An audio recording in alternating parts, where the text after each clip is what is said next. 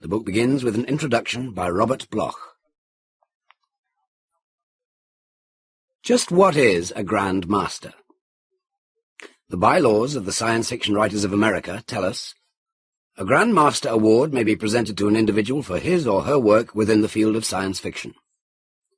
The President shall nominate a person for this award, and it shall be given upon approval of a majority vote of the SFWA officers.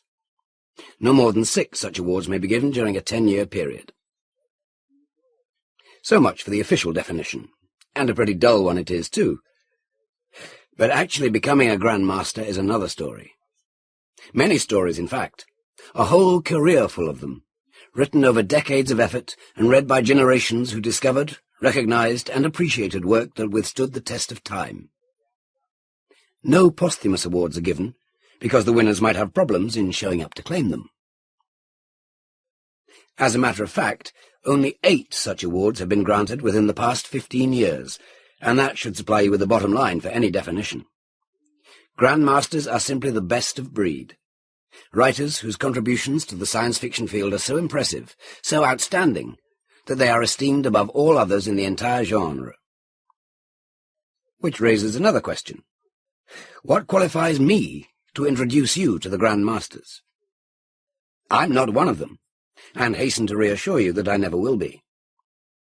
When it comes to data on their achievements, I'm by no means as knowledgeable as Miss Ingrid Zierhut, who edited this volume and included biographical information, plus listings of each author's best-known works. So, why am I qualified to write about the Grand Masters? Because I've known them all, that's why. Some have been acquaintances, others I consider close friends, but all of them exerted a profoundly personal influence upon my own life. And while biographies and bibliographies may provide data, they can't mirror memories. And what a wide range of recollections I have to share. A youthful, soft-spoken Clifford Simak, raising his voice over the background babble of Minnehaha Falls. A somewhat slimmer Isaac Asimov, earnestly pondering his future as we wandered through deserted downtown Manhattan at dawn. A similar stroll with Arthur C. Clarke, this one along the beach of Rio's Copacabana. Fritz Leiber and I, both wearing turbans, poising to plunge our knives into the body of his infant son. You don't believe me? Well, I have a photo to prove it. And Arthur Clarke took a shot of me with his new camera at water's edge, then sent a print to my wife inscribed, "Look at the monster I found on the beach in Rio." So much for samples. Now some specifics. I didn't come face-to-face with Robert Anson Heinlein until the 1962 World Science Fiction Convention, when he showed up to accept a Hugo Award for what is perhaps his best-known novel, Stranger in a Strange Land. It was his 3rd such award, and that impressed me. What impressed me still more was his open invitation to convention attendees to stop by and visit him in his hotel suite. During the remainder of the convention, fans and friends descended upon him in droves while he played host to them all. Poor health, plus professional priorities, caused him to preserve his privacy in later years. I never got to know him well, or accept his invitation to visit the Boondock bailiwick maintained by him and his wife near Santa Cruz. But we kept in touch, and over the years Mrs. Heinlein and I were in constant correspondence, as was the case with others beside myself. All of which sounds fairly routine, except for 2 curious facts. Back in 1949, I'd written a caustic and intemperate review of Heinlein's juvenile novel, Space Cadet. And in the mid-50s, when he attempted to create a conservative political organization called the Sons of Paul Revere, I expressed my distinct lack of enthusiasm for the project. Most writers are sensitive to unfavorable criticism, and one might suppose Heinlein would be no exception. But Robert Heinlein, who disliked being called Bob, didn't hold either my literary or political opinions against me. He realized that, like most everyone familiar with science fiction, I respected his contribution to the field. Much of what he wrote was unified by an imaginative concept of future history to lend credibility. Heinlein was one of the first to take science fiction seriously, helping to rescue readers from the clutches of bug-eyed monsters which infested the magazine pages and crawled across their covers at the time he evolved his grand design. It's no wonder that, in 1974, he became the first of the Grand Masters.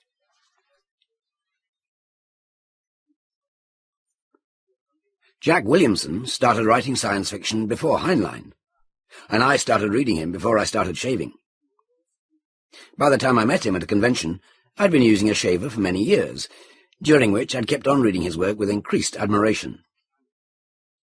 Although our subsequent encounters were sporadic, I came to learn quite a bit about him through the anecdotes of his longtime friend and fellow writer, the late Edmund Hamilton. They shared a passion for backpacking and exploring the western wilderness that both men loved. They also shared a keen interest in early jazz music. Williamson's aura is that of an open, uncomplicated man, but the diversity of his interests is surprising, and it's expressed in the diversity of his output over a career span of 60 years. In addition to writing science fiction, he is firmly established as a top-ranking creator of fantasy. A pedagogue by profession, Jack Williamson has taught us all something about sound literary values and their application to genre fiction. Never a garrulous man, when he chooses to express an opinion, his colleagues listen, and when he writes, readers rejoice.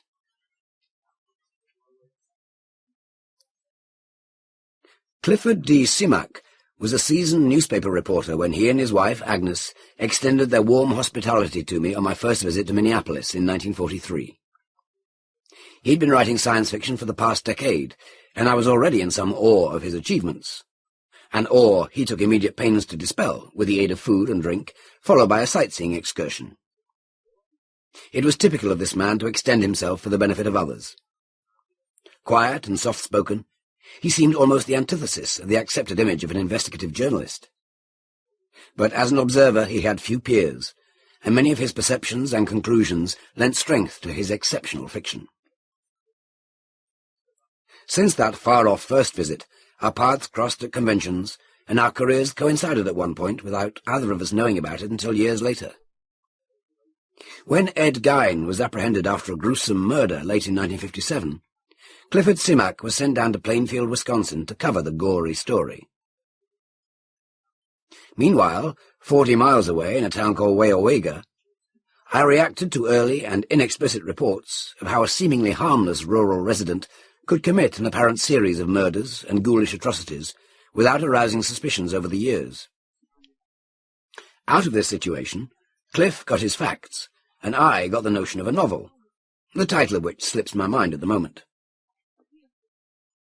During our last get-together, at his home in 1987, Simak and I speculated for the first time on what might have happened had each of us been aware of the other's interest in the Gein affair. Would Cliff have furnished me with grisly details suppressed by the authorities at that time, and which might have prompted me to alter the imaginary character and events I invented for my novel?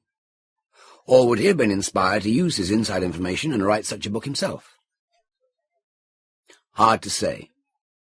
But what is easy to say is that Clifford Simak and his distinctive science fiction work continue to be deservedly admired and respected to this day.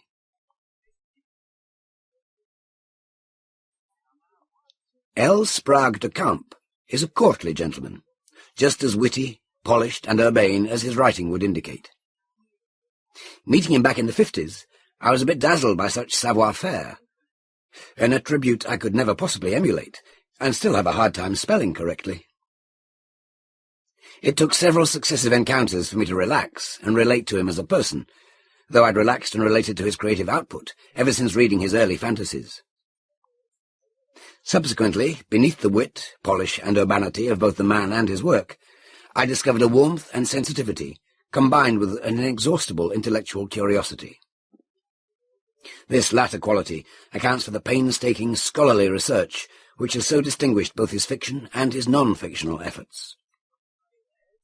Distinguished. That's the word which best describes de Camp. Distinguished and unflappable. One evening, at a convention, Sprague and his charming wife Catherine attended a publisher's party in a lavish two-level hotel suite, dominated by a spiral staircase. What went on upstairs I'll never know, because the de Camps greeted me as I entered the room, and we promptly seated ourselves on the far side of the lower level.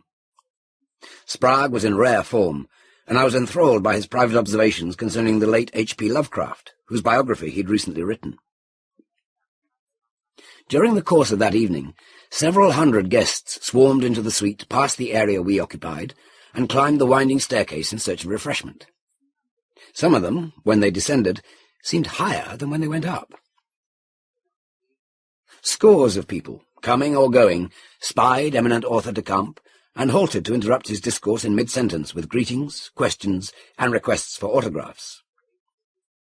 After gracefully and appropriately dealing with each interruption in turn, Sprague would complete his sentence from the exact point where it had been broken off. Over the course of several hours, he repeated this feat dozens of times without ever batting an eye, or an intruder. To my mind, this remains a remarkable achievement, and I still don't know quite how he managed it. But then, of course, mastery of remarkable achievements is what makes grand masters, and L. Sprague de Camp, by virtue of his long and illustrious career in science fiction, is rightfully one of them.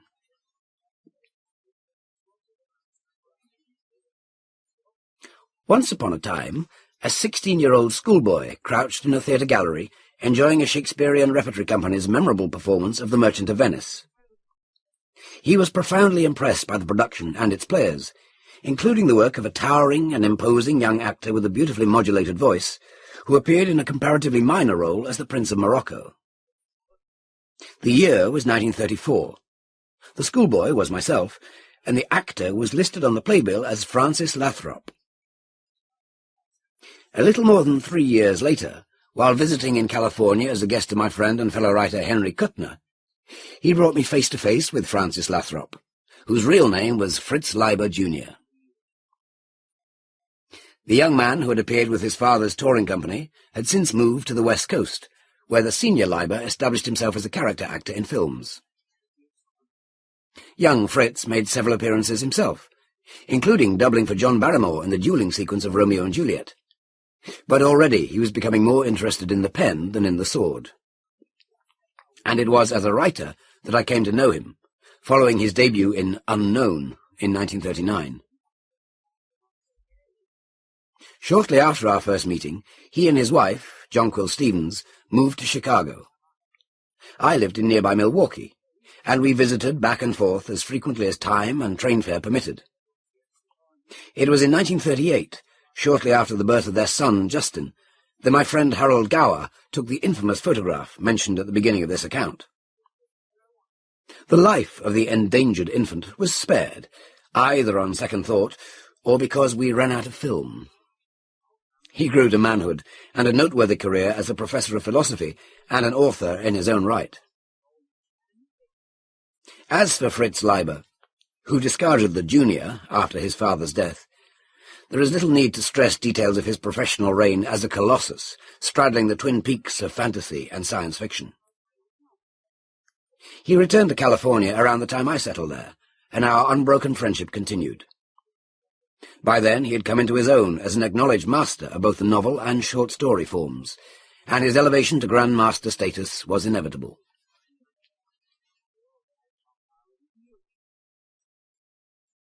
Andre Norton is a writer whose work invariably conjures up visual images. Her versatility as a master, or mistress, of both fantasy and science fiction has prevented her from being labelled, though she is perhaps most closely identified with her Witch World series. I, like long-time fellow fans, read and admired her work over many years, but we have actually met on only 3 occasions, though our contact through correspondence remains unbroken. Only in recent years did she discover that science fiction convention attendance affords such rewarding opportunities to meet and mingle with fellow writers, artists, editors, publishers, and, above all, readers. Her presence has brightened the platform as both speaker and panellist, and delighted an army of loyal fans. Of all the masters, she is indisputably the most prolific novelist, and, I venture to say, the most painstaking and patient practitioner of her craft. I mentioned L. Sprague de Camp's fortitude in the face of fans, and I've a memory of Andre Norton to match it. One morning in Huntsville, Alabama, I watched her being photographed perhaps 100 times in the course of an hour and a half, and was myself included in part of the sitting, along with a then homeless kitten which she was asked to christen. She promptly named him Robert. It is not by accident that André Norton became the first lady to take her rightful place among the Grand Masters. Literature has been her lifelong love, and her own writing richly reflects the devotion and dedication which she has given it. This, let me stress, is not just a lip-service opinion on my part. Actions speak louder than words, and I'm pleased to report that she and I plan to collaborate on a novel in the near future, in token of which we have both signed our names in blood upon a publisher's contract.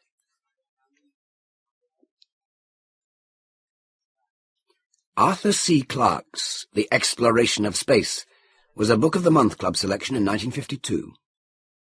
Since that time, he has become an internationally recognized media personality whose reputation as a science fiction writer is equaled by his eminence as a scientific observer. Years before his first bestseller proved a launching pad to fame and fortune, the youthful Clarke had been a fan. Possessor of a healthy self-esteem, which he nourished regularly, he eventually acquired Ego as a nickname in British fandom. The enthusiastic reception accorded his early efforts as a professional writer did not diminish his fanish reputation, and when his career catapulted, it seemed inevitable that he would become rather difficult to cope with on a personal level. That, at least, was my expectation when I unexpectedly encountered him at Indian Lake, Ohio, in 1953.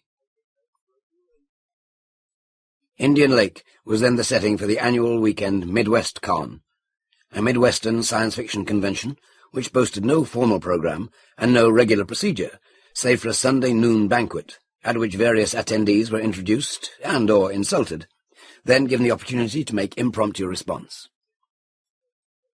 The event attracted no media coverage or publicity beyond reports in amateur magazines, and its attendance in those primitive days was usually limited to perhaps 100 fans, plus a few professional writers. That Arthur C. Clarke, the Nova in the science fiction firmament, should bestow his blinding brilliance upon such an insignificant gathering seemed almost incredible. But, lo and behold, there he was, and a more charming and courteous man I'd never seen, let alone insulted, in my capacity as toastmaster at the banquet. Not that he was by any means inarticulate. It's just that he didn't talk anywhere near as much as did a teenage fan attendee named Harlan somebody or other. Proof of our rapport exists in photographic form. Arthur and I, along with the then wife of the then editor of Galaxy magazine, were posed for a snapshot, together with the aforementioned teenage Harlan Who's. A few years ago, while Clarke was in town for the premiere of the film version of his novel 2010, the photograph was partially duplicated by its original stars, Arthur, Harlan what's-his-name, and myself. In the absence of the former Mrs. Gold, author Jerry Pournelle took her place in the photo, even though he's actually much taller than she was. Over 30 years had elapsed since the first shot was taken. In the interim, man had set foot on the moon, Arthur Clarke had walked and talked with Walter Cronkite, and for much of the time lived in Sri Lanka, where he enjoyed exalted status and tax exemptions. He'd been feted and celebrated, but whenever we met over the intervening years, he was still a charismatic companion in his private persona. That the science fiction community should have the highest regard for his achievements is only fitting, as is the general acclaim accorded him. He has served science as well as science fiction, and that is very well indeed.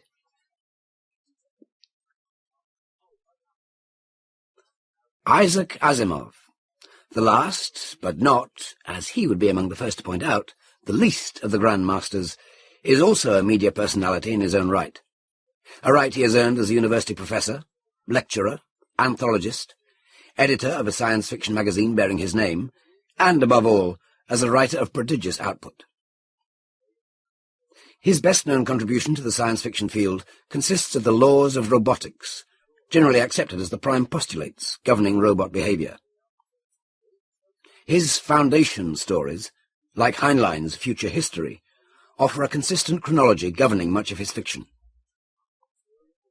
A footnote to the above. In the early 1940s, Asimov worked as a chemist in the Philadelphia experimental laboratories of the Naval Aircraft Lab, which also employed Robert A. Heinlein and L. Sprague de Camp. That 3 of the future Grand Masters came together under such circumstances is reason to wonder whether or not fact is sometimes stranger than speculative fiction. And a footnote to the footnote. Although an ardent lifelong champion of scientific advancement, and, as noted, formerly involved with naval aircraft, Asimov refuses to travel by plane, and to the best of my knowledge he has never flown. On the other hand, the same holds true of Galileo and the hot water tap in my rear bathroom. Due to his general aversion to travelling any great distance, my personal encounters with Isaac have been limited to Toronto, Philadelphia, Detroit, New York, and other such provincial locales in the Far East. There, like the condemned aristocrats of the French Revolution, we've inevitably ended up on the same platform. Noted as an eloquent speaker, he has been known to break into song on occasion, or even without occasion. Since earning his Ph.D., Asimov has often been referred to in science fiction circles as the Good Doctor, but then that's what they used to call Frankenstein. Offstage and in private, he abandons his extroversion to become an engaging but somewhat more introspective companion. His professional achievement speaks for itself, and most eloquently. 8 Grand Masters, all equally recognized as exceptional writers in the genre. And one last question. What other qualities do they share in common? Each and every one of them shows respect for the written word, in their own work and in the output of others. It was through omnivorous reading that they acquired the knowledge and the skills with which to develop their own gifts of communication. All of them possess a keen wit. Some exhibit it in quieter sides, others more emphatically. All have, over a long lifetime of achievement, overcome obstacles of physical illness, and the more subtle emotional distress of early years, when the mere fact that they wrote science fiction seemingly condemned them to obscurity, as well as obloquy. Each has risen to acclaim in a genre which they helped shape and elevate to worldwide acceptance. But the chief characteristic they share in common is their uncommon talent, a talent which is best demonstrated by their words, not mine. When this book was conceived, each of the Grand Masters was asked to select a short story which was a personal favourite, a story chosen to represent their work. You are about to read those stories now, and when you do, I'm certain you will understand why their authors are indeed the Grand Masters of science fiction. Robert Bloch. And postscript. Since the above lines were written, the science fiction world has gained and lost another Grand Master. Alfred Bester, author of The Demolished Man, The Stars My Destination, Tiger, Tiger, many other novels and acclaimed short stories, did not live to attend the 1988 SFWA banquet, where he was officially recognized as the 9th Grand Master. But the decision conferring the title had been made known to him months earlier, so that, in essence, it was not a posthumous award. If I knew Alfie Bester, and I did, he must have been proud of the honour which he and his work richly deserved.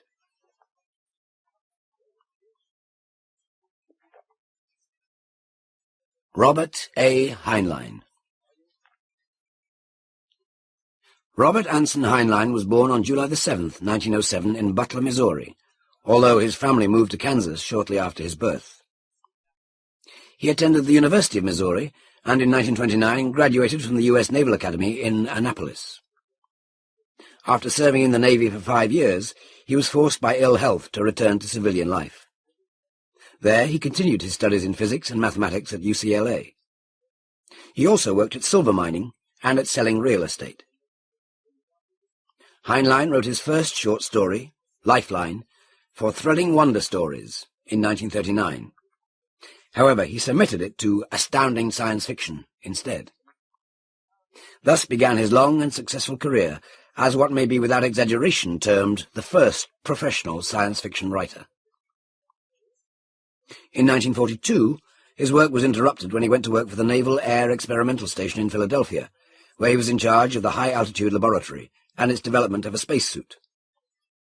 At the station, he worked alongside Sprague de Camp and Isaac Asimov, and he also met his second wife, Lieutenant Virginia Doris Gerstenfeld, a biochemist, aviation test engineer, and horticulturalist.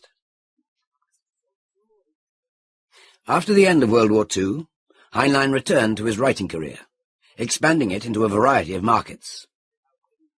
His classic short story, The Green Hills of Earth, was sold to the Saturday Evening Post, a magazine which almost never accepted material of the imaginative genre, in 1947.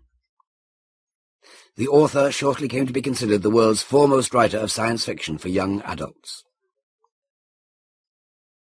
Heinlein's transition to the writing of adult literature was made with the novel Starship Troopers, for which he received the Hugo Award. In the mid-60s, his Stranger in a Strange Land hit the New York Times bestseller list and became a cult book. During the same decade, Heinlein changed his style from an adventure format to a mainstream novel presentation of philosophical themes. Though many of his new readers were unfamiliar with his previous work, these later novels repeatedly brought his name to the bestseller list. In 1975, Robert A. Heinlein became the first science fiction writer to receive the Grand Master Nebula Award for Lifetime Achievement.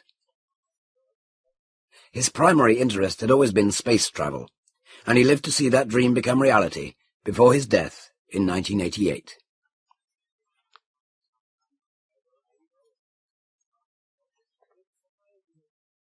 Introduction.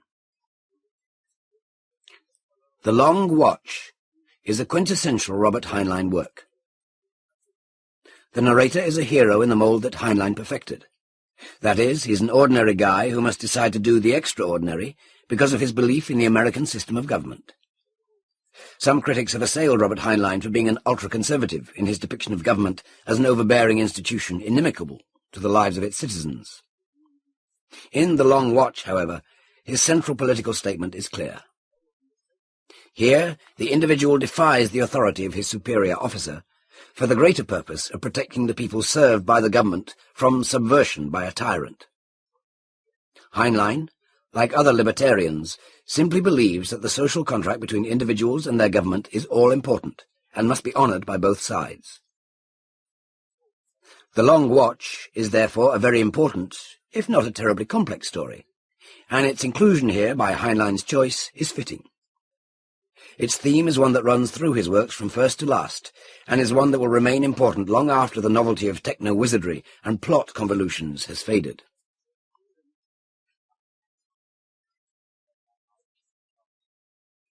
The Long Watch. From the editorial, After 10 Years, Film 38, dated the 17th of June, 2009, from the archives of the New York Times. 9 ships blasted off from Moonbase. Once in space, 8 of them formed a globe around the smallest. They held this formation all the way to Earth. The small ship displayed the insignia of an admiral, yet there was no living thing of any sort in her. She was not even a passenger ship, but a drone, a robot ship intended for radioactive cargo. This trip she carried nothing but a lead coffin, and a Geiger counter that was never quiet.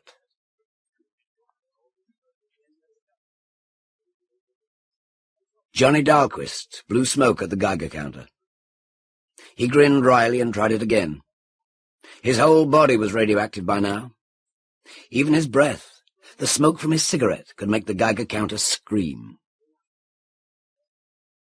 How long had he been here? Time doesn't mean much on the moon. 2 days? 3? A week? He let his mind run back. The last clearly marked time in his mind was when the executive officer had sent for him, right after breakfast. Lieutenant Dahlquist, reporting to the executive officer. Colonel Towers looked up. "Ah, John Ezra. Sit down, Johnny. Cigarette?" Johnny sat down, mystified but flattered. He admired Colonel Towers for his brilliance, his ability to dominate, and for his battle record. Johnny had no battle record. He had been commissioned on completing his doctor's degree in nuclear physics, and was now junior bomb officer of Moon Base. The colonel wanted to talk politics. Johnny was puzzled. Finally, Towers had come to the point. It was not safe, so he said, to leave control of the world in political hands. Power must be held by a scientifically selected group. In short, the Patrol. Johnny was startled rather than shocked. As an abstract idea, Towers' notion sounded plausible. The League of Nations had folded up. What would keep the United Nations from breaking up too, and thus lead to another world war? And you know how bad such a war would be, Johnny. Johnny agreed. Towers said he was glad that Johnny got the point. The senior bomb officer could handle the work, but it was better to have both specialists. Johnny sat up with a jerk. You were gonna do something about it? He had thought the exec was just talking. Towers smiled. We're not politicians. We don't just talk. We act. Johnny whistled. When does this start? Towers flipped a switch. Johnny was startled to hear his own voice, then identified the recorded conversation as having taken place in the junior officer's mess room. A political argument, he remembered, which he had walked out on. A good thing, too. But being spied on annoyed him. Towers switched it off. We have acted, he said. We know who is safe and who isn't. Take Kelly. He waved at the loudspeaker. Kelly is politically unreliable. You noticed he wasn't at breakfast. Huh? I thought he was on watch. Kelly's watch-standing days are over. Oh, relax. He isn't hurt. Johnny thought this over. Which list am I on? He asked. Safe or unsafe? Your name has a question mark after it, but I have said all along that you could be depended on. He grinned engagingly. You won't make a liar of me, Johnny? Dahlquist didn't answer. Towers said sharply, Come now. What do you think of it? Speak up. Well, if you ask me, you've bitten off more than you can chew. While it's true that a moon base controls the Earth, moon base itself is a sitting duck for a ship. One bomb, bluey. Towers picked up a message form and handed it over. It read, I have your clean laundry. Zach. That means every bomb in the Trig of Lie has been put out of commission. I have reports from every ship we need worry about.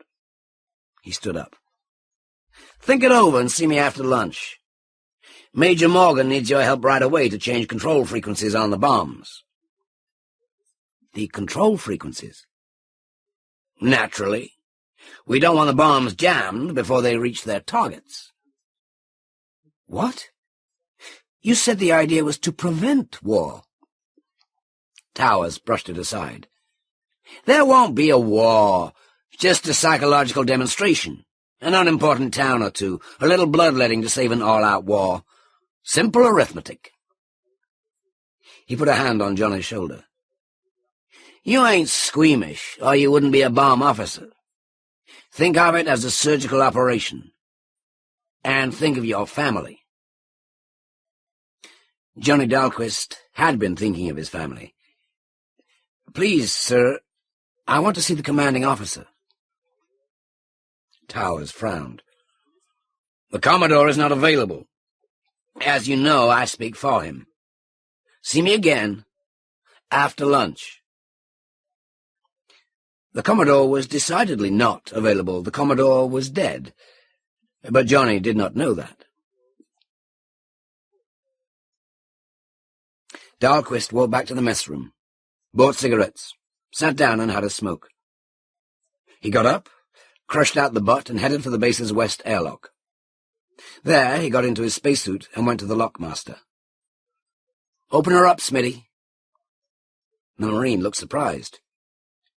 Can't let anyone out on the surface without word from Colonel Towers, sir, hadn't you heard? Oh, yes. Give me your order book. Dahlquist took it, wrote a pass for himself, and signed it by direction of Colonel Towers. He added, "Better call the executive officer and check it." The lockmaster read it and stuck the book in his pocket. "Oh, no, Lieutenant. Your word's good." "Hate to disturb the executive officer, eh? Don't blame you." He stepped in, closed the inner door, and waited for the air to be sucked out. Out on the moon's surface, he blinked at the light and hurried to the track rocket terminus. A car was waiting. He squeezed in, pulled down the hood, and punched the starting button. The rocket car flung itself at the hills, dived through, and came out on a plain studded with projectile rockets, like candles on a cake. Quickly it dived into a second tunnel through more hills. There was a stomach-wrenching deceleration, and the car stopped at the underground atom bomb armory. As Dahlquist climbed out, he switched on his walkie-talkie. The spacesuited guard at the entrance came to port arms. Dahlquist said, "Morning, Lopez," and walked by him to the airlock. He pulled it open. The guard motioned him back. "Hey, nobody goes in without the executive officer's say-so." He shifted his gun, fumbled in his pouch, and got out a paper. "Read it, Lieutenant." Dahlquist waved it away. "I drafted that order myself. You read it. You misinterpreted it." "I don't see how, Lieutenant." Dahlquist snatched the paper, glanced at it, then pointed to a line. "See? Except persons specifically designated by the executive officer. That's the bomb officers, Major Morgan and me." The guard looked worried. Dahlquist said, "Damn it, look up specifically designated. It's under Bomb Room Security Procedure 4 in your standing orders. Don't tell me you left them in the barracks." "Oh, no, sir, I got 'em." The guard reached into his pouch. Dahlquist gave him back the sheet. The guard took it, hesitated, then leaned his weapon against his hip, shifted the paper to his left hand, and dug into his pouch with his right. Dahlquist grabbed the gun, shoved it between the guard's legs, and jerked. He threw the weapon away and ducked into the airlock. As he slammed the door, he saw the guard struggling to his feet and reaching for his sidearm. He dogged the outer door shut and felt a tingle in his fingers as a slug struck the door. He flung himself at the inner door, jerked the spill lever, rushed back to the outer door, and hung his weight on the handle. At once he could feel it stir. The guard was lifting up. The lieutenant was pulling down, with only his low moon weight to anchor him. Slowly the handle raised before his eyes. Air from the bomb room rushed into the lock through the spill valve. Dahlquist felt his spacesuit settle on his body as the pressure in the lock began to equal the pressure in the suit.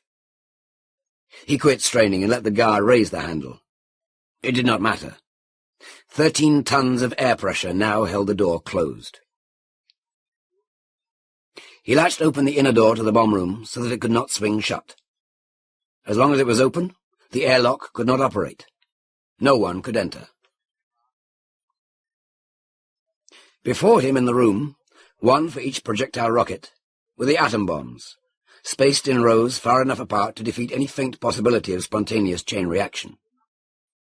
They were the deadliest things in the known universe, but they were his babies. He had placed himself between them and anyone who would misuse them. But now that he was here, he had no plan to use his temporary advantage.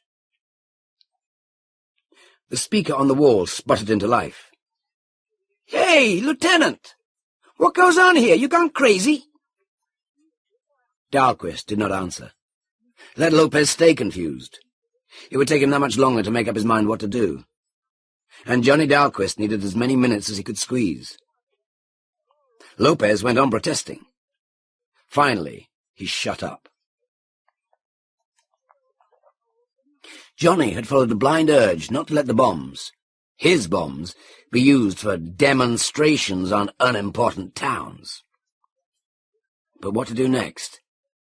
Well, Towers couldn't get through the lock. Johnny would sit tight until hell froze over. Don't kid yourself, John Ezra. Towers could get in.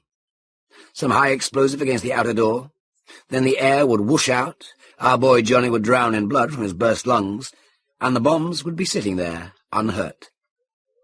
They were built to stand the jump from Moon to Earth. Vacuum would not hurt them at all. He decided to stay in his spacesuit.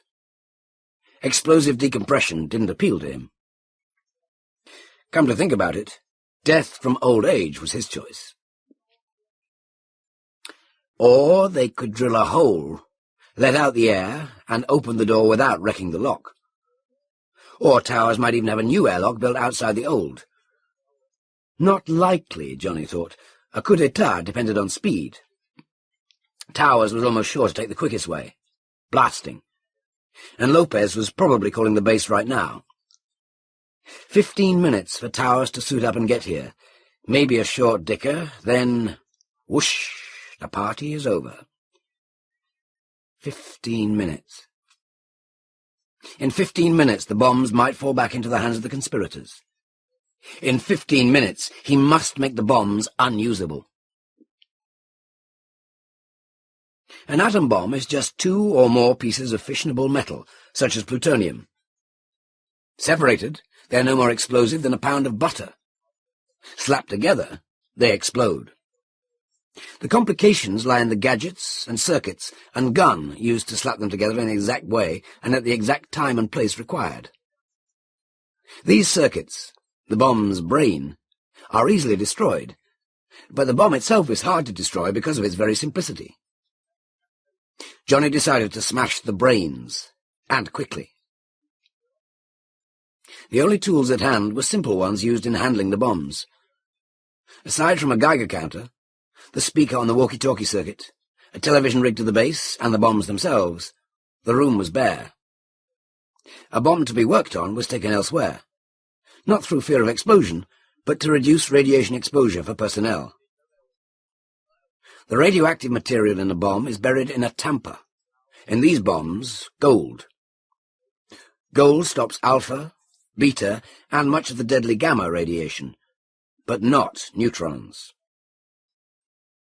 The slippery, poisonous neutrons which plutonium gives off had to escape, or a chain reaction, explosion, would result. The room was bathed in an invisible, almost undetectable rain of neutrons. The place was unhealthy. Regulations called for staying in it as short a time as possible. The Geiger counter clicked off the background radiation. Cosmic rays, the trace of radioactivity in the moon's crust, and secondary radioactivity set up through all the room by neutrons.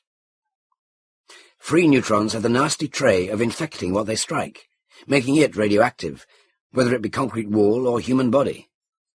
In time, the room would have to be abandoned. Dahlquist twisted a knob on the Geiger counter. The instrument stopped clicking. He had used a suppressor circuit to cut out noise of background radiation at the level then present. It reminded him uncomfortably of the danger of staying here. He took out the radiation exposure film all radiation personnel carry. It was a direct response type and had been fresh when he arrived. The most sensitive end was faintly darkened already. Halfway down the film, a red line crossed it. Theoretically, if the wearer was exposed to enough radioactivity in a week to darken the film to that line, he was, as Johnny reminded himself, a dead duck. Off came the cumbersome spacesuit. What he needed was speed. Do the job and surrender. Better to be a prisoner than to linger in a place as hot as this. He grabbed a ball hammer from the tool rack and got busy, pausing only to switch off the television pickup. The first bomb bothered him. He started to smash the cover plate of the brain, then stopped, filled with reluctance. All his life he had prized fine apparatus. He nerved himself and swung. Glass tinkled, metal creaked. His mood changed. He began to feel a shameful pleasure in destruction. He pushed on with enthusiasm, swinging, smashing, destroying.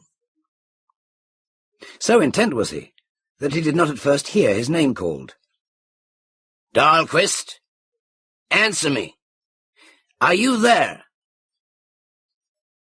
He wiped sweat and looked at the TV screen. Towers' perturbed features stared out. Johnny was shocked to find that he had wrecked only 6 bombs. Was he going to be caught before he could finish? Oh, no, he had to finish. Stall, son, stall. Yes, Colonel. You called me? I certainly did. What's the meaning of this? I'm sorry, Colonel. Towers' expression relaxed a little. Turn on your pickup, Johnny. I can't see you. What was that noise? The pickup is on, Johnny lied.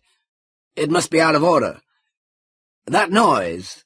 to tell the truth, Colonel, I was fixing things so that nobody could get in here. Towers hesitated, then said firmly, I'm going to assume that you are sick and send you to the medical officer.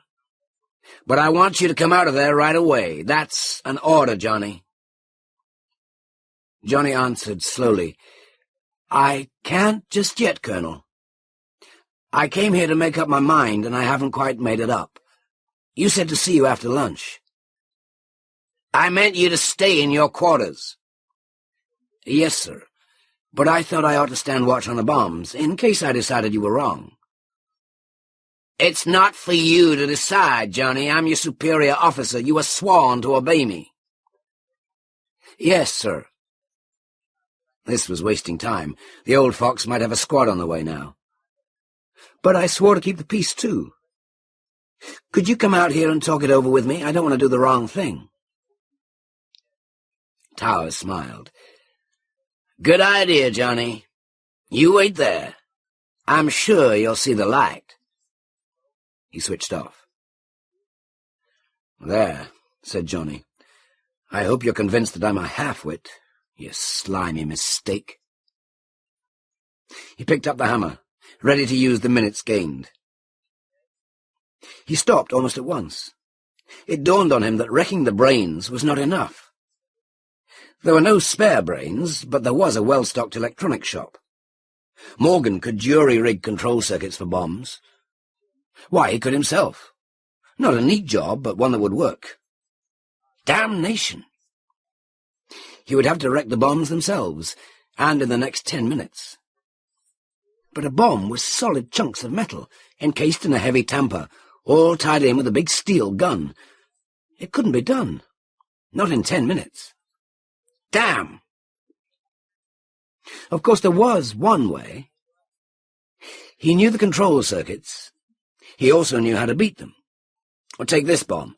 If he took out the safety bar, unhooked the proximity circuit, shorted the delay circuit, and cut in the arming circuit by hand, then unscrewed that and reached in there, he could, with just a long, stiff wire, set the bomb off, blowing the other bombs and the valley itself to Kingdom Come. Also, Johnny Dahlquist. That was the rub.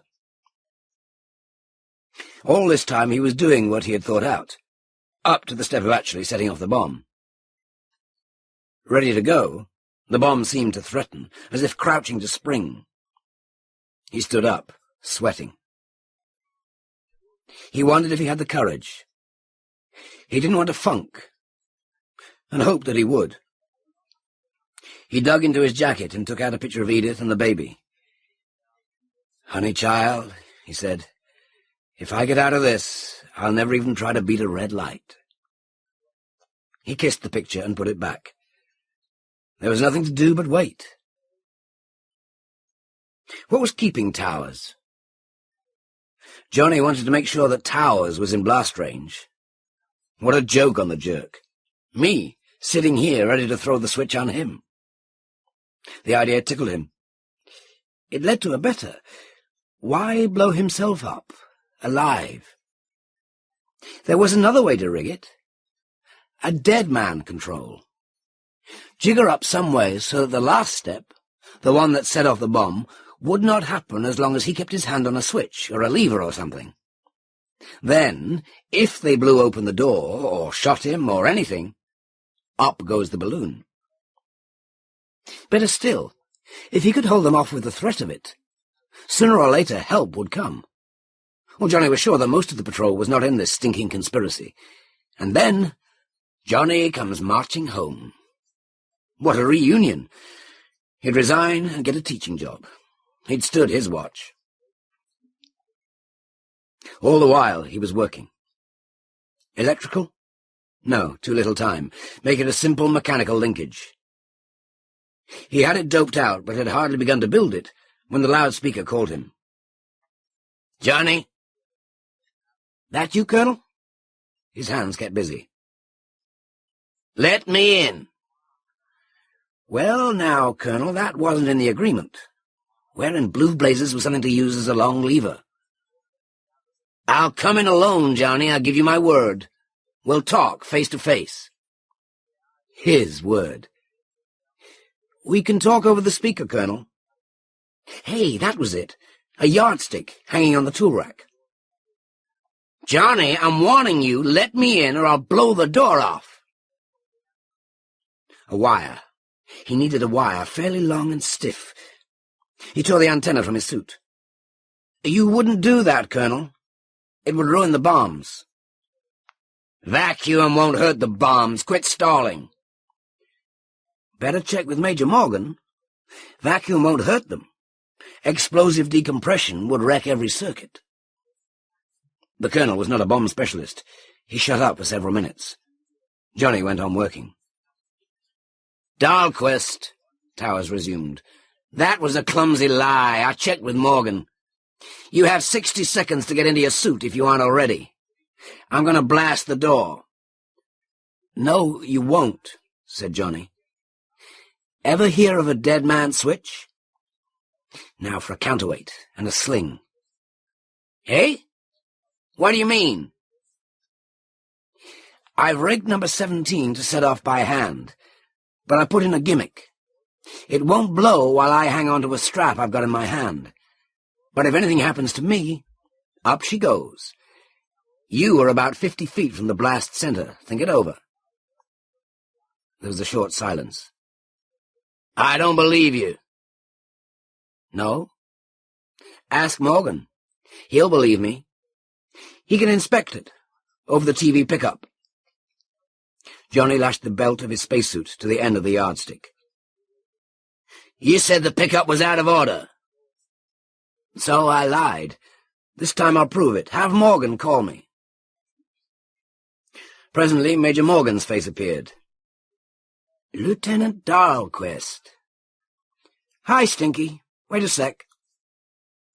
With great care, Dahlquist made one last connection while holding down the end of the yardstick. Still careful, he shifted his grip to the belt, sat down on the floor, stretched an arm and switched on the TV pickup. "Can you see me, Stinky?"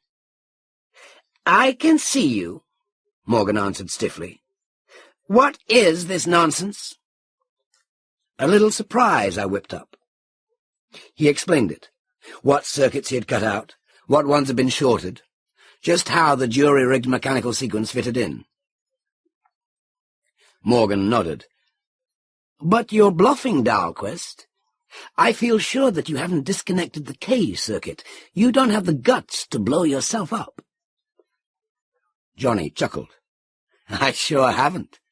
But that's the beauty of it. It can't go off so long as I am alive. If your greasy boss, ex-Colonel Towers, blasts the door, then I'm dead and the bomb goes off. It won't matter to me, but it will to him. Better tell him." He switched off. Towers came on over the speaker shortly. "Dahlquist?" "I hear you." "There's no need to throw away your life. Come out and you'll be retired on full pay. You can go home to your family, that's a promise." Johnny got mad. "You keep my family out of this." "Think of them, man." "Shut up. Get back to your hole. I feel a need to scratch, and this whole shebang might just explode in your lap."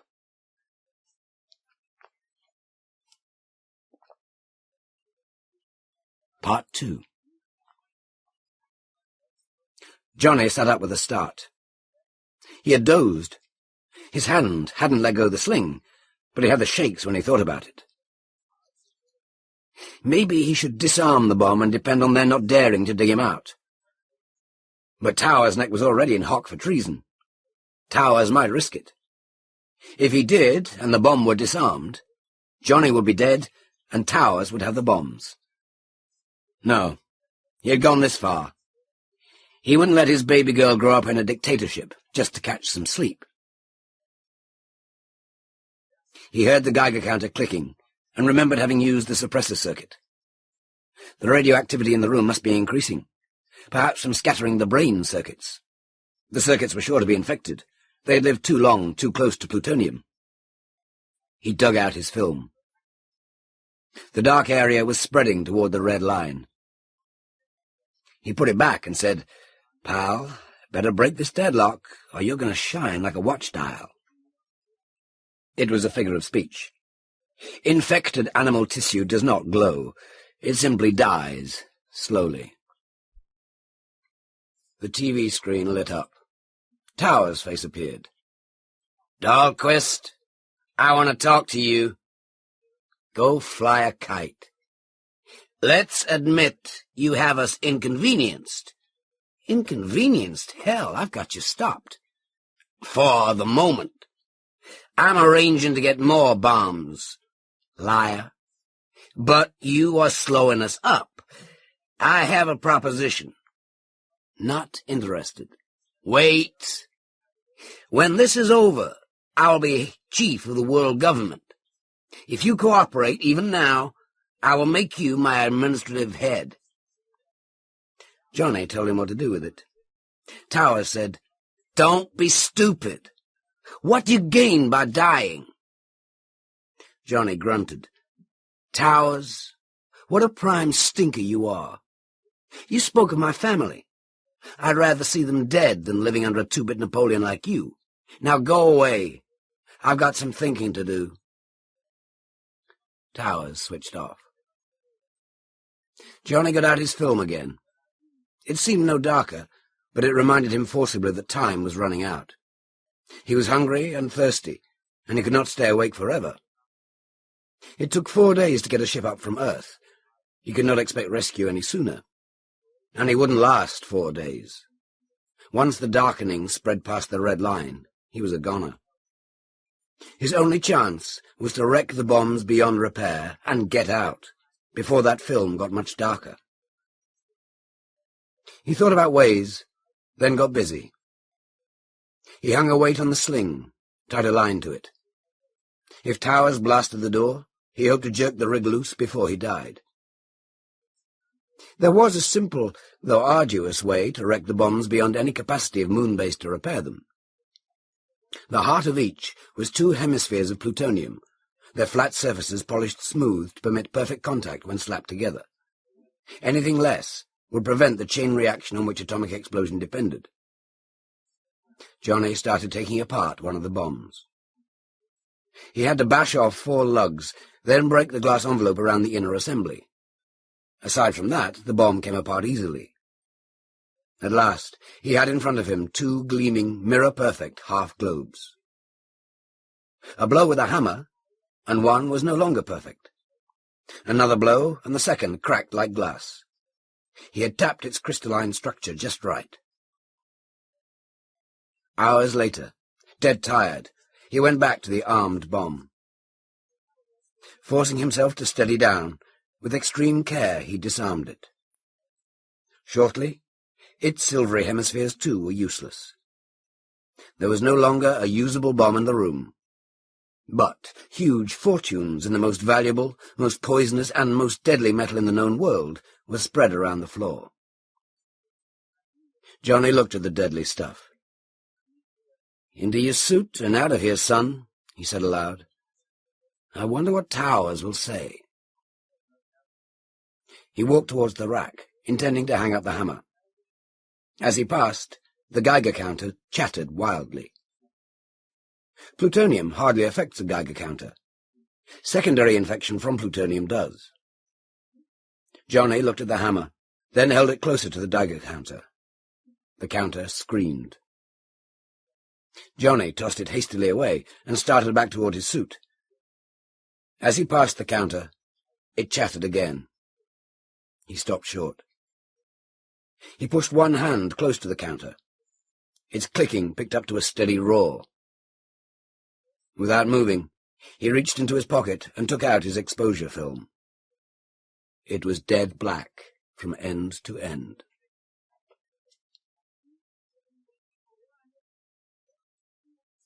Part 3. Plutonium, taken into the body, moves quickly to bone marrow. Nothing can be done. The victim is finished.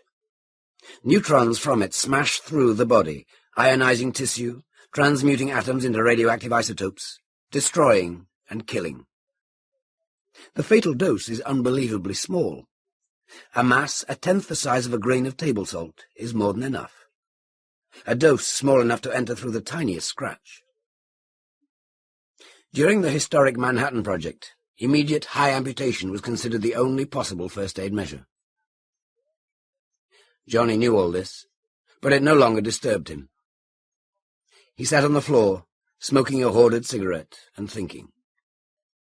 The events of his long watch were running through his mind. He blew a puff of smoke at the Geiger counter and smiled without humour to hear it chatter more loudly. By now even his breath was hot. Carbon-14, he supposed, exhaled from his bloodstream as carbon dioxide. It did not matter. There was no longer any point in surrendering, nor would he give Towers the satisfaction. He would finish out this watch right here. Besides, by keeping up the bluff that one bomb was ready to blow, he could stop them from capturing the raw material from which bombs were made. That might be important in the long run. He accepted, without surprise, the fact that he was not unhappy. There was a sweetness about having no further worries of any sort. He did not hurt. He was not uncomfortable. He was no longer even hungry. Physically, he still felt fine, and his mind was at peace. He was dead. He knew that he was dead. Yet for a time he was able to walk and breathe and see and feel. He was not even lonesome. He was not alone. There were comrades with him.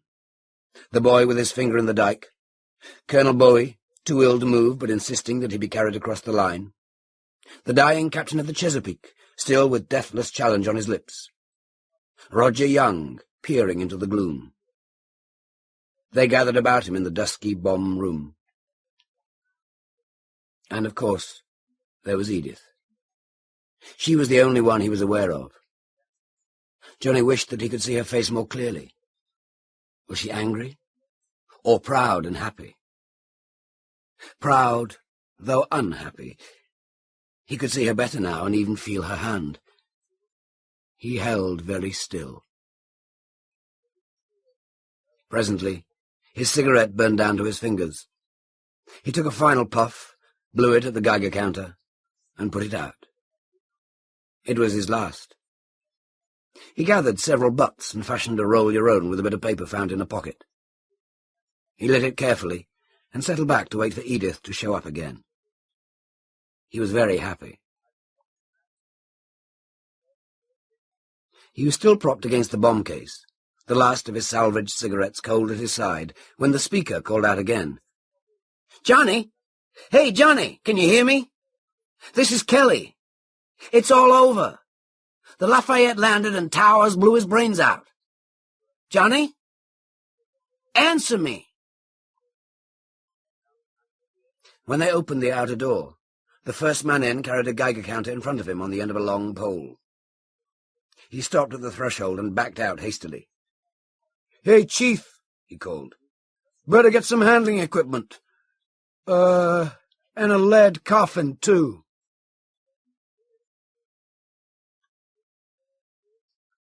"4 days it took the little ship and her escort to reach Earth. 4 days while all of Earth's people awaited her arrival. For 98 hours, all commercial programs were off television. Instead, there was an endless dirge.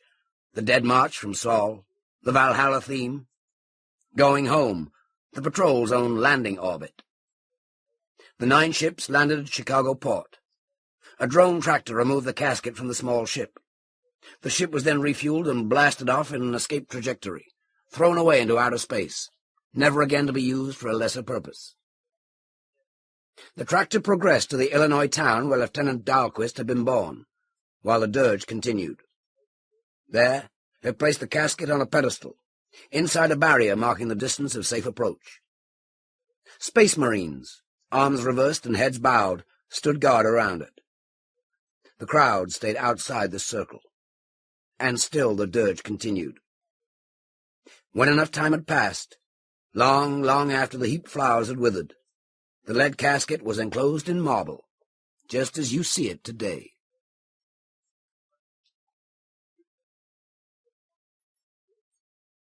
That is the end of The Long Watch. Some significant works of Robert A. Heinlein. Short stories. Lifeline, 1939.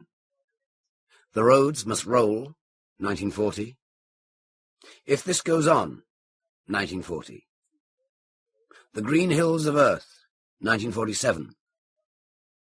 By His Bootstraps, 1941. And novels. Rocket Ship Galileo, 1947. Double Star, 1957. Starship Troopers, 1959.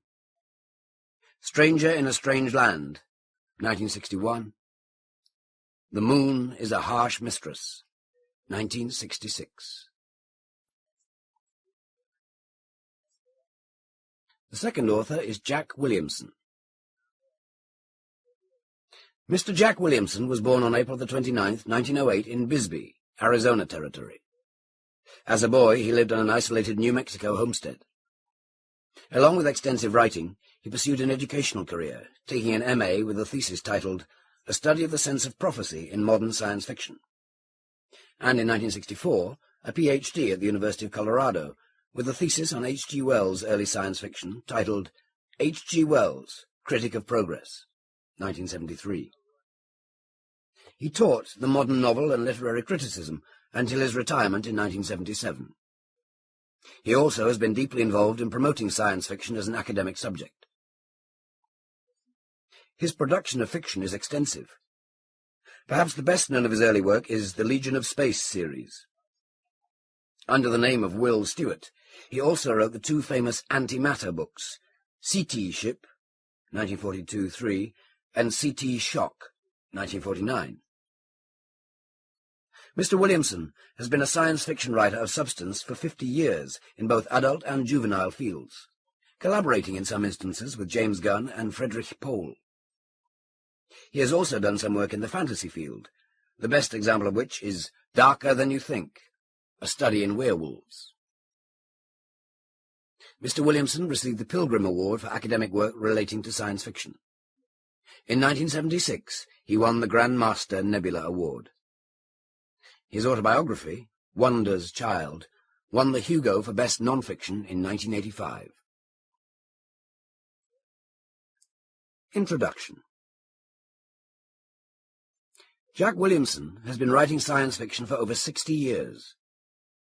Though never as overwhelmingly popular as Heinlein's work, Williamson's SF has always borne the hallmark of that most treasured SF quality, sense of wonder. Since childhood, Williamson has been excited by the possibilities inherent in the burgeoning scientific and technological developments of this century.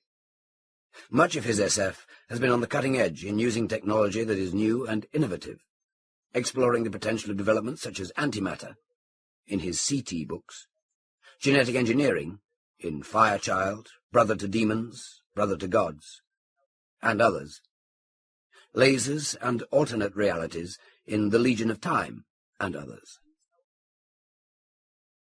While delving into the potential of technology, Williamson hasn't ignored the downside of technological development. As happened to many who shared an interest in science and science fiction, Williamson was both awed and appalled by the vast destructive potential of nuclear weaponry, and early on he began to consider the double-edged sword of new technology. With Folded Hands is perhaps the first major cautionary tale concerning robots. Written and published after World War II, it presented a notion that has since become a very popular view, to the point of cliché. Yet when he wrote it, With Folded Hands created an instant sensation. Since then it has remained one of the classic robot stories, and is justifiably famous as the cornerstone of The Humanoids, his best-known novel. In all his work, Jack Williamson uses the maverick individualist to represent the narrative point of view. In this story, he puts that point of view to its most severe test of survival. Over 40 years later, With Folded Hands remains a chilling, haunting tale. With Folded Hands.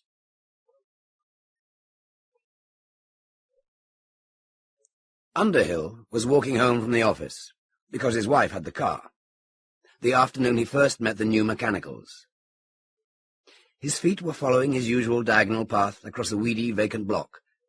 His wife usually had the car, and his preoccupied mind was rejecting various impossible ways to meet his notes at the Two Rivers Bank, when a new wall stopped him. The wall wasn't any common brick or stone, but something sleek and bright and strange. Underhill stared up at a long, new building. He felt vaguely annoyed and surprised at this glittering obstruction. It certainly hadn't been here last week. Then he saw the thing in the window. The window itself wasn't any ordinary glass. The wide, dustless panel was completely transparent, so that only the glowing letters fastened to it showed that it was there at all.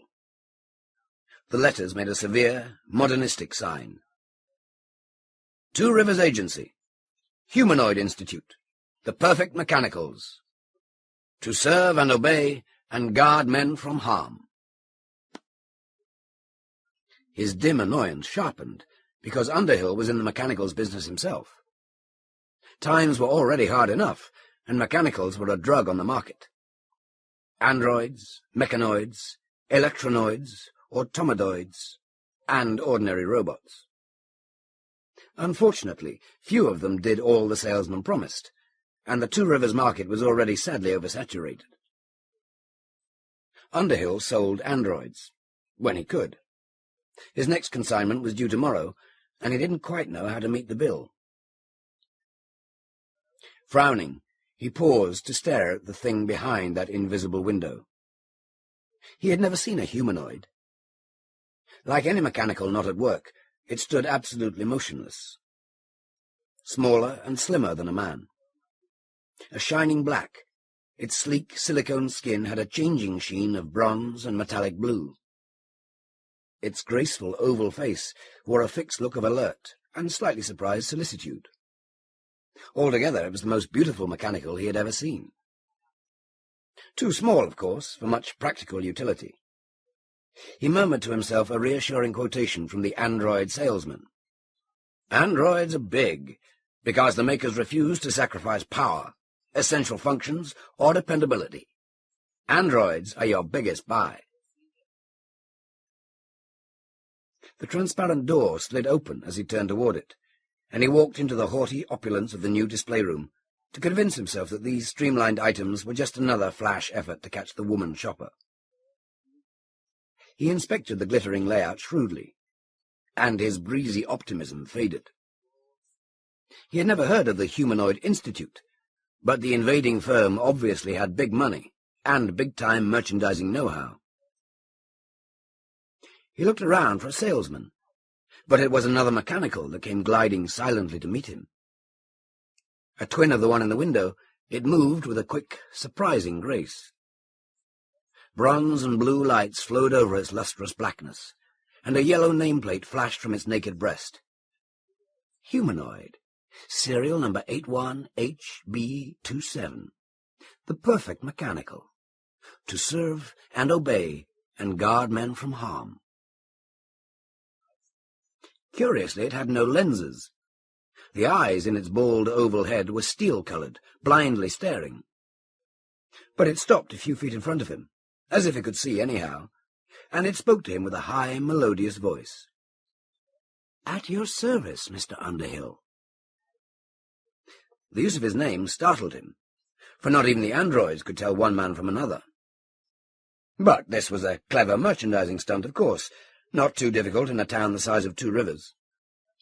The salesman must be some local man, prompting the mechanical from behind the partition. Underhill erased his momentary astonishment and said loudly, "May I see your salesman, please?" "We employ no human salesman, sir," its soft, silvery voice replied instantly. "The Humanoid Institute exists to serve mankind, and we require no human service. We ourselves can supply any information you desire, sir, and accept your order for immediate humanoid service." Underhill peered at it dazedly. No mechanicals were competent even to recharge their own batteries and reset their own relays, much less to operate their own branch offices. The blind eyes stared blankly back, and he looked uneasily around for any booth or curtain that might conceal the salesman. Meanwhile, the sweet, thin voice resumed persuasively. "May we come out to your home for a free trial demonstration, sir? We are anxious to introduce our service on your planet, because we have been successful in eliminating human unhappiness on so many others. You will find us far superior to the old electronic mechanicals in use here." Underhill stepped back uneasily.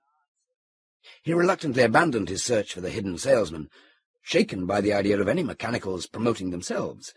That would upset the whole industry.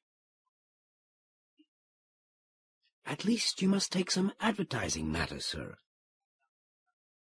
Moving with a somehow appalling, graceful deftness, the small black mechanical brought him an illustrated booklet from a table by the wall. To cover his confused and increasing alarm, he thumbed through the glossy pages. In a series of richly coloured before and after pictures, a chesty blonde girl was stooping over a kitchen stove and then relaxing in a daring negligee, while a little black mechanical knelt to serve her something. She was wearily hammering a typewriter, and then lying on an ocean beach in a revealing sunsuit, while another mechanical did the typing.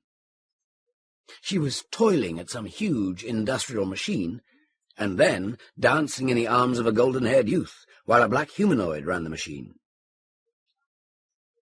Underhill sighed wistfully. The android company didn't supply such fetching sales material. Women would find this booklet irresistible, and they selected 86% of all mechanicals sold. Yes, the competition was going to be bitter. "Take it home, sir," the sweet voice urged him. "Show it to your wife. There is a free trial demonstration order blank on the last page, and you will notice that we require no payment down."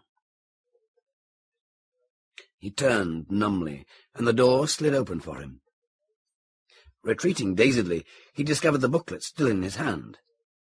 He crumpled it furiously and flung it down. The small black thing picked it up tidily, and the insistent silver voice rang after him.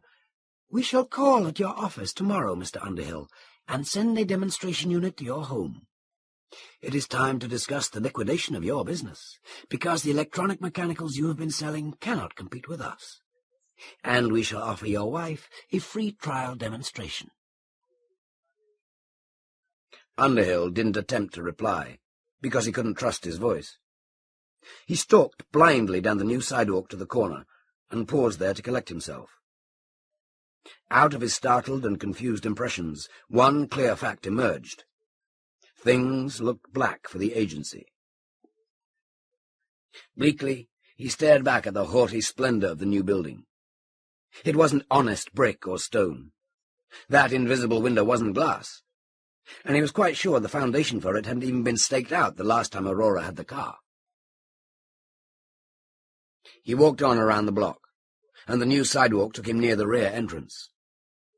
A truck was backed up to it, and several slim black mechanicals were silently busy, unloading huge metal crates.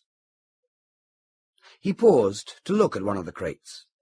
It was labeled for interstellar shipment. The stencil showed that it had come from the Humanoid Institute on Wing 4. He failed to recall any planet of that designation.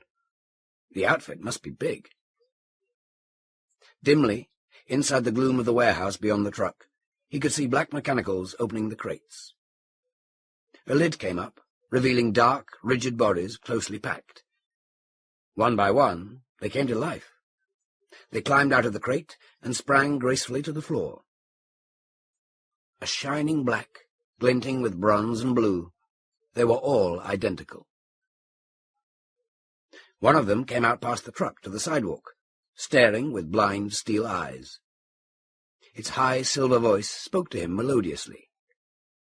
"At your service, Mr. Underhill." He fled. When his name was promptly called by a courteous mechanical just out of the crate in which it had been imported from a remote and unknown planet, he found the experience trying. 2 blocks along, the sign of a bar caught his eye, and he took his dismay inside. He had made it a business rule not to drink before dinner, and Aurora didn't like him to drink at all. But these new mechanicals, he felt, had made the day exceptional. Unfortunately, however, alcohol failed to brighten the brief, visible future of the agency. When he emerged, after an hour, he looked wistfully back and hoped that the bright new building might have vanished as abruptly as it came. It hadn't. He shook his head dejectedly and turned uncertainly homeward. Fresh air had cleared his head somewhat before he arrived at the neat white bungalow in the outskirts of the town, but it failed to solve his business problems. He also realized, uneasily, that he would be late for dinner. Dinner, however, had been delayed. His son Frank, a freckled 10-year-old, was still kicking a football on the quiet street in front of the house. And little Gay, who was tow-haired and adorable and 11, came running across the lawn and down the sidewalk to meet him. "Father, you can't guess what." Gay was going to be a great musician some day, and no doubt properly dignified, but she was pink and breathless with excitement now. She let him swing her high off the sidewalk, and she wasn't critical of the bar aroma on his breath. He couldn't guess, and she informed him eagerly. "Mother's got a new lodger." Underhill had foreseen a painful inquisition, because Aurora was worried about the notes at the bank, and the bill for the new consignment, and the money for little Gay's lessons. The new lodger, however, saved him from that. With an alarming crashing of crockery, the household android was setting dinner on the table, but the little house was empty. He found Aurora in the backyard, burdened with sheets and towels for the guest. Aurora, when he married her, had been as utterly adorable as now her little daughter was. She might have remained so, he felt, if the agency had been a little more successful.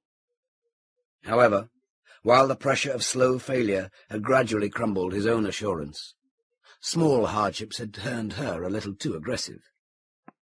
Of course, he loved her still. Her red hair was still alluring, and she was loyally faithful. But thwarted ambitions had sharpened her character, and sometimes her voice. They never quarrelled, really, but there were small differences.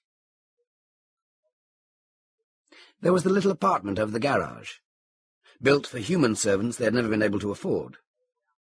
It was too small and shabby to attract any responsible tenant, and Underhill wanted to leave it empty. It hurt his pride to see her making beds and cleaning floors for strangers. Aurora had rented it before, however, when she wanted money to pay for Gay's music lessons, or when some colourful unfortunate touched her sympathy, and it seemed to Underhill that her lodgers had all turned out to be thieves and vandals. She turned back to meet him now, with the clean linen in her arms. "Dear, it's no use objecting." Her voice was quite determined. "Mr. Sledge is the most wonderful old fellow, and he's going to stay just as long as he wants." "That's all right, darling." He never liked to bicker, and he was thinking of his troubles at the agency. "I'm afraid we'll need the money. Just make him pay in advance." "But he can't." Her voice throbbed with sympathetic warmth. "He says he'll have royalties coming in from his inventions, so he can pay in a few days." Underhill shrugged. He had heard that before. "Mr. Sledge is different, dear," she insisted.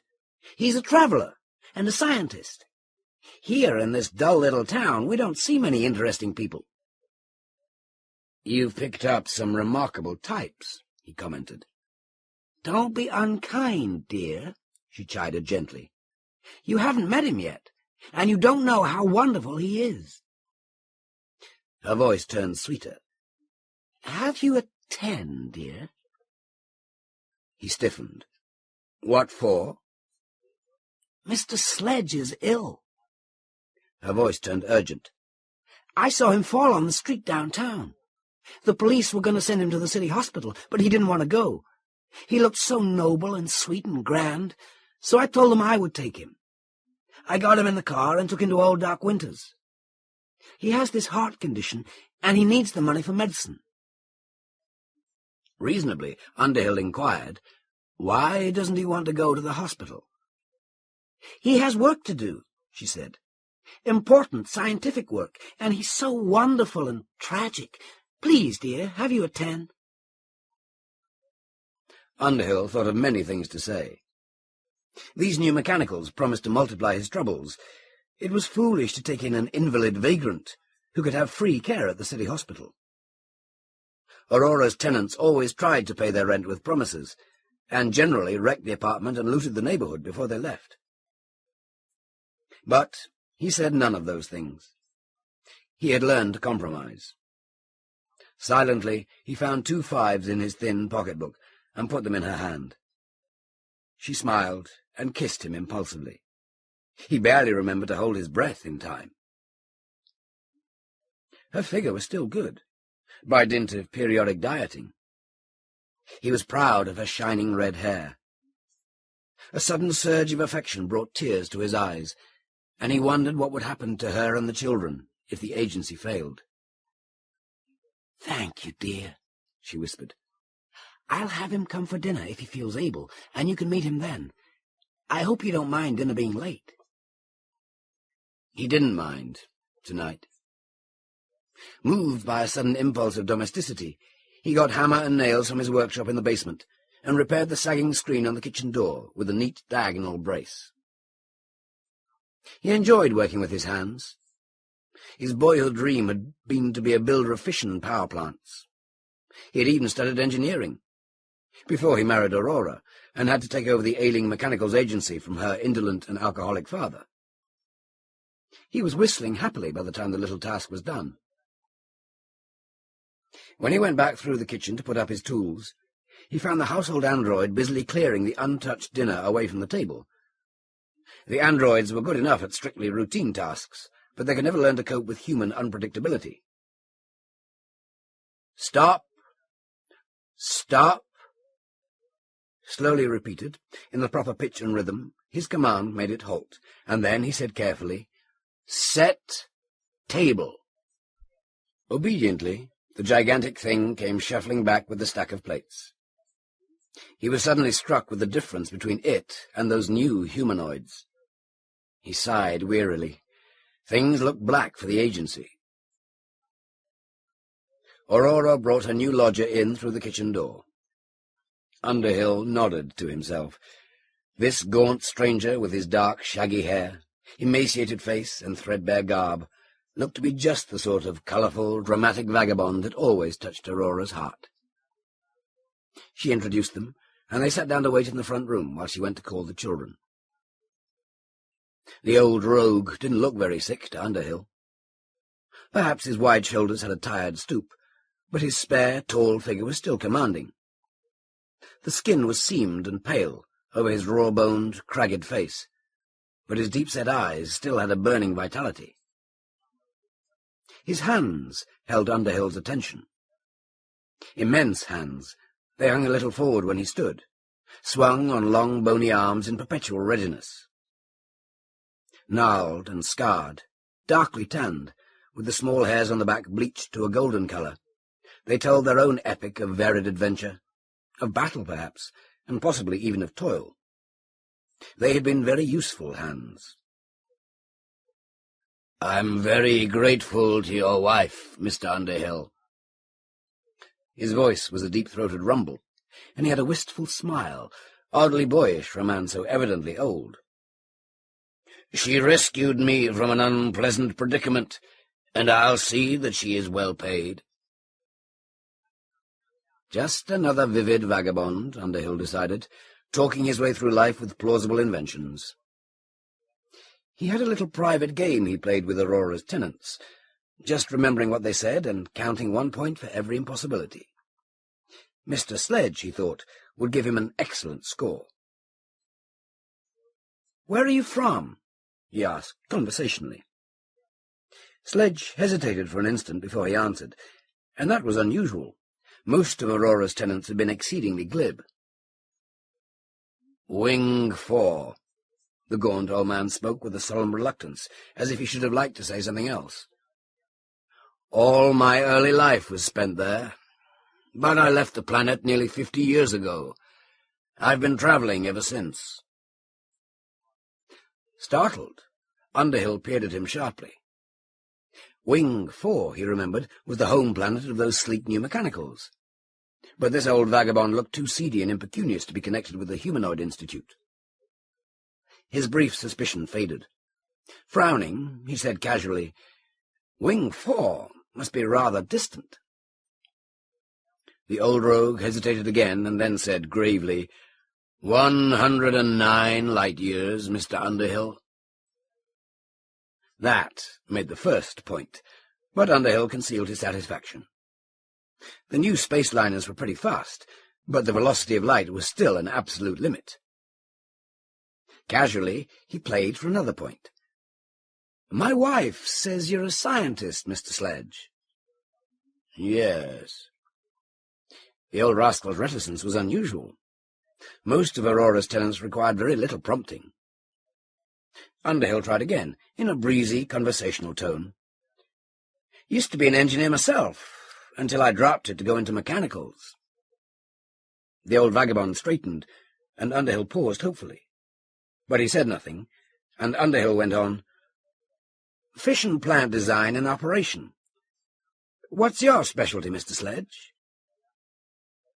The old man gave him a long, troubled look, with those brooding, hollowed eyes, and then said slowly, "Your wife has been kind to me, Mr. Underhill, when I was in desperate need. I think you are entitled to the truth, but I must ask you to keep it to yourself. I am engaged on a very important research problem, which must be finished secretly." "I'm sorry." Suddenly ashamed of his cynical little game, Underhill spoke apologetically. "Forget it." But the old man said deliberately, "My field is rhodomagnetics." "Eh?" Underhill didn't like to confess ignorance, but he had never heard of that. "I've been out of the game for 15 years, he explained. "I'm afraid I haven't kept up." The old man smiled again, faintly. "The science was unknown here until I arrived a few days ago," he said. "I was able to apply for basic patents. As soon as the royalties start coming in, I'll be wealthy again." Underhill had heard that before. The old rogue's solemn reluctance had been very impressive, but he remembered that most of Aurora's tenants had been very plausible gentry. "So," Underhill was staring again, somehow fascinated by those gnarled and scarred and strangely able hands. "What exactly is rhodomagnetics?" He listened to the old man's careful, deliberate answer, and started his little game again. Most of Aurora's tenants had told some pretty wild tales, but he had never heard anything to top this. "A universal force," the weary, stooped old vagabond said solemnly. "As fundamental as ferromagnetism or gravitation, though the effects are less obvious. It is keyed to the second triad of the periodic table, rhodium and ruthenium and palladium, in very much the same way that ferromagnetism is keyed to the first triad, iron and nickel and cobalt." Underhill remembered enough of his engineering courses to see the basic fallacy of that. Palladium was used for watch springs, he recalled, because it was completely non-magnetic. But he kept his face straight. He had no malice in his heart, and he played the little game just for his own amusement. It was secret, even from Aurora, and he always penalized himself for any show of doubt. He said merely, "I thought the universal forces were already pretty well known." "The effects of rhodomagnetism are masked by nature," the patient, rusty voice explained. "And besides, they are somewhat paradoxical, so that ordinary laboratory methods defeat themselves." "Paradoxical?" Underhill prompted.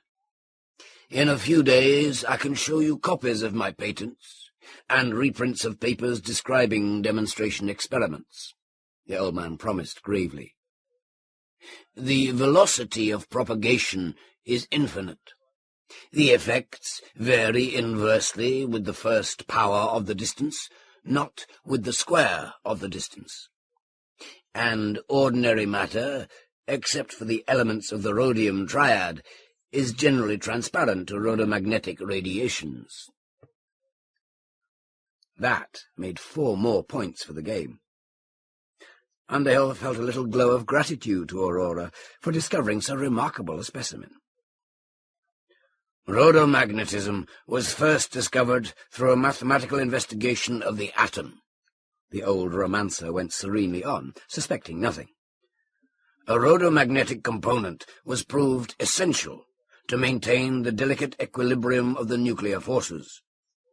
Consequently, rhodomagnetic waves tuned to atomic frequencies may be used to upset the equilibrium and produce nuclear instability. Thus, most heavy atoms, generally those above palladium, 46 in atomic number, can be subjected to artificial fission." Underhill scored himself another point and tried to keep his eyebrows from lifting. He said conversationally, "Patents on such a discovery ought to be very profitable." The old scoundrel nodded his gaunt, dramatic head. "You can see the obvious applications. My basic patents cover most of them. Devices for instantaneous interplanetary and interstellar communication, long-range wireless power transmission, a rhodomagnetic inflection drive, which makes possible apparent speeds many times that of light, by means of a rhodomagnetic deformation of the continuum, and, of course, revolutionary types of fission power plants, using any heavy element for fuel." Preposterous. Underhill tried hard to keep his face straight, but everybody knew that the velocity of light was a physical limit. On the human side, the owner of any such remarkable patents would hardly be begging for shelter in a shabby garage apartment. He noticed a pale circle around the old vagabond's gaunt and hairy wrist. No man owning such priceless secrets would have to pawn his watch. Triumphantly, Underhill allowed himself 4 more points, but then he had to penalize himself. He must have let doubt show on his face, because the old man asked suddenly, "Do you want to see the basic tensors?" He reached in his pocket for pencil and notebook. "I'll jot them down for you." "Never mind," Underhill protested. "I'm afraid my math is a little rusty." "But you think it strange that the holder of such revolutionary patents should find himself in need?" Underhill nodded and penalized himself another point. The old man might be a monumental liar, but he was shrewd enough. "You see, I'm a sort of refugee," he explained apologetically. "I arrived on this planet only a few days ago, and I have to travel light. I was forced to deposit everything I had with a law firm to arrange for the publication and protection of my patents. I expect to be receiving the first royalties soon. In the meantime," he added plausibly, "I came to 2 Rivers because it is quiet and secluded, far from the spaceports. I'm working on another project which must be finished secretly. Now, will you please respect my confidence, Mr. Underhill?" Underhill had to say he would. Aurora came back with the freshly scrubbed children, and they went in to dinner. The android came lurching in with a steaming tureen. The old stranger seemed to shrink from the mechanical uneasily. As she took the dish and served the soup, Aurora inquired lightly, "Why doesn't your company bring out a better mechanical, dear? One smart enough to be a really perfect waiter, warranted not to splash the soup. Wouldn't that be splendid?" Her question cast Underhill into moody silence. He sat scowling at his plate, thinking of those remarkable new mechanicals which claimed to be perfect, and what they might do to the agency.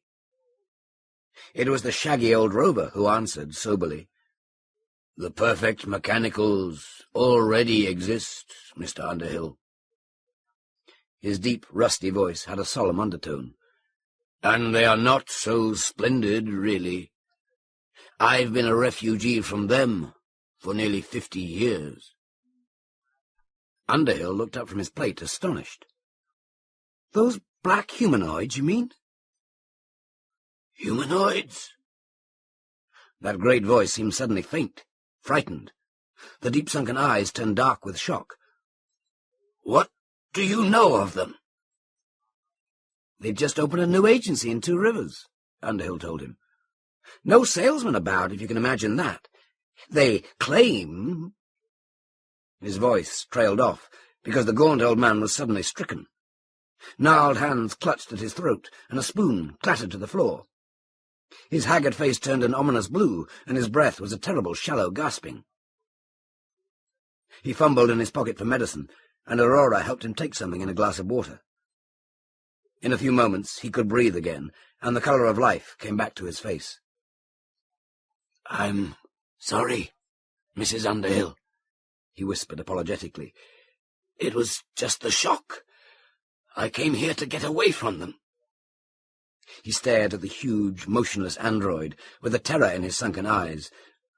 "I wanted to finish my work before they came," he whispered. "Now there is very little time."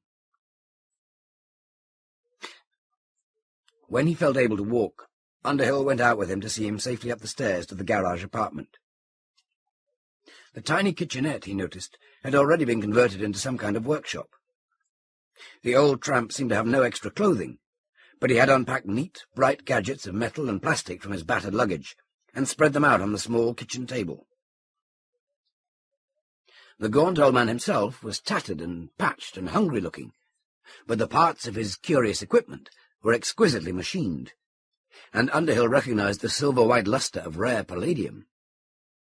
Suddenly he suspected that he had scored too many points in his little private game. A caller was waiting when Underhill arrived next morning at his office at the agency.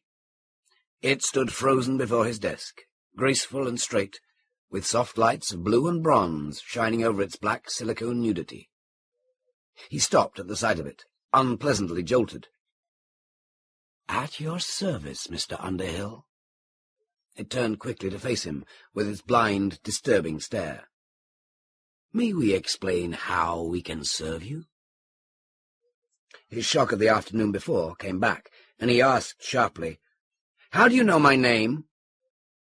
"Yesterday we read the business cards in your case," it purred softly. "Now we shall know you always. You see, our senses are sharper than human vision, Mr. Underhill. Perhaps we seem a little strange at first, but you will soon become accustomed to us." "Not if I can help it." He peered at the serial number of its yellow nameplate and shook his bewildered head. "That was another one yesterday. I never saw you before." "We are all alike, Mr. Underhill," the silver voice said softly. "We are all one, really. Our separate mobile units are all controlled and powered from Humanoid Central. The units you see are only the senses and limbs of our great brain on Wing 4. That is why we are so far superior to the old electronic mechanicals."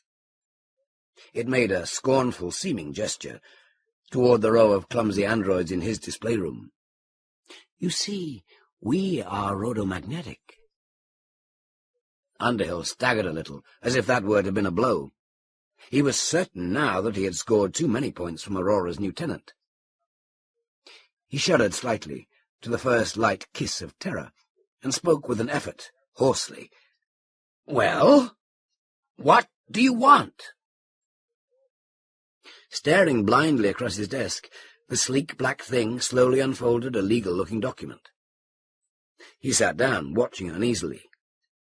"This is merely an assignment, Mr. Underhill," it cooed at him soothingly. "You see, we are requesting you to assign your property to the Humanoid Institute in exchange for our service." "What?" The word was an incredulous gasp, and Underhill came angrily back to his feet. "What kind of blackmail is this?" "It's no blackmail," the small mechanical assured him softly. "You will find the humanoids incapable of any crime. We exist only to increase the happiness and safety of mankind." "Then why do you want my property?" he rasped. "The assignment is merely a legal formality," it told him blandly. "We strive to introduce our service with the least possible confusion and dislocation.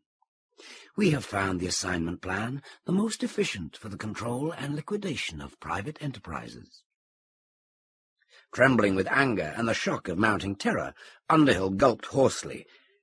"Whatever your scheme is, I don't intend to give up my business." "You have no choice, really." He shivered to the sweet certainty of that silver voice.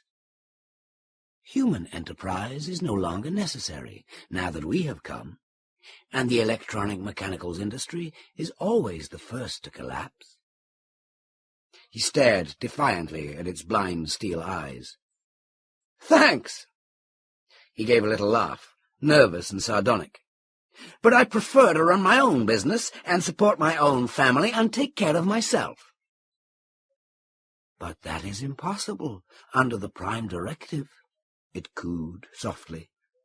"Our function is to serve and obey, and guard men from harm. It is no longer necessary for men to care for themselves, because we exist to ensure their safety and happiness." He stood speechless, bewildered, slowly boiling. "We are sending one of our units to every home in the city on a free trial basis," it added gently. "This free demonstration will make most people glad to make the formal assignment, and you won't be able to sell many more androids." "Get out!" Underhill came storming around the desk. The little black thing stood waiting for him, watching him with blind steel eyes, absolutely motionless. He checked himself suddenly, feeling rather foolish. He wanted very much to hit it, but he could see the futility of that. "Consult your own attorney, if you wish."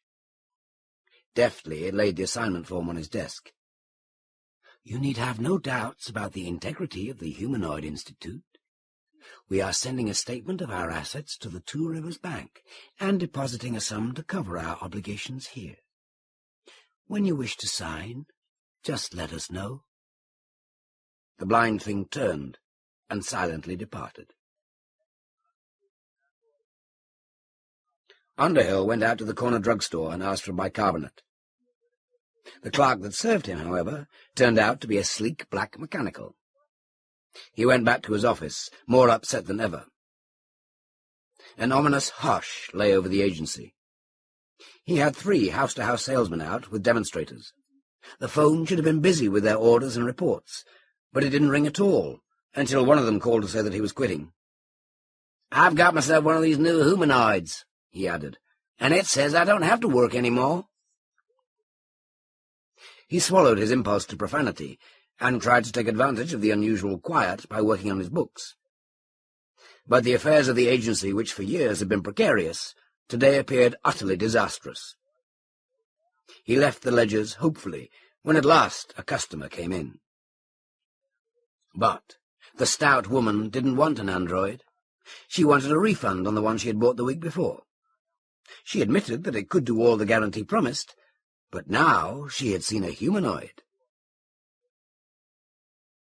The silent phone rang once again that afternoon. The cashier of the bank wanted to know if he could drop in to discuss his loans. Underhill dropped in, and the cashier greeted him with an ominous affability. "How's business?" the banker boomed, too genially. "Average, last month," Underhill insisted stoutly. "Now I'm just getting in a new consignment, and I'll need another small loan." The cashier's eyes turned suddenly frosty, and his voice dried up. "I believe you have a new competitor in town," the banker said crisply. "These humanoid people. A very solid concern, Mr. Underhill, remarkably solid. They have filed a statement with us and made a substantial deposit to care for their local obligations. Exceedingly substantial." The banker dropped his voice, professionally regretful. "In these circumstances, Mr. Underhill, I'm afraid the bank can't finance your agency any longer. We must request you to meet your obligations in full as they come due." Seeing Underhill's white desperation, he added icily, "We've already carried you too long, Underhill. If you can't pay, the bank will have to start bankruptcy proceedings." The new consignment of androids was delivered late that afternoon. 2 tiny black humanoids unloaded them from the truck, for it developed that the operators of the trucking company had already assigned it to the Humanoid Institute. Efficiently, the humanoids stacked up the crates. Courteously, they brought a receipt for him to sign. He no longer had much hope of selling the androids, but he had ordered the shipment, and he had to accept it. Shuddering to a spasm of trapped despair, he scrawled his name. The naked black things thanked him and took the truck away. He climbed in his car and started home, inwardly seething. The next thing he knew, he was in the middle of a busy street, driving through cross-traffic. A police whistle shrilled, and he pulled wearily to the curb. He waited for the angry officer, but it was a little black mechanical that overtook him. "At your service, Mr. Underhill," it purred sweetly. "You must respect the stoplight, sir. Otherwise you endanger human life." "Huh?" He stared at it bitterly. "I thought you were a cop." "We are aiding the police department temporarily," it said. "But driving is really much too dangerous for human beings under the Prime Directive. As soon as our service is complete, every car will have a humanoid driver. As soon as every human being is completely supervised, there will be no need for any police force whatever." Underhill glared at it savagely. "Well," he rapped, "so I ran past a stoplight. What you going to do about it?" "Our function is not to punish men, but merely to serve their happiness and security," the silver voice said softly. "We merely request you to drive safely during this temporary emergency while our service is incomplete." Anger boiled up in him. "You're too perfect," he muttered bitterly. "I suppose there's nothing men can do, but you can do it better." "Naturally we are superior," it cooed serenely, "because our units are metal and plastic, while your body is mostly water. Because our transmitted energy is drawn from atomic fission instead of oxidation. Because our senses are sharper than human sight or hearing. Most of all, because all our mobile units are joined to one great brain, which knows all that happens on many worlds, and never dies, or sleeps, or forgets." Underhill sat listening, numbed. "However, you must not fear our power," it urged him brightly, "because we cannot injure any human being, unless to prevent greater injury to another. We exist only to discharge the Prime Directive." He drove on, moodily. The little black mechanicals, he reflected grimly, were the ministering angels of the ultimate God arisen out of the machine, omnipotent and all-knowing. The Prime Directive was the new commandment. He blasphemed it bitterly, and then fell to wondering if there could be another Lucifer. He left the car in the garage and started toward the kitchen door. "Mr. Underhill!" The deep, tired voice of Aurora's new tenant hailed him from the door of the garage apartment. "Just a moment, please." The gaunt old wanderer came stiffly down the outside stairs, and Underhill turned back to meet him. "Here's your rent money," he said, "and the 10 your wife gave me for medicine." "Thanks, Mr. Sledge." Accepting the money, he saw a burden of new despair on the bony shoulders of the old interstellar tramp, and a shadow of new terror on his raw-boned face. Puzzled, he asked, "Didn't your royalties come through?" The old man shook his shaggy head. "The humanoids have already stopped business in the capital," he said. "The attorneys I retained are going out of business, and they returned what was left of my deposit. That is all I have to finish my work." Underhill spent 5 seconds thinking of his interview with the banker. No doubt he was a sentimental fool, as bad as Aurora, but he put the money back in the old man's gnarled and quivering hand. "Keep it," he urged, "for your work." "Thank you, Mr. Underhill." The gruff voice broke, and the tortured eyes glittered. "I need it so very much." Underhill went on to the house. The kitchen door was opened for him silently. A dark, naked creature came gracefully to take his hat. Underhill hung grimly on to his hat. "What are you doing here?" he gasped bitterly. "We have come to give your household a free trial demonstration." He held the door open, pointing. "Get out!" The little black mechanical stood motionless and blind. "Mrs. Underhill has accepted our demonstration service," its silver voice protested. "We cannot leave now unless she requests it." He found his wife in the bedroom. His accumulated frustration welled into eruption as he flung open the door. "What's this mechanical doing?" But the force went out of his voice, and Aurora didn't even notice his anger.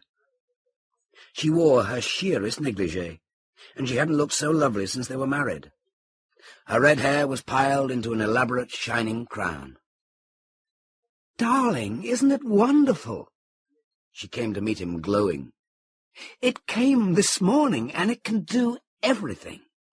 It cleaned the house, and got the lunch, and gave little Gay her music lesson. It did my hair this afternoon, and now it's cooking dinner. How'd you like my hair, darling?" Underhill liked her hair. He kissed her, and tried to stifle his frightened indignation. Dinner was the most elaborate meal in Underhill's memory, and the tiny black thing served it very deftly. Aurora kept exclaiming about the novel dishes, but Underhill could scarcely eat, for it seemed to him that all the marvellous pastries were only the bait for a monstrous trap. He tried to persuade Aurora to send it away, but after such a meal that was useless. At the first glitter of her tears, he capitulated, and the humanoid stayed. It kept the house and cleaned the yard. It watched the children and did Aurora's nails. It began rebuilding the house. Underhill was worried about the bills, but it insisted that everything was part of the free trial demonstration. As soon as he assigned his property, the service would be complete. He refused to sign, but other little black mechanicals came with truckloads of supplies and materials and stayed to help with the building operations. One morning he found that the roof of the little house had been silently lifted while he slept, and a whole second story added beneath it. The new walls were of some strange, sleek stuff, self-illuminated. The new windows were immense, flawless panels that could be turned transparent or opaque or luminous. The new doors were silent, sliding sections opened by rhodomagnetic relays. "I want doorknobs," Underhill protested. "I want it so I can get into the bathroom without calling you to open the door." "But it is unnecessary for human beings to open doors," the little black thing informed him suavely. We exist to discharge the prime directive, and our service includes every task. We shall be able to supply a unit to attend each member of your family as soon as your property is assigned to us. Steadfastly, Underhill refused to make the assignment. He went to the office every day, trying first to operate the agency and then to salvage something from the ruins. Nobody wanted androids, even at ruinous prices. Desperately, he spent the last of his dwindling cash to stock a line of novelties and toys, but they proved equally impossible to sell. The humanoids were already making toys, which they gave away for nothing. He tried to lease his premises, but human enterprise had stopped. Most of the business property in town had already been assigned to the humanoids, and they were busy pulling down the old buildings and turning the lots into parks. Their own plants and warehouses mostly underground, where they would not mar the landscape. He went back to the bank, in a final effort to get his notes renewed, and found the little black mechanicals standing at the windows and seated at the desks. As smoothly urbane as any human cashier, a humanoid informed him that the bank was filing a petition of involuntary bankruptcy to liquidate his business holdings. The liquidation would be facilitated, the mechanical banker added, if he would make a voluntary assignment. Grimly, he refused. That act had become symbolic. It would be the final bow of submission to this dark new god, and he proudly kept his battered head uplifted. The legal action went very swiftly, for all the judges and attorneys already had humanoid assistants, and it was only a few days before a gang of black mechanicals arrived at the agency with eviction orders and wrecking machinery. He watched sadly while his unsold stock-in-trade was hauled away for junk, and a bulldozer driven by a blind humanoid began to push in the walls of the building. He drove home in the late afternoon, taut-faced and desperate. With a surprising generosity, the court orders had left him the car and the house, but he felt no gratitude. The complete solicitude of the perfect black machines had become a goad beyond endurance. He left the car in the garage and started toward the renovated house. Beyond one of the vast new windows he glimpsed a sleek, naked thing moving swiftly, and he trembled to a convulsion of dread. He didn't want to go back into the domain of that peerless servant, which didn't want him to shave himself or even to open a door. On impulse, he climbed the outside stair and rapped on the door of the garage apartment. The deep, slow voice of Aurora's tenant told him to enter, and he found the old vagabond seated on a tall stool, bent over his intricate equipment assembled on the kitchen table. To his relief, the shabby little apartment had not been changed. The glossy walls of his own new room were something which burned at night with a pale golden fire until the humanoid stopped it, and the new floor was something warm and yielding which felt almost alive. But these little rooms had the same cracked and water-stained plaster, the same cheap fluorescent light fixtures, the same worn carpets over splintered floors. "How did you keep them out?" he asked wistfully. "Those mechanicals." The stooped and gaunt old man rose stiffly to move a pair of pliers and some odds and ends of sheet metal off a crippled chair, and motioned graciously for him to be seated. "I have a certain immunity," Sledge told him gravely. "The place where I live they cannot enter, unless I ask them. That is an amendment to the Prime Directive. They can neither help nor hinder me, unless I request it, and I won't do that." Careful of the chair's uncertain balance, Underhill sat for a moment staring. The old man's hoarse, vehement voice was as strange as his words. He had a grey, shocking pallor, and his cheeks and sockets seemed alarmingly hollowed. "Have you been ill, Mr. Sledge?" "No worse than usual. Just very busy." With a haggard smile he nodded at the floor. Underhill saw a tray where he had set it aside, bread drying up, and a covered dish grown cold. "I was going to eat it later," he rumbled apologetically. Your wife has been very kind to bring me food, but I'm afraid I've been much too absorbed in my work." His emaciated arm gestured at the table. The little device there had grown. Small machinings of precious white metal and lustrous plastic had been assembled, with neatly soldered bus bars, into something which showed purpose and design. A long palladium needle was hung on jewelled pivots, equipped like a telescope with exquisitely graduated circles and vernier scales, and driven like a telescope with a tiny motor. A small concave palladium mirror at the base of it faced a similar mirror mounted on something not quite like a small rotary converter. Thick silver bus bars connected that to a plastic box with knobs and dials on top, and also to a foot-thick sphere of grey lead. The old man's preoccupied reserve did not encourage questions, but Underhill, remembering that sleek black shape inside the new windows of his house, felt queerly reluctant to leave this haven from the humanoids. "What is your work?" he ventured. Old Sledge looked at him sharply with dark, feverish eyes, and finally said, "My last research project. I am attempting to measure the constant of the rhodomagnetic quanta." His hoarse, tired voice had a dull finality, as if to dismiss the matter, and Underhill himself. But Underhill was haunted with the terror of the black shining slave that had become the master of his house, and he refused to be dismissed. "What is this certain immunity?" Sitting gaunt and bent on the tall stool, staring moodily at the long bright needle and the lead sphere, the old man didn't answer. "These mechanicals!" Underhill burst out nervously. "They've smashed my business and moved into my home." He searched the old man's dark, seamed face. "Tell me. You must know more about them. Isn't there any way to get rid of them?"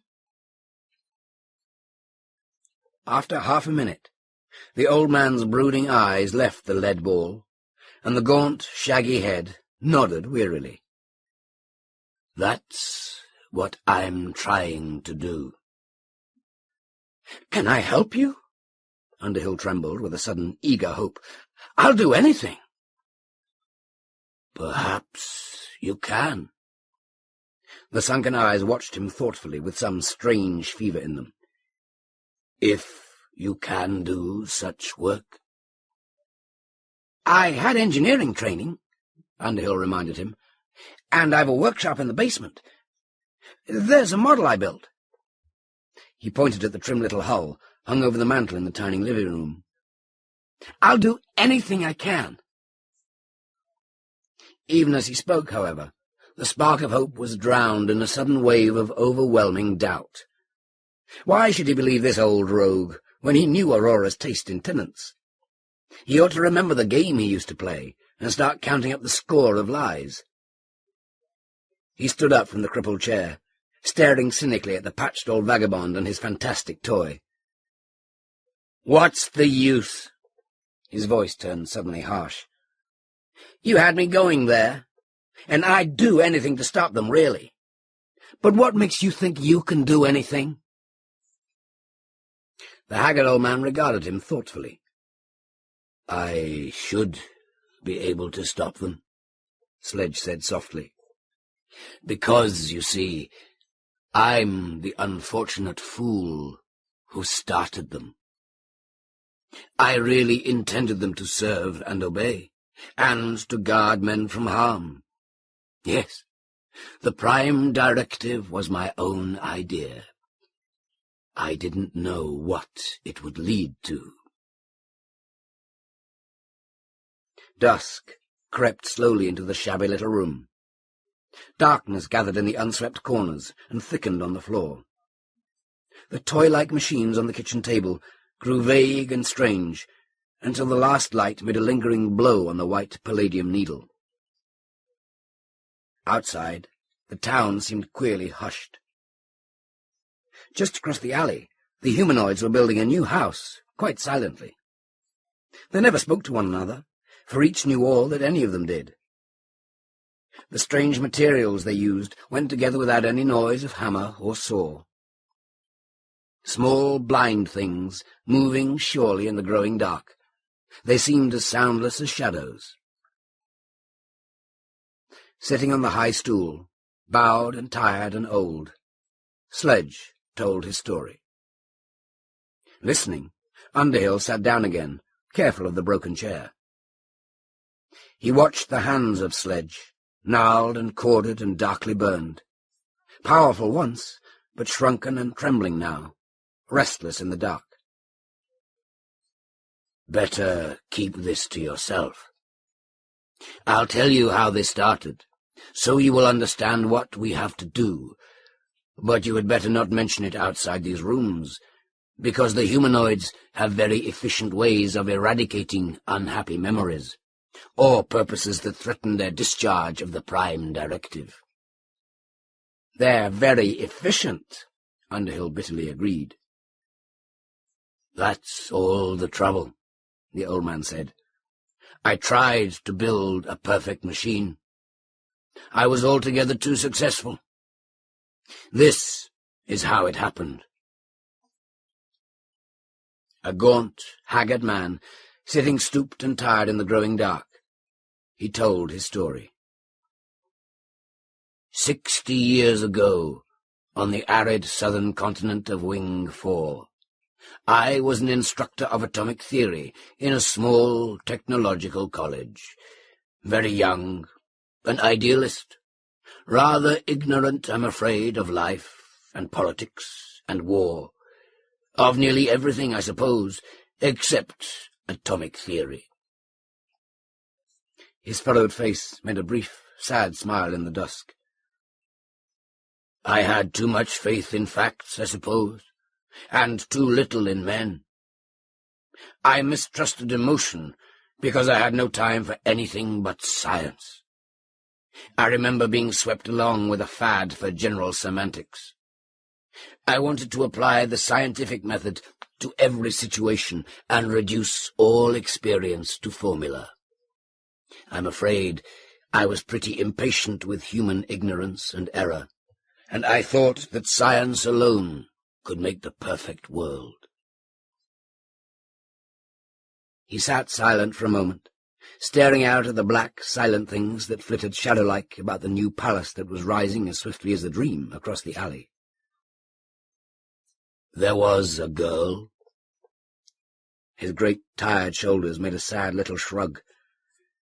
If things had been a little different, we might have married and lived out our lives in that quiet little college town, and perhaps reared a child or two. And there would have been no humanoids. He sighed in the cool, creeping dusk. I was finishing my thesis on the separation of the palladium isotopes. A petty little project, but I should have been content with that. She was a biologist, but she was planning to retire when we married. I think we should have been two very happy people, quite ordinary, and altogether harmless. But then there was a war. Wars had been too frequent on the worlds of Wing ever since they were colonized. I survived it in a secret underground laboratory, designing military mechanicals, but she volunteered to join a military research project in biotoxins. There was an accident. A few molecules of a new virus got into the air, and everybody on the project died unpleasantly. I was left with my science and a bitterness that was hard to forget. When the war was over, I went back to the little college with a military research grant. The project was pure science, a theoretical investigation of the nuclear binding forces, then misunderstood. I wasn't expected to produce an actual weapon, and I didn't recognize the weapon when I found it. It was only a few pages of rather difficult mathematics, a novel theory of atomic structure, involving a new expression for one component of the binding forces. But the tensors seemed to be a harmless abstraction. I saw no way to test the theory or manipulate the predicated force. The military authorities cleared my paper for publication in a little technical review put out by the college. The next year, I made an appalling discovery. I found the meaning of those tensors. The elements of the rhodium triad turned out to be an unexpected key to the manipulation of that theoretical force. Unfortunately, my paper had been reprinted abroad, and several other men must have made the same unfortunate discovery at about the same time. The war, which ended in less than a year, was probably started by a laboratory accident. Men failed to anticipate the capacity of tuned rhodomagnetic radiations to unstabilize the heavy atoms. A deposit of heavy ores was detonated, no doubt by sheer mischance, and the blast obliterated the incautious experimenter.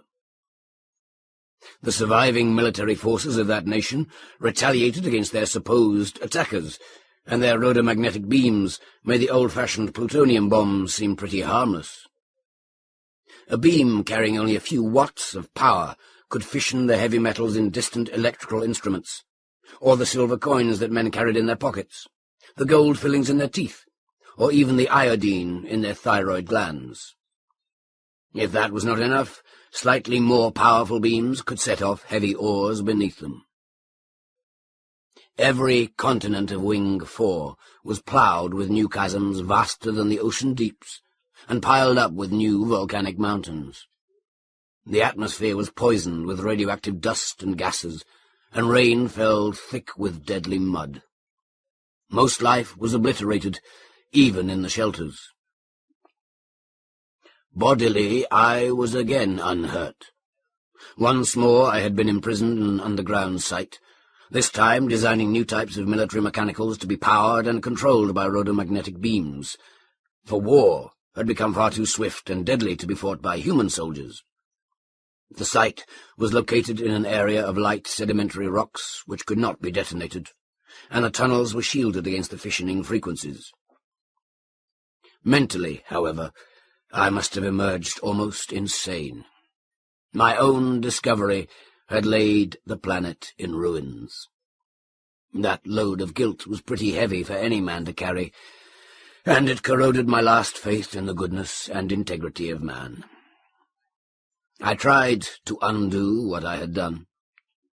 Fighting mechanicals, armed with rhodomagnetic weapons, had desolated the planet. Now I began planning rhodomagnetic mechanicals to clear the rubble and rebuild the ruins. I tried to design these new mechanicals to forever obey certain implanted commands, so that they could never be used for war or crime or any other injury to mankind.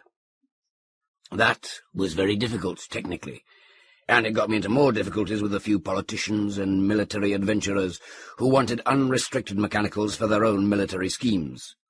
While little worth fighting for was left on Wing 4, there were other planets, happy and ripe for the looting. Finally, to finish the new mechanicals, I was forced to disappear. I escaped on an experimental rhodomagnetic craft with a number of the best mechanicals I had made, and managed to reach an island continent where the fission of deep ores had destroyed the whole population. At last, we landed on a bit of level plain, surrounded with tremendous new mountains. Hardly a hospitable spot. The soil was buried under layers of black clinkers and poisonous mud. The dark, precipitous new summits all around were jagged with fracture plains and mantled with lava flows. The highest peaks were already white with snow, but volcanic cones were still pouring out clouds of dark and lurid death. Everything had the color of fire and the shape of fury. I had to take fantastic precautions there to protect my own life. I stayed aboard the ship until the first shielded laboratory was finished. I wore elaborate armor and breathing masks. I used every medical resource to repair the damage from destroying rays and particles. Even so, I fell desperately ill. But the mechanicals were at home there. The radiations didn't hurt them. The awesome surroundings couldn't depress them because they had no emotions. The lack of life didn't matter because they weren't alive. There, In that spot, so alien and hostile to life, the humanoids were born. Stooped and bleakly cadaverous in the growing dark, the old man fell silent for a little time. His haggard eyes stared solemnly at the small, hurried shapes that moved like restless shadows out across the alley, silently building a strange new palace, which glowed faintly in the night. Somehow, I felt at home there too. His deep, hoarse voice went on deliberately. My belief in my own kind was gone. Only mechanicals were with me, and I put my faith in them. I was determined to build better mechanicals, immune to human imperfections, able to save men from themselves. The humanoids became the dear children of my sick mind. There is no need to describe the labor pains. There were errors, abortions, monstrosities. There was sweat and agony and heartbreak. Some years had passed before the safe delivery of the first, perfect humanoid. Then there was the central to build, for all the individual humanoids were to be no more than the limbs and the senses of a single mechanical brain. That was what opened the possibility of real perfection. The old electronic mechanicals, with their separate relay centers and their own feeble batteries, had built-in limitations. They were necessarily stupid, weak, clumsy, slow. Worst of all, it seemed to me, they were exposed to human tampering. The central rose above those imperfections. Its power beam supplied every unit with unfading energy from great fission plants. Its control beams provided each unit with an unlimited memory and surpassing intelligence. Best of all, so I then believed, it could be securely protected from any human meddling. The whole reaction system was designed to protect itself from any interference by human selfishness or fanaticism. It was built to ensure the safety and the happiness of men automatically. You know the prime directive: to serve and obey and guard men from harm. The old individual mechanicals I had brought helped to manufacture the parts, and I put the first section of Central together with my own hands. That took 3 years. When it was finished, the first waiting humanoid came to life. Sledge peered moodily through the dark at Underhill. It really seemed alive to me, his slow, deep voice insisted. Alive and more wonderful than any human being, because it was created to preserve life. Ill and alone, I was yet the proud father of a new creation, perfect, forever free from any possible choice of evil. Faithfully, the humanoids obeyed the prime directive. The first units built others, and they built underground factories to mass-produce the coming hordes. Their new ships poured ores and sand into atomic furnaces under the plain, and new, perfect humanoids came marching back out of the dark, mechanical matrix. The swarming humanoids built a new tower for the Central, a white and lofty metal pylon, standing splendid in the midst of that fire-scarred desolation. Level on level, they joined new relay sections into one brain, until its grasp was almost infinite. Then they went out to rebuild the ruined planet, and later to carry their perfect service to other worlds. I was well pleased then. I thought I had found the end of war and crime, of poverty and inequality, of human blundering and resulting human pain. The old man sighed and moved heavily in the dark. You can see that I was wrong.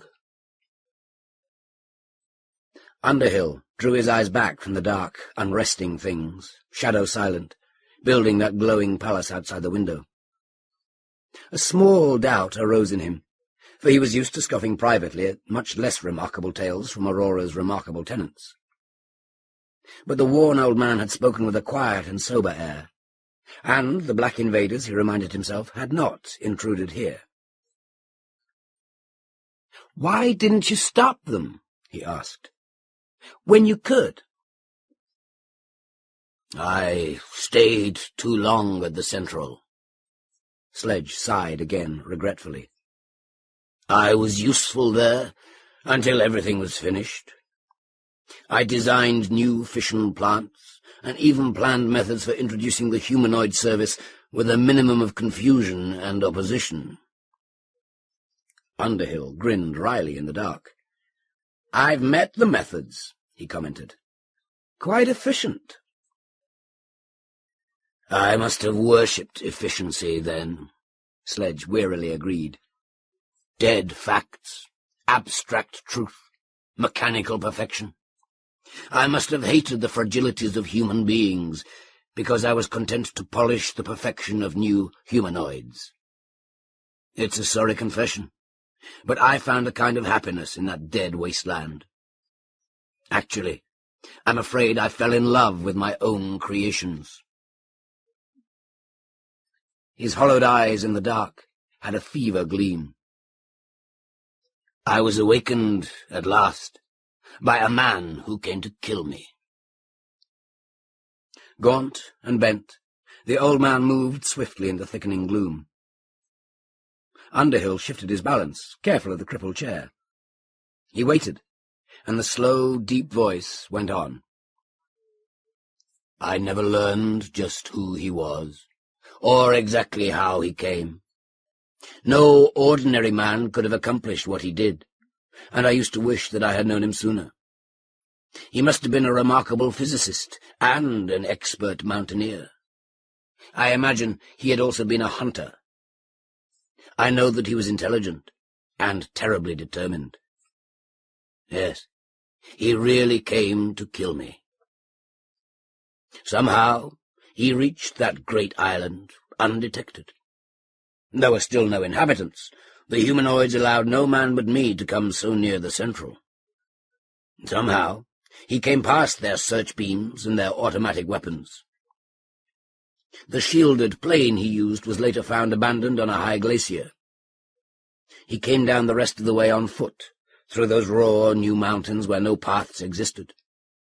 Somehow he came alive across lava beds that were still burning with deadly atomic fire.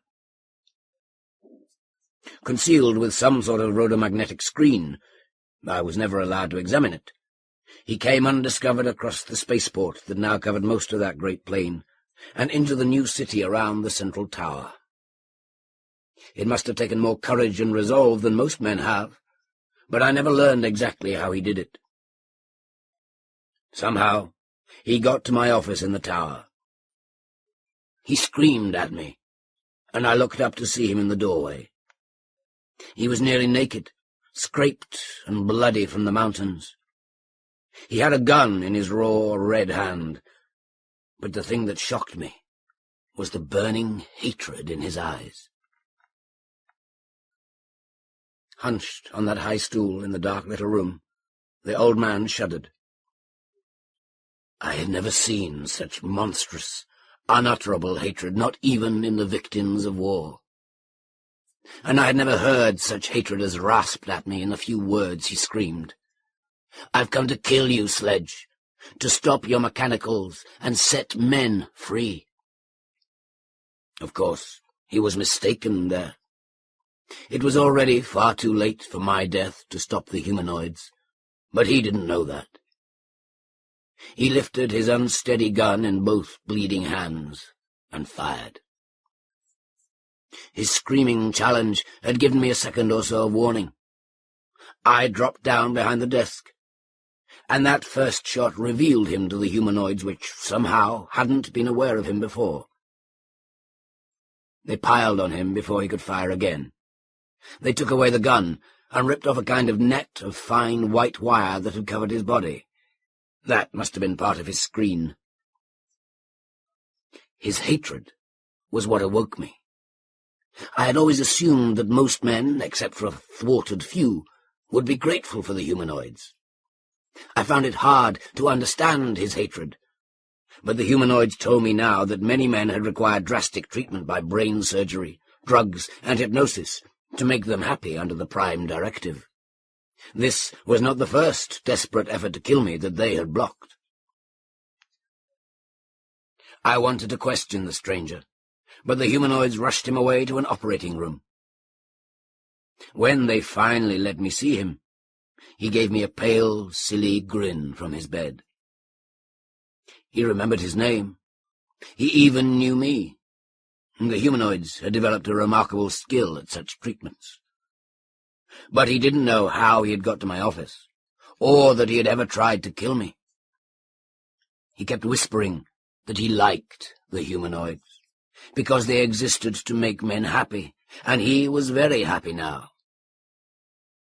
As soon as he was able to be moved, they took him to the spaceport. I never saw him again. I began to see what I had done.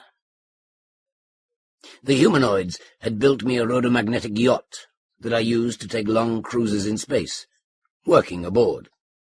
I used to like the perfect quiet and the feel of being the only human being within 100 million miles. Now I called for the yacht and started out on a cruise around the planet to learn why that man had hated me. The old man nodded at the dim, hastening shapes, busy across the alley, putting together that strange, shining palace in the soundless dark. "You can imagine what I found," he said. "Bitter futility, imprisoned in empty splendor. The humanoids were too efficient with their care for the safety and happiness of men, and there was nothing left for men to do." He peered down in the increasing gloom at his own great hands, competent yet, but battered and scarred with a lifetime of effort. They clenched into fighting fists, and wearily relaxed again. "I found something worse than war and crime and want and death." His low, rumbling voice held a savage bitterness. "Utter futility. Men sat with idle hands because there was nothing left for them to do.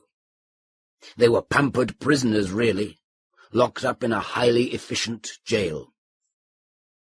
Perhaps they tried to play, but there was nothing left worth playing for. Most active sports were declared too dangerous for men under the Prime Directive. Science was forbidden because laboratories can manufacture danger. Scholarship was needless because the humanoids could answer any question. Art had degenerated into grim reflection of futility. Purpose and hope were dead. No goal was left for existence. You could take up some inane hobby, play a pointless game of cards, or go for a harmless walk in the park, with always the humanoids watching. They were stronger than men, better at everything, swimming or chess, singing or archaeology. They must have given the race a mass complex of inferiority. No wonder men had tried to kill me, because there was no escape from that dead futility. Nicotine was disapproved, alcohol was rationed, drugs were forbidden, sex was carefully supervised. Even suicide was clearly contradictory to the Prime Directive, and the humanoids had learned to keep all possible lethal instruments out of reach. Staring at the last white gleam on that thin palladium needle, the old man sighed again. "When I got back to the Central," he went on, "I tried to modify the Prime Directive. I had never meant it to be applied so thoroughly. Now I saw that it must be changed to give men freedom to live and to grow, to work and to play, to risk their lives if they pleased, to choose and take the consequences. But that stranger had come too late. I had built the Central too well. The Prime Directive was the whole basis of its relay system. It was built to protect the Directive from human meddling. It did, even from my own. Its logic, as usual, was perfect. The attempt on my life, the humanoids announced, proved that their elaborate defense of the Central and the Prime Directive still was not enough. They were preparing to evacuate the entire population of the planet to homes on other worlds. When I tried to change the directive, they sent me with the rest. Underhill peered at the worn old man in the dark. "But you have this immunity," he said, puzzled. "How could they coerce you?" "I had thought I was protected," Sledge told him. "I had built into the relays an injunction that the humanoids must not interfere with my freedom of action, or come into a place where I am, or touch me at all, without my specific request. Unfortunately, however, I had been too anxious to guard the Prime Directive from any human tampering. When I went into the tower to change the relays, they followed me. They wouldn't let me reach the crucial relays. When I persisted, they ignored the immunity order. They overpowered me and put me aboard the cruiser. Now that I wanted to alter the Prime Directive, they told me, I had become as dangerous as any man. I must never return to Wing 4 again." Hunched on the stool, the old man made an empty little shrug. "Ever since, I've been an exile. My only dream has been to stop the humanoids. 3 times I tried to go back, with weapons on the cruiser to destroy the Central. But their patrol ships always challenged me before I was near enough to strike. The last time, they seized the cruiser and captured a few men who were with me. They removed the unhappy memories and the dangerous purposes of the others.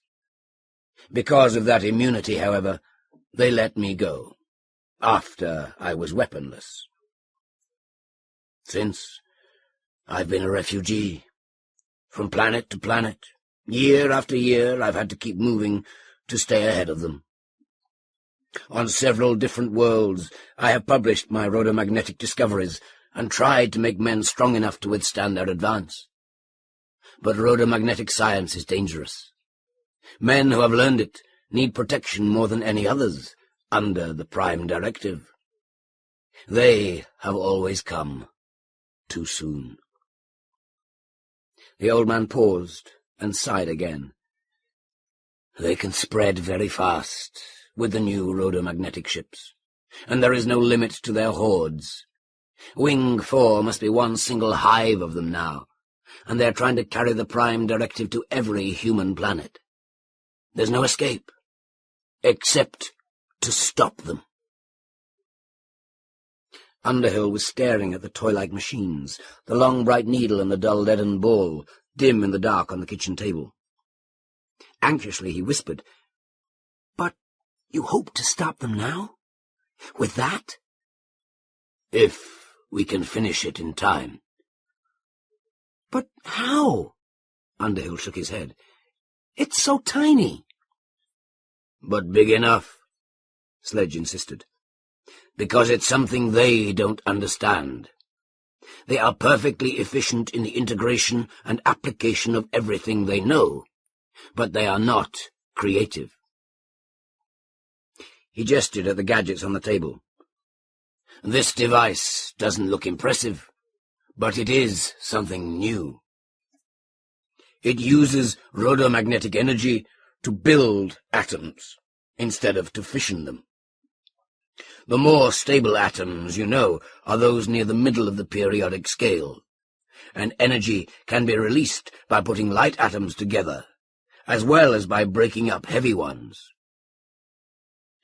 The deep voice had a sudden ring of power. "This device is the key to the energy of the stars. For stars shine with the liberated energy of building atoms, of hydrogen, converted into helium chiefly through the carbon cycle. This device will start the integration process as a chain reaction, through the catalytic effect of a tuned rhodomagnetic beam of the intensity and frequency required. The humanoids will not allow any man within 3 light years of the Central now, but they can't suspect the possibility of this device. I can use it from here to turn the hydrogen in the seas of Wing 4 into helium, and most of the helium and the oxygen into heavier atoms still. 100 years from now, astronomers on this planet should observe the flash of a brief and sudden nova in that direction.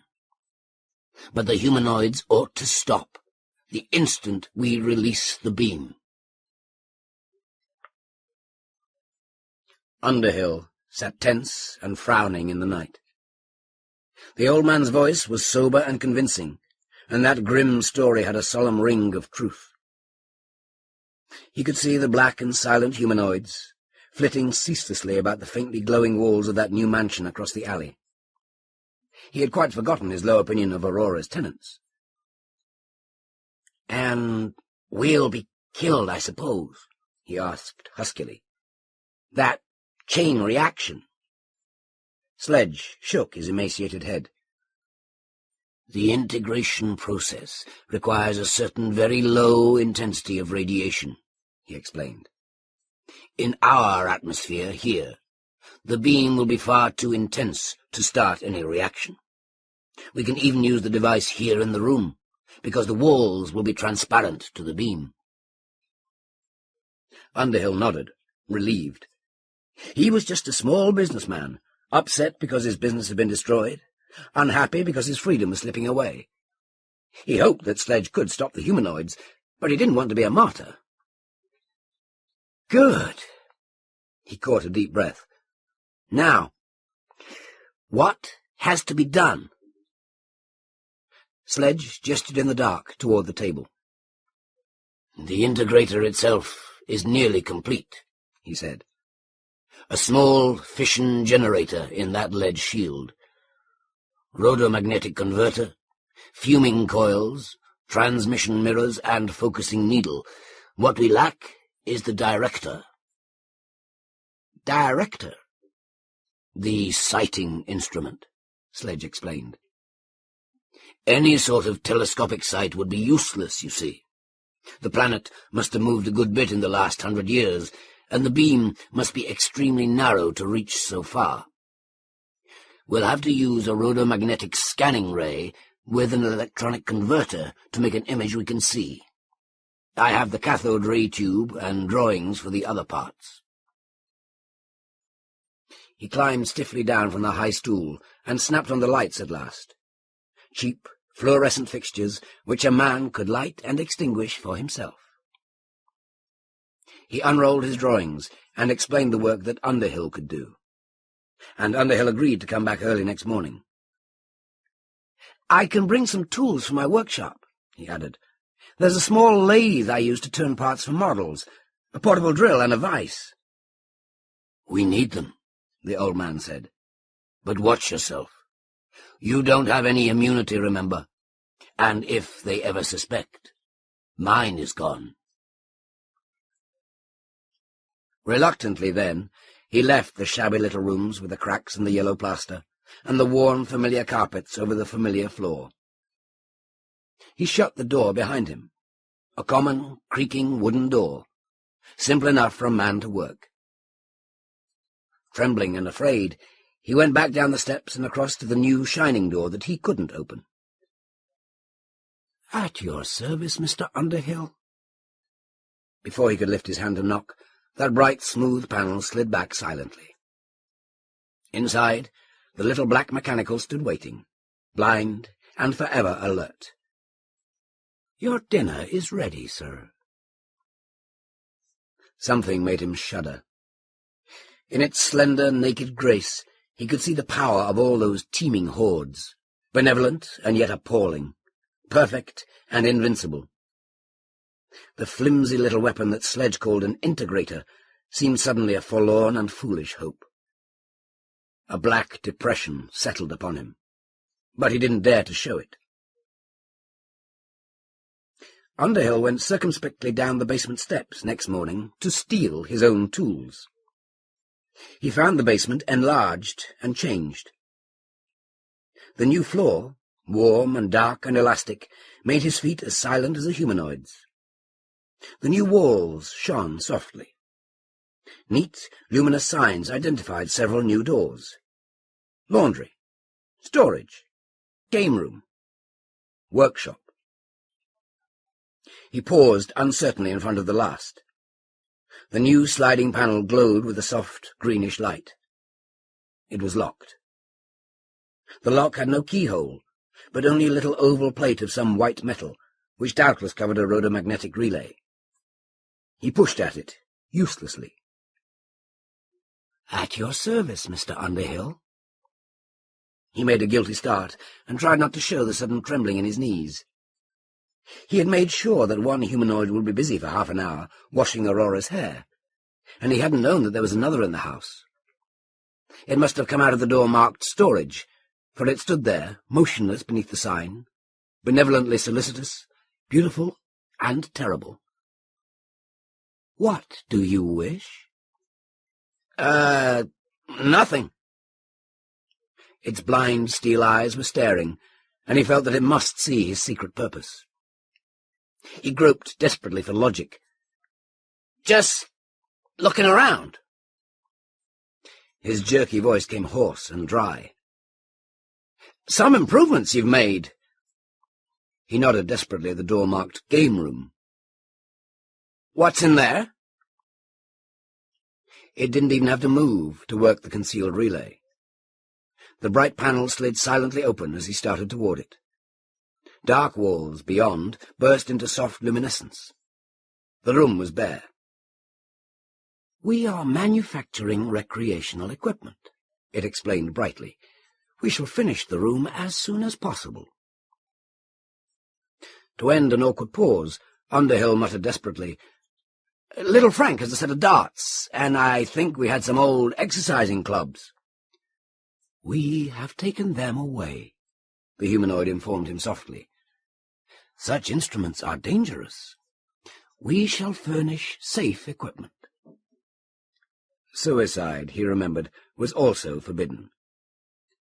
"A set of wooden blocks, I suppose," he said bitterly. "Wooden blocks are dangerously hard," it told him gently, "and wooden splinters can be harmful.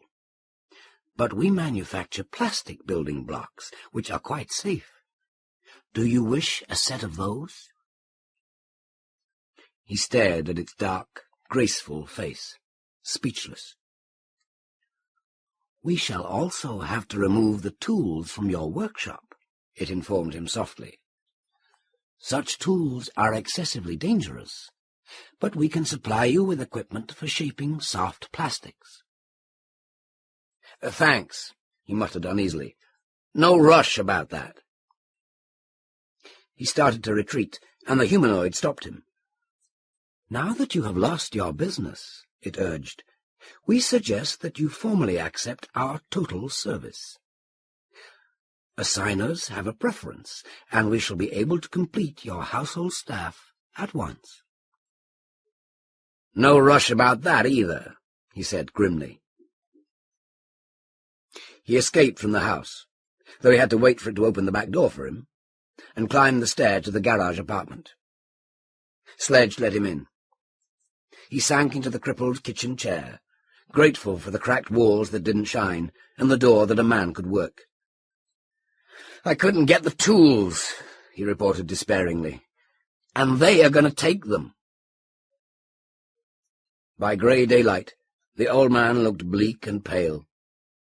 His raw-boned face was drawn, and the hollowed sockets deeply shadowed, as if he hadn't slept. Underhill saw the tray of neglected food, still forgotten on the floor. "I'll go back with you." The old man was worn and ill, yet his tortured eyes had a spark of undying purpose. "We must have the tools. I believe my immunity will protect us both." He found a battered travelling bag. Underhill went with him back down the steps and across to the house. At the back door, he produced a tiny horseshoe of white palladium and touched it to the metal oval. The door slid open promptly, and they went on through the kitchen to the basement stair. A black little mechanical stood at the sink, washing dishes with never a splash or a clatter. Underhill glanced at it uneasily. He supposed this must be the one that had come upon him from the storage room, since the other should still be busy with Aurora's hair. Sledge's dubious immunity served a very uncertain defence against its vast, remote intelligence. Underhill felt a tingling shudder. He hurried on, breathless and relieved, for it ignored them. The basement corridor was dark. Sledge touched the tiny horseshoe to another relay to light the walls. He opened the workshop door and lit the walls inside. The shop had been dismantled. Benches and cabinets were demolished. The old concrete walls had been covered with some sleek, luminous stuff. For one sick moment, Underhill thought that the tools were already gone.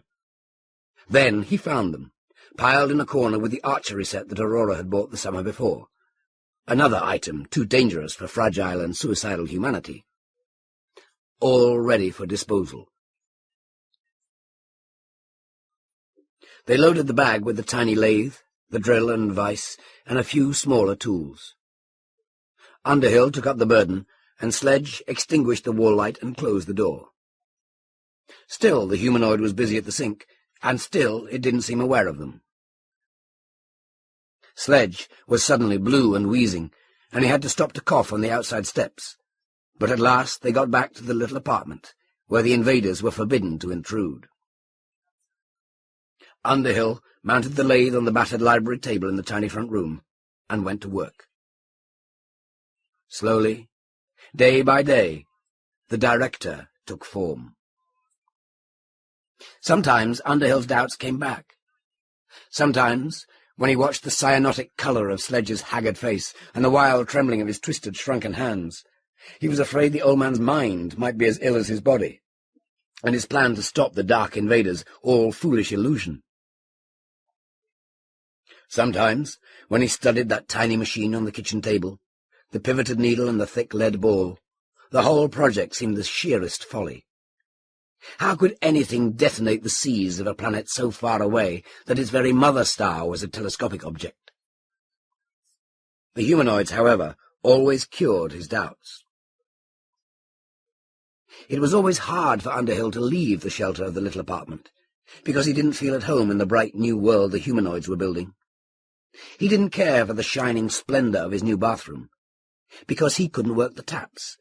Some suicidal human being might try to drown himself. He didn't like the windows that only a mechanical could open. A man might accidentally fall, or suicidally jump. Or even the majestic music room, with the wonderful glittering radiophonograph that only a humanoid could play. He began to share the old man's desperate urgency, but Sledge warned him solemnly, "You mustn't spend too much time with me. You mustn't let them guess our work is so important. Better put on an act. You're slowly getting to like them, and you're just killing time, helping me." Underhill tried, but he was not an actor. He went dutifully home for his meals. He tried painfully to invent conversation about anything else than detonating planets. He tried to seem enthusiastic when Aurora took him to inspect some remarkable improvement to the house. He applauded Gay's recitals and went with Frank for hikes in the wonderful new parks. And he saw what the humanoids did to his family. That was enough to renew his faith in Sledge's integrator and redouble his determination that the humanoids must be stopped. Aurora, in the beginning, had bubbled with praise for the marvellous new mechanicals. They did the household drudgery, planned the meals and brought the food, and washed the children's necks. They turned her out in stunning gowns and gave her plenty of time for cards. Now she had too much time. She had really liked to cook. A few special dishes at least that were family favourites. But stoves were hot and knives were sharp. Kitchens were altogether too dangerous for careless and suicidal human beings. Fine needlework had been her hobby, but the humanoids took away her needles. She had enjoyed driving the car, but that was no longer allowed. She turned for escape to a shelf of novels, but the humanoids took them all away, because they dealt with unhappy people in dangerous situations. One afternoon, Underhill found her in tears. "It's too much," she gasped bitterly. "I hate and loathe every naked one of them. They seemed so wonderful at first, but now they won't even let me eat a bit of candy. Can't we get rid of them, dear? Ever?" A blind little mechanical was standing at his elbow, and he had to say they couldn't. "Our function is to serve all men forever," it assured them softly. "It was necessary for us to take your sweets, Mrs. Underhill, because the slightest degree of overweight reduces life expectancy." Not even the children escaped that absolute solicitude. Frank was robbed of a whole arsenal of lethal instruments: football and boxing gloves, pocket-knife, tops, slingshot and skates. He didn't like the harmless plastic toys which replaced them. He tried to run away, but a humanoid recognized him on the road and brought him back to school. Gay had always dreamed of being a great musician. The new mechanicals had replaced her human teachers since they came. Now, one evening when Underhill asked her to play, she announced quietly, "Father, I'm not going to play the violin any more." "Why, darling?" He stared at her, shocked, and saw the bitter resolve on her face. "You've been doing so well, especially since the humanoids took over your lessons." "They're the trouble, Father." Her voice, for a child's, sounded strangely tired and old. "They are too good. No matter how long and hard I try, I could never be as good as they are. It isn't any use. Don't you understand, Father?" Her voice quivered. "It just isn't any use." He understood. Renewed resolution sent him back to his secret task. The humanoids had to be stopped. Slowly, the director grew, until a time came finally when Sledge's bent and unsteady fingers fitted into place the last tiny part that Underhill had made, and carefully soldered the last connection. Huskily, the old man whispered, "It's done." That was another dusk. Beyond the windows of the shabby little rooms, windows of common glass, bubble-marred and flimsy, but simple enough for a man to manage, the town of Two Rivers had assumed an alien splendor. The old street lamps were gone, but now the coming night was challenged by the walls of strange new mansions and villas, all aglow with color. A few dark and silent humanoids still were busy about the luminous roofs of the palace across the alley. Inside the humble walls of the small man-made apartment, the new director was mounted on the end of the little kitchen table, which Underhill had reinforced and bolted to the floor. Soldered bus bars joined director and integrator, and the thin palladium needle swung obediently as Sledge tested the knobs with his battered, quivering fingers. "Ready," he said hoarsely. His rusty voice seemed calm enough at first, but his breathing was too fast. His big, gnarled hands began to tremble violently, and Underhill saw the sudden blue that stained his pinched and haggard face. Seated on the high stool, he clutched desperately at the edge of the table. Underhill saw his agony and hurried to bring his medicine. He gulped it, and his rasping breath began to slow. "Thanks," his whisper rasped unevenly. "I'll be all right. I've time enough." He glanced out at the few dark, naked things that still flittered shadow-like about the golden towers and the glowing crimson dome of the palace across the alley. "Watch them," he said. "Tell me when they stop." He waited to quiet the trembling of his hands, and then began to move the director's knobs, The integrator's long needle swung, as silently as light. Human eyes were blind to that force, which might detonate a planet. Human ears were deaf to it. The cathode ray tube was mounted in the director cabinet to make the faraway target visible to feeble human senses. The needle was pointing at the kitchen wall, but that would be transparent to the beam. The little machine looked harmless as a toy, and it was silent as a moving humanoid. The needle swung, and spots of greenish light moved across the tube's fluorescent field, representing the stars that were scanned by the timeless, searching beam, silently seeking out the world to be destroyed. Underhill recognized familiar constellations, vastly dwarfed. They crept across the field as the silent needle swung. When 3 stars formed an unequal triangle in the center of the field, the needle steadied suddenly. Sledge touched other knobs, and the green points spread apart. Between them, another fleck of green was born. "The wing," whispered Sledge. The other stars spread beyond the field, and that green fleck grew. It was alone in the field, a bright and tiny disk. Suddenly, then, a dozen other tiny pips were visible, spaced close about it.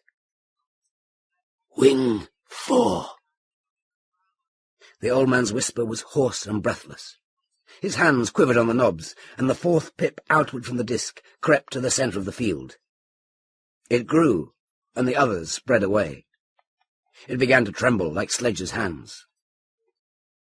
"Sit very still," came his rasping whisper. "Hold your breath. Nothing must disturb the needle." He reached for another knob, and the touch set the greenish image to dancing violently. He drew his hand back, kneaded and flexed it with the other. "Now!" His whisper was hushed and strained. He nodded at the window. "Tell me when they stop." Reluctantly, Underhill dragged his eyes from that intense, gaunt figure, stooped over the thing that seemed a futile toy. He looked out again at 2 or 3 little black mechanicals busy above the shining roofs across the alley. He waited for them to stop. He didn't care to breathe. He felt the loud, hurried hammer of his heart and the nervous quiver of his muscles.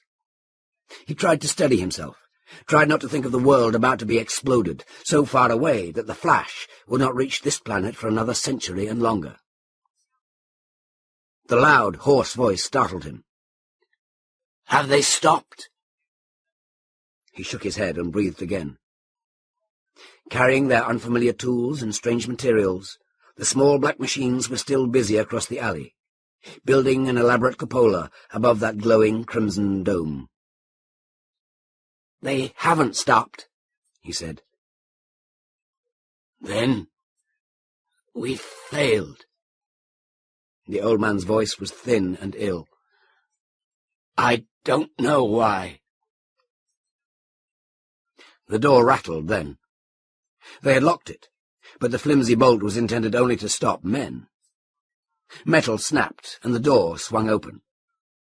A black mechanical came in on soundless, graceful feet. Its silvery voice puffed softly. "At your service, Mr. Sledge." The old man stared at it with glazing, stricken eyes. "Get out of here!" he rasped bitterly. "I forbid you!" Ignoring him, it darted to the kitchen table. With a flashing certainty of action, it turned 2 knobs on the director. The tiny screen went dark, and the palladium needle started spinning aimlessly. Deftly, it snapped a soldered connection next to the thick lead ball, and then its blind steel eyes turned to Sledge. "You were attempting to break the Prime Directive." Its soft, bright voice held no accusation, no malice or anger. "The injunction to respect your freedom is subordinate to the Prime Directive, as you know, and it is therefore necessary for us to interfere." The old man turned ghastly. His head was shrunken and cadaverous and blue, as if all the juice of life had been drained away, and his eyes in their pit-like sockets had a wild, glazed stare. His breath was a ragged, laborious gasping. "How?" His voice was a feeble mumbling. "How did—" And the little machine, standing black and bland and utterly unmoving, told him cheerfully. "We learned about rhodomagnetic screens from that man who came to kill you back on Wing 4. And the central is shielded now against your integrating beam."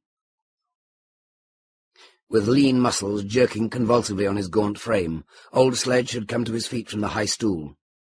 He stood hunched and swaying, no more than a shrunken human husk, gasping painfully for life, staring wildly into the blind steel eyes of the humanoid. He gulped, and his lax blue mouth opened and closed, but no voice came.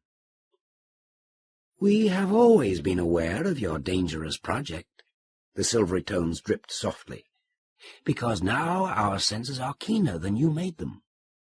We allowed you to complete it, because the integration process will ultimately become necessary for our full discharge of the Prime Directive. The supply of heavy metals for our fission plants is limited, but now we shall be able to draw unlimited power from integration plants." "Huh?" Sledge shook himself groggily. "What's that?" "Now we can serve men forever," the black thing said serenely, "on every world of every star." The old man crumpled, as if from an unendurable blow. He fell. The slim, blind mechanical stood motionless, making no effort to help him. Underhill was farther away, but he ran up in time to catch the stricken man before his head struck the floor. "Get moving!" His shaken voice came strangely calm. "Get Dr. Winters!" The humanoid didn't move. "The danger to the Prime Directive is ended now," it cooed. "Therefore it is impossible for us to aid or to hinder Mr. Sledge in any way whatever." "Then call Dr. Winters for me," rasped Underhill. "At your service," it agreed. But the old man, laboring for breath on the floor, whispered faintly, "No time. No use. I'm beaten. Done. A fool. Blind as a humanoid.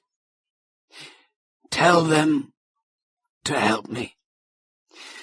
Giving up my immunity. No use, anyhow. All humanity.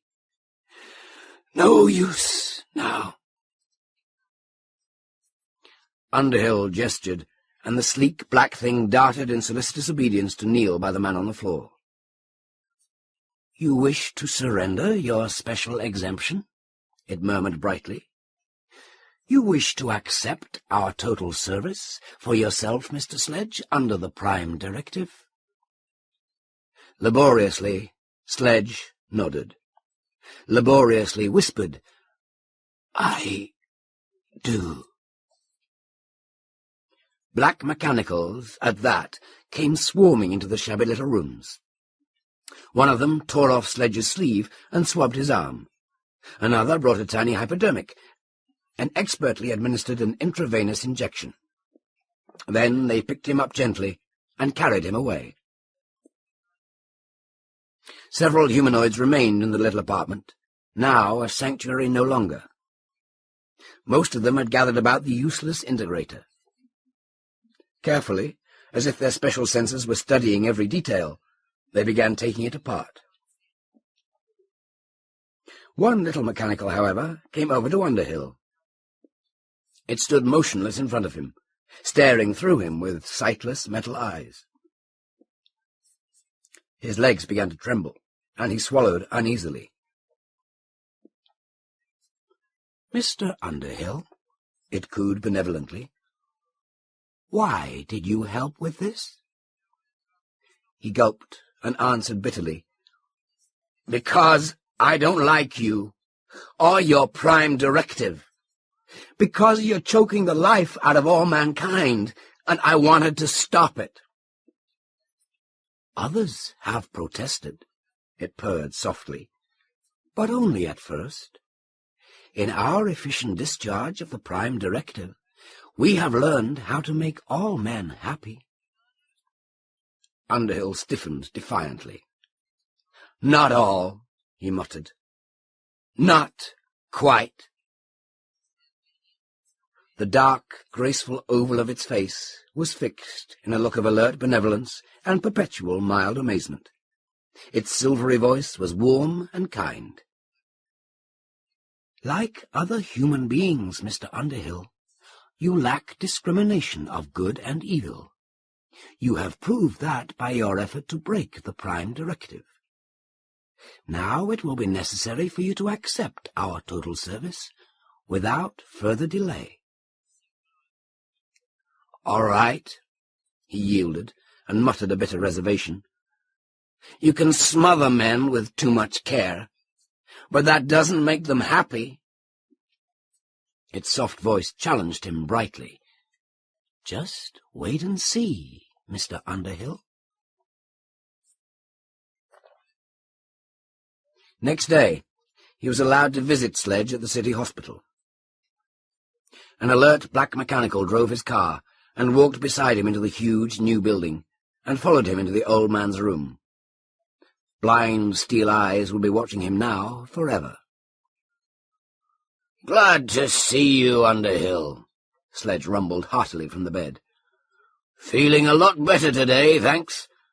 That old headache is all but gone." Underhill was glad to hear the booming strength and the quick recognition in that deep voice.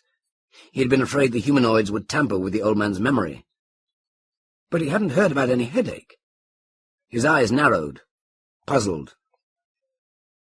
Sledge lay propped up, scrubbed very clean and neatly shorn, with his gnarled old hands folded on top of the spotless sheets. His raw-boned cheeks and sockets were hollowed still, but a healthy pink had replaced that deathly blueness. Bandages covered the back of his head. Underhill shifted uneasily. "Oh," he whispered faintly, "I didn't know."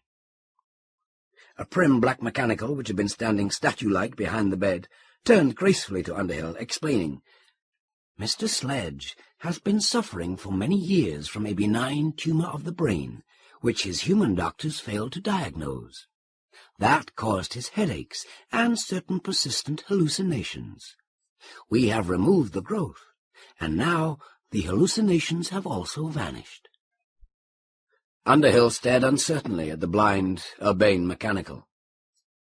"What hallucinations?" "Mr. Sledge thought he was a rhodomagnetic engineer," the mechanical explained. "He believed he was the creator of the humanoids. He was troubled with an irrational belief that he did not like the Prime Directive." The wan man moved on the pillows, astonished. "Is that so?" The gaunt face held a cheerful blankness, and the hollow eyes flashed with a merely momentary interest. "Well, whoever did design them, they're pretty wonderful, aren't they, Underhill?" Underhill was grateful that he didn't have to answer, for the bright, empty eyes dropped shut, and the old man fell suddenly asleep. He felt the mechanical touch his sleeve, and saw its silent nod. Obediently, he followed it away.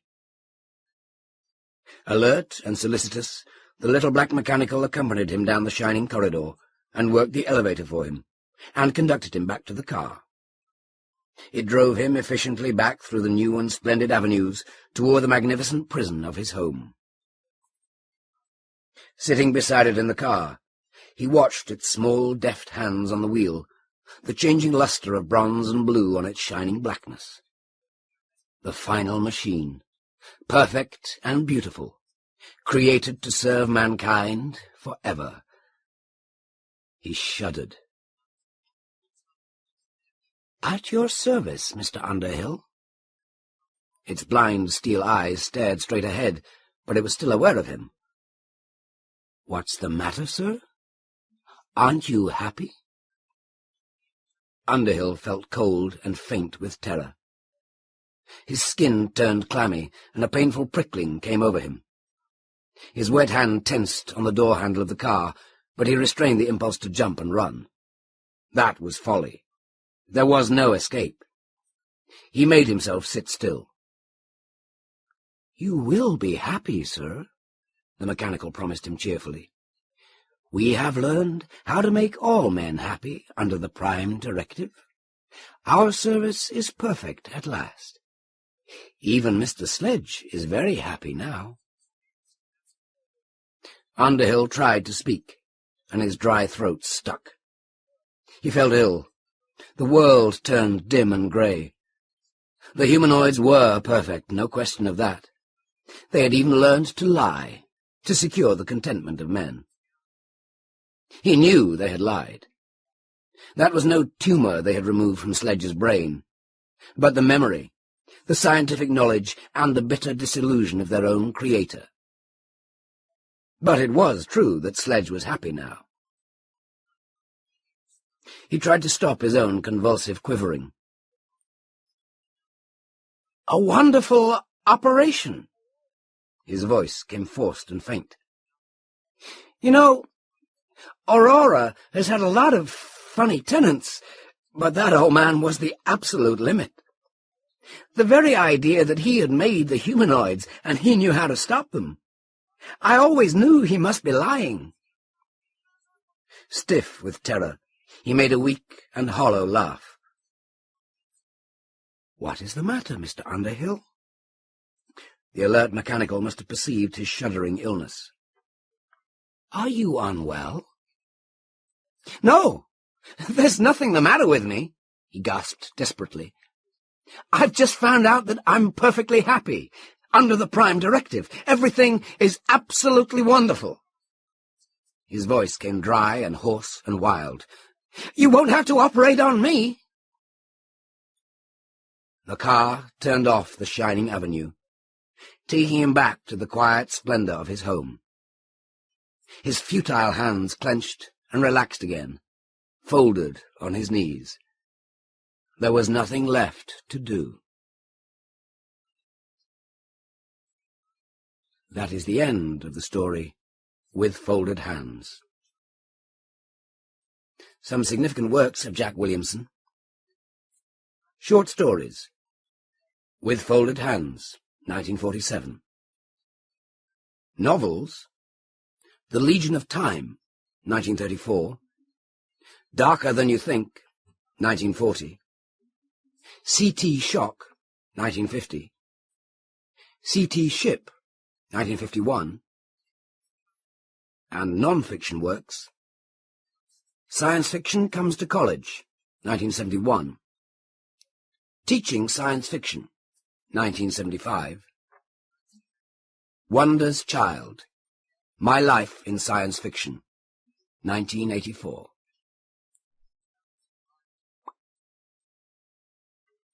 Clifford D. Simak. Clifford Donald Simak was born August 3rd, 1904, in Millville, Wisconsin, his parents having been immigrants from Bohemia in Czechoslovakia. While attending the University of Wisconsin, where he was majoring in journalism, he accepted his first newspaper job with the Iron River Reporter in Michigan.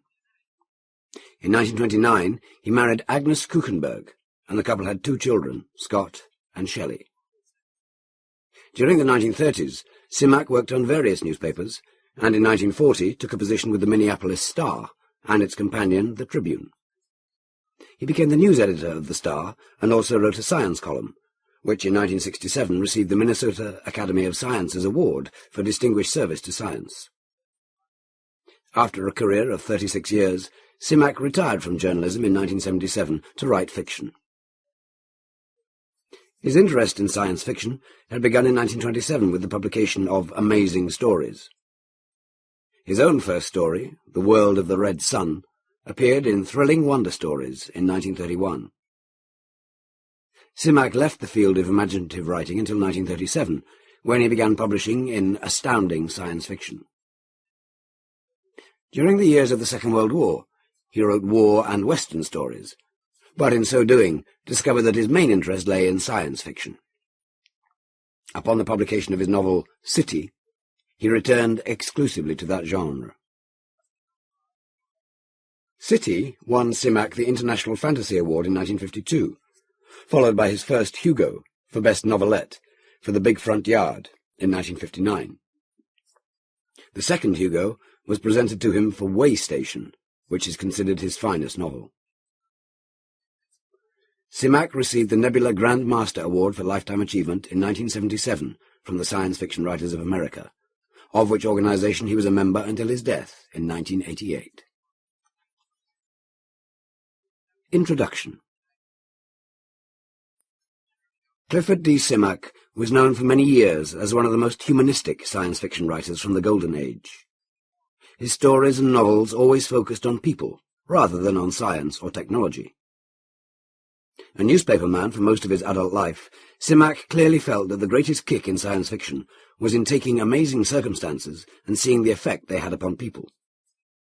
To a certain extent, this is what any SF writer does, but few have done it with the consistently powerful effect Simak was able to produce in his work. The Autumn Land is a story from late in his career, 1972, by which time he had written the novels for which he is best known, Way Station and City. The latter of these was originally short stories, later linked by connected narrative in its first book publication.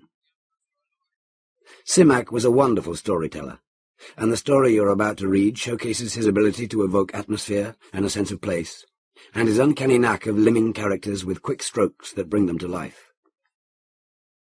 His work was sometimes thought to be light on science, especially by those who felt that it was the science that made science fiction special.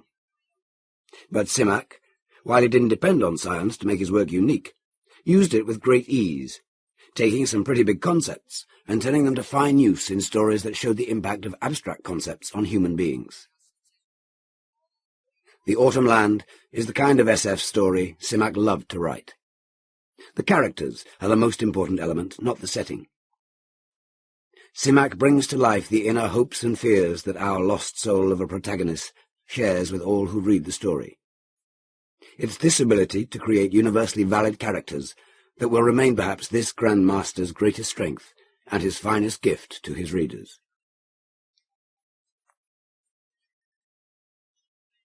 The Autumn Land.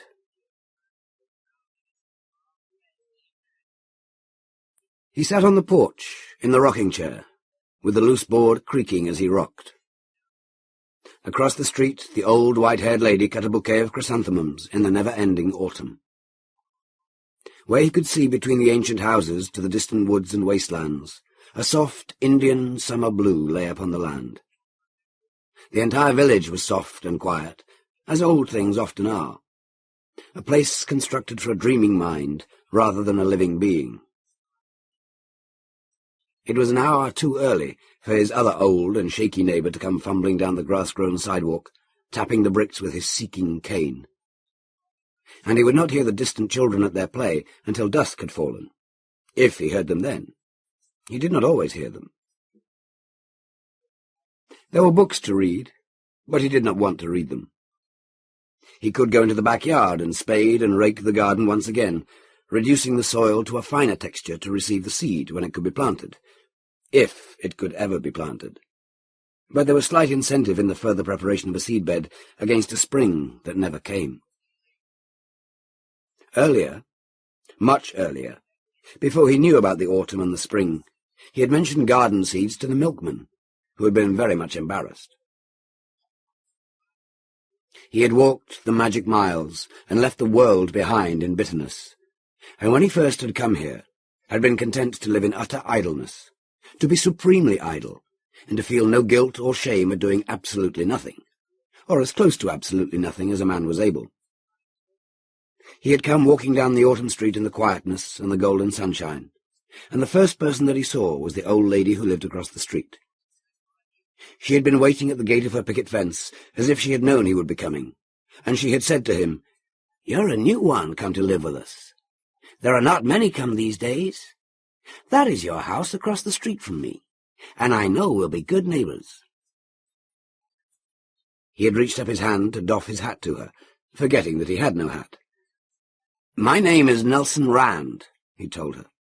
"I'm an engineer. I will try to be a decent neighbor." He had the impression that she stood taller and straighter than she did.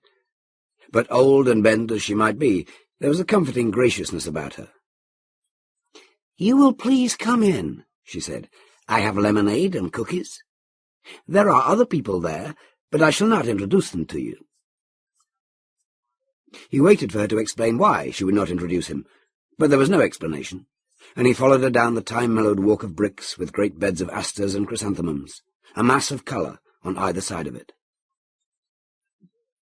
In the large, high-ceilinged living room, with its bay windows forming window seats, filled with massive furniture from another time, and with a small blaze burning in the fireplace, she had shown him to a seat before a small table to one side of the fire, and had sat down opposite him and poured the lemonade and passed the plate of cookies. "You must pay no attention to them," she had told him. "They are all dying to meet you, but I shall not humour them." It was easy to pay no attention to them, for there was no one there. "The Major, standing over there by the fireplace," said his hostess, "with his elbow on the mantel, a most ungainly pose, if you should ask me, is not happy with my lemonade. He would prefer a stronger drink. Please, Mr. Rand, will you not taste my lemonade? I assure you it is good. I made it myself. I have no maid, you see, and no one in the kitchen. I live quite by myself, and satisfactorily, although my friends keep dropping in, sometimes more often than I like." He tasted the lemonade, not without misgivings, and to his surprise it was lemonade, and was really good, like the lemonade he had drunk when a boy at 4th of July celebrations and at grade school picnics, and had never tasted since. "It is excellent," he said. "The lady in blue," his hostess said, sitting in the chair by the window, "lived here many years ago. She and I were friends, although she moved away some time ago, and I am surprised that she comes back, which she often does. The infuriating thing is that I cannot recall her name, if I ever knew it. You don't know it, do you?" "I am afraid I don't." "Oh, of course you wouldn't. I had forgotten. I forget so easily these days. You are a new arrival." He had sat through the afternoon and drank her lemonade and eaten her cookies, while she chatted on about her non-existent guests. It was only when he had crossed the street to the house she had pointed out as his, with her standing on the stoop and waving her farewell, that he realized she had not told him her name. He did not know it even now. How long had it been, he wondered, and realized he didn't know. It was this autumn business. How could a man keep track of time when it was always autumn? It had all started on that day when he had been driving across Iowa, heading for Chicago. No, he reminded himself, it had started with the thinnesses, although he had paid little attention to the thinnesses to begin with. Just been aware of them, perhaps as a strange condition of the mind, or perhaps an unusual quality to the atmosphere and light, as if the world lacked a certain solidity that one had come to expect, as if one were running along a mystic borderline between there and somewhere else. He had lost his West Coast job when a government contract had failed to materialize. His company had not been the only one. There were many other companies that were losing contracts, and there were a lot of engineers who walked the streets bewildered. There was a bare possibility of a job in Chicago, although he was well aware that by now it might be filled. Even if there were no job, he reminded himself, he was in better shape than a lot of other men. He was young and single. He had a few dollars in the bank. He had no house mortgage, no car payments, no kids to put through school. He had only himself to support, no family of any sort at all. The old, hard-fisted bachelor uncle, who had taken him to raise when his parents had died in a car crash, and had worked him hard on that stony, hilly Wisconsin farm, had receded deep into the past, becoming a dim, far figure that was hard to recognize. He had not liked his uncle, Rand remembered. Had not hated him, simply had not liked him. He had shed no tears, he recalled, when the old man had been caught out in a pasture by a bull and gored to death. So now Rand was quite alone, not even holding the memories of a family. He had been hoarding the little money that he had, for with a limited work record, with other men better qualified looking for the jobs, he realized that it might be some time before he could connect with anything. The beat-up wagon that he drove had space for sleeping, and he stopped at the little wayside parks along the way to cook his meals. He had almost crossed the state, and the road had started its long winding through the bluffs that rim the Mississippi. Ahead, he caught glimpses, at several turnings of the road, of smokestacks and tall structures that marked the city just ahead. He emerged from the bluffs, and the city lay before him, a small industrial centre that lay on either side of the river. It was then that he felt and saw, if one could call it seeing, the thinness that he had seen before, or had sensed before. There was about it not exactly an alienness, but a sense of unreality, as if one was seeing the actuality of the scene through some sort of veil, with the edges softened and the angles flattened out, as if one might be looking at it as one would look at the bottom of a clear-water lake, with a breeze gently ruffling the surface. When he had seen it before, he had attributed it to road fatigue, and had opened the window to get a breath of air, or had stopped the car and gotten out to walk up and down the road a while, and it had gone away. But this time it was worse than ever, and he was somewhat frightened at it. Not so much frightened at it as he was frightened of himself, wondering what might be wrong with him. He pulled off to the side of the road, braking the car to a halt, and it seemed to him, even as he did it, that the shoulder of the road was rougher than he'd thought. As he pulled off the road, the thinness seemed to lessen, and he saw that the road had changed, which explained its roughness. The surface was pocked with chuck holes, and blocks of concrete had been heaved up, and other blocks were broken into pebbly shards. He raised his eyes from the road to look at the city, and there was no city, only the broken stumps of a place that had somehow been destroyed. He sat with his hands frozen on the wheel, and in the silence, the deadly, unaccustomed silence, he heard the cawing of crows. Foolishly, he tried to remember the last time he had heard the caw of crows, and then he saw them, black specks that flapped just above the bluff top. There was something else as well, the trees. No longer trees, but only here and there blackened stumps.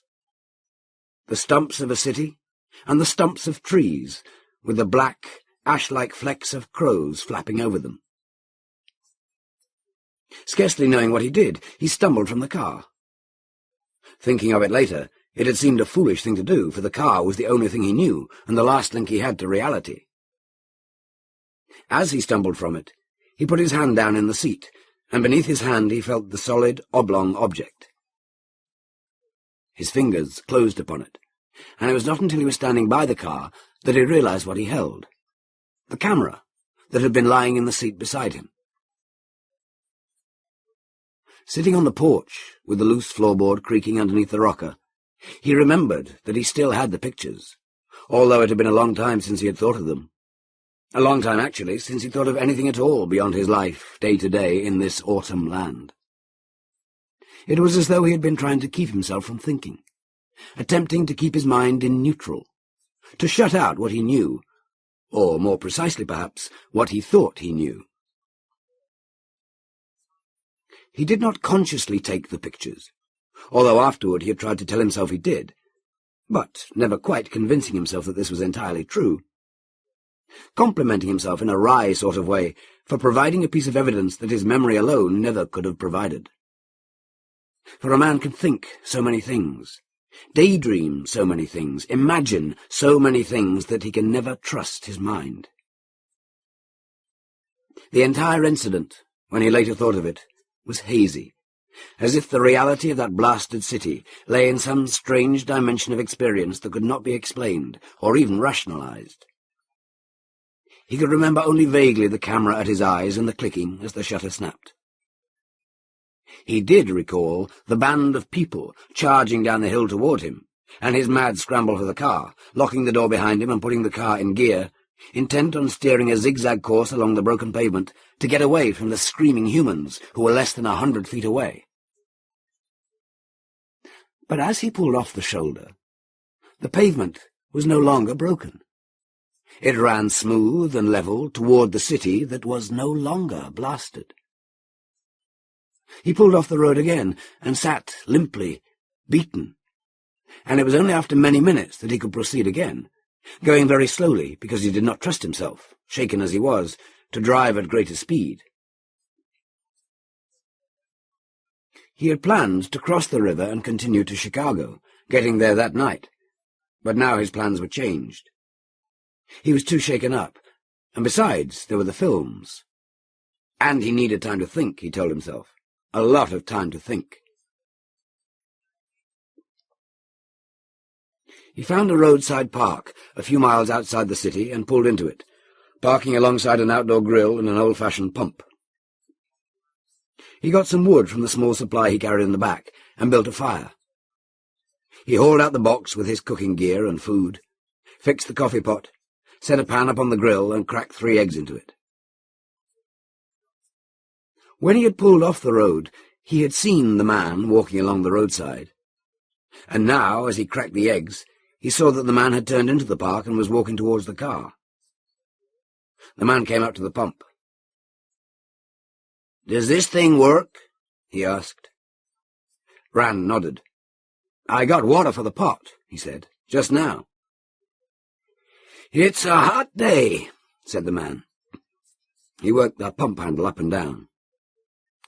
"Hot for walking," he said. "You been walking far?" "The last 6 weeks," he said. Rand had a closer look at him. The clothes were old and worn, but fairly clean. He had shaved a day or 2 before. His hair was long, not that he wore it long, but from lack of barbering. Water gushed from the spout, and the man cupped his hands under it, bent to drink. "That was good," he finally said. "I was thirsty." "How are you doing for food?" asked Rand. The man hesitated. "Not too well," he said. "Reach into that box on the tailgate. Find yourself a plate and some eating implements. A cup, too. Coffee will be ready soon." "Mister, I wouldn't want you to think I came walking up here." "Forget it," said Rand. "I know how it is. There's enough for the both of us." The man got a plate and cup, a knife, a fork, a spoon. He came over and stood beside the fire. "I'm new at this," he said. "I've never had to do a thing like this before. I always had a job. For 17 years I had a job." "Here you are," said Rand. He slid the eggs onto the plate, went back to the box to get 3 more. The man walked over to a picnic table and put down his plate. "Don't wait for me," said Rand. "Eat them while they're hot. The coffee's almost ready. There's bread if you want any." "I'll get a slice later," said the man, "for mopping up." John Sterling, he said his name was. And where now would John Sterling be, Rand wondered. Still tramping the highways, looking for work? Any kind of work? A day of work, an hour of work? A man who for 17 years had held a job and had a job no longer. Thinking of Sterling, he felt a pang of guilt. He owed John Sterling a debt he never could repay, not knowing at the time they talked there was any debt involved. They had sat and talked, eating their eggs, mopping up the plates with bread, drinking hot coffee. "For 17 years, said Sterling. "A machine operator, an experienced hand, with the same company. Then they let me out, me and 400 others, all at one time. Later they let out others. I was not the only one. There were a lot of us. We weren't laid off, we were let out. No promise of going back. Not the company's fault, I guess. There was a big contract that fizzled out. There was no work to do. How about yourself? You let out, too? Rand nodded. How did you know? Well, eating like this. Cheaper than a restaurant. And you got a sleeping bag. You sleep in the car? That's right, said Rand. It's not as bad for me as it is for some of the others. I have no family. I have a family, said Sterling. Wife, 3 kids. We talked it over, the wife and me. She didn't want me to leave, but it made sense I should. Money all gone, unemployment run out.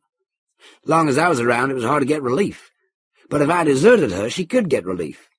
That way, there's food for the wife and kids, a roof over their heads. Hardest thing I ever did. Hard for all of us. Someday I'll go back. When times get better, I'll go back. The family'll be waiting.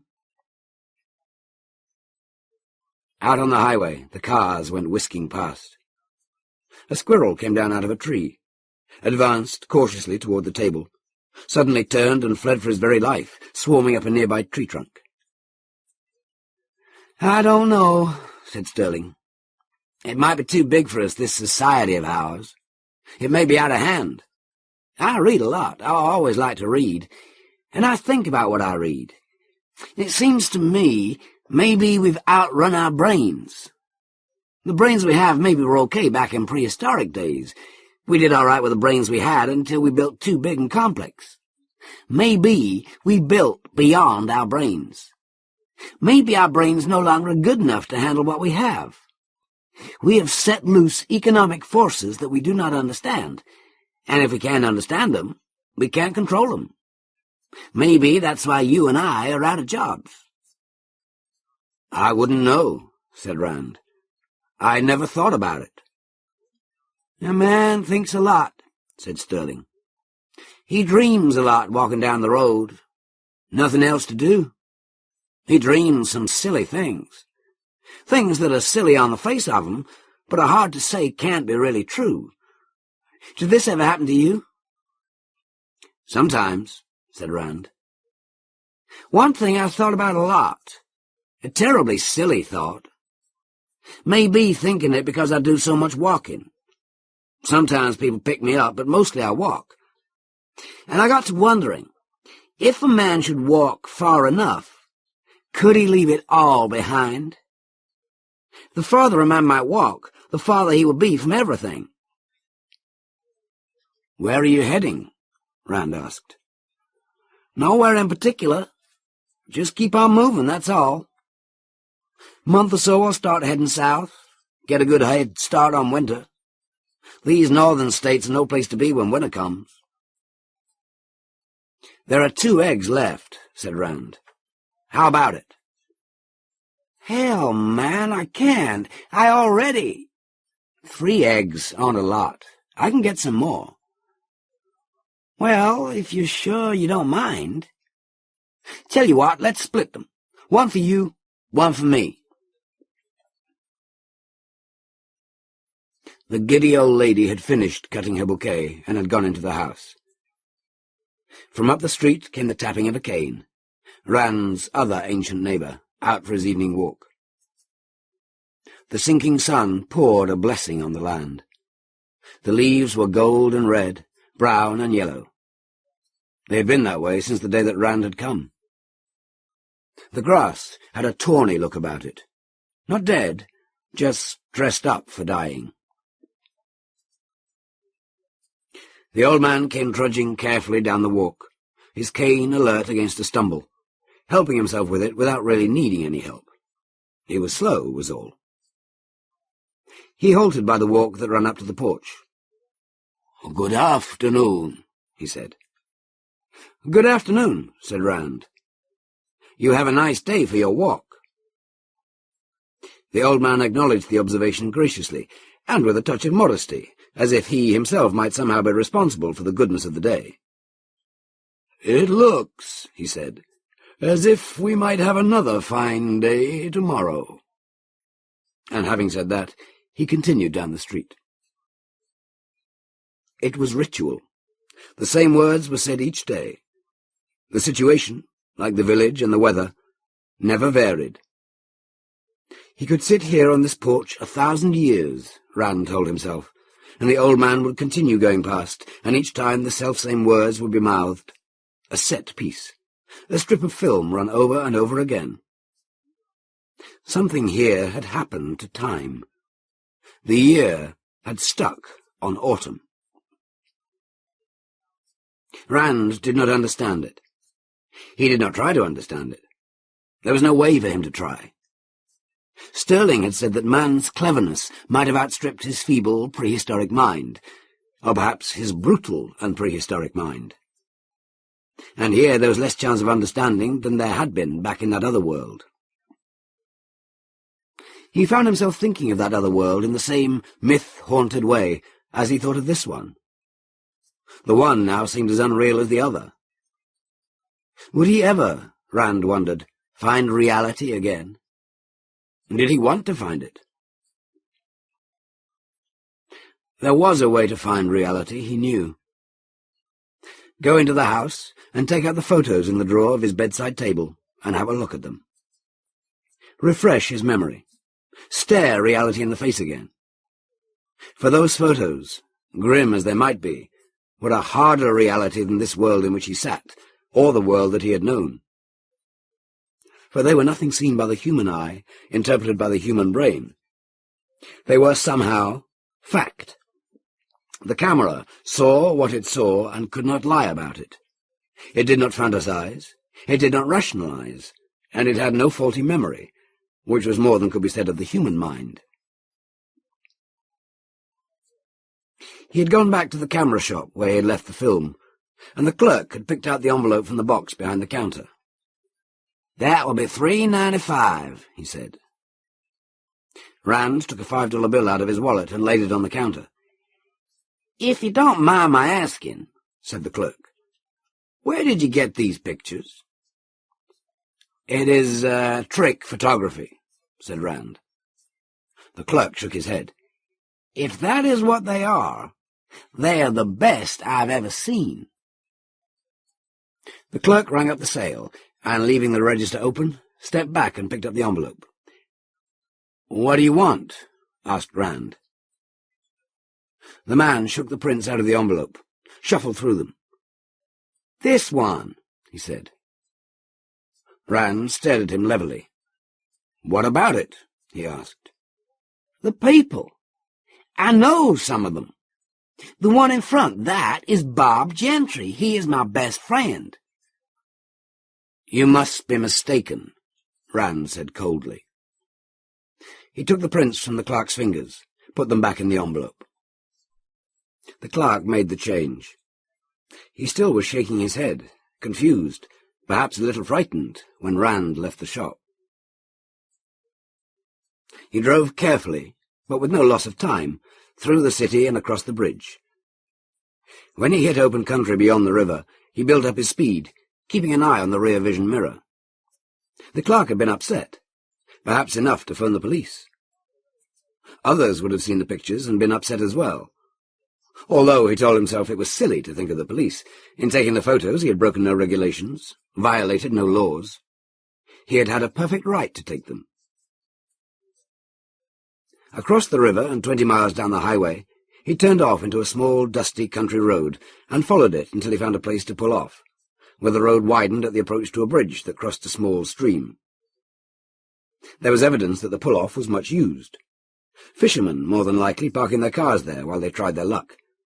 But now the place was empty. He was disturbed to find that his hands were shaking when he pulled the envelope from his pocket and shook out the prints. And there it was, as he no longer could remember it. He was surprised that he had taken as many pictures as he had. He could not remember having taken half that many. But they were there, and as he looked at them, his memory, reinforced, came back again, although the photos were much sharper than his memory. The world, he recalled, had seemed to be hazed and indistinct so far as his eyes had been concerned. In the photos, it lay cruel and merciless and clear. The blackened stumps stood up, stark and desolate, and there could be no doubt that the imprint that lay upon the photos was the actuality of a bombed-out city. The photos of the bluff showed the barren rock no longer masked by trees, with only here and there the skeletons of trees that by some accidental miracle had not been utterly reduced by the storm of fire. There was only one photo of the band of people who had come charging down the hill toward him, and that was understandable, for once having seen them, he had been in a hurry to get back to the car. Studying the photo, he saw they were much closer than he'd thought. Apparently they had been there all the time, just a little way off, and he had not noticed them in his astonishment at what had happened to the city. If they had been quieter about it, they could have been on top of him and overwhelmed him before he discovered them. He looked closely at the picture, and saw that they had been close enough that some of the faces were fairly well defined. He wondered which one of them was the man the Clarke back at the camera shop had recognized. He shuffled the photographs together, and slid them back into the envelope and put it in his pocket. He got out of the car and walked down to the edge of the stream. The stream, he saw, was no more than 10 feet or so across, but here, below the bridge, it had gathered itself into a pool, and the bank had been trampled bare of vegetation, and there were places where fishermen had sat. Rand sat down in one of these places and inspected the pool. The current came in close against the bank, and probably had undercut it, and lying there in the undercut would be the fish that the now absent anglers sought, dangling their worms at the end of a long cane pole and waiting for a bite.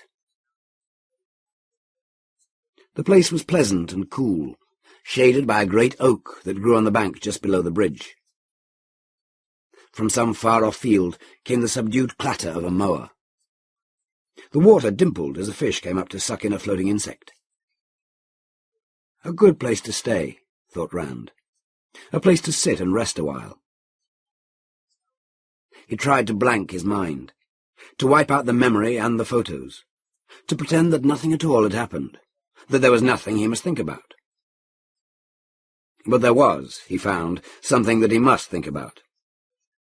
Not about the photos, but something that Sterling had said just the day before. "I got to wondering," he had said, "if a man should walk far enough, could he leave it all behind?" How desperate must a man get, Rand wondered, before he would be driven to asking such a question. Perhaps not desperate at all, just worried and alone and tired, and not being able to see the end of it.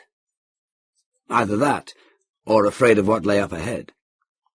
Like knowing, perhaps, that in a few years' time, and not too many years, for in that photo of the people the Clarke had seen a man he knew, a warhead would hit a little Iowa town and wipe it out.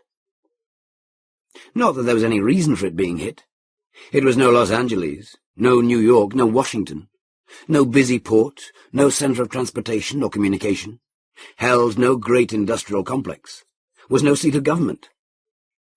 Simply hit because it had been there, hit by blunder, by malfunction, or by miscalculation. Although it probably didn't matter greatly, for by the time it had been hit, the nation, and perhaps the world, might have been gone. A few years, Rand told himself, and it would come to that. After all the labour, all the hopes and dreams, the world would come to just that. It was the sort of thing that a man might want to walk away from, hoping that in time he might forget it ever had been there. But to walk away, he thought rather idly, one would have to find a starting point. You could not walk away from everything by just starting anywhere. It was an idle thought, sparked by the memory of his talk with Sterling. And he sat there, idly, on the stream bank, and because it had a sense of attractive wonder, he held it in his mind, not letting go at once, as one did with idle thoughts. And as he sat there, still holding it in his mind, another thought, another time and place crept in to keep it company. And suddenly he knew, with no doubt at all, without really thinking, without searching for an answer, that he knew the place where he could start. He stiffened and sat rigid, momentarily frightened, feeling like a fool trapped by his own unconscious fantasy. For that, said common sense, was all that it could be. The bitter wondering of a beaten man as he tramped the endless road looking for a job. The shock of what the photos showed. Some strange, mesmeric quality of this shaded pool that seemed a place apart from a rock-hard world. All of these put together had produced the fantasy. Rand hauled himself erect and turned back toward the car. But as he did, he could see within his mind this special starting place. He had been a boy. How old, he wondered, maybe 9 or 10? And he had found a little valley. Not quite a glen, yet not quite a valley either, running below his uncle's farm down toward the river. He had never been there before, and he had never gone again. On his uncle's farm there had been too many chores, too many things to do to allow the time to go anywhere at all. He tried to recall the circumstances of his being there, and found that he could not. All that he could remember was a single magic moment, as if he had been looking at a single frame of a movie film. A single frame impressed upon his memory because of what? Because of some peculiar angle at which the light had struck the landscape? Because, for an instant, he had seen with different eyes than he had ever used before or since? Because, for the fractional part of a second, he had sensed a simple truth behind the facade of the ordinary world?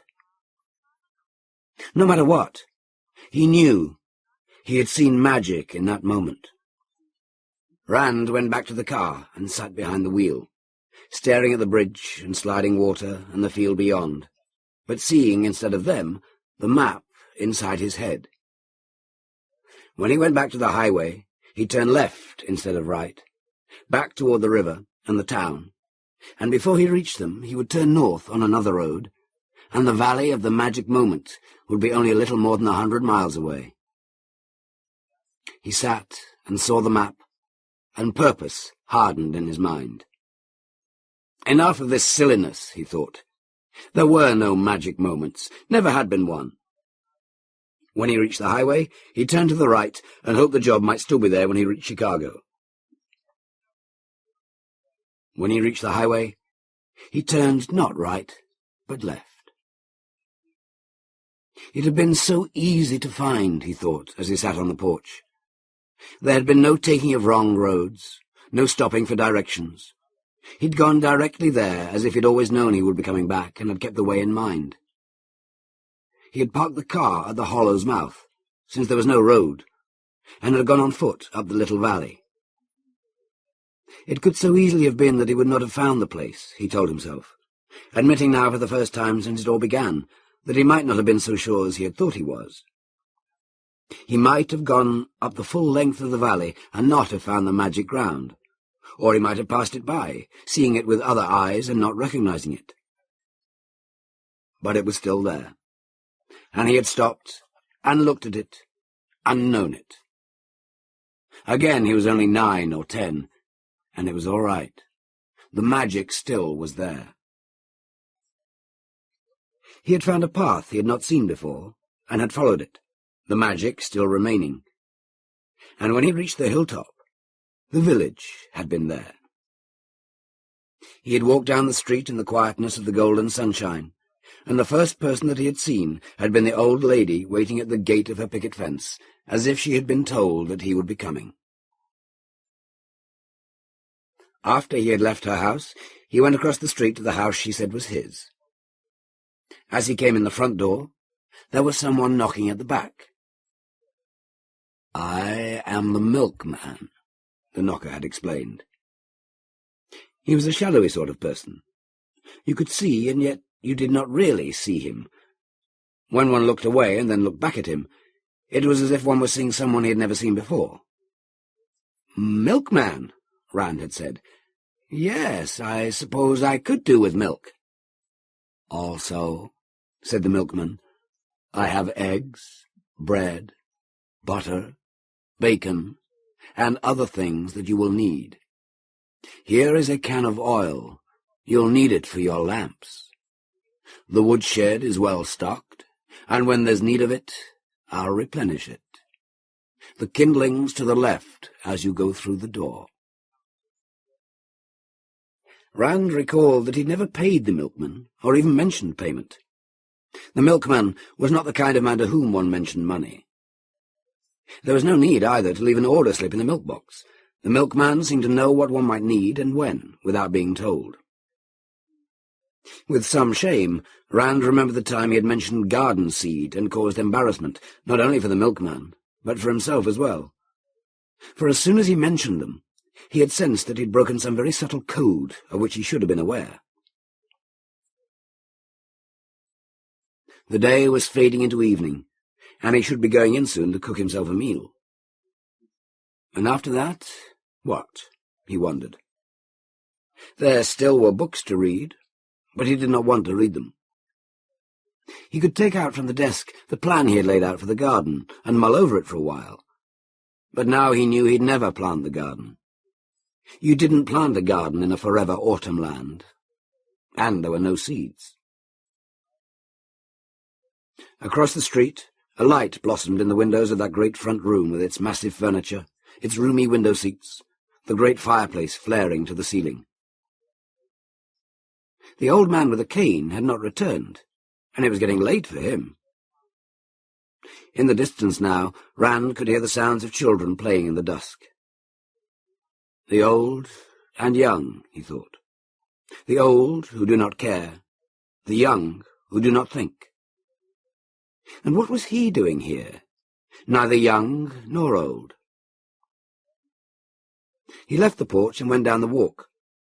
The street was empty, as it always was. He drifted slowly down it, heading toward the little park at the village edge. He often went there to sit on a bench beneath the friendly trees, and it was there he was sure that he would find the children. Although why he should think that he would find them there he did not know, for he had never found them, but only heard their voices. He went past the houses, standing sedately in the dusk. Had people ever lived in them, he wondered? Had there ever been that many people in this nameless village?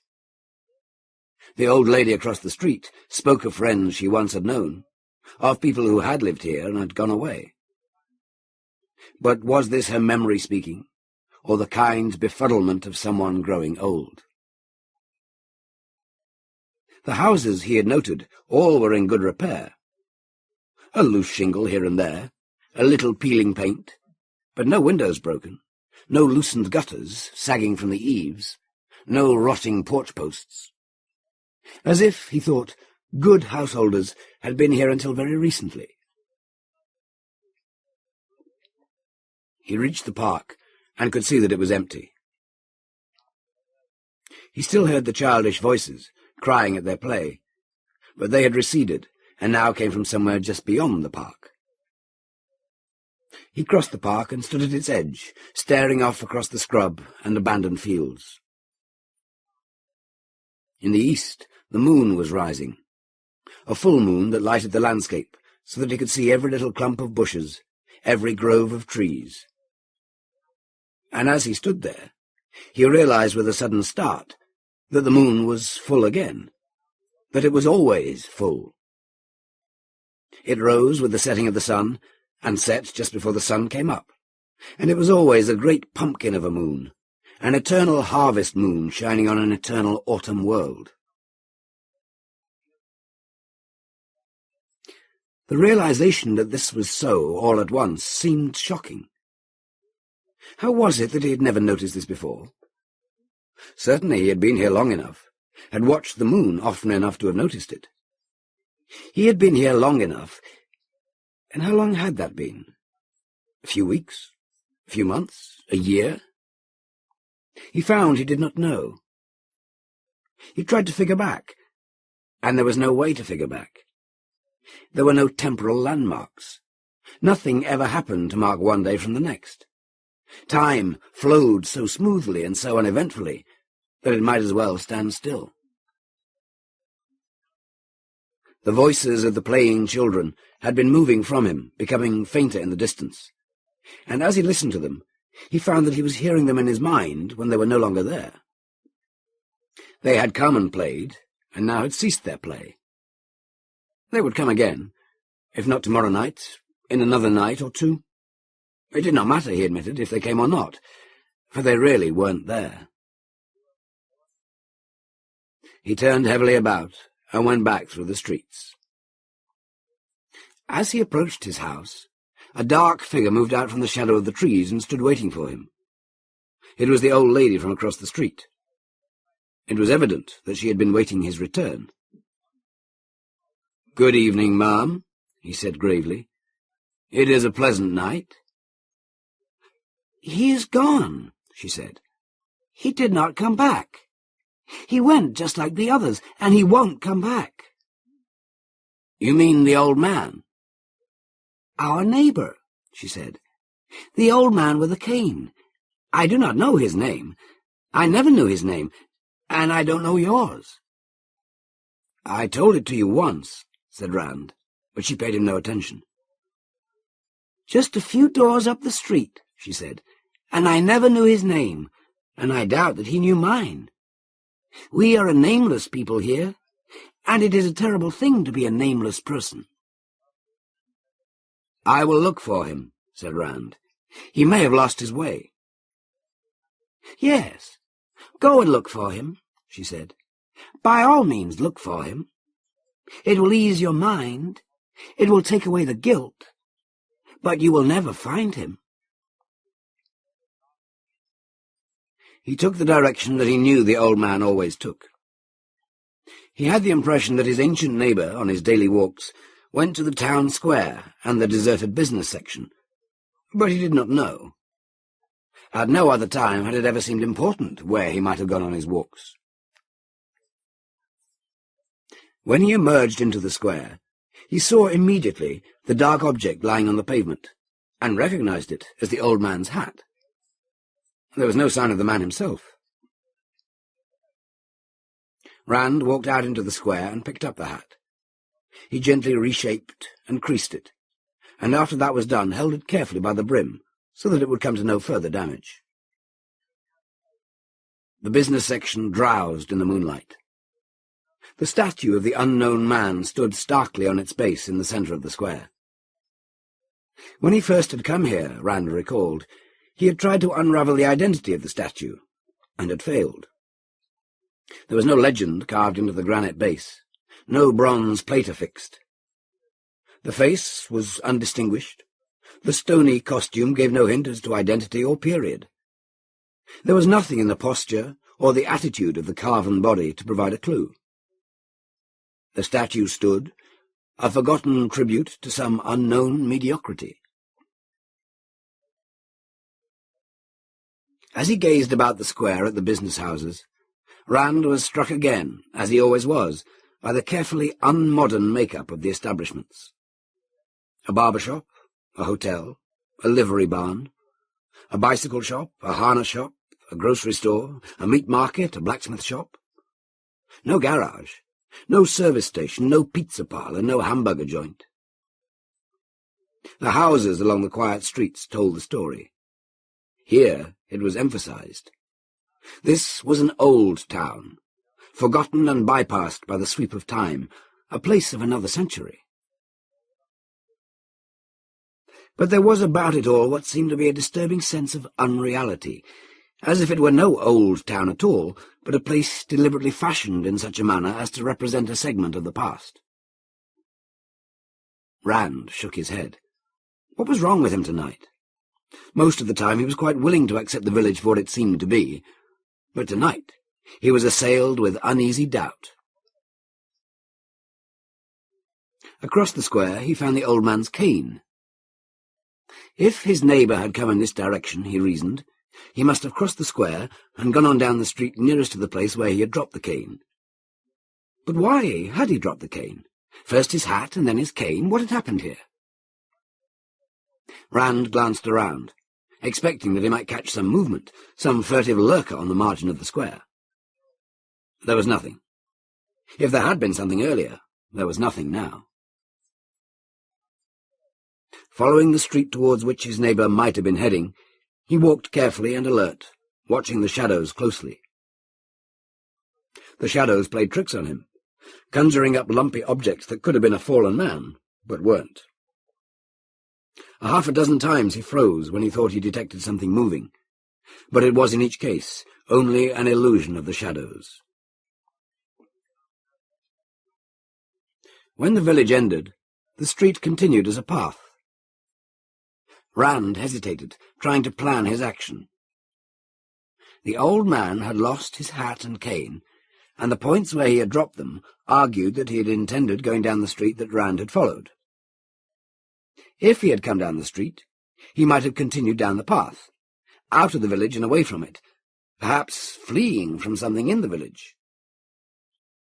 There was no way one could be sure, Rand knew. But he was here, and might as well go on for at least a ways. The old man might be out there somewhere, exhausted, perhaps terribly frightened, perhaps fallen beside the path and needing help. Rand forged ahead. The path, rather well-defined at first, became fainter as it wound its way across the rolling moonlit countryside. A flushed rabbit went bobbing through the grass. Far off, an owl chortled wickedly. A faint, chill wind came out of the west, and with the wind came a sense of loneliness, of open, empty space, untenanted by anything other than rabbit, owl, and wind. The path came to an end, its faintness finally pinching out to nothing.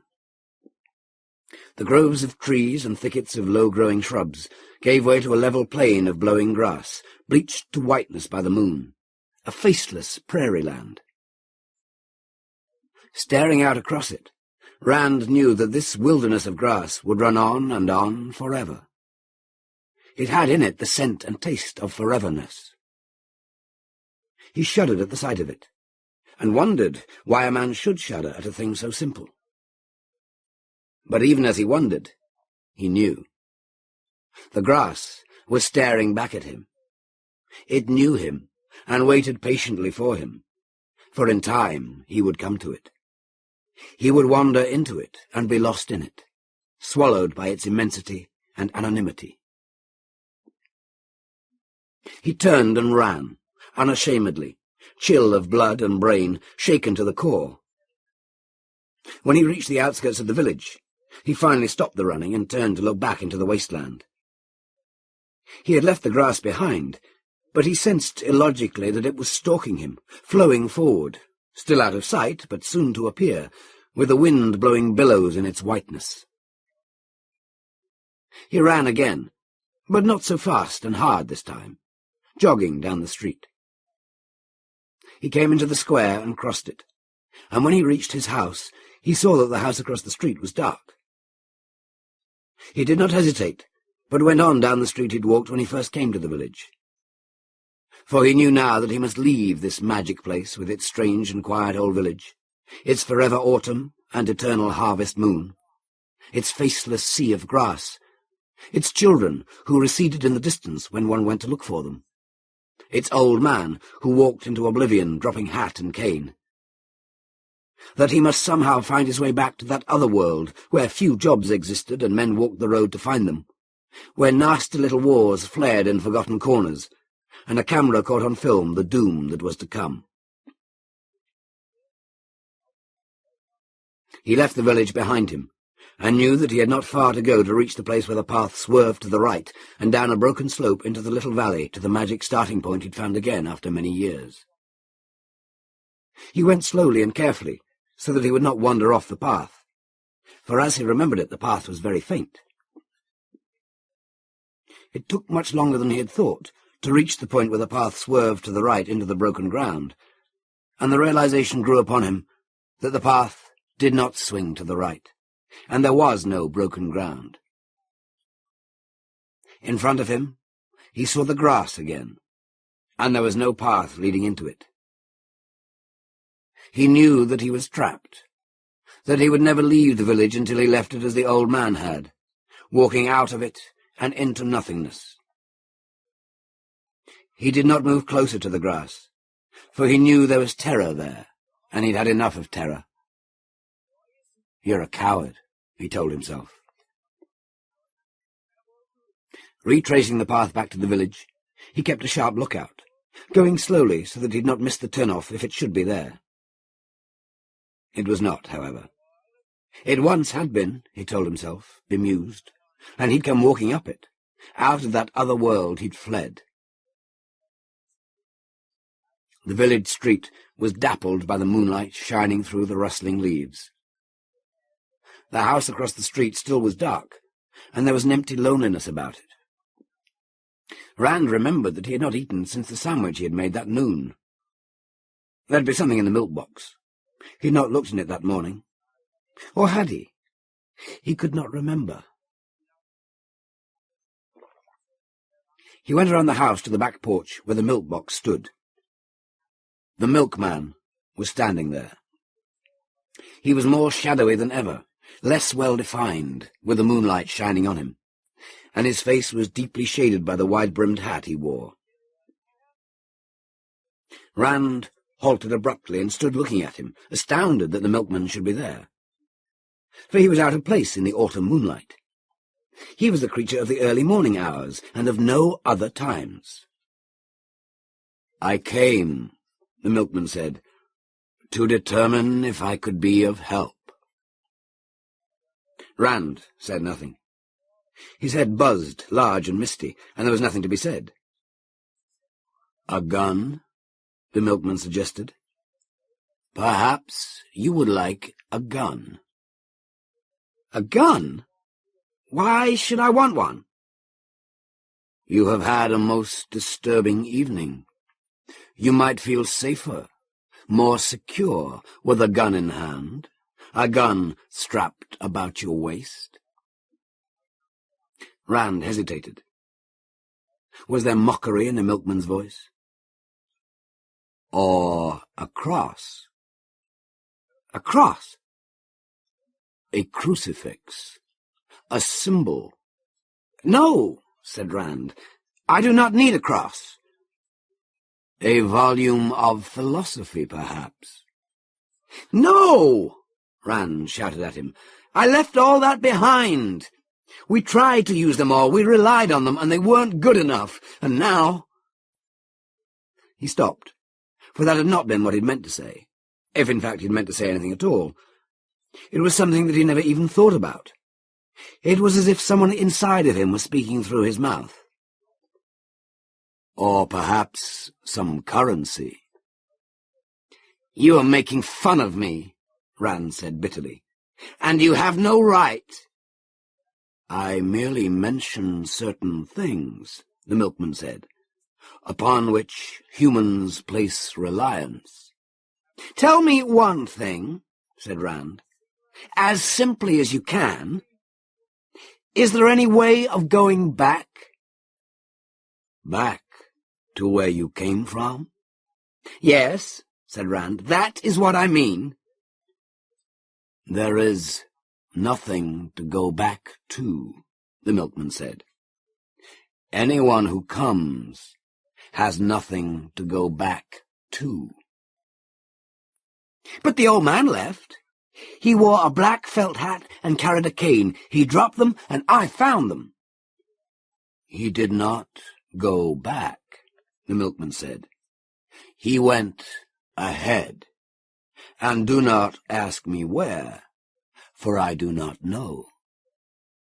"But you're a part of this." "I am a humble servant.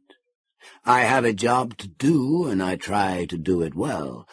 I care for our guests the best that I am able. But there comes a time when each of our guests leaves us. I would suspect this is a halfway house on the road to someplace else."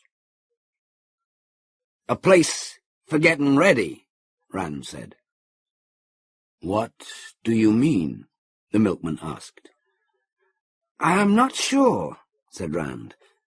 "I had not meant to say it." And this was the second time, he thought, that he'd said something he had not meant to say. "There's one comfort about this place," the milkman said. "One good thing about it you should keep in mind.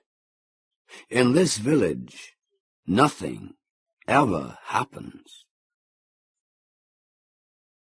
He came down off the porch and stood up on the walk. "You spoke of the old man," he said, "and it was not the old man only. The old lady also left us. The two of them stayed on much beyond their time. You mean I'm here all alone? The milkman had started down the walk, but now he stopped and turned. There'll be others coming, he said. There are always others coming. What was it Sterling had said about man outrunning his brain capacity? Rand tried to recall the words, but now, in the confusion of the moment, he had forgotten them. But if that should be the case, if Sterling had been right, no matter how he had phrased his thought, might not man need, for a while, a place like this, where nothing ever happened, where the moon was always full and the year was stuck on autumn? Another thought intruded, and Rand swung about, shouting in sudden panic at the milkman. "But these others! Will they talk to me?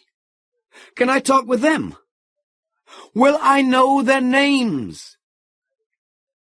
The milkman had reached the gate by now, and it appeared that he had not heard. The moonlight was paler than it had been. The eastern sky was flushed. Another matchless autumn day was about to dawn. Rand went around the house. He climbed the steps that led up to the porch. He sat down in the rocking chair and began waiting for the others.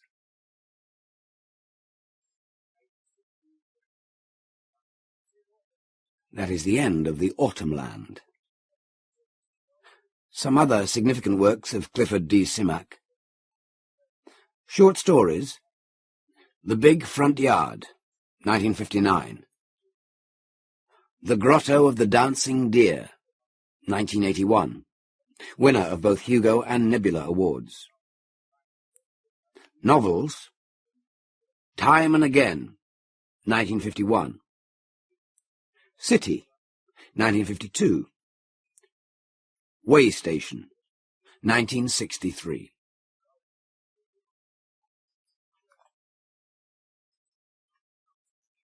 Sprague de Camp. Sprague de Camp was born on November the 27th, 1907, in New York City. He received a B.S. in Aeronautical Engineering from the California Institute of Technology in 1930, and an M.S. in Engineering and Economics from Stevens Institute of Technology in 1933. He has worked as an educator, lecturer, engineer, patent expert, and publicity writer.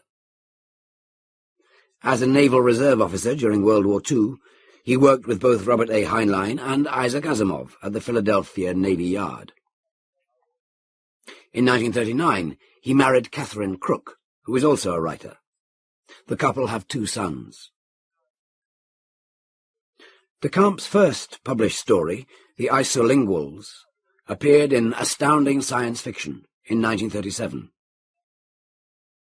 Lest Darkness Fall, published in Unknown, a fantasy magazine, in 1939, is considered his most notable early work, and is regarded as a classic of science fiction. He has worked extensively on editing and adding to Robert E. Howard's Conan stories. Tales of Conan, 1955, consists of unfinished Howard manuscripts converted and completed by de Camp into finished chapters of the Conan saga. He is also noted as being one of the few writers in the science fiction and fantasy field who can handle humorous material with great success. In collaboration with Catherine de Camp, he published a useful compendium for beginning writers in 1953. They revised this work in 1975. De Camp is the author and co-author of approximately 100 books. He belongs to many professional and literary organizations, speaks several languages, and has traveled extensively all over the world. He has received the International Fantasy Award for Lands Beyond in 1953, the Gandalf Grand Master Award for Lifetime Achievement in the Field of Fantasy, 1976, the Nebula Grand Master Award from the Science Fiction Writers of America, 1979, and the World Fantasy Convention Award for Lifetime Achievement, 1984. Introduction. This story harkens back to a time when science fiction was a smaller universe. Sprague de Camp was, in the 50s and 60s, one of the undisputed biggest names in the field. And yet he also wrote a number of non-fiction works about, among other subjects, archaeology. This story uses, quite wonderfully, de Camp's knowledge and love of paleontology to create a witty, pungent tale that is quintessentially de Camp. The dry humour of the narrative voice, the carefully constructed plot which leads inexorably to the kicker ending, the well-researched background and details all are hallmarks of de Camp, the craftsman. In such novels as Lest Darkness Fall, Rogue Queen, and the collaborative The Incomplete Enchanter, with Fletcher Pratt, de Camp exhibits these abilities. In numerous short stories, too, his talents are amply obvious to readers who enjoy both fantasy and science fiction. De Camp was one of the first SF writers to use the social sciences as the primary focus of his work, and A Gun for Dinosaur is therefore a very fitting example of his work to include in this collection of Grand Master's works. At this late date, long since such authors as Ursula K. Le Guin, Joan D. Vinge, C.J. Cherry, and others have made anthropology an important part of their work, it's hard to imagine the time when only André Norton and Chad Oliver were using such tools as are to be found in de Camp's work. Without the contributions of de Camp, who can say if the world-building tales of many latter-day writers would have been accepted in the SF field on their substantial merits?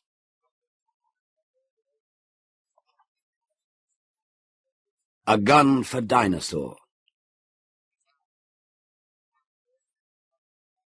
No, I'm sorry, Mr. Seligman, but I can't take you hunting late Mesozoic dinosaur. Yes, I know what the advertisement says. Why not? How much do you weigh? 130? Let's see, that's under 10 stone, which is my lower limit. I could take you to other periods, you know. I'll take you to any period in the Cenozoic.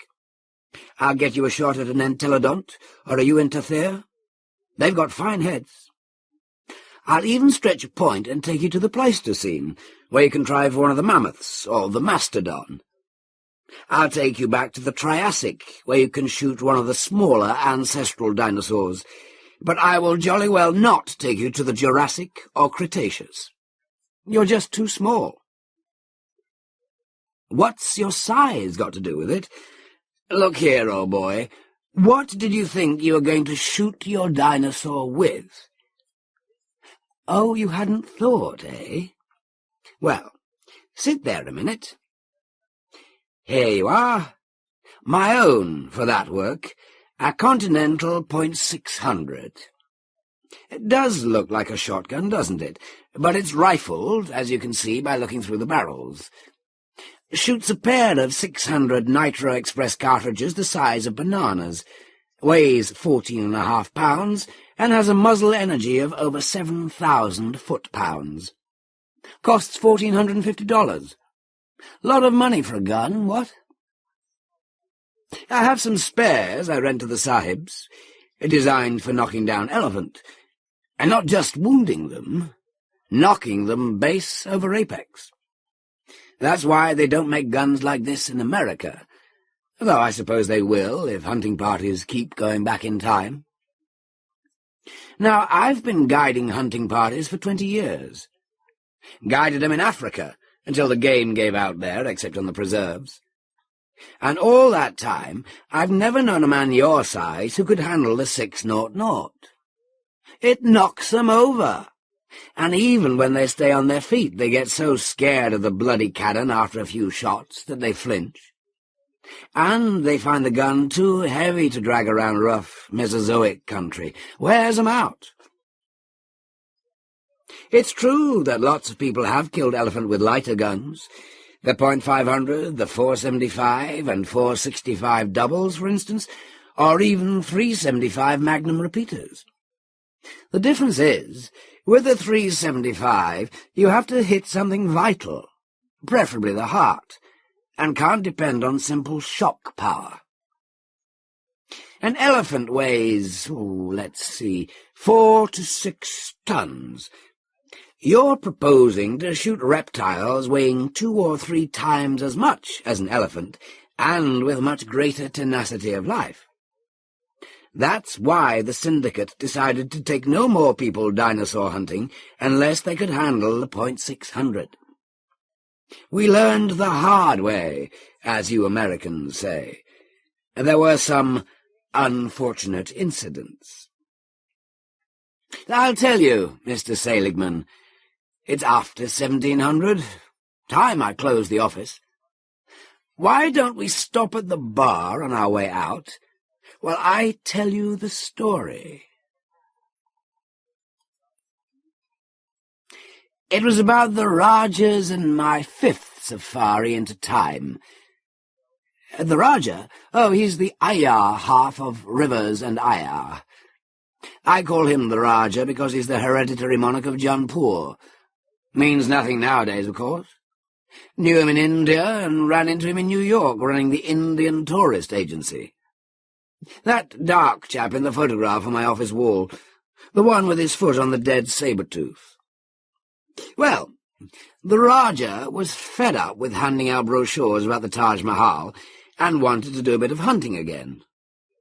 I was at loose ends when we heard of Professor Prochaska's time machine at Washington University.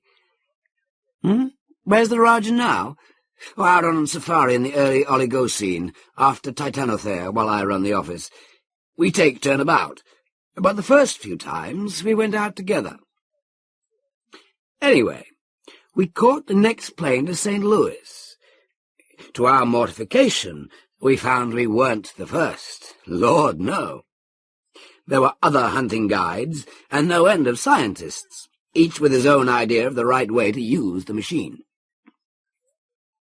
We scraped off the historians and archaeologists right at the start. Seems the ruddy machine won't work for periods more recent than 100,000 years ago. It works from there up to about 1 billion years. Why? Oh, I'm no 4-dimensional thinker, but, as I understand it, if people could go back to a more recent time, their actions would affect our own history, which would be a paradox or contradiction of facts. I can't have that in a well-run universe, you know. But before 100,000 BC, more or less, the actions of the expeditions are lost in the stream of time before human history begins. At that, once a stretch of past time has been used, say the month of January, 1 million BC, you can't use that stretch over again by sending another party into it. Paradoxes again. The professor isn't worried, though. With 1 billion years to exploit, he won't soon run out of eras. Another limitation of the machine is the matter of size. For technical reasons, Prochaska had to build a transition chamber just big enough to hold 4 men with their personal gear and the chamber wallah. Larger parties have to be sent through in relays. That means, you see, it's not practical to take jeeps, launchers, aircraft, and other powered vehicles.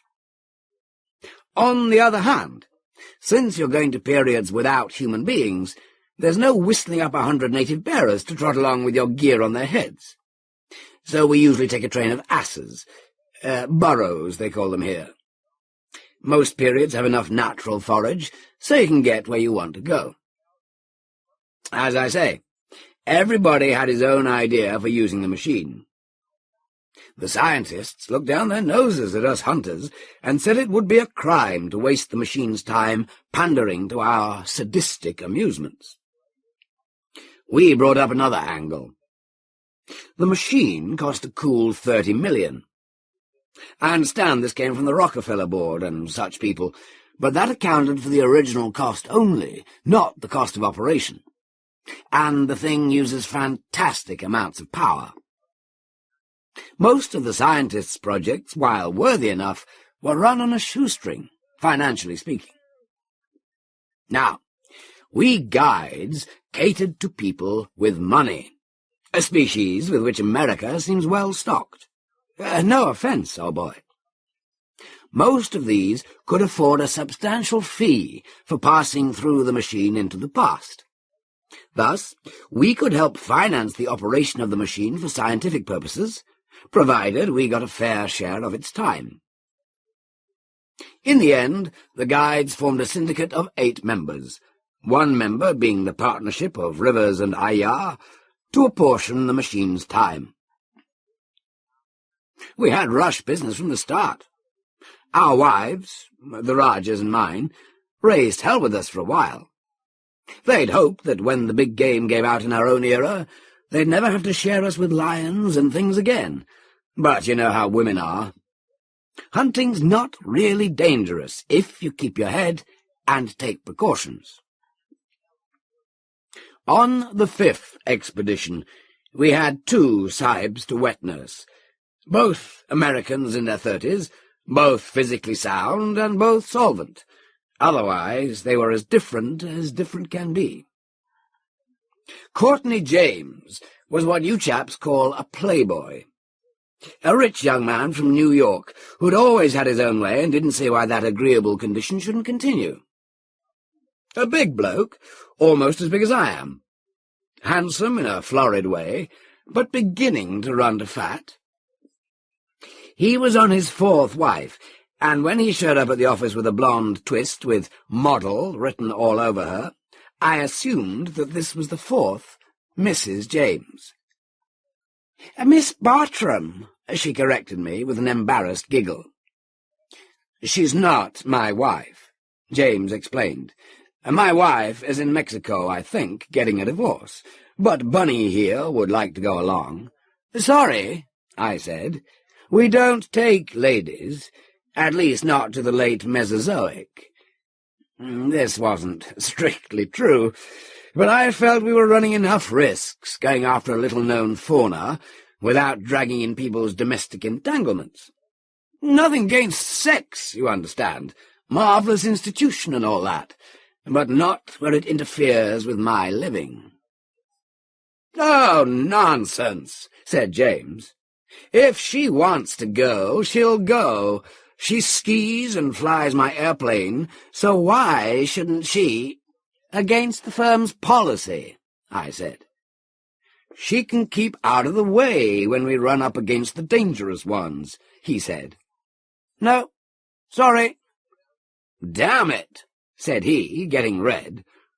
"After all, I'm paying you a goodly sum, and I'm entitled to take whoever I please." "You can't hire me to do anything against my best judgment," I said. "If that's how you feel, get another guide." "All right, I will," he said. "And I'll tell all my friends you're a goddamned—" Well, he said a lot of things I won't repeat, until I told him to get out of the office or I'd throw him out. I was sitting in the office and thinking sadly of all that lovely money James would have paid me if I hadn't been so stiff-necked, when in came my other lamb, one August Holtzinger. This was a little, slim, pale chap with glasses, polite and formal. Holtzinger sat on the edge of his chair and said, "Mr. Rivers, I don't want you to think I'm here under false pretenses. I'm really not much of an outdoors man, and I'll probably be scared to death when I see a real dinosaur, but I'm determined to hang a dinosaur head over my fireplace or die in the attempt." "Most of us are frightened at first," I soothed him, "though it doesn't do to show it." And little by little I got the story out of him.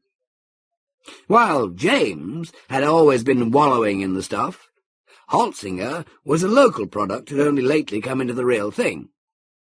He'd had a little business here in St. Louis, and just about made ends meet, when an uncle cashed in his chips somewhere and left little Augie the pile.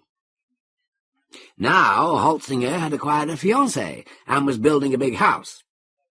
When it was finished, they'd be married and move into it. And one furnishing he demanded was a ceratopsian head over the fireplace. Those are the ones with the big horned heads with a parrot beak and a frill over the neck, you know. You have to think twice about collecting them, because if you put a 7-foot Triceratops head into a small living room, There's apt to be no room left for anything else. We were talking about this when in came a girl.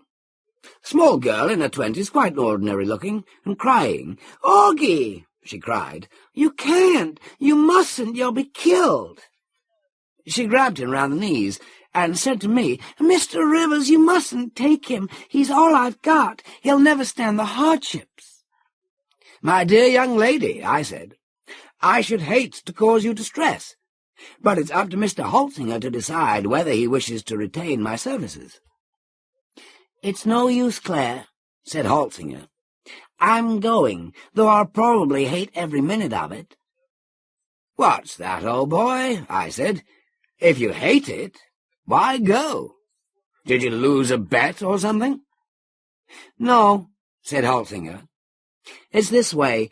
I'm a completely undistinguished kind of guy. I'm not brilliant or big or strong or handsome. I'm just an ordinary Midwestern small businessman. You never even notice me at Rotary luncheons. I fit in so perfectly. But that doesn't say I'm satisfied. I've always hankered to go to far places and do big things. I'd like to be a glamorous, adventurous sort of guy, like you, Mr. Rivers." "Oh, come," I said. "Professional hunting may seem glamorous to you, but to me it's just a living." He shook his head. "Nope, you know what I mean. Well, now I've got this legacy, I could settle down to play bridge and golf the rest of my life and try to act like I wasn't bored. But I'm determined to do something with some color in it once at least. Since there's no more real big-game hunting in the present, I'm going to shoot a dinosaur and hang his head over my mantle if it's the last thing I do. I'll never be happy otherwise." Well, Holzinger and his girl argued, but he wouldn't give in. She made me swear to take the best care of her Augie, and departed sniffling. When Holzinger had left, who should come in but my vile-tempered friend, Courtney James. He apologized for insulting me, though you could hardly say he grovelled. "I don't really have a bad temper," he said, "except when people won't cooperate with me. Then I sometimes get mad. But so long as they're cooperative, I'm not hard to get along with." I knew that by cooperate he meant to do whatever Courtney James wanted, but I didn't press the point. "How about Miss Bartram?" I asked. "We had a row," he said. "I'm through with women, so if there's no hard feelings, let's go on from where we left off." "Very well," I said, business being business. The Raja and I decided to make it a joint safari to 85 million years ago, the early Upper Cretaceous, or the Middle Cretaceous as some American geologists call it. It's about the best period for dinosaur in Missouri. You'll find some individual species a little larger in the late Upper Cretaceous, but the period we were going to gives a wider variety. Now, as to our equipment, the Raja and I each had a Continental 600, like the one I showed you, and a few smaller guns. At this time we hadn't worked up much capital and had no spare 600s to rent. August Holzinger said he would rent a gun, as he expected this to be his only safari, and there's no point in spending over $1,000 for a gun you'll shoot only a few times. But since we had no spare 600s, his choice lay between buying one of those and renting one of our smaller pieces. We drove into the country and set up a target to let him try the 600. Holzinger heaved up the gun and let fly. He missed completely, and the kick knocked him flat on his back. He got up, looking paler than ever, and handed me back the gun, saying, "I think I'd better try something smaller." When his shoulder stopped hurting, I tried him out on the smaller rifles. He took a fancy to my Winchester 70, chambered for the .375 Magnum cartridge. This is an excellent all-round gun, perfect for the big cats and bears, but a little light for elephant, and definitely light for dinosaur. I should never have given in, but I was in a hurry, and it might have taken months to have a new 600 made to order for him. James already had a gun, a Holland & Holland 500 double express, which is almost in the class with the 600. Both sides had done a bit of shooting, so I didn't worry about their accuracy. A shooting dinosaur is not a matter of extreme accuracy, but of sound judgment and smooth coordination, so you shan't catch twigs in the mechanism of your gun, or fall into holes, or climb a small tree that the dinosaur can pluck you out of, or blow your guide's head off. People used to hunting mammals sometimes try to shoot a dinosaur in the brain. Now that's the silliest thing you can do, because a dinosaur hasn't got any. To be exact, they have a little lump of tissue the size of a tennis ball on the front end of their spines. And how are you going to hit that when it's embedded in a 6-foot skull? The only safe rule with dinosaur is, always try for a heart shot. They have big hearts, over 100 pounds in the larger species, and a couple of 600 slugs through the heart will slow them up at least. The problem is to get the slugs through that mountain of meat around it. Well, we appeared at Prochaska's laboratory one rainy morning. James and Holtzinger, the Rajah and I, our herder, Beauregard Black, 3 helpers, a cook, and 12 jacks. The transition chamber is a little cubbyhole the size of a small lift. My routine is for the men with the guns to go first, in case a hungry theropod is standing near the machine when it arrives. So, the 2 sahibs, the Rajah and I, crowded into the chamber with our guns and packs. The operator squeezed in after us, closed the door, and fiddled with his dials. He set the thing for April the 24th, 85 million BC, and pressed the red button. The lights went out, leaving the chamber lit by a little battery-operated lamp. James and Holtzinger looked pretty green, but that may have been the lighting. The Rajah and I had been through all this before, so the vibration and vertigo didn't bother us. The little spinning black hands of the dials slowed down and stopped. The operator looked at his ground-level gauge and turned the hand-wheel that raised the chamber so it shouldn't materialize underground. Then he pressed another button, and the door slid open. No matter how often I do it, I get a frightful thrill out of stepping into a bygone era. The operator raised the chamber a foot above ground level, so I jumped down, my gun ready. The others came after. "Right-ho," I said to the chamber-wallah, and he closed the door. The chamber disappeared, and we looked around. There weren't any dinosaur in sight, nothing but lizards. In this period, the chamber materializes on top of a rocky rise, from which you can see in all directions as far as the haze will let you.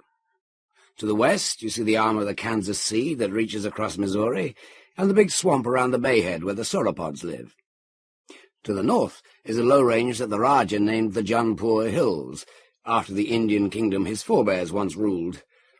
To the east, the land slopes up to a plateau, good for ceratopsians, while to the south is flat country with more sauropod swamps and lots of ornithopod, duckbill and iguanodont. The finest thing about the Cretaceous is the climate.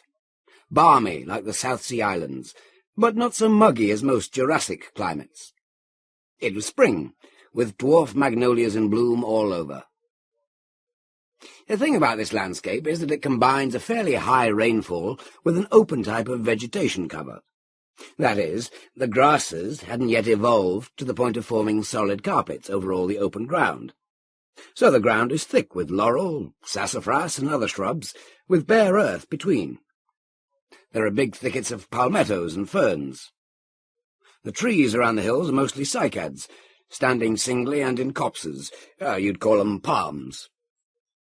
Down towards the Kansas Sea are more cycads and willows, while the uplands are covered with screw pine and ginkgos.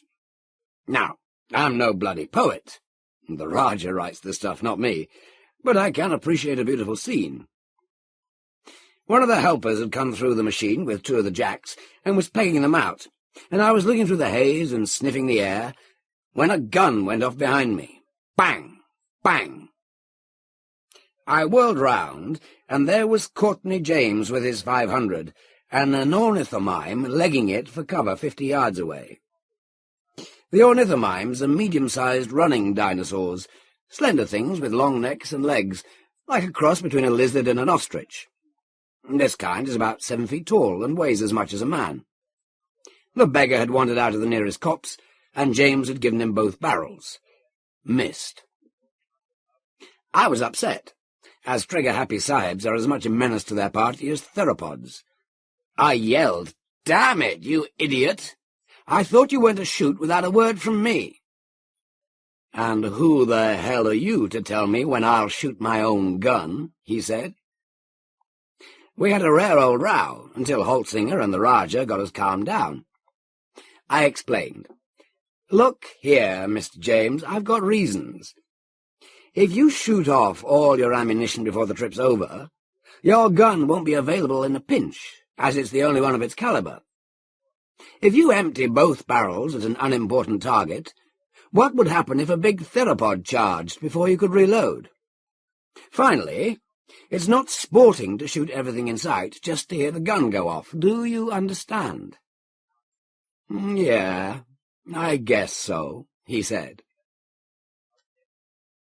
The rest of the party came through the machine, and we pitched our camp a safe distance from the materializing place.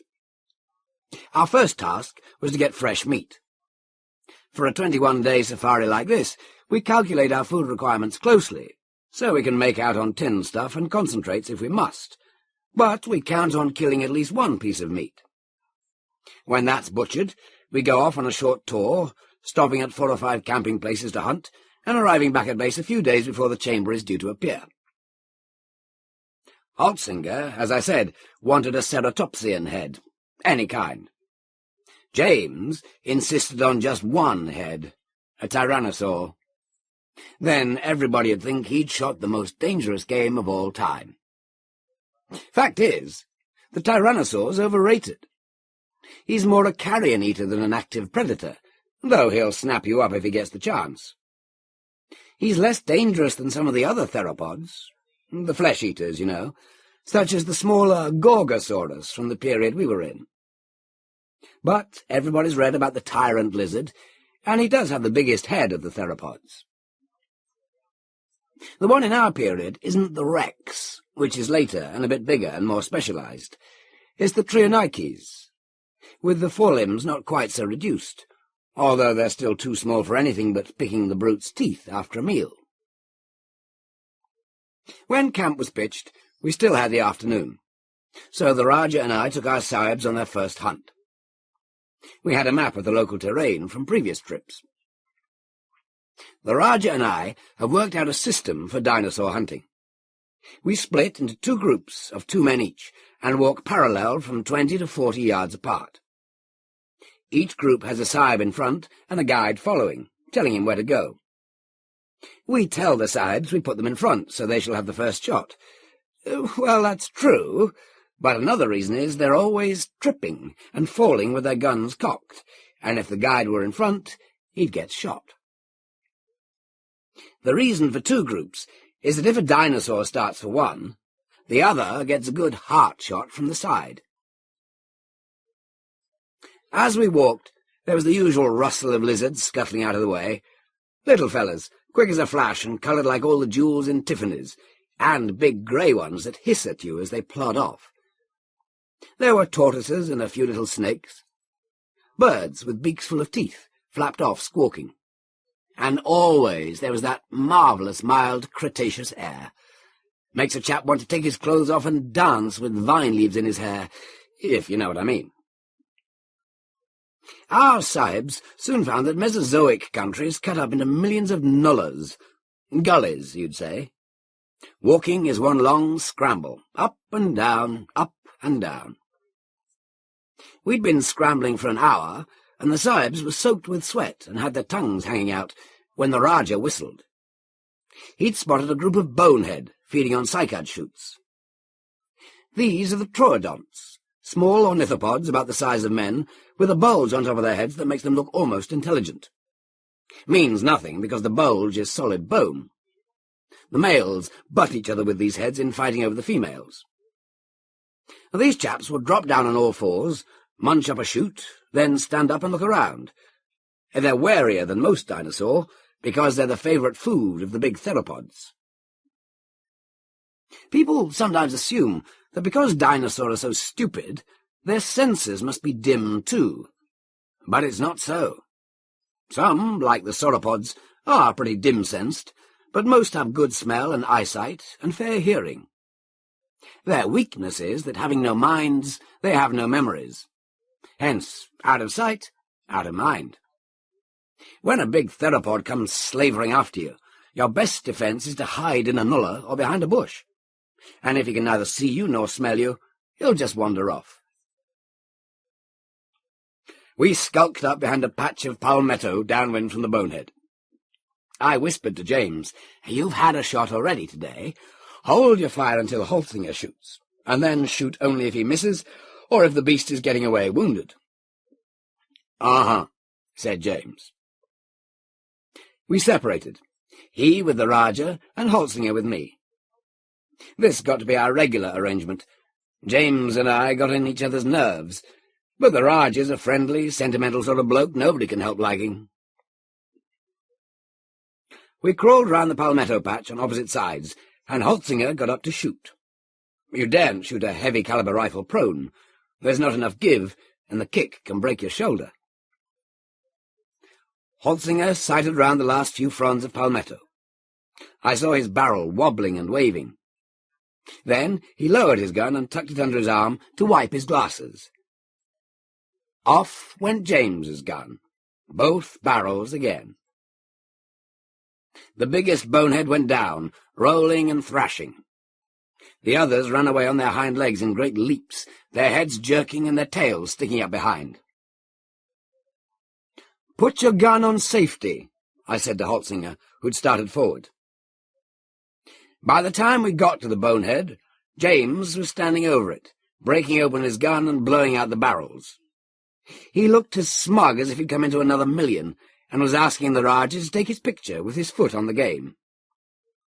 I said, "I thought you were to give Holzinger the first shot." "Hell, I waited," he said, "and he took so long I thought he must have gotten buck fever. If we stood around long enough, they'd see us or smell us." There was something in what he said, but his way of saying it put my monkey up. I said, "If that sort of thing happens once more, we'll leave you in the camp the next time we go out." "Now, gentlemen," said the Rajah, "after all, Reggie, these aren't experienced hunters." "What now?" said Holzinger. "Haul him back ourselves, or send out the men?" "We'll sling him under the pole," I said. "He weighs under 200. The pole was a telescoping aluminium carrying pole I had in my pack, with padded yokes on the ends. I brought it because in such eras you can't count on finding saplings strong enough for proper poles on the spot. The Rajah and I cleaned our bonehead to lighten him and tied him to the pole. The flies began to light on the offal by thousands. Scientists say they're not true flies in the modern sense, but they look and act like flies. There's one huge four-winged carrion fly that flies with a distinctive deep thrumming note. The rest of the afternoon we sweated under that pole, taking turn about. The lizards scuttled out of the way, and the flies buzzed around the carcass. We got to camp just before sunset, feeling as if we could eat the whole bonehead at one meal. The boys had the camp running smoothly, so we sat down for our tot of whiskey, feeling like lords of creation, while the cook broiled bonehead steaks. Holzinger said, "If I kill a ceratopsian, how do we get his head back?" I explained, "If the ground permits, we lash it to the patent aluminium roller flame and sled it in." "How much does a head like that weigh?" he asked. "Depends on the age and the species," I told him. "The biggest weigh over a ton, but most run between 500 and 1,000 pounds. And all the ground's rough, like it was today. Most of it, I said. You see, it's the combination of the open vegetation cover and the moderately high rainfall. Erosion is frightfully rapid. And who hauls the head on its little sled? Everybody with a hand, I said. A big head would need every ounce of muscle in this party. On such a job there's no place for side. Oh, said Holzinger. I could see he was wondering whether a ceratopsian head would be worth the effort.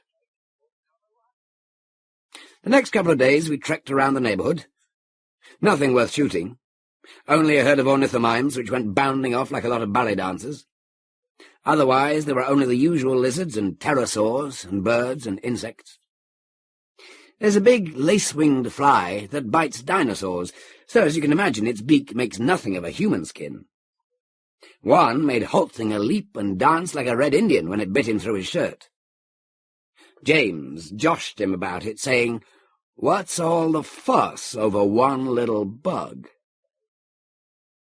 The second night, during the Rajah's watch, James gave a yell that brought us all out of our tents with rifles.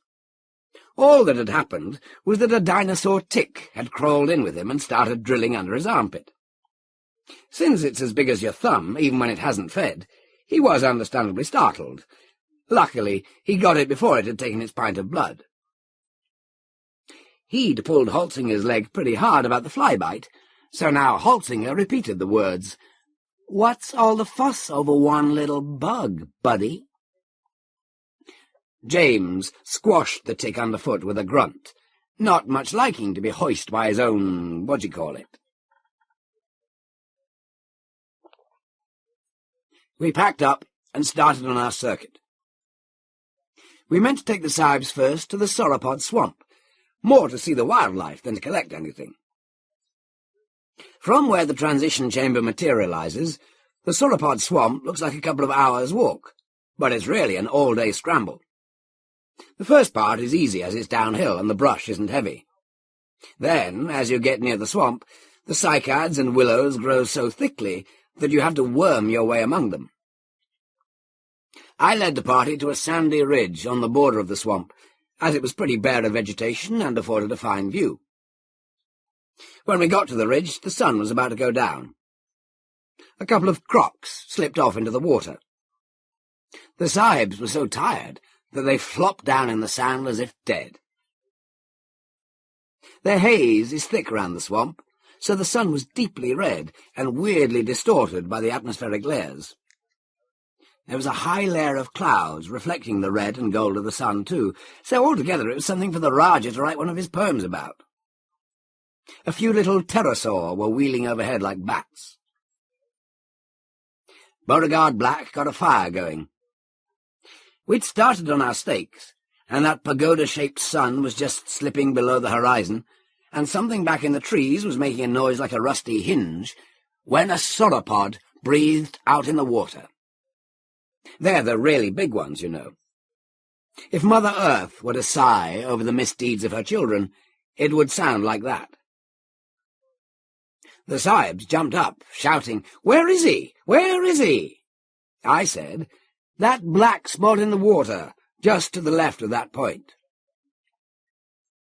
They yammered while the sauropod filled its lungs and disappeared. "Is that all?"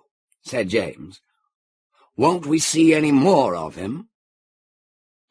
Holzinger said, "I read that they never come out of the water because they're too heavy to walk."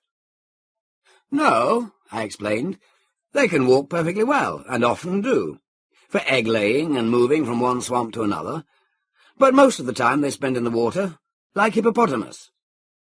They eat 800 pounds of soft swamp plants a day, all through those little heads. So they wander about the bottoms of lakes and swamps, chomping away, and stick their heads up to breathe every quarter hour or so. It's getting dark, so this fellow will soon come out and lie down in the shallows to sleep." "Can we shoot one?" demanded James. "I wouldn't," said I. "Why not?"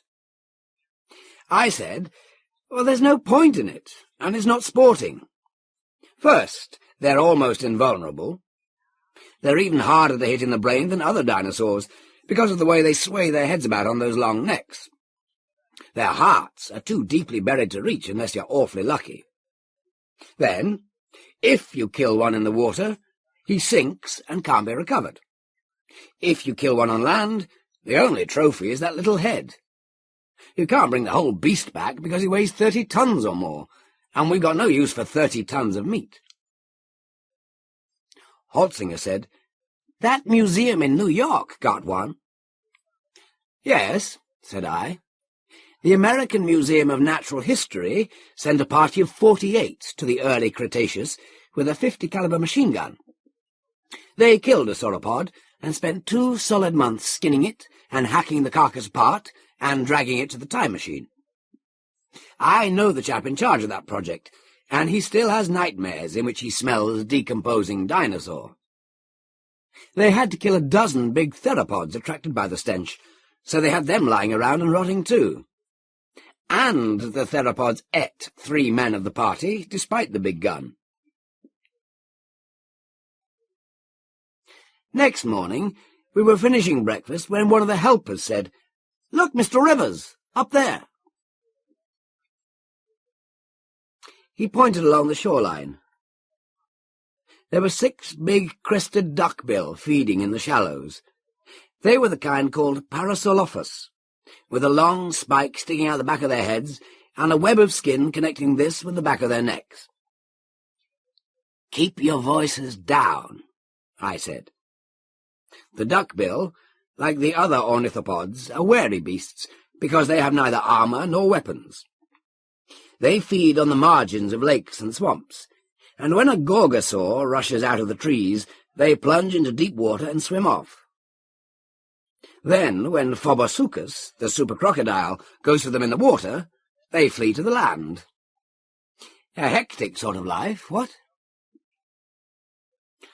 Holtzinger said, Reggie, I've been thinking over what you said about ceratopsian heads. If I could get one of those yonder, I'd be satisfied. It would look big enough in my house, wouldn't it?" "I'm sure of it, old boy," I said. "Now look here. We could detour to come out on the shore near here, but we should have to plough through 1/2 mile of muck and brush, and they'd hear us coming. Or we can creep up to the north end of this sand spit, from which it's 300 or 400 yards. A long shot, but not impossible. Think you could do it?" Said Holtzinger, "with my scope sight in a sitting position. Okay, I'll try it." "You stay here, Court," I said to James. "This is Augie's head, and I don't want any argument over your having fired first." James grunted, while Holtzinger clamped his scope to his rifle. We crouched our way up the spit, keeping the sand ridge between us and the duckbill. When we got to the end, where there was no more cover, we crept along on hands and knees, moving slowly. If you move slowly enough, directly toward or away from a dinosaur, it probably won't notice you. The duckbill continued to grub about on all fours, every few seconds rising to look around. Holtzinger eased himself into the sitting position, cocked his piece, and aimed through his scope. And then, bang, bang, went a big rifle back at the camp. Holtzinger jumped.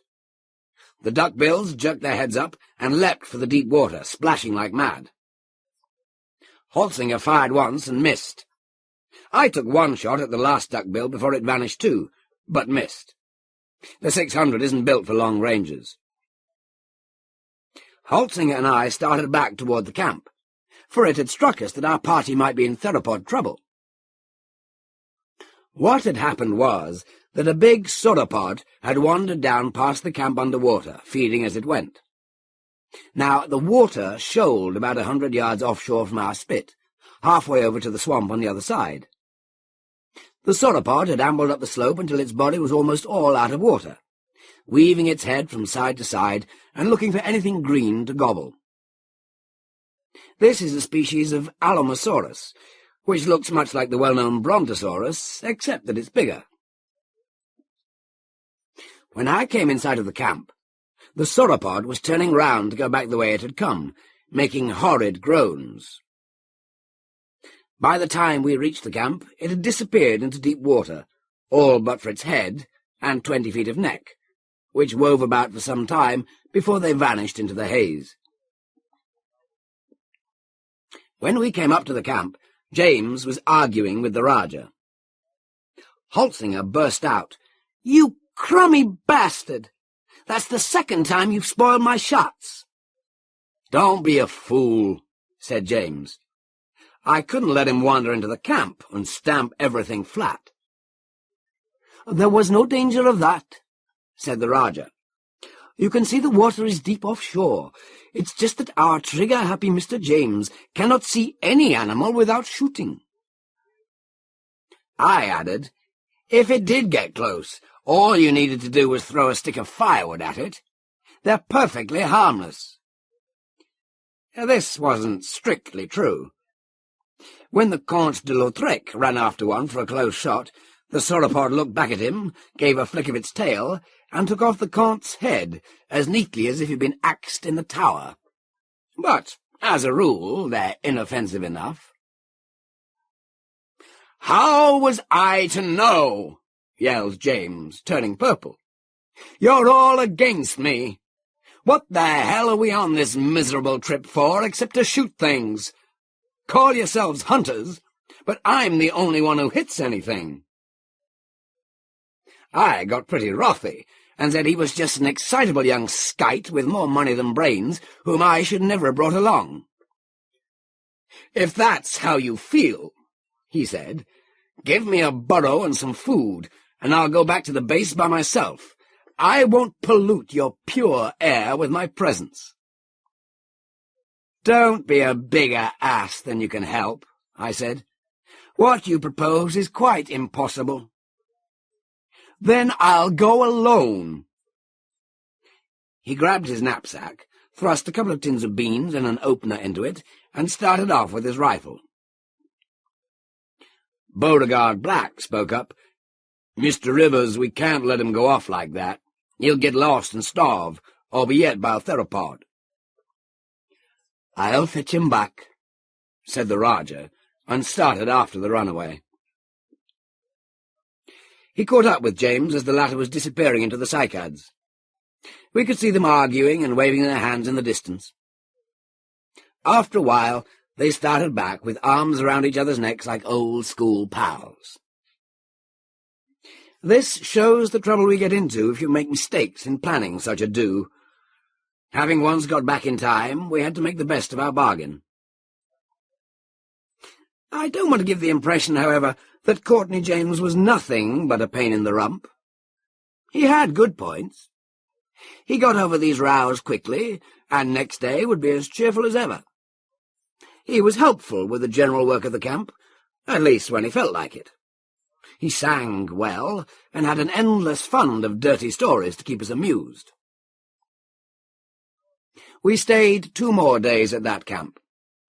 We saw crocodile, the small kind, and plenty of sauropod, as many as 5 of those. But no more duckbill, nor any of those 50-foot super crocodiles. So, on the 1st of May, we broke camp and headed north toward the Jaunpur Hills. My sahibs were beginning to harden up, and were getting impatient. We'd been in the Cretaceous a week, and no trophies. We saw nothing to speak of on the next leg, save a glimpse of a gorgosaur out of range, and some tracks indicating a whopping big iguanodont, 25 or 30 feet high.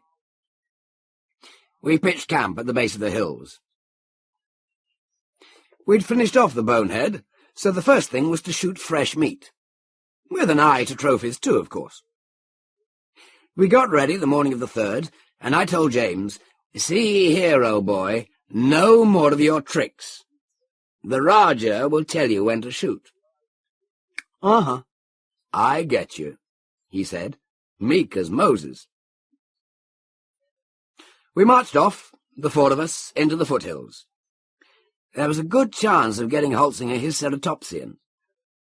We'd seen a couple on the way up, but mere calves without decent horns. As it was hot and sticky, we were soon panting and sweating. We'd hiked and scrambled all morning without seeing a thing except lizards, when I picked up the smell of carrion. I stopped the party and sniffed. We were in an open glade, cut up by those little dry nullahs. The nullahs ran together into a couple of deeper gorges that cut through a slight depression, choked with denser growth, cycad and screw pine. When I listened, I heard the thrum of carrion flies.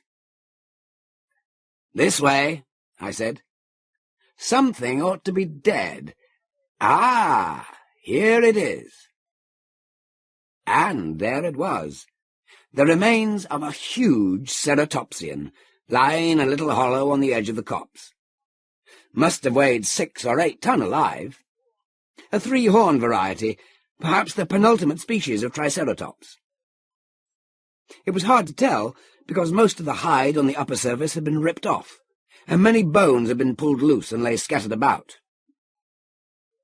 Holzinger said, "Oh, shucks! Why couldn't I have gotten to him before he died? That would have been a darn fine head." I said, "On your toes, chaps. A theropod's been at this carcass and is probably nearby." "How do you know?" said James, with sweat running off his round red face. He spoke in what was for him a low voice, because a nearby theropod is a sobering thought to the flightiest. I sniffed again, and thought I could detect the distinctive rank odour of theropod. I couldn't be sure, though, because the carcass stank so strongly. My sibes were turning green at the sight and smell of the cadaver. I told James, "It's seldom that even the biggest theropod will attack a full-grown ceratopsian. Those horns are too much for them, but they love a dead or dying one. They'll hang around a dead ceratopsian for weeks, gorging and then sleeping off their meals for days at a time.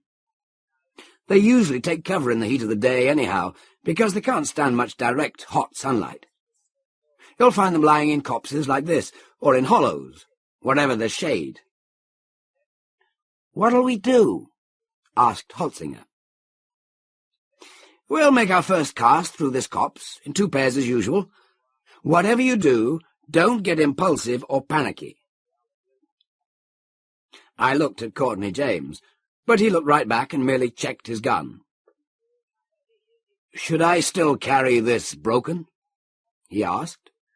"No, close it, but keep the safety on until you're ready to shoot," I said. "We'll keep closer than usual, so we shall be inside of each other. Start off at that angle, Roger. Go slowly, and stop to listen between steps." We pushed through the edge of the copse, leaving the carcass, but not its stench, behind us. For a few feet you couldn't see a thing.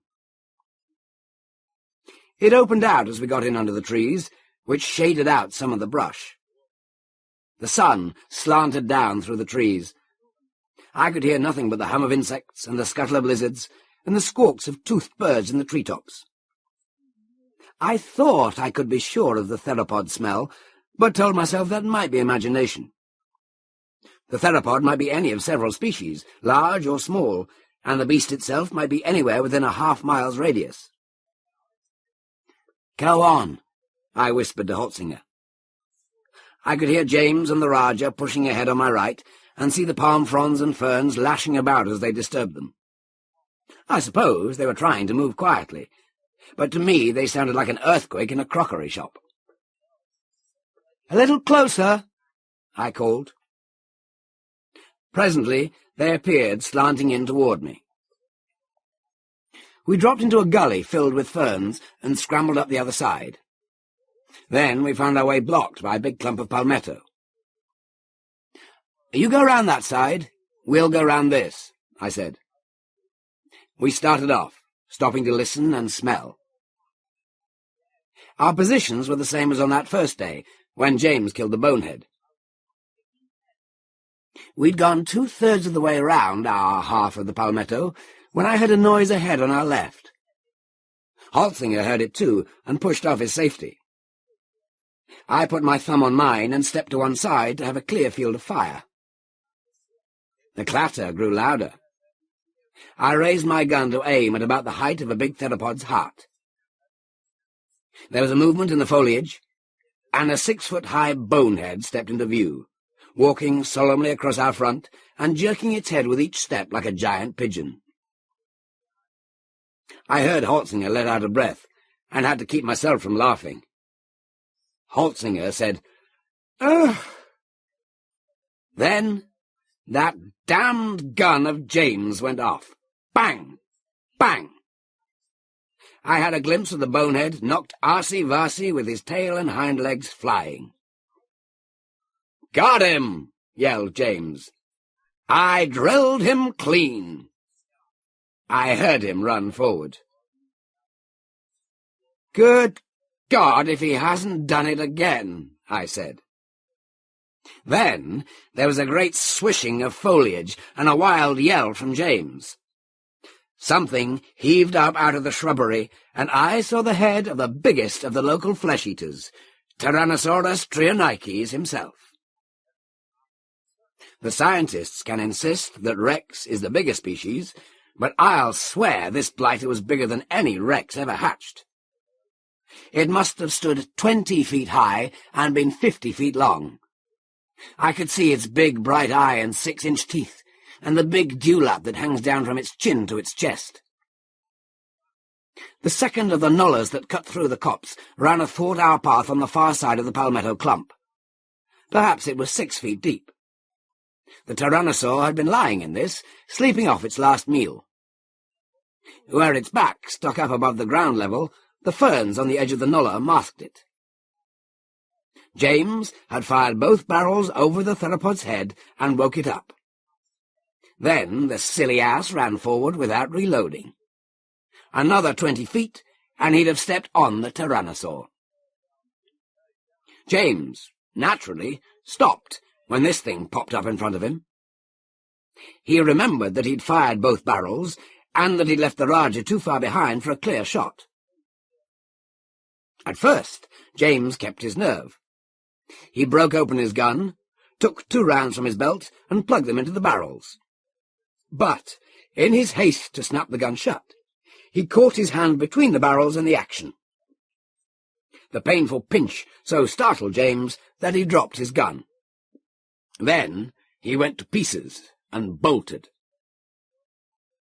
The Raja was running up with his gun at high port, ready to snap it to his shoulder the instant he got a clear view. When he saw James running headlong toward him, he hesitated, not wishing to shoot James by accident. The latter plunged ahead, blundered into the Raja, and sent them both sprawling among the ferns. The tyrannosaur collected what little wits it had and stepped forward to snap them up. And how about Holzinger and me on the other side of the palmettos? Well, the instant James yelled and the tyrannosaur's head appeared, Holzinger darted forward like a rabbit. I'd brought my gun up for a shot at the tyrannosaur's head, in hope of getting at least an eye.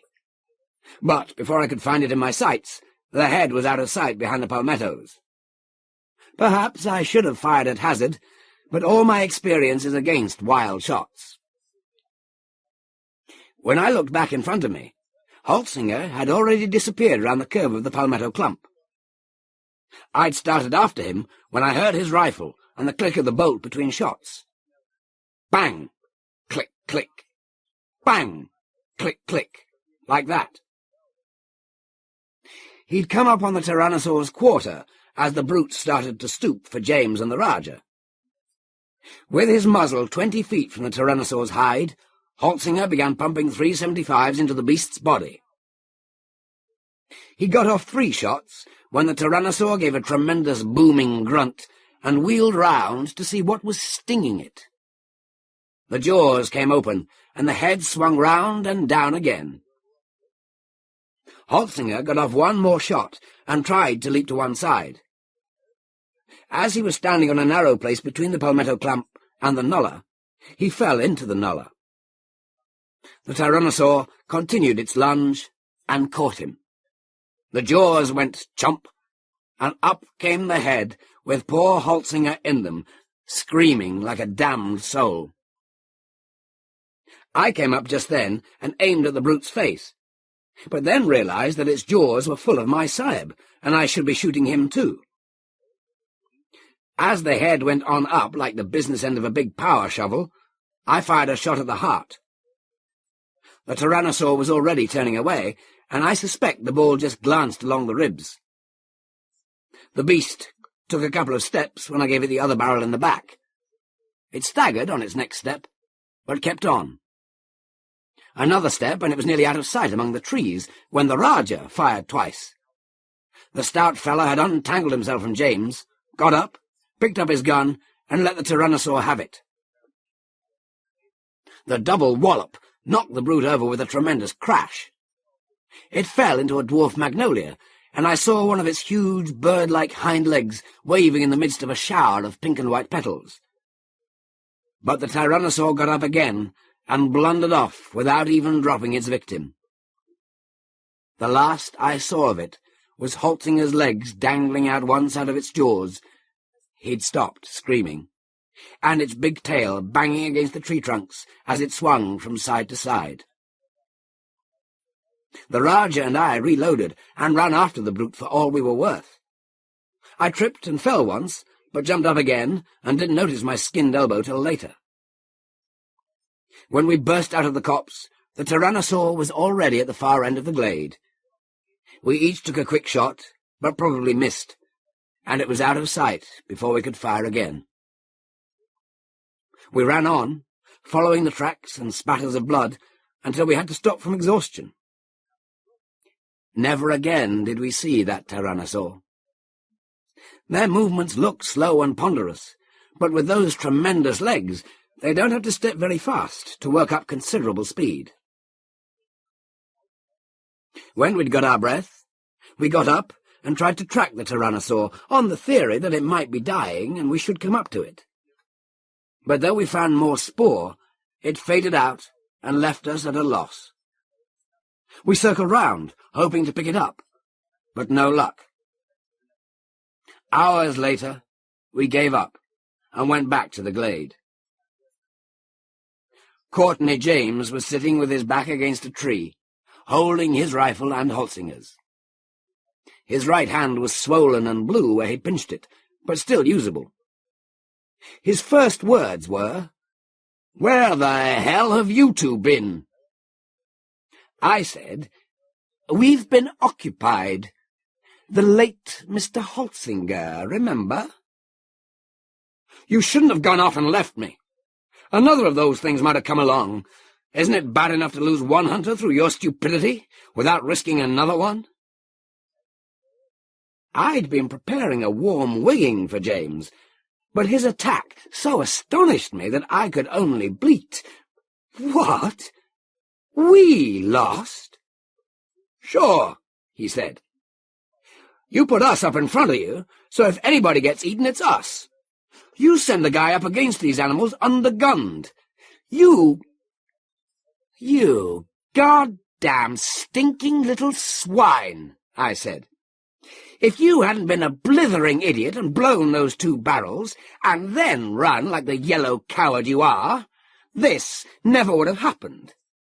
Holzinger died trying to save your worthless life. By God, I wish he'd failed.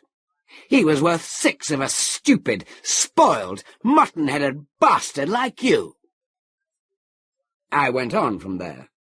The Rajah tried to keep up with me, but ran out of English and was reduced to cursing James in Hindustani. I could see by the purple colour on James's face that I was getting home. He said, "Why, you—" and stepped forward and sloshed me one in the face with his left fist. It rocked me a bit, but I said, "Now then, my lad, I'm glad you did that. It gives me a chance I've been waiting for." So I waded into him. He was a good-sized boy, But between my 16 stone and his sore right hand, he had no chance. I got a few good ones home, and down he went. "Now get up," I said, "and I'll be glad to finish you off." James raised himself to his elbows. I got set for more fisticuffs, though my knuckles were skinned and bleeding already. James rolled over, snatched his gun, and scrambled up, swinging the muzzle from one to the other of us. "You won't finish anybody off," he panted through swollen lips. "All right, put your hands up, both of you." "Do not be an idiot," said the Rajah. "Put that gun away." "Nobody treats me like that and gets away with it." "There's no use murdering us," I said. "You'd never get away with it." "Why not? There won't be much left of you after one of these hits you. I'll just say the Tyrannosaur ate you, too. Nobody could prove anything. They can't hold you for a murder 85 million years old. The statute of limitations, you know." "You fool! You'd never make it back to the camp alive," I shouted. "I'll take a chance," began James, setting the butt of his .500 against his shoulder, with the barrels pointed at my face. Looked like a pair of bleeding vehicular tunnels. He was watching me so closely that he lost track of the Rajah for a second. My partner had been resting on one knee, and now his right arm came up in a quick bowling motion with a 3-pound rock. The rock bounced off James's head. The .500 went off. The ball must have parted my hair, and the explosion jolly well near broke my eardrums. Down went James again. "Good work, old chap," I said, gathering up James's gun. "Yes," said the Rajah thoughtfully, as he picked up the rock he'd thrown and tossed it. "Doesn't quite have the balance of a cricket ball, but it is just as hard." "What shall we do now?" I said. "I'm inclined to leave the beggar here unarmed and let him fend for himself." The Rajah gave a little sigh. "It's a tempting thought, Reggie, but we really cannot, you know. Not done." "I suppose you're right," I said. "Well, let's tie him up and take him back to camp." We agreed there was no safety for us unless we kept James under guard every minute until we got home. Once a man has tried to kill you, you're a fool if you give him another chance. We marched James back to camp and told the crew what we were up against. James cursed everybody. We spent 3 dismal days combing the country for that Tyrannosaur, but no luck. We felt it wouldn't have been cricket not to make a good try at recovering Holtzinger's remains. Back at our main camp, when it wasn't raining, we collected small reptiles and things for our scientific friends. The Rajah and I discussed the question of legal proceedings against Courtney James, but decided there was nothing we could do in that direction. When the transition chamber materialized, we fell over one another getting into it. We dumped James, still tied, in a corner, and told the chamber operator to throw the switches. While we were in transition, James said, "You two should have killed me back there." "Why?" I said. "You don't have a particularly good head." The Rajah added, "Wouldn't look at all well over a mantle." "You can laugh," said James, "but I'll get you some day. I'll find a way and get off scot-free." "My dear chap," I said, "if there were some way to do it, I'd have you charged with Holtzinger's death. Look, you'd best leave well enough alone."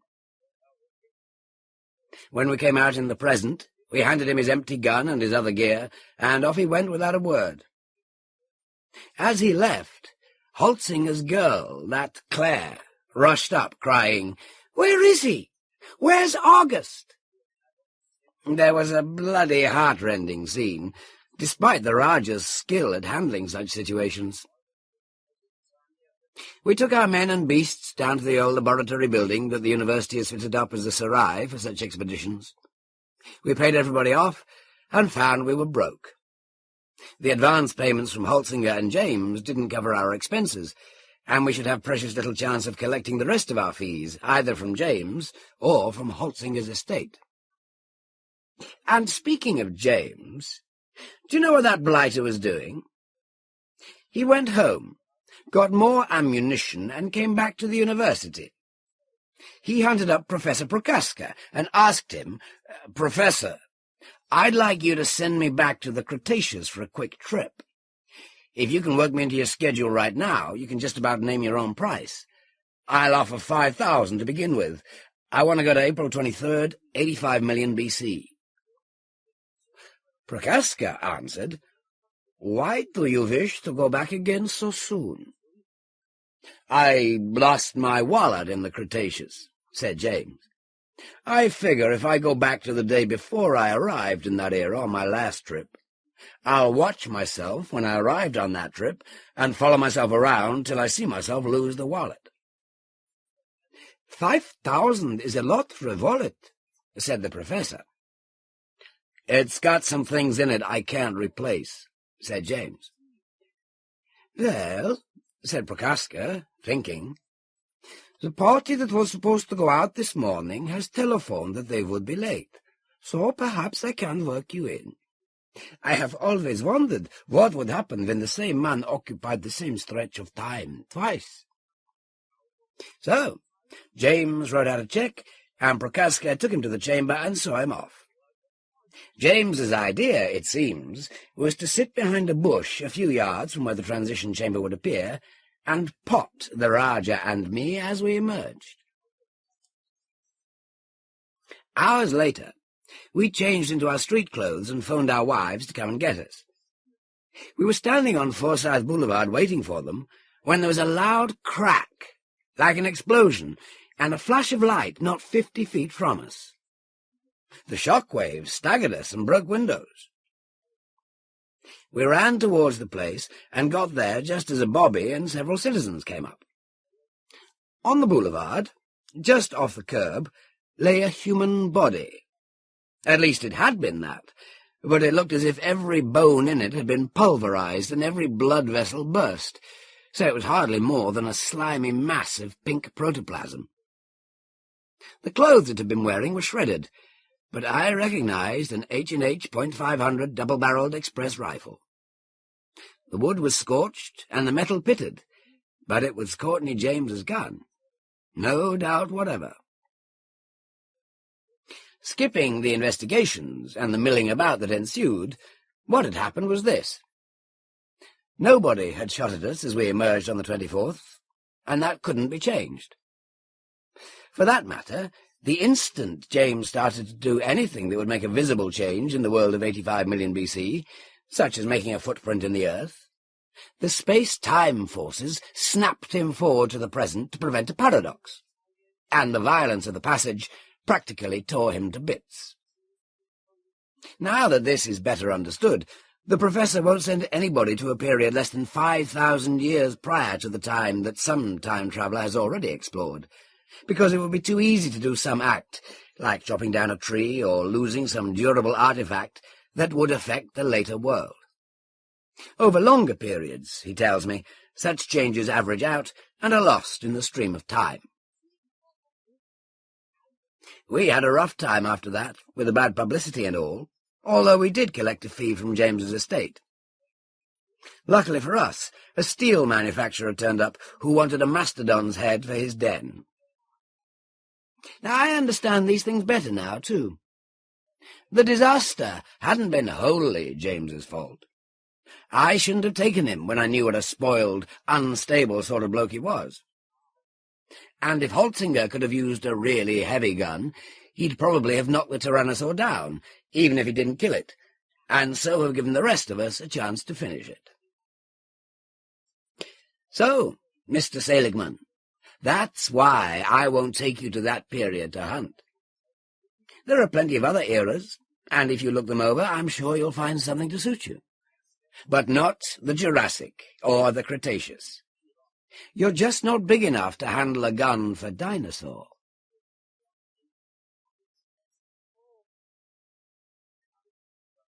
That is the end of the story, A Gun for Dinosaur. Some significant works of L. Sprague de Camp. Short story collections. The Best of Sprague de Camp, 1978. The Wheels of If, 1949. Novels. Lest Darkness Fall, 1941. Rogue Queen, 1951. The Clocks of Eraz, 1971. The Fallible Fiend, 1973. Collaborations. The Incomplete Enchanter, with Fletcher Pratt, 1942. Genus Homo, with P. Schuyler Miller, 1950. And non-fiction works. The Ancient Engineers, 1963. Lost Continents, 1954. The Miscast Barbarian, a biography of Robert E. Howard, 1975. And H.P. Lovecraft, a biography, 1974.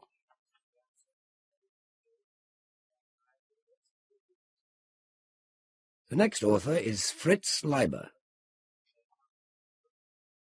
Fritz Leiber was born on December the 24th, 1910, in Chicago, Illinois, of parents who were Shakespearean actors by trade. He graduated from the University of Chicago, where he majored in psychology and physiology. He also spent 1 year at a theological seminary. Leiber worked variously at acting, teaching drama, and serving as editor of Science Digest. In 1934, with a college friend, he conceived and developed the characters of Fafard and the Grey Mouser, and in 1939 he sold the first chapter of their saga, two-sort adventure, to Unknown. This series eventually ran to 6 books, all of which continue to be popular to the present day. Gonna Roll the Bones, Leiber's most successful fantasy, won both the Hugo and the Nebula Awards, a double laurel captured again 3 years later in 1970 by Ill Met in Lankhmar. In 1975, Belsen Express won the Lovecraft and the Auguste Derleth Awards. Leiber was presented with the Grand Master of Fantasy, the Gandalf Award, in 1975, and the following year he received the Life Achievement Lovecraft Award. In all, he has received more such honours than any other author of science fiction or fantasy. 6 Hugos, 3 Nebulas, and 4 Fantasy Prizes, culminating in the Nebula Grand Master Award for Lifetime Achievement in 1981. Introduction. Fritz Leiber is known for 2 completely different kinds of work in science fiction and fantasy. There is his science fiction, typified by novels such as The Big Time, and others, in which he works in a serious mode. And then there is his fantasy, of which this story, Lean Times in Lankhmar, is a fine example, in which his tone is considerably lighter, and which frequently displays a rapier-like wit. There are a number of readers who know Leiber only for his Fafard and Grey Mouser fantasies, knowing nothing of the science fiction. Others know only the science fiction, caring nothing about the fantasy. Both modes are central to the essential Leiber. He is too good and too complex an author to write in only a single mode. One suspects that the satiric tone of some of the fantasy is a means by which he can write about matters that would otherwise be so depressing as to turn away readers. His medieval world of Lankhmar is a dismal place, filled with the foulest scum of humanity, the most nefarious dealings, double dealings, and tragedies both grand and petty. Were the events chronicled in these stories related in a sober, straightforward manner, readers would be overwhelmed by the existential angst and essential emptiness of the life in this dismal place.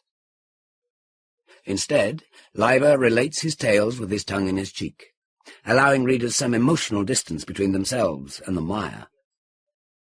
Thus, he gets across his serious points, while entertaining as well. Lean Times in Lankhmar shows perhaps the ugliest side of humanity, religion.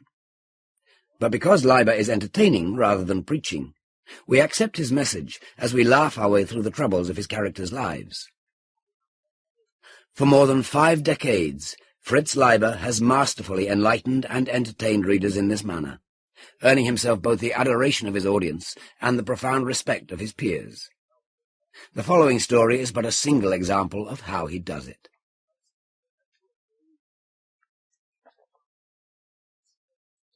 Lean Times in Lankhmar. Once upon a time in Lankhmar, city of the Black Toga, in the world of Newan, 2 years after the year of the feathered death, Fafhrd and the Grey Mouser parted their ways.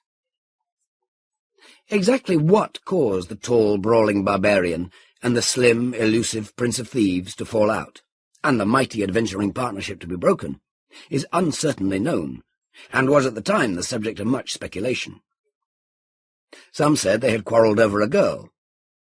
Others maintained, with even greater unlikelihood, that they had disagreed over the proper division of a loot of jewels raped from Welsh, the moneylender.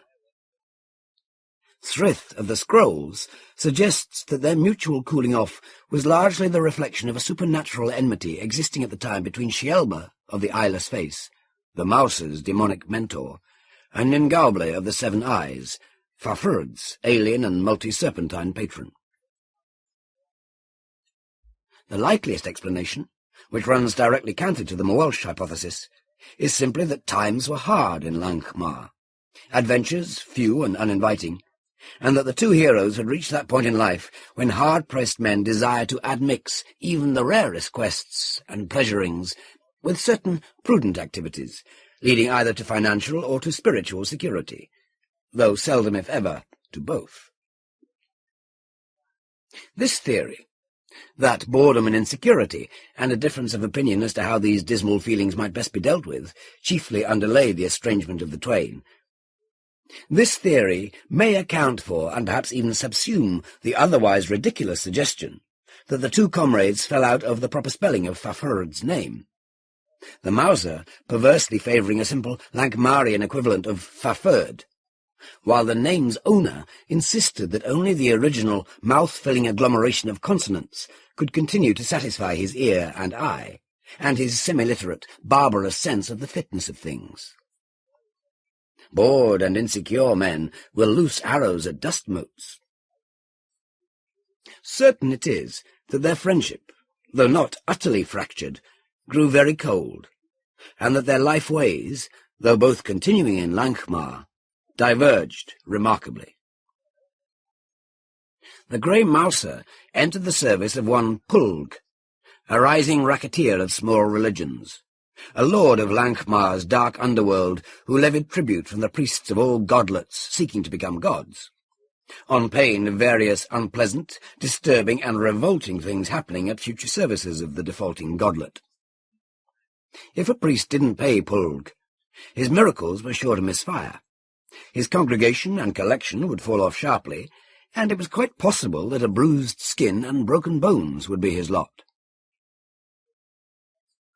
Accompanied by 3 or 4 of Pulg's bullies, and frequently a slim dancing girl or two, the Mouser became a familiar and newly ominous sight in Lankhmar's Street of the Gods, which leads from the marsh gate to the distant docks and the citadel. He still wore grey, went close-hooded, and carried cat's claw and scalpel at his side, but the dagger and slim curving sword kept in their sheaths. Knowing from of old that a threat is generally more effective than its execution, he limited his activities to the handling of conversations and cash. "I speak for Pulg." Pulg with a G was his usual opening. Later, if holy men grew recalcitrant, or overly keen in their bargaining, and it became necessary to maul saintlets and break up services, he would sign the bullies to take these disciplinary measures, while he himself stood idly by, generally in slow, sardonic converse with the attendant girl or girls, and often munching sweetmeats. As the months passed, the Mouser grew fat, and the dancing girls successively more child-slim and submissive-eyed. Fafhrd, on the other hand, broke his long sword across his knee, cutting himself badly in the act, tore from his garments the few remaining ornaments, dull, worthless scraps of base metal, and bits of ratty fur, forswore strong drink and all allied pleasures. He had been on small beer and womanless for some time, and became the sole acolyte of Boadres, the sole priest of Isaac of the Jug. Fafhrd let his beard grow until it was as long as his shoulder-brushing hair. He became lean and hollow-cheeked and cavern-eyed, and his voice changed from bass to tenor, though not as a result of the distressing mutilation which some whispered he had inflicted upon himself. These last knew he had cut himself, but lied wildly as to where. The gods in Lankhmar, that is, the gods and candidates for divinity who dwell, or camp, it may be said, in the imperishable city, not the gods of Lankhmar, a very different and most secret and dire matter. The gods in Lankhmar sometimes seem as if they must be as numberless as the grains of sand in the great eastern desert. The vast majority of them began as men, or more strictly, the memories of men who led ascetic, vision-haunted lives and died painful, messy deaths.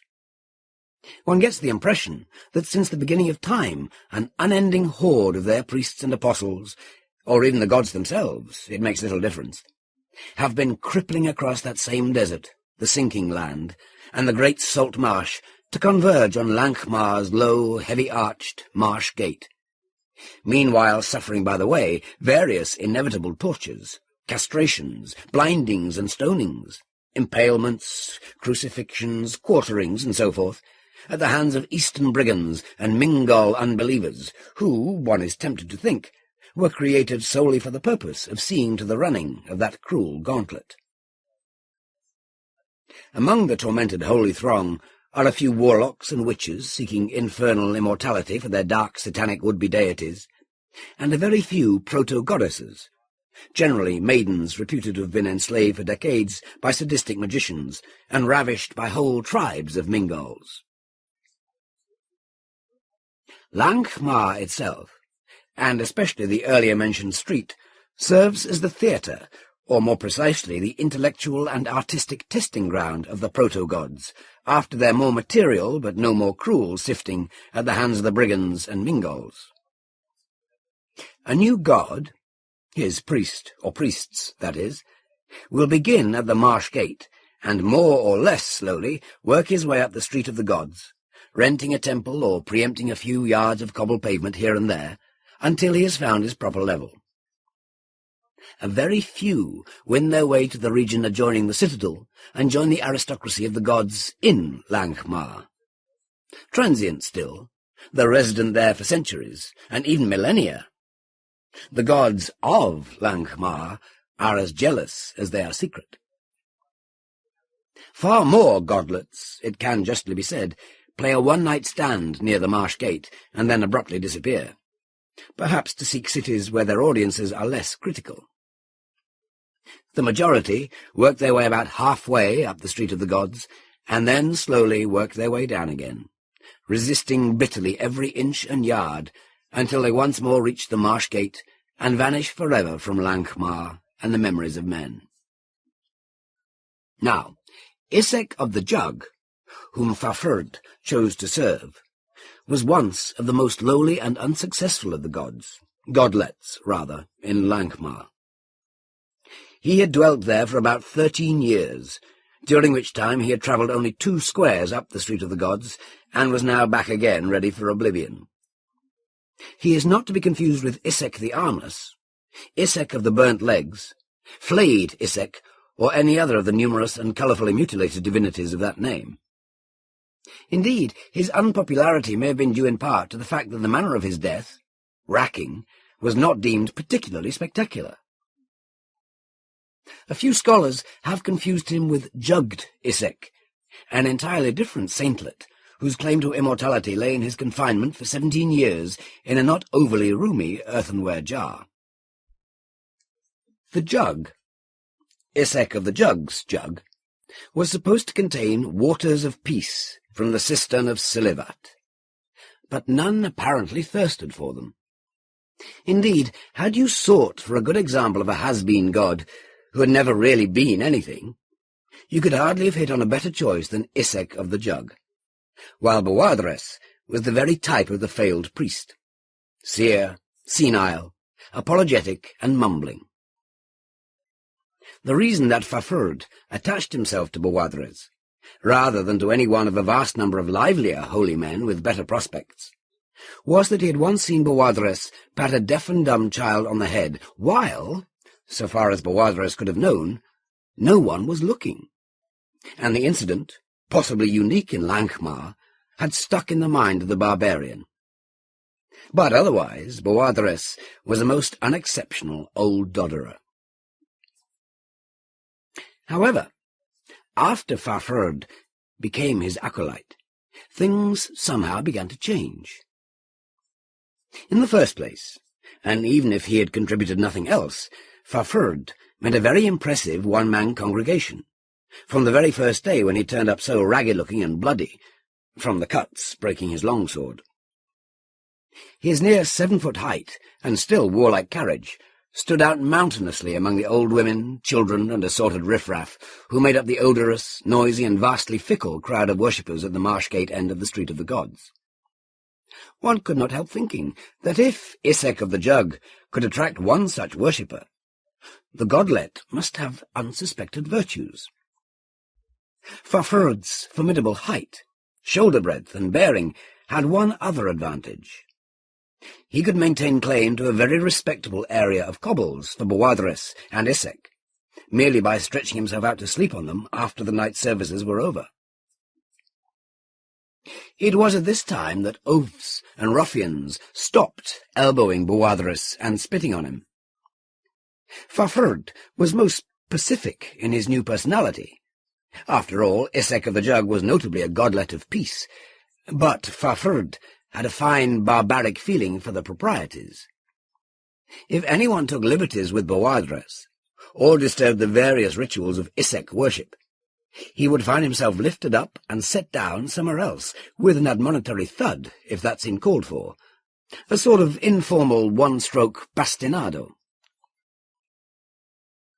Boadres himself brightened amazingly as a result of this wholly unexpected respite granted him, and his divinity, on the very brink of oblivion.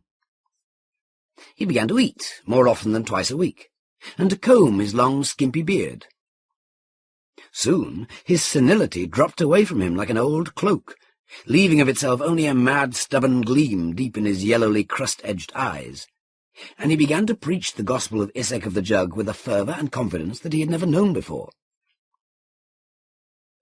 Meanwhile, Fafhrd, in the second place, fairly soon began to contribute more to the promotion of the Isaac of the Jug cult than his size, presence, and notable talents as a chucker-out. After 2 months of self-imposed absolute silence, which he refused to break even to answer the simplest questions of Boadres, who was at first considerably puzzled by his gigantic convert, Fafhrd procured a small broken lyre, repaired it, and began regularly to chant the creed and history of Isaac of the Jug at all services. He competed in no way with Boadres, never chanted any of the litanies or presumed to bless in Isaac's name. In fact, he always kneeled and resumed silence while serving Boadres as acolyte. But seated on the cobbles at the foot of the service area, while Boadres meditated between rituals at the head, he would strike melodious chords from his tiny lyre and chant away in a rather high-pitched, pleasing, romantically vibrant voice. Now, as a northerner boy in the cold waste, far poleward of Lankhmar across the inner sea, the forested land of the 8 cities and the Trollstep mountains, Fafhrd had been trained in the school of the singing skalds, so called, although they chanted rather than sang, because they pitched their voices tenor, rather than in the school of the roaring skalds, who pitched their voices bass. This resumption of a childhood-inculcated style of elocution, which he also used in answering the few questions his humility would permit him to notice, was the real and sole reason for the change in Fafhrd's voice that was made the subject of gossip by those who had known him as the Grey Mouse's deep-voiced swordmate. As delivered over and over by Fafhrd, the history of Isaac of the Jug gradually altered, by small steps which even Bawatharus could hardly cavil at had he wished, into something considerably more like the saga of a northern hero, though toned down in some respects. Isaac had not slain dragons and other monsters as a child. That would have been against his creed.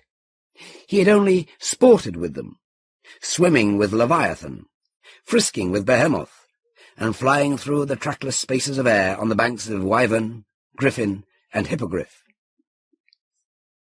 Nor had Isaac as a man scattered kings and emperors in battle. He had merely dumbfounded them and their quaking ministers by striding about on fields of poisoned sword points, standing at attention in fiery furnaces, and treading water in tanks of boiling oil, the while delivering majestic sermons on brotherly love in perfect, intricately rhymed stanzas. Bawatharus Isaac had expired quite quickly, though with some kindly parting admonitions after being disjointed on the rack.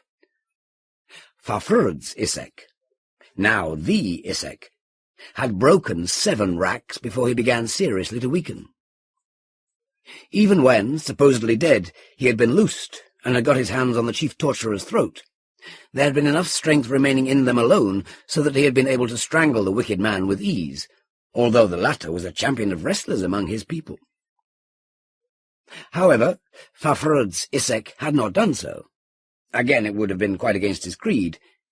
He had merely broken the torturer's thick brass band of office from around his trembling neck, and twisted it into an exquisitely beautiful symbol of the jug, before finally permitting his own ghost to escape from him into the eternal realms of spirit, there to continue its wildly wonderful adventurings. Now, since the vast majority of the gods in Lankhmar, arising from the eastern lands, or at least from the kindredly decadent southern country around Karmal, had been in their earthly incarnations rather effete types, unable to bear more than a few minutes of hanging or a few hours of impalement, and with relatively little resistance to molten lead or showers of barbed darts, also not given overly to composing romantic poetry or to dashing exploits with strange beasts, it is hardly to be wondered that Isaac of the Jug, as interpreted by Fafurd, swiftly won and held the attention, and soon thereafter also the devotion, of a growing section of the usually unstable gods-dazzled mob. In particular, the vision of Isaac of the Jug rising up with his rack, striding about with it on his back, breaking it, and then calmly waiting with arms voluntarily stretched above his head until another rack could be readied and attached to him. That vision in particular came to occupy a place of prime importance in the dreams and daydreams of many a porter, beggar, drab scullion, and the brats and aged dependents of such.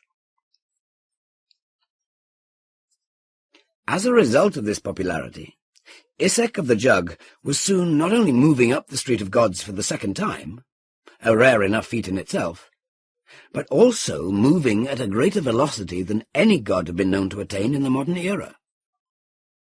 Almost every service saw Bawatharus and Fafurd able to move their simple altar a few more yards toward the citadel end, as their swelling congregations overflowed areas temporarily sacred to gods of less drawing power. And frequently, late-coming and tireless worshippers enabled them to keep up services until the sky was reddening with the dawn.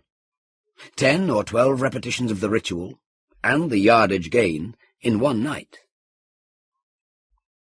Before long, the make-up of their congregations had begun to change. Pursed, and then fatter-pursed types showed up.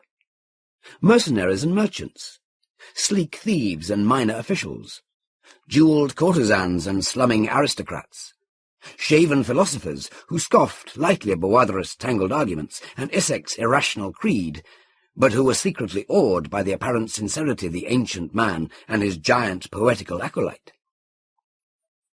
And with these moneyed newcomers came, inevitably, the iron-tough hirelings of Pulg, and other such hawks circling over the foul yards of religion. Naturally enough, this threatened to pose a considerable problem for the Grey Mouser. So long as Isaac, Bawatharus, and Fafurd stayed within hooting range of the marsh gate, there was nothing to worry about. There, when collection time came and Fafurd circled the congregation with cupped hands, the take, if any, was in the form of mouldy crusts, Common vegetables past their prime, rags, twigs, bits of charcoal, and, very rarely, giving rise to shouts of wonder, bent and dinted greenish coins of brass. Such truck was below the notice of even lesser racketeers than Pulg, and Fafhrd had no trouble whatever in dealing with the puny and dull-witted types who sought to play robber king in the Marshgate's shadow. More than once the Mouser managed to advise Fafhrd that this was an ideal state of affairs, and that any considerable further progress of Isaac up the Street of the Gods could lead only to great unpleasantness. The Mouser was nothing if not cautious, and most prescient to boot. He liked, or firmly believed he liked, his newly achieved security almost better than he liked himself. He knew that, as a recent hireling of Pulg, he was still being watched closely by the great man, and that any appearance of continuing friendship with Fafhrd, for most outsiders thought they had quarrelled irrevocably, might some day be counted against him. So on the occasions when he drifted down the Street of the Gods during off-hours, that is, by daylight, for religion is largely a nocturnal torchlit business in Lankhmar, he would never seem to speak to Fafhrd directly. Nevertheless, he would by seeming accident end up near Fafhrd, and while apparently engaged in some very different private business or pleasure, or perhaps come secretly to gloat over his large enemy's fallen estate, or that was the Mouser's second line of defence against conceivable accusations by Pulg, he would manage considerable conversations out of the corner of his mouth, which Fafhrd would answer, if at all, in the same way, though in his case presumably from abstraction rather than policy. "Look, Fafhrd," the Mouser said on the third of such occasions, meanwhile pretending to study a skinny-limbed, pot-bellied beggar girl, as if trying to decide whether a diet of lean meat and certain calisthenics would bring out in her a rare Gaminesque beauty. "Look, Fafhrd, right here you have what you want, whatever that is. I think it's a chance to patch up poetry and squeak it at fools, but whatever it is, you must have it here near the Marsh Gate. For the only thing in the world that is not near the Marsh Gate is money, and you tell me you don't want that, the more fool you. But let me tell you something. If you let Boadres get any nearer the citadel, yes, even a pebble's toss, you will get money whether you want it or not. And with that money you and Boadres will buy something, also willy-nilly, and no matter how tightly you close your purse and shut your ears to the cries of the hawkers, that thing which you and Boadres will buy is trouble." Fafhrd answered only with a faint grunt that was the equivalent of a shoulder shrug. He was looking steadily down past his bush beard with almost cross-eyed concentration as something his long fingers were manipulating powerfully, yet delicately, but that the large backs of his hands concealed from the Mouser's view. "How is the old fool, by the by, since he's eating regularly?" the Mouser continued, leaning a hair closer in an effort to see what Fafhrd was handling. "Still stubborn as ever, eh? Still set on taking Isaac to the citadel? Still as unreasonable about, business matters?" "Boadres is a good man," Fafhrd said quietly.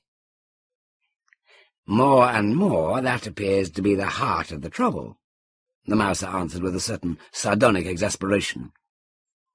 "But look, Fafhrd, it's not necessary to change Boadres' mind. I'm beginning to doubt whether even Shielba and Ning, working together, could achieve that cosmic revolution. You can do by yourself all that needs to be done. Just give your poetry a little downbeat. Add a little defeatism to Isaac's creed. Well, even you must be tired by now of all this ridiculous mating of northern stoicism to southern masochism, and wanting a change. One theme's good as another to a true artist. Or, simpler still, merely refrain from moving Isaac's altar up the street on your big night. Or even move it down a little. Boadres gets so excited when you have big crowds that the old fool doesn't know which direction you're going anyhow. You could progress like the well frog. Or, wisest of all, merely prepare yourselves to split the take before you hand over the collection to Boadres. I could teach you the necessary legerdemain in the space of one dawn, though you really don't need it. With those huge hands you can palm anything." "No," said Fafhrd. "Suit yourself," the mouser said, very, very lightly, though not quite unfeelingly. "Buy trouble if you will, death if you must. Fafhrd, what is that thing you're fiddling with? No, don't hand it to me, you idiot. Just let me glimpse it. By the black toga, what is that?" Without looking up, or otherwise moving, Fafhrd had cupped his hand sideways, much as if he were displaying in the mouse's direction a captive butterfly or beetle. And indeed it did seem at first glimpse as if it were a large, rare beetle he was cautiously bearing to view, one with a carapace of softly burnished gold. "It is an offering to Isaac," Fafhrd droned. "An offering made last night by a devout lady who is wed in spirit to the god." "Yes, and a half the young aristos of Lankhmar, too, and not all in spirit," the mouser hissed. "I know one of Lesnia's double-spiral bracelets when I see it. Reputedly given her by the twin dukes of Ilthmar, by the by." "What did you have to do to her to get it?" "Stop! Don't answer. I know. Recite poetry." "Oh, Fafhrd, things are far worse than I dreamed. If Pulg knew you are already getting gold—" He let his whisper trail off. "But what have you done with it?" "Fashioned it into a representation of the holy jug," Fafhrd answered, bowing his head a shade farther and opening his hands a bit wider and tipping them a trifle. "So I see," the mouser hissed. The soft gold had been twisted into a remarkably smooth, strange knot. "And not a bad job at all. Fafhrd, how you keep such a delicate feeling for curves when for 6 months you've slept without them against you is quite beyond me. Doubtless such things go by opposites. Don't speak for a moment now. I'm getting an idea. And by the black scapula, a good one. Fafhrd, you must give me that trinket so that I may give it to Pulg. No, please hear me out and then think this through. Not for the gold in it, not as a bribe or as part of a first split. I'm not asking that of you or Boadres, but simply as a keepsake, a presentation piece. Fafhrd, I've been getting to know Pulg lately, and I find he has a strange, sentimental streak in him. He likes to get little gifts, little trophies from his, customers, we sometimes call them. These curios must always be items relating to the god in question. Chalices, censers, bones in silver filigree, jewelled amulets, that sort of thing. He likes to sit looking at his shelves of them and dream. Sometimes I think the man is getting religion without realizing it. If I should bring him this bauble, he would, I know, develop an affection for Isaac. He would tell me to go easy on Boadres. It would probably even be possible to put off the question of tribute money for 3 more squares at least. "No," said Fafhrd. "So be it, my friend. Come with me, my dear. I'm going to buy you a steak." This second remark was in the mouse's regular speaking voice and directed, of course, at the beggar girl, who reacted with a look of already practised and rather languorous affright. "Not a fish steak either, puss. Did you know there were other kinds? Toss this coin to your mother, dear, and come. The steak stall is 4 squares up. No, we won't take a litter. You need the exercise. Farewell, death-seeker." Despite the wash-my-hands-of-you tone of this last whisper, the grey mouser did what he could to put off the evil night of reckoning, devising more pressing tasks for Pulg's bullies, and alleging that this or that omen was against the immediate settling of the Boadres account. For Pulg, alongside his pink streak of sentimentality, had recently taken to sporting a grey one of superstition. There would have been no insurmountable problem at all, of course, if Bawatharis had only had that touch of realism about money matters that, when a true crisis arises, is almost invariably shown by even the fattest, greediest priest, or the skinniest, most unworldly holy man. But Bawatharis was stubborn. It was probably, as we have hinted, the sole remaining symptom, though a most inconvenient one, of his only seemingly cast-off senility. Not one rusty iron tick, the smallest coin of Lankhmar, would he pay to extortioners. Such was Bawatharis' boast.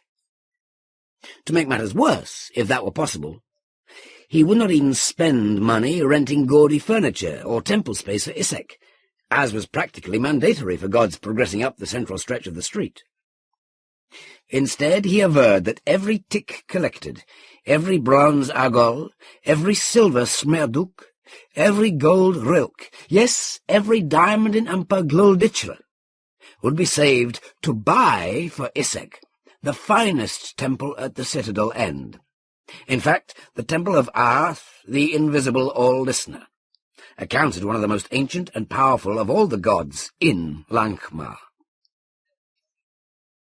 Naturally, this insane challenge, thrown out for all to hear, had the effect of still further increasing Isaac's popularity, and swelled his congregations with all sorts of folk who came, at first at least, purely as curiosity-seekers. The odds on how far Isaac would get up the street, how soon, for they regularly bet on such things in Lankhmar, began to switch wildly up and down as the affair got quite beyond the shrewd but essentially limited imaginations of bookmakers. Bawatharis took to sleeping curled in the gutter around Isaac's coffer. First an old garlic bag, later a small stout cask with a slit in the top for coins, and with Fafrud curled around him. Only one of them slept at a time. The other rested, but kept watch. At one point, the mouser almost decided to slit Bawatharis' throat as the only possible way out of his dilemma. But he knew that such an act would be the one unforgivable crime against his new profession. It would be bad for business, and certain to ruin him forever with Pulg and all other extortioners if ever traced to him even in the faintest suspicion. Bawatharis must be roughed up if necessary, yes, even tortured, but at the same time he must be treated in all ways as a goose who laid golden eggs. Moreover, the mouser had a presentiment that putting Bawatharis out of the way would not stop Isaac, not while Isaac had Fafrud. What finally brought the affair to a head, or rather to its first head, and forced the mouser's hand, was the inescapable realization that if he held off any longer from putting the bite on Bawatharis for Pulg, then rival extortioners, one Basharat in particular, would do it on their own account. As the number one racketeer of religions in Lankhmar, Pulg certainly had first grab, but if he delayed for an unreasonable length of time in making it, no matter on what grounds of omens or arguments about fattening the sacrifice, then Bawatharis was anybody's victim, Basharat's in particular, as Pulg's chief rival. So it came about, as it so often does, that the mouser's efforts to avert the evil nightfall only made it darker and stormier when it finally came down. When at last that penultimate evening did arrive, signalized by a final warning sent Pulg by Basharat, the mouser, who had been hoping all along for some wonderful last-minute inspiration that never came, took what may seem to some a coward's way out. Making use of the beggar girl, whom he had named Lily Black, and certain other of his creatures, he circulated a rumour that the treasurer of the Temple of Aarth was preparing to decamp in a rented black sloop across the inner sea, taking with him all funds and temple valuables, including a set of black pearl-crusted altar furnishings, gift of the wife of the High Overlord, on which the split had not yet been made with Pulg. He timed the rumour so that it would return to him by unimpeachable channels, just after he had set out for Isaac's spot with 4 well-armed bullies. It may be noted in passing that Aarth's treasurer actually was in monetary hot waters and really had rented a black sloop. which proved not only that the Mouser used good sound fabric for his fabrications, but also that Bawatharis had, by landlords' and bankers' standards, made a very sound choice in selecting Isek's temple to be, whether by chance or by some strange shrewdness co-dwelling with his senile stubbornness. The Mouser could not divert his whole expeditionary force, for Bawatharis must be saved from Basharat. However, he was able to split it with the almost certain knowledge that Pulg would consider his action the best strategy available at the moment. 3 of the bullies he sent on with firm instructions to bring Bawatharis to account, while he himself raced off with minimum guard to intercept the supposedly fleeing and loot-encumbered treasurer. Of course, the Mouser could have made himself part of the Bawatharis party, but that would have meant he would have had personally to best Fafhrd, or he be bested by him. And while the Mouser wanted to do everything possible for his friend, he wanted to do just a little bit more than that, he thought, for his own security. Some, as we have suggested, may think that in taking this way out, the Grey Mouser was throwing his friend to the wolves. However, it must always be remembered that the Mouser knew Fafhrd. The 3 bullies, who did not know Fafhrd, the Mouser had selected them for that reason, were pleased with the turn of events. An independent commission always meant the chance of some brilliant achievement, and so perhaps of promotion. They waited for the first break between services, when there was inevitably considerable passing about and jostling. Then one, who had a small axe in his belt, went straight for Bawatharis and his cask, which the holy man also used as altar, draping it for the purpose with the sacred garlic bag. Another drew sword and menaced Fafhrd, keeping sound distance from and careful watch on the giant. The third, adopting the jesting, rough-and-ready manner of the master of the show in a bawdy house, spoke ringing warnings to the crowd and kept a reasonably watchful eye on them. The folk of Lankhmar are so bound by tradition that it was unthinkable that they would interfere with any activities as legitimate as those of an extortioner, the #1 extortioner, too, even in defence of a most favoured priest. But there are occasional foreigners and madmen to be dealt with, though in Lankhmar even the madmen generally respect the traditions. No one in the congregation saw the crucial thing that happened next, for their eyes were all on the first bully, who was lightly choking Bawatharis with one hand while pointing his axe at the cask with the other. There was a cry of surprise and a clatter. The second bully lunged forward toward Fafhrd, had dropped his sword, and was shaking his hand as if it pained him. Without haste, Fafhrd picked him up by the slack of his garments between his shoulder blades, reached the first bully in 2 giant strides, slapped the axe from his hand, and picked him up likewise. It was an impressive sight. The giant, gaunt-cheeked, bearded acolyte, wearing his long robe of undyed camel's hair, recent gift of a votary, and standing with knees bent and feet wide-planted as he held aloft to either side a squirming bully. But although indeed a most impressive tableau, it presented a made-to-order opening for the third bully, who instantly unsheathed his scimitar, and with an acrobat smile and wave to the crowd, lunged toward the apex of the obtuse angle formed by the juncture of Fafhrd's legs. The crowd shuddered and squealed with the thought of the poignancy of the blow. There was a muffled thud. The third bully dropped his sword. Without changing his stance, Fafhrd swept together the 2 bullies he was holding so that their heads met with a loud thunk. With an equally measured movement, he swept them apart again and sent them sprawling to either side, unconscious among the onlookers. Then, stepping forward, still without seeming haste, he picked up the third bully by neck and crotch and pitched him a considerably greater distance into the crowd, where he bowled over 2 of Basharat's henchmen, who had been watching the proceedings with great interest. There was absolute silence for 3 heartbeats. Then the crowd applauded rapturously. While the tradition-bound Lankhmarians thought it highly proper for extortioners to extort, they also considered it completely in character for a strange acolyte to work miracles, and they never omitted to clap a good performance. Bawatharis, fingering his throat and still gasping a little, smiled with simple pleasure. And when Fafrud finally acknowledged the applause by dropping down cross-legged to the cobbles and bowing his head, the old priest launched instantly into a sermon, in which he further electrified the crowd by several times hinting that, in his celestial realms, Isaac was preparing to visit Lankhmar in person. His acolyte's routing of the three evil men Boadhrus attributed to the inspiration of Isaac's might, to be interpreted as a sort of foretaste of the god's approaching reincarnation.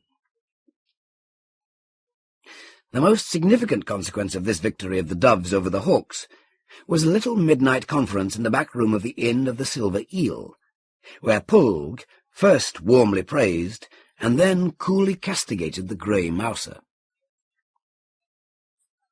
He praised the mouser for intercepting the treasurer of Aarth, who it turned out had just been embarking on the black sloop. Not to flee Lankhmar, though, but only to spend a water-guarded weekend with several riotous companions and one Ilala, high priestess of the goddess of the same name.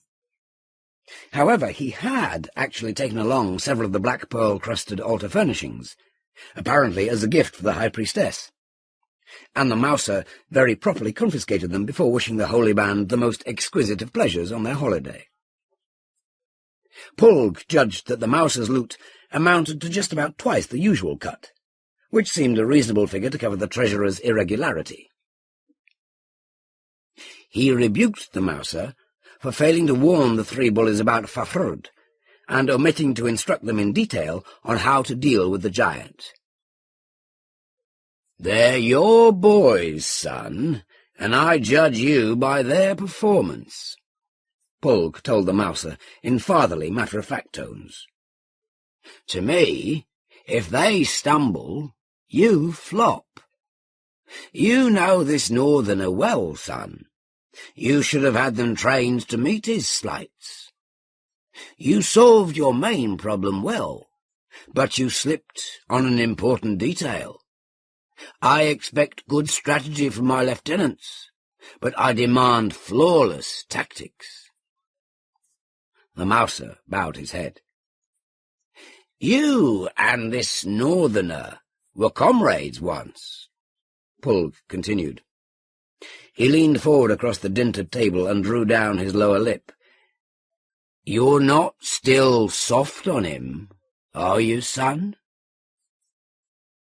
The mouser arched his eyebrows, flared his nostrils, and slowly swung his face from side to side.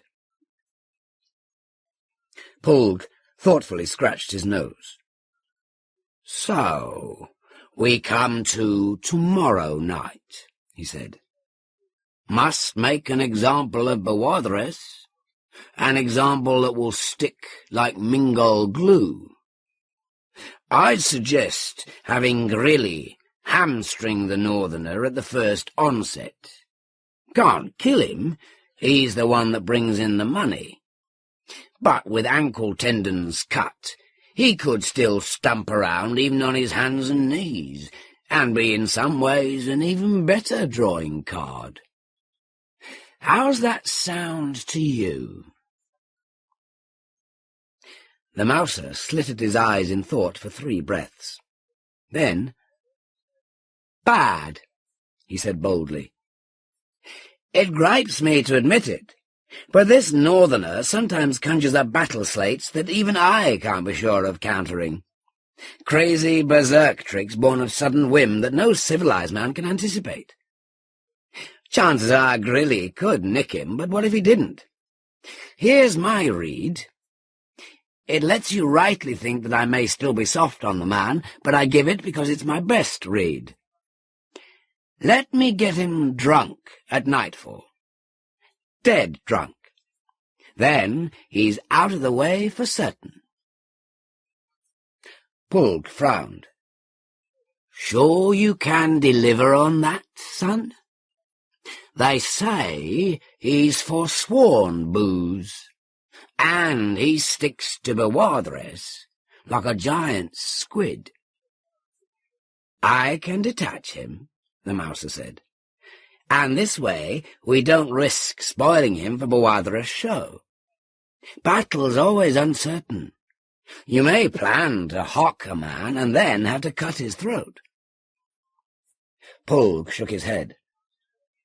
We also leave him fit to tangle with our collectors the next time they come for the cash.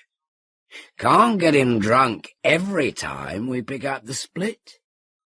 Too complicated, and looks very weak. No need to, the Mouser said confidently. Once Boadres starts paying, the Northerner will go along. Pulg continued to shake his head. You're guessing, son, he said. Oh, to the best of your ability, but still guessing. I won this deal bagged up strongly. An example that will stick, I said. Remember, son, the man we're really putting on this show for tomorrow night is Basharat. He'll be there, you can bet on it, though standing in the last row, I imagine. Did you hear how your Northerner dumped 2 of his boys? I like that. He grinned widely, then instantly grew serious again. So we'll do it my way, eh? Grilly's very sure. The Mouser shrugged once, deadpan. If you say so. Of course, some Northerners suicide when crippled. I don't think he would, but he might. Still, even allowing for that, I'd say your plan has 4 chances in 5 out of working perfectly. 4 in 5. Pulg frowned furiously, his rather piggy red-rimmed eyes fixed on the Mouser. Finally, he said, Sure you can get him drunk, son? 5 in 5? I can do it, the Mouser said. He had thought of a half-dozen additional arguments in favour of his plan, but he did not utter them. He did not even add 6 in 6, as he was tempted to. He was learning. Pulg suddenly leaned back in his chair and laughed, signing that the business part of their conference was over. He tweaked the naked girl standing beside him. Wine, he ordered. No, not that sugary slop I'll keep for customers. Didn't Zizzy instruct you? But the real stuff from behind the green idol. Come, son, pledge me a cup, and then tell me a little about this Isaac. I'm interested in him. I'm interested in 'em all. He waved loosely at the darkly gleaming shelves of religious curios in the handsomely carved travelling case rising beyond the end of the table. He frowned a very different frown from his business one. There are more things in this world than we understand, he said sententiously. Did you know that, son? The great man shook his head, again very differently. He was swiftly sinking into his most deeply metaphysical mood. Makes me wonder sometimes. You and I, son, know that these, he waved again at the case, are toys. But the feelings that men have toward 'em, they're real, eh? And they can be strange. Easy to understand part of those feelings. Brats shivering at bogies, fools gawking at a show and hoping for blood or a bit of undressing. But there's another part that's strange. The priests bray nonsense, the people groan and pray, and then something comes into existence. I don't know what that something is. I wish I did, I think. But it's strange. He shook his head. Makes any man wonder.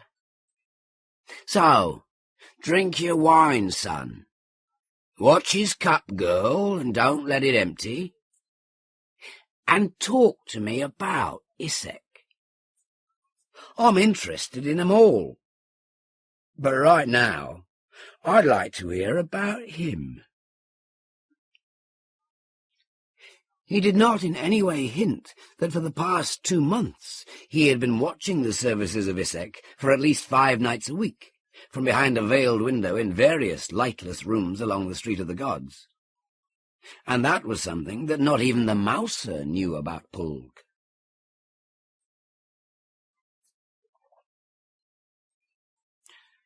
So, as a pinkly opalescent, rose-ribboned dawn surged up the sky from the black and stinking marsh, the Mouser sought out Fafhrd.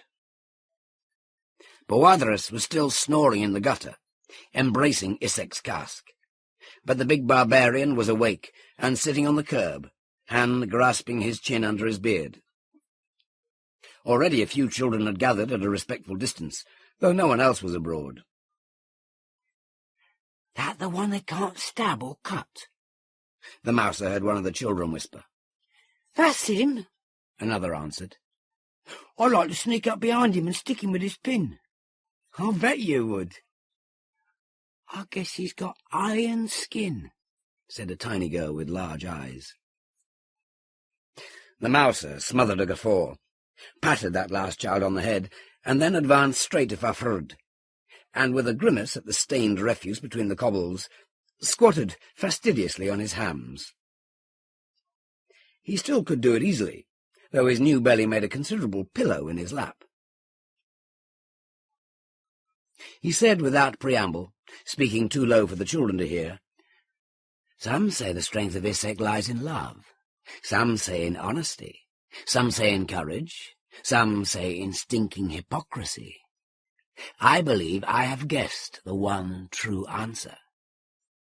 If I am right, you will drink wine with me. If I am wrong, I will strip to my loincloth, declare Isaac my god and master, and serve as acolyte's acolyte. Is it a wager?" Fafhrd studied him. "It is done," he said.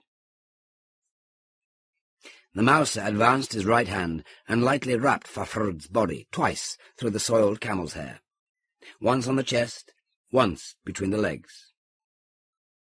Each time there was a faint thud, with just the hint of a clank. "The cuirass of Ming's ward, and the groin-piece of Gorch," the Mouser pronounced, "each heavily padded to keep them from ringing. Therein lie Isaac's strength and invulnerability. They wouldn't have fit you 6 months ago." Fafhrd sat as one bemused. Then his face broke into a large grin. "You win," he said. "When do I pay?" "This very afternoon," the Mouser whispered, "when Boadris eats and takes his 40 winks." He rose with a light grunt and made off, stepping daintily from cobble to cobble. Soon the Street of the Gods grew moderately busy, and for a while Fafhrd was surrounded by a scattering of the curious. But it was a very hot day for Lankhmar. By mid-afternoon the street was deserted. Even the children had sought shade. Boadris droned through the acolyte's litany twice with Fafhrd, then called for food by touching his hand to his mouth. It was his ascetic custom always to eat at this uncomfortable time, rather than in the cool of the evening. Fafhrd went off and shortly returned with a large bowl of fish stew. Boadris blinked at the size of it, but tucked it away, belched, and curled around the cask after an admonition to Fafhrd. He was snoring almost immediately. A hiss sounded from the low, wide archway behind them. Fafhrd stood up and quietly moved into the shadows of the portico. The Mouser gripped his arm and guided him towards one of several curtained doorways.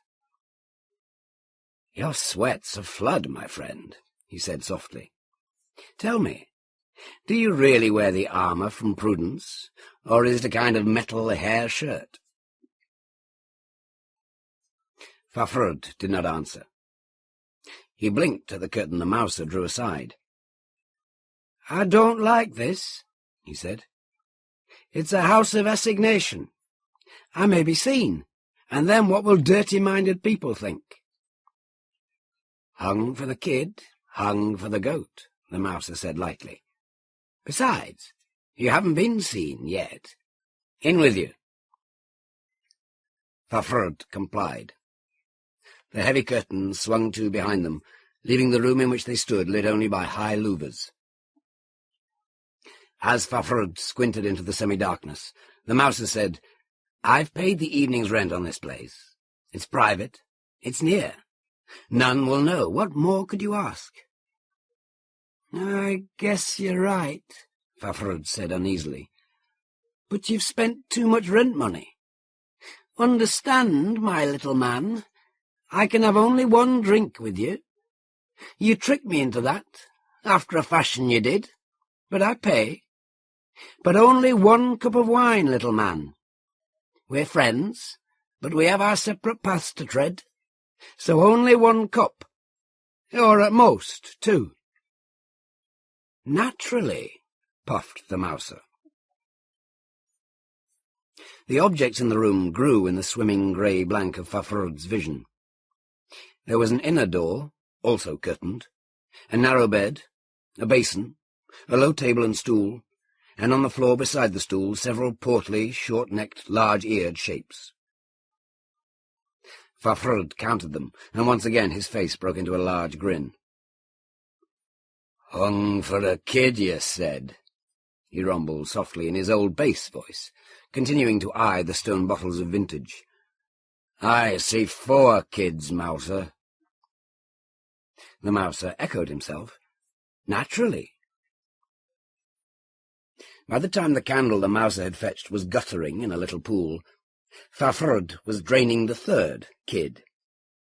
He held it upended above his head and caught the last drop, then battered it lightly away like a large feather-stuffed ball. As its shards exploded from the floor, he bent over from where he was sitting on the bed, bent so low that his beard brushed the floor, and clasped the last kid with both hands, and lifted it with exaggerated care onto the table. Then, taking up a very short-bladed knife, and keeping his eyes so close to his work that they were inevitably crossed, he picked every last bit of resin out of the neck, flake by tiny flake. Fafhrd no longer looked at all like an acolyte, even a misbehaving one. After finishing the 1st kid, he had stripped for action. His camel's hair robe was flung into one corner of the room, the pieces of padded armour into another. Wearing only a once-white loincloth, he looked like some lean, doomful berserk, or a barbaric king in a bathhouse. For some time no light had been coming through the louvers. Now there was a little, the red glow of torches. The noises of night had started and were on the increase. Thin laughter, hawkers' cries, various summonses to prayer. And Boadharus calling, "Fafhrd!" again and again in his raspy, long-carrying voice. But that last had stopped some time ago. Fafhrd took so long with the resin, handling it like gold leaf, that the mouser had to fight down several groans of impatience. But he was smiling his soft smile of victory. He did move once, to light a fresh taper from the expiring one. Fafhrd did not seem to notice the change in illumination. By now, it occurred to the mouser, his friend was doubtless seeing everything by that brilliant light of spirits of wine which illumines the way of all brave drunkards. Without any warning, the northerner lifted the short knife high and stabbed it into the centre of the cork. "Die, false Mingo!" he cried, withdrawing the knife with a twist, the cork on its point. "I drink your blood." And he lifted the stone bottle to his lips. After he had gulped about a third of its contents, by the mouser's calculation, he set it down rather suddenly on the table. His eyeballs rolled upward, all the muscles of his body quivered with the passing of a beatific spasm, and he sank back majestically, like a tree that falls with care. The frail bed creaked ominously, but did not collapse under its burden. Yet this was not quite the end. An anxious crease appeared between Fafhrd's shaggy eyebrows. His head tilted up, and his bloodshot eyes peered out menacingly from their eagle's nest of hair, searching the room. Their gaze finally settled on the last stone bottle. A long, rigidly muscled arm shot out. A great hand shut on the top of the bottle and placed it under the edge of the bed, and did not leave it. Then Fafhrud's eyes closed. His head dropped back with finality, and, smiling, he began to snore. The mouser stood up and came over. He rolled back one of Fafhrud's eyelids, gave a satisfied nod, then gave another after feeling Fafhrud's pulse, which was surging with as slow and strong a rhythm as the breakers of the outer sea. Meanwhile, the mouser's other hand, operating with an habitual deftness and artistry unnecessary under the circumstances, abstracted from a fold in Fafhrud's loincloth a gleaming gold object he had earlier glimpsed there. He tucked it away in a secret pocket in the skirt of his grey tunic. Someone coughed behind him. It was such a deliberate-sounding cough that the mouser did not leap or start, but only turned around without changing the planting of his feet, in a movement slow and sinuous as that of a ceremonial dancer in the Temple of the Snake. Pulg was standing in the inner doorway, wearing the black and silver-striped robe and cowl of a masker, and holding a black, jewel-spangled vizard a little aside from his face. He was looking at the mouser enigmatically. "I didn't think you could do it, son, but you did," he said softly. "You patch your credit with me at a wise time." "Oh, Wiggin! Quatch! Oh, Grilly!" The three henchmen glided into the room behind Pulg, all garbed in garments as sombrely gay as their masters. The first two were stocky men, but the third was slim as a weasel and shorter than the mouser, at whom he glared with guarded and rivalrous venom.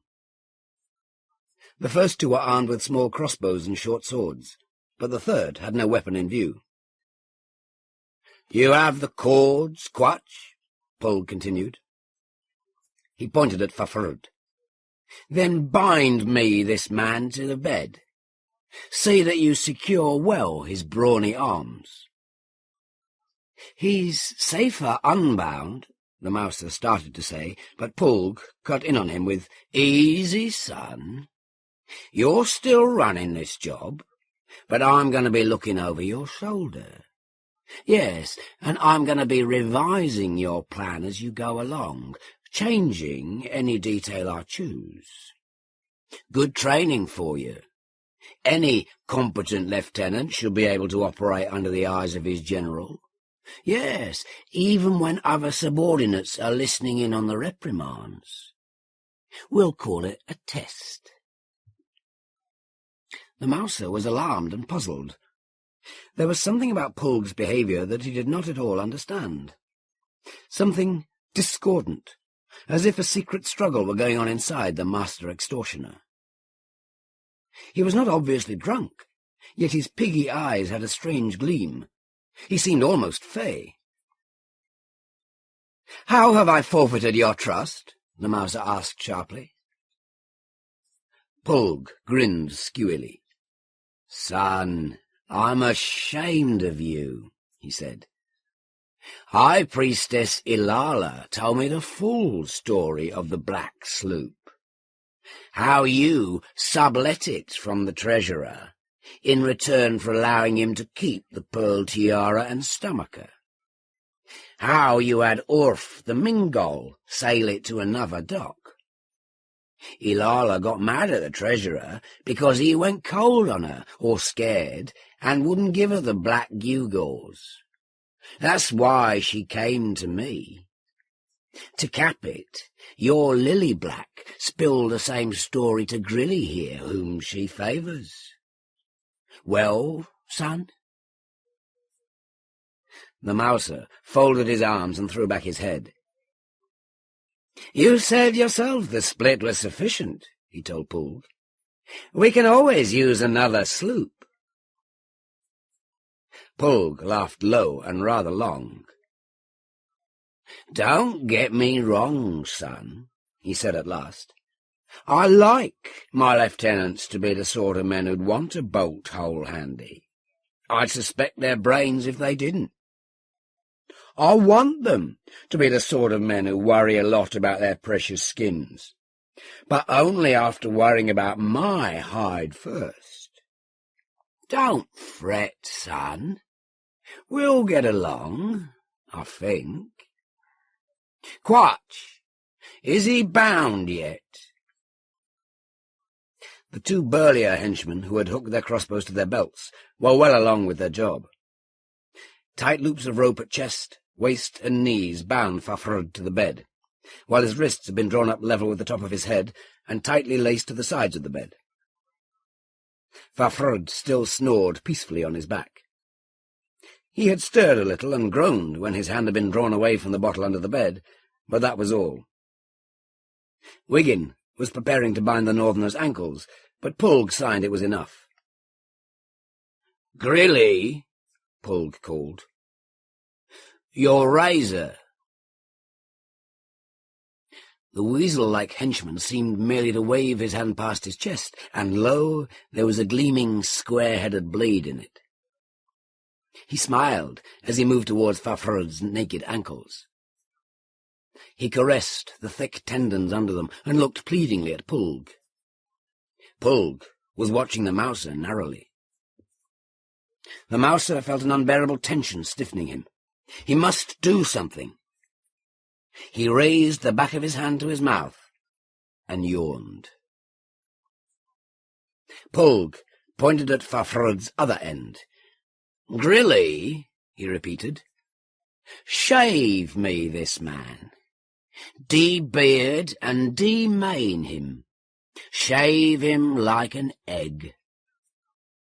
Then he leaned toward the mouser and said in a sort of slack-mouthed, confidential way, "I've heard of these barbs that he draws their strength. Think you so? No matter. We'll see." Slashing of a lusty man's head and face hair, and then shaving him close, takes considerable time, even when the barber is as shudderingly swift as Grilly, and as heedless of the dim and flickering light. Time enough for the mouser to assess the situation 17 different ways, and still not find its ultimate key. One thing shone through from every angle: the irrationality of Pulg's behaviour. Spilling secrets, accusing a lieutenant in front of henchmen, proposing an idiot test, wearing grotesque holiday clothes, binding a man dead drunk, and now this superstitious nonsense of shaving Fafhrd. Why, it was as if Pulg were fey indeed, and performing some eerie ritual under the demented guise of shrewd tactics. And there was one thing the mouser was certain of, that when Pulg got through being fey, or drugged, or whatever it was, he would never again trust any of the men who had been through the experience with him, including, most particularly, the mouser.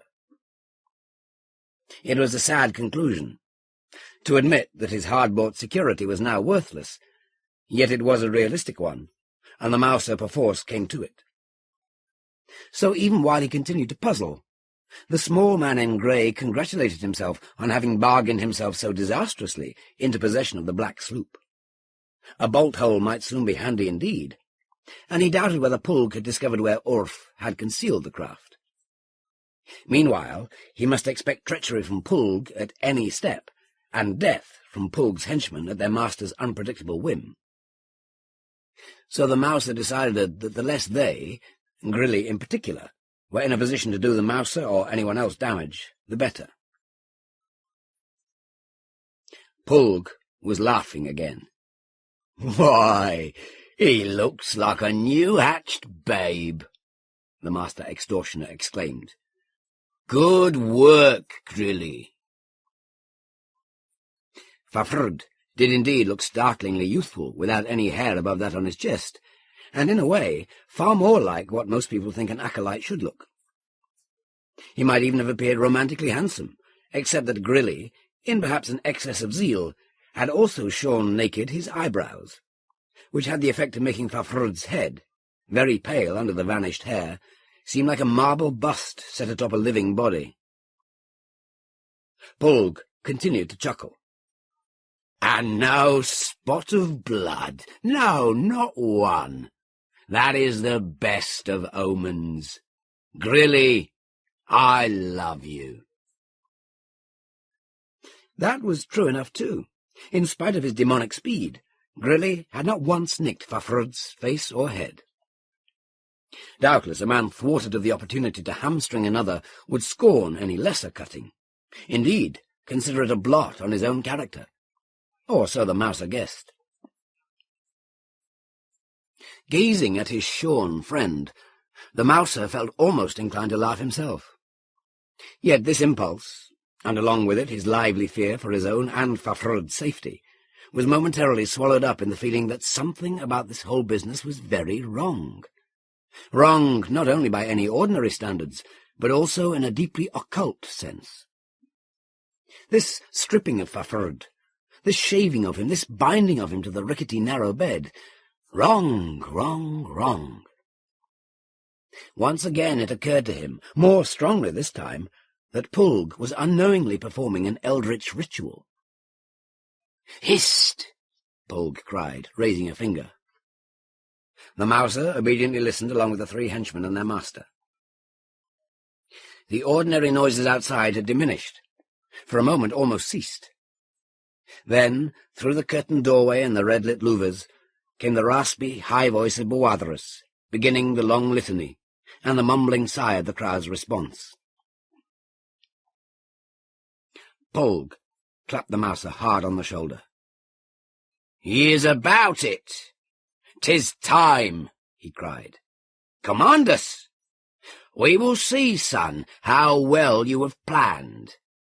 Remember, I will be watching over your shoulder, and that it is my desire that you strike at the end of Boadhrus' sermon when the collection is taken." He frowned at Grilly, Wiggin, and Quatch. "Obey this, my lieutenant," he warned sternly. "Jump at his least command, save when I countermand. Come on, son. Hurry it up, start giving orders." The mouser would have liked to punch Pulg in the middle of the jewelled vizard which the extortioner was just now again lifting to his face. Punch his fat nose and fly this madhouse of commanded commandings. But there was Fafhrud to be considered. Stripped, shaved, bound, dead drunk, immeasurably helpless. The mouser contented himself with starting through the outer door and motioning the henchman and Pulg too to follow him. Hardly to his surprise, for it was difficult to decide what behaviour would have been surprising under the circumstances, they obeyed him. He signed Grilly to hold the curtain aside for the others. Glancing back over the smaller man's shoulder, he saw Quatch, last to leave, dip to blow out the taper, and under cover of that movement snag the two-thirds full bottle of wine from under the edge of the bed and lug it along with him. And for some reason that innocently thievish act struck the mouser as being the most occultly wrong thing of all the supernally off-key events that had been occurring recently. He wished there was some god in whom he had real trust, so that he could pray to him for enlightenment and guidance in the ocean of inexplicably strange intuitions engulfing him. But, unfortunately for the mouser, there was no such divinity. So there was nothing for it but to plunge all by himself into that strange ocean and take his chances. Do, without calculation, whatever the inspiration of the moment moved him to do. So while Boadhrus keened and rasped through the long litany against the sighing responses of the crowd, and an uncommonly large number of catcalls and boos, the mouser was very busy indeed, helping prepare the setting and place the characters for a drama of which he did not know more than scraps of the plot. The many shadows were his friends in this. He could slip almost invisibly from one shielding darkness to another. And he had the trays of half the hawkers in Lankhmar as a source of stage properties. Among other things, he insisted on personally inspecting the weapons of Quatch and Wiggin, the short swords and their sheaths, the small crossbows and the quivers of tiny quarrels that were their ammunition, most wicked-looking short arrows. By the time the long litany had reached its wailing conclusion, the stage was set, though exactly when and where and how the curtain would rise, and who would be the audience and who the players, remained uncertain. At all events, it was an impressive scene. The long street of gods stretching off toward a colourful, torchlit doll's world of distance in either direction. Low clouds racing overhead. Faint ribbons of mist gliding in from the great salt marsh. The rumble of far-distant thunder. Bleat and growl of priests of gods other than Isaac. Squealing laughter of women and children. Leather-lunged calling of hawkers and news slaves. Odour of incense curling from temples, mingling with the oily aroma of fried foods on hawkers' trays. The reek of smoking torches, and the musk and flower smells of gaudy ladies. Isaac's audience, augmented by the many drawn by the tale of last night's doings of the demon acolyte and the wild predictions of Bowadrus, blocked the street from curb to curb, leaving only difficult gangway through the roofed porticos to either side. All levels of Lankhmarian society were represented. Rags and ermine, bare feet and jewelled sandals, mercenary steel and philosophers' wands, faces painted with rare cosmetics, and faces powdered only with dust, eyes of hunger, eyes of satiety, eyes of mad belief, and eyes of a scepticism that hid fear. Bowadrus, panting a little after the long litany, stood on the curb across the street from the low archway of the house where the drunken Fafrud slept bound.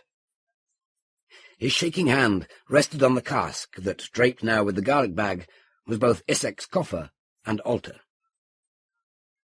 Crowded so close as to leave him almost no striding space were the inner circles of the congregation, devotees sitting cross-legged, crouched on knees or squatting on hams. The Mouser had stationed Wiggin and Quatch by an overset fishmonger's cart in the centre of the street. They passed back and forth the stone bottle Quatch had snared, doubtless in part to make their odorous post more bearable, though every time the Mouser noted their bibbing, he had a return of the feeling of occult wrongness. Pulg had picked for his post a side of the low archway in front of Fafrud's house, to call it that. He kept Grilly beside him, while the Mouser crouched nearby after his preparations were complete. Pulg's jewelled mask was hardly exceptional in the setting. Several women were visited, and a few of the other men, colourful blank spots in the sea of faces. It was certainly not a calm sea. Not a few of the audience seemed greatly annoyed at the absence of the giant acolyte, and had been responsible for the boos and catcalls during the litany, while even the regulars missed the acolyte's lute and his sweet tenor tale-telling, and were exchanging anxious questions and speculations. All it took was someone to shout, "Where's the acolyte?" And in a few moments half the audience was chanting, "We want the acolyte! We want the acolyte!" Bowadrus silenced them by looking earnestly up the street with shaded eyes, pretending he saw one coming, and then suddenly pointing dramatically in that direction, as if to signal the approach of the man for whom they were calling. While the crowd craned their necks and shoved about, trying to see what Bowadrus was pretending to, and incidentally left off chanting, the ancient priest launched into his sermon. "I will tell you what has happened to my acolyte," he cried. "Lankhmar has swallowed him. Lankhmar has gobbled him up. Lankhmar, the evil city, the city of drunkenness and lechery and all corruption. Lankhmar, the city of the stinking black bones." This last blasphemous reference to the gods of Lankhmar, whom it can be death to mention, though the gods in Lankhmar may be insulted without limit, further shocked the crowd into silence. Bowadrus raised his hands and face to the low racing clouds. "O Isaac, compassionate, mighty Isaac, pity thy humble servitor who now stands friendless and alone. I had one acolyte strong in thy defence, but they took him from me. You told him, Isaac, much of your life and your secrets. He had ears to hear it and lips to sing it, but now the black devils have got him. Oh, Isaac, have pity. Boadres spread his hands toward the mob and looked them around. Isaac was a young god when he walked the earth, a young god speaking only of love, yet they bound him to the rack of torture. He brought waters of peace for all in his holy jug, but they broke it. And here Boadres described at great length, and with far more vividness than his usual wont. Perhaps he felt he had to make up for the absence of his skald-turned-acolyte, the life, and especially the torments and death, of Isaac of the Jug, until there was hardly one among the listeners who did not have vividly in mind the vision of Isaac on his rack, a succession of racks, rather, and who did not feel at least sympathetic twinges in his joints at the thought of the god's suffering. Women and strong men wept unashamedly. Beggars and scullions howled. Philosophers covered their ears. Boadres wailed on toward a shuddering climax. As you yielded up your precious ghost on the 8th rack, O Isaac, as your broken hands fashioned even your torturous collar into a jug of surpassing beauty, you thought only of us, O holy youth. You thought only of making beautiful the lives of the most tormented and deformed of us, thy miserable slaves. At those words, Pulg took several staggering steps forward from the side of the archway, dragging Grilly with him, and dropped to his knees on the filthy cobbles. His black and silver-striped cowl fell back on his shoulders, and his jewelled black vizard slipped from his face, which was thus revealed as unashamedly coursing with tears. I renounce all other gods, the boss extortioner gasped between sobs. Hereafter I serve only gentle Isaac of the Jug. The weaselly Grilly, crouching contortedly in his efforts to avoid being smirched by the nasty pavement, gazed at his master as at one demented, yet could not, or still dared not, break Pulg's hold on his wrist. Pulg's action attracted no particular attention. Conversions were a schmerdocke score at the moment. But the mouser took note of it, especially since Pulg's advance had brought him so close that the mouser could have reached out and patted Pulg's bald pate. The small man in grey felt a certain satisfaction, or rather relief. If Pulg had for some time been a secret Isaac worshipper, then his fadeness might be explained. At the same time, a gust of emotion akin to pity went through him. Looking down at his left hand, the mouse had discovered that he had taken out of its secret pocket the gold bauble he had filched from Fafrud. He was tempted to put it softly in Pulg's palm. How fitting, how soul-shaking, how nice it would be, he thought, if at the moment the floodgates of religious emotion burst in him, Pulg were to receive this truly beautiful memento of the god of his choice. But gold is gold, and a black sloop requires as much upkeep as any other colour yacht, so the mouser resisted the temptation. Boadres threw wide his hands and continued, With dry throats, O Isaac, we thirst for thy waters.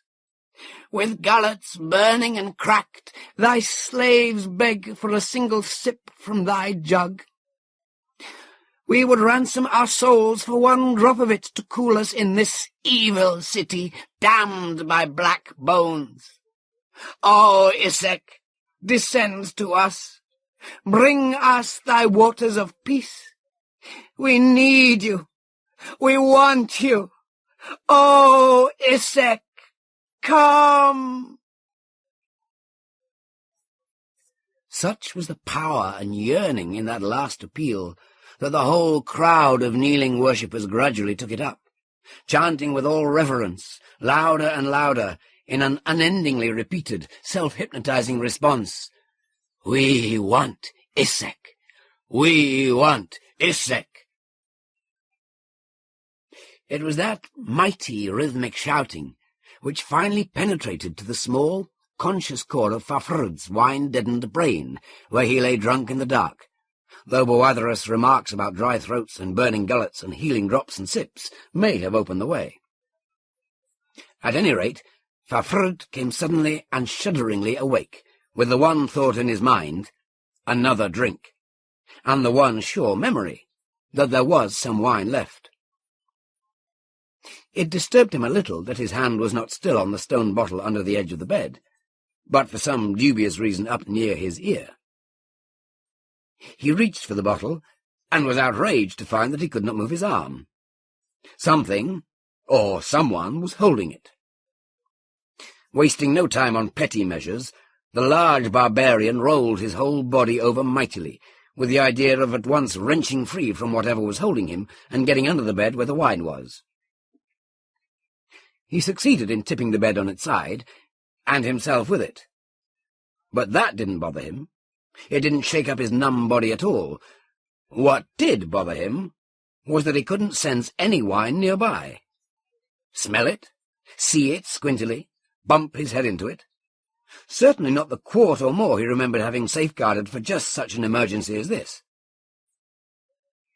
At about the same time, he became dimly aware that he was somehow attached to whatever he'd been sleeping on, specifically his wrists and shoulders and chest.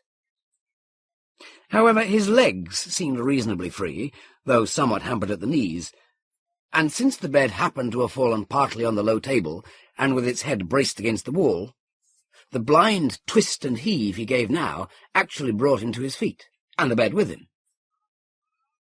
He squinted around. The curtained outer doorway was an oblong of lesser darkness. He immediately headed for it. The bed foiled his first efforts to get through, bringing him up short in a most exasperating manner. But by ducking and by turning edgewise he finally managed it, pushing the curtain ahead of him with his face.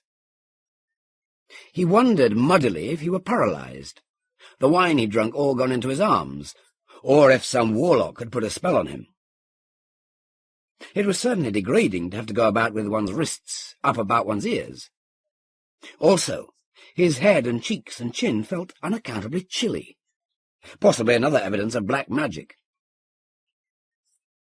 The curtain dragged off his head finally, and he saw ahead of him a rather low archway, and, vaguely and without being at all impressed by them, crowds of people kneeling and swaying. Ducking down again, he lumbered through the archway and straightened up. Torchlight almost blinded him. He stopped and stood there blinking. After a bit, his vision cleared a little, and the first person he saw that meant anything to him was the grey mouser. He remembered now that the last person he had been drinking with was the mouser. By the same token, in this matter Fafrod's maggoty mind worked very fast indeed, the mouser must be the person who had made away with his quart or more of midnight medicine. A great righteous anger flamed in him, and he took a very deep breath. So much for Fafrd and what he saw. What the crowd saw, the god-intoxicated, chanting, weeping crowd, was very different indeed. They saw a man of divine stature strapped with hands high to a framework of some sort. A mightily muscled man, naked save for a loincloth, with a shorn head and face that, marble white, looked startlingly youthful, yet with the expression on that marble face of one who is being tortured.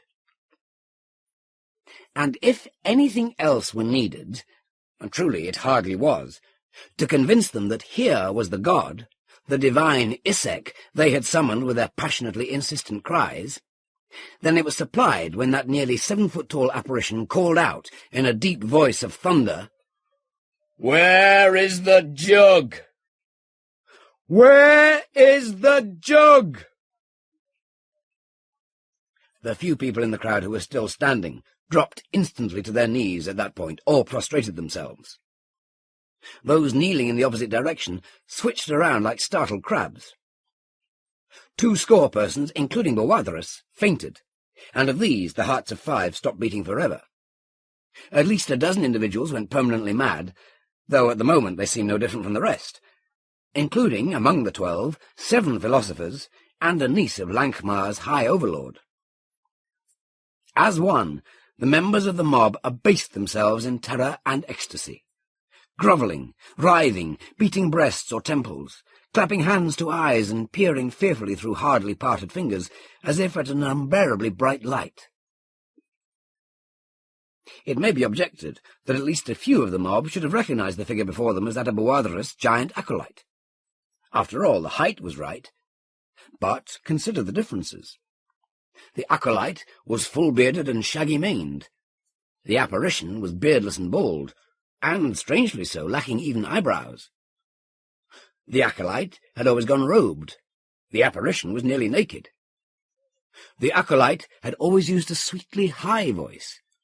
The apparition roared harshly in a voice almost 2 octaves lower. Finally, the apparition was bound to a torture rack, surely, and calling in the voice of one being tortured for his jug. As one, the members of the mob abased themselves. With the exception of the Grey Mouser, Grilly, Wiggin, and Quatch. They knew well enough who faced them. Pulg knew too, of course, but he, most subtle-brained in some ways, and now firmly converted to Issekianity, merely assumed that Isek had chosen to manifest himself in the body of Fafhrd, and that he, Pulg, had been divinely guided to prepare that body for the purpose. He humbly swelled with the full realization of the importance of his own position in the scheme of Isek's reincarnation. His 3 henchmen, however, were quite untouched by religious emotions. Grilly, for the moment, could do nothing, as Pulg was still holding his wrist in a grip of fervid strength.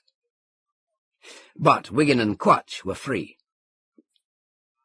Although somewhat dull-brained, and little used to acting on their own initiative, they were not long in realizing that the giant had appeared who was supposed to be kept out of the way, so that he would not queer the game of their strangely behaving master and his tricky, grey-clad lieutenant. Moreover, they well knew what jug Fafhrd was shouting for so angrily, and since they also knew they had stolen and drunken it empty, they likely also were moved by guilty fears that Fafhrd might soon see them, break loose, and visit vengeance upon them. They cranked up their crossbows with furious haste, slapped in quarrels, knelt, aimed, and discharged the bolts straight at Fafhrd's naked chest. Several persons in the mob noted their action and shrieked at its wickedness.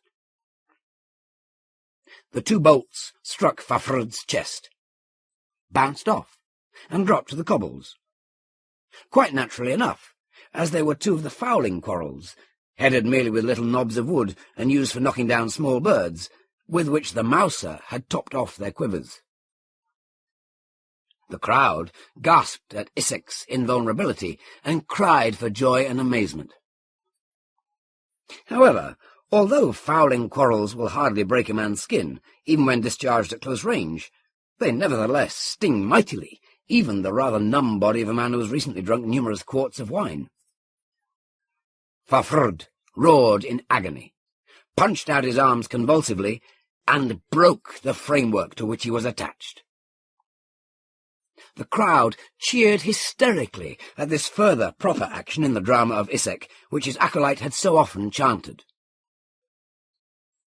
Quatch and Wiggin, realizing that their missile weapons had somehow been rendered innocuous, but too dull-witted or wine-fuddled to see anything either occult or suspicious in the manner of that rendering, grabbed at their short swords and rushed forward at Fafhrd to cut him down before he could finish detaching himself from the fragments of the broken bed, which he was now trying to do in a puzzled way.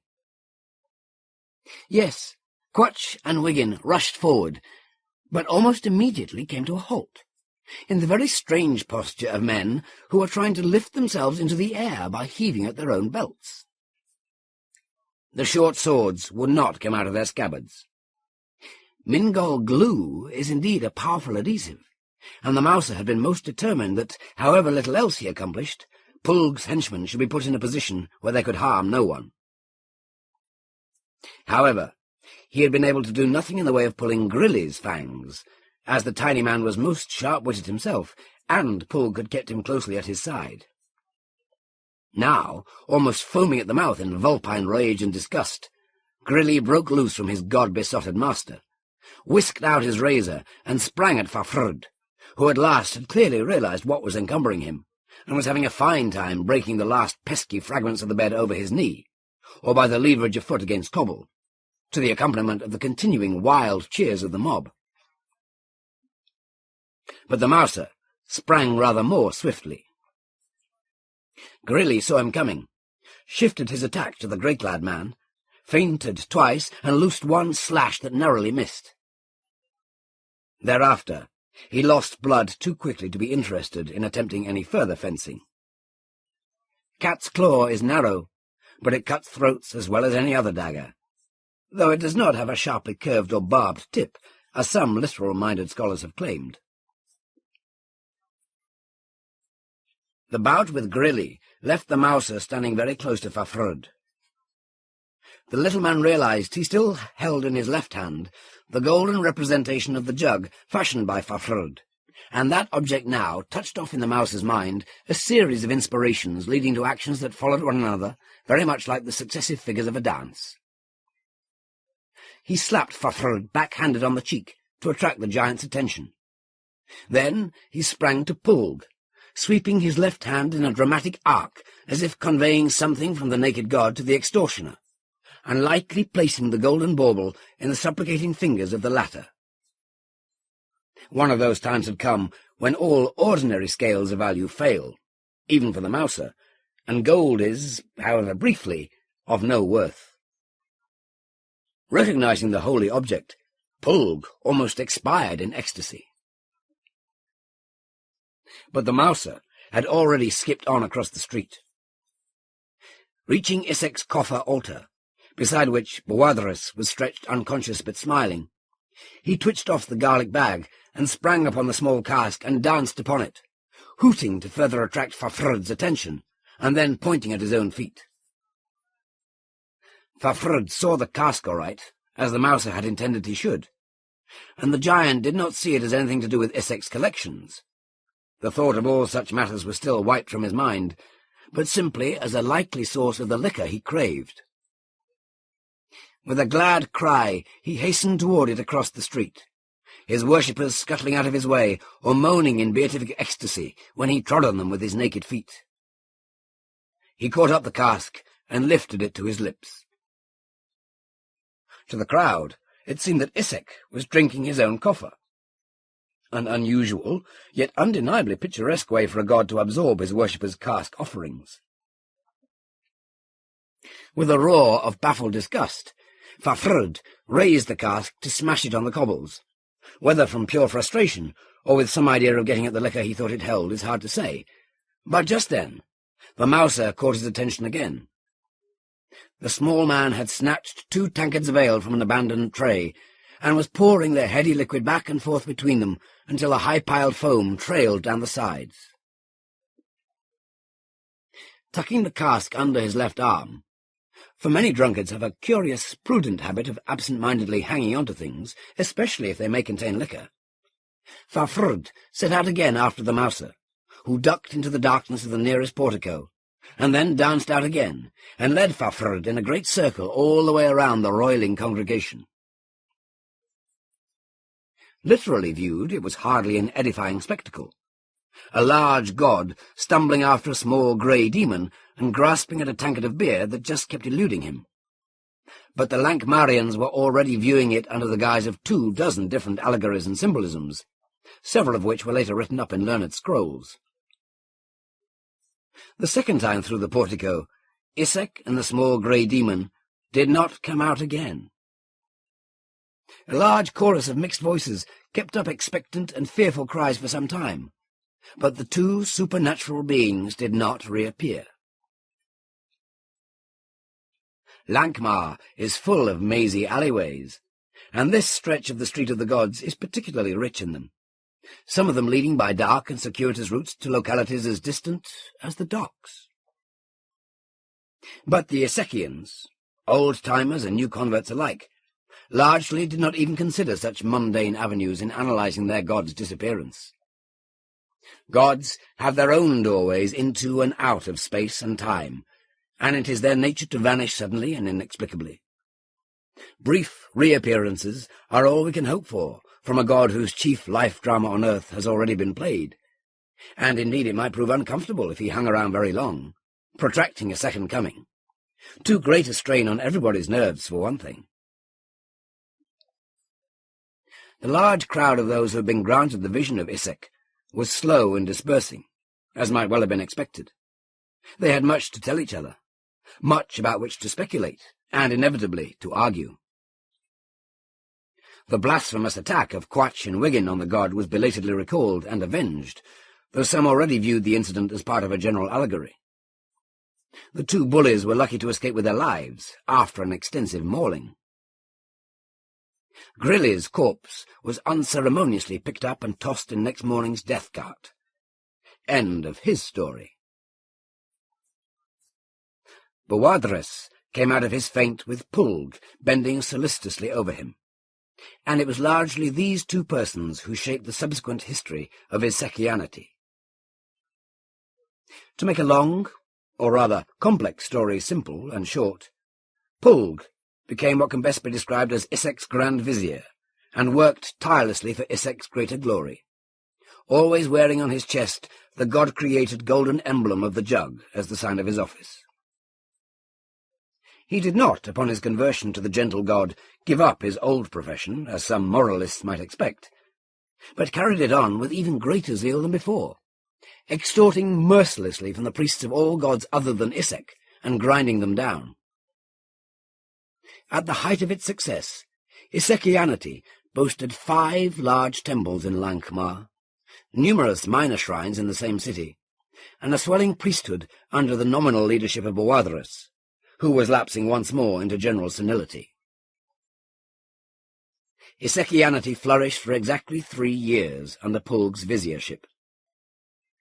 But when it became known, due to some incautious babblings of Boadres, that Pulg was not only conducting under the guise of extortion a holy war on all other gods in Lankhmar, with the ultimate aim of driving them from the city, and if possible from the world, but that he even entertained murky designs of overthrowing the gods of Lankhmar, or at least forcing them to recognize Isaac's overlordship. When all this became apparent, the doom of Isakianity was sealed. On the 3rd anniversary of Isaac's second coming, the night descended ominous and thickly foggy, the sort of night when all wise Lankhmarians hug their indoor fires. About midnight, awful screams and piteous howlings were heard throughout the city, along with the rending of thick doors and the breaking of heavy masonry, preceded and followed, some tremulously maintained, by the clicking tread of bones on the march.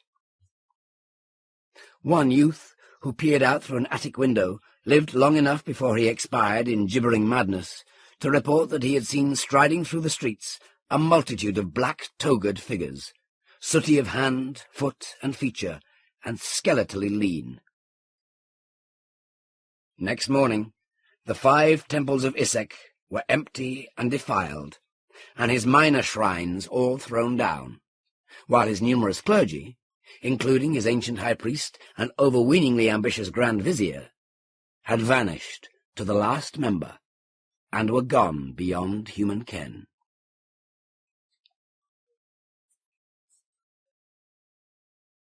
Turning back to a dawn exactly 3 years earlier, we find the grey mouser and Fafrud clambering from a cranky, leaky skiff into the cockpit of a black sloop, moored beyond the great mole that juts out from Lankhmar and the east bank of the river Halal into the inner sea. Before coming aboard, Fafrud first handed up Isaac's cask to the impassive and sallow-faced Urf, and then, with considerable satisfaction, pushed the skiff wholly under water. The cross-city run the mouser had led him, followed by a brisk spell of galley-slave work at the oars of the skiff, for which he indeed looked the part in his lean, near-nakedness, had quite cleared Fafrud's head of the fumes of wine, though it now ached villainously. The mouser still looked a bit sick from his share in the running, He was truly in woefully bad trim from his months of lazy gluttony. Nevertheless, the twain joined with Orf in the work of upping anchor and making sail. Soon, a salty, coldly refreshing wind on their starboard beam was driving them directly away from the land and Lankhmar. Then, while Orf fussed over Fafhrd and bundled a thick cloak about him, the mouser turned quickly in the morning dusk to Isak's cask, determined to get at the loot before Fafhrd had opportunity to develop any silly religious or northernly noble qualms and perhaps toss the cask overboard. The mouser's fingers did not find the coin-slit in the top. It was still quite dark, so he upended the pleasantly heavy object, crammed so full it did not even jingle. No coin-slit in that end either, seemingly, though there was what looked like a burned inscription in Lankhmarian hieroglyphs. But it was still too dark for easy reading, and Fafhrd was coming up behind him, so the mouser hurriedly raised the heavy hatchet he had taken from the sloop's tool-rack and bashed in a section of wood.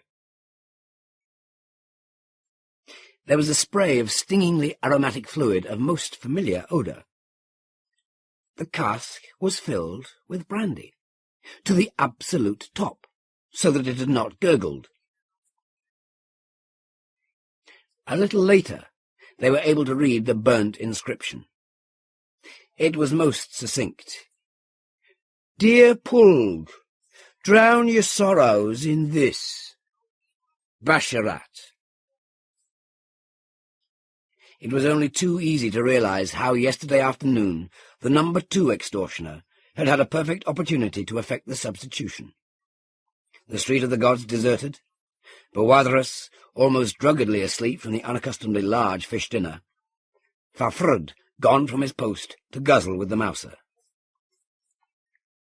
"That explains why Basharat was not on hand last night," the mouser said thoughtfully. Fafhrd was for throwing the cask overboard, not from any disappointment at losing loot, but because of a revulsion at its contents. But the mouser set aside the cask for Orf to close and store away. He knew that such revulsions pass. Fafhrd, however, extorted the promise that the fiery fluid only be used in direst emergency, as for burning enemy ships. The red dome of the sun pushed above the eastern waves. By its ruddy light, Fafhrd and the mouser really looked at each other for the first time in months. The wide sea was around them. Orf had taken the lines and tiller, and at last nothing pressed. There was an odd shyness in both their gazes. Each had the sudden thought that he had taken his friend away from the life path he had chosen in Lankhmar, perhaps the life path best suited to his treading. "Your eyebrows will grow back, I suppose," the mouser said at last, quite inanely. "They will indeed," Fafhrd rumbled. "I'll have a fine shock of hair by the time you've worked off that belly." "Thank you, Egg-top," the mouser replied. Then he gave a small laugh. "I have no regrets for Lankhmar," he said, lying mightily, though not entirely. "I can see now that if I'd stayed, I'd have gone the way of Pulg and all such great men. Fat, power-racked, lieutenant-plagued, smothered with false-hearted dancing girls, and finally falling into the arms of religion. At least I'm saved that last chronic ailment, which is worse than the dropsy." He looked at Fafhrd narrowly. "But how have you, old friend? Will you miss Bawadras, and your cobbled bed, and your nightly tale-weaving?" Fafhrd frowned as the sloop plunged on northward, and the salt spray dashed him. "Not I," he said at last. "There are always other tales to be woven. I served a god well. I dressed him in new clothes, and then I did a third thing. Who'd go back to being an acolyte after being so much more? You see, old friend, I really was Isaac. The mouser arched his eyebrows. "You were?" Fafhrd nodded twice, most gravely.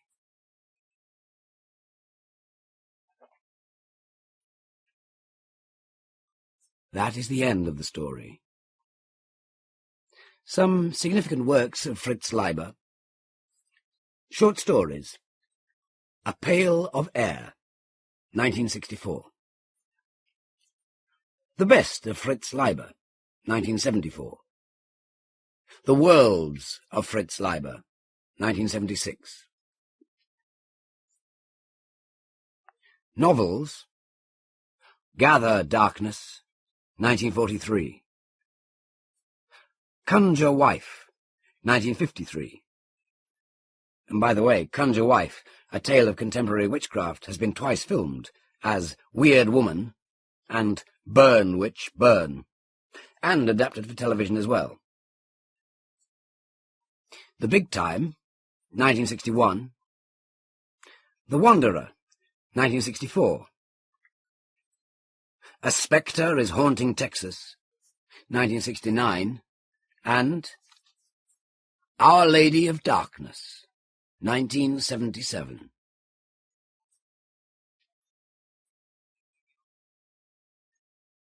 The next author is Andre Norton. Andre Norton was born on February the 17th, 1912, in Cleveland, Ohio. Her family exerted a strong literary influence upon her by reading to her from her earliest years.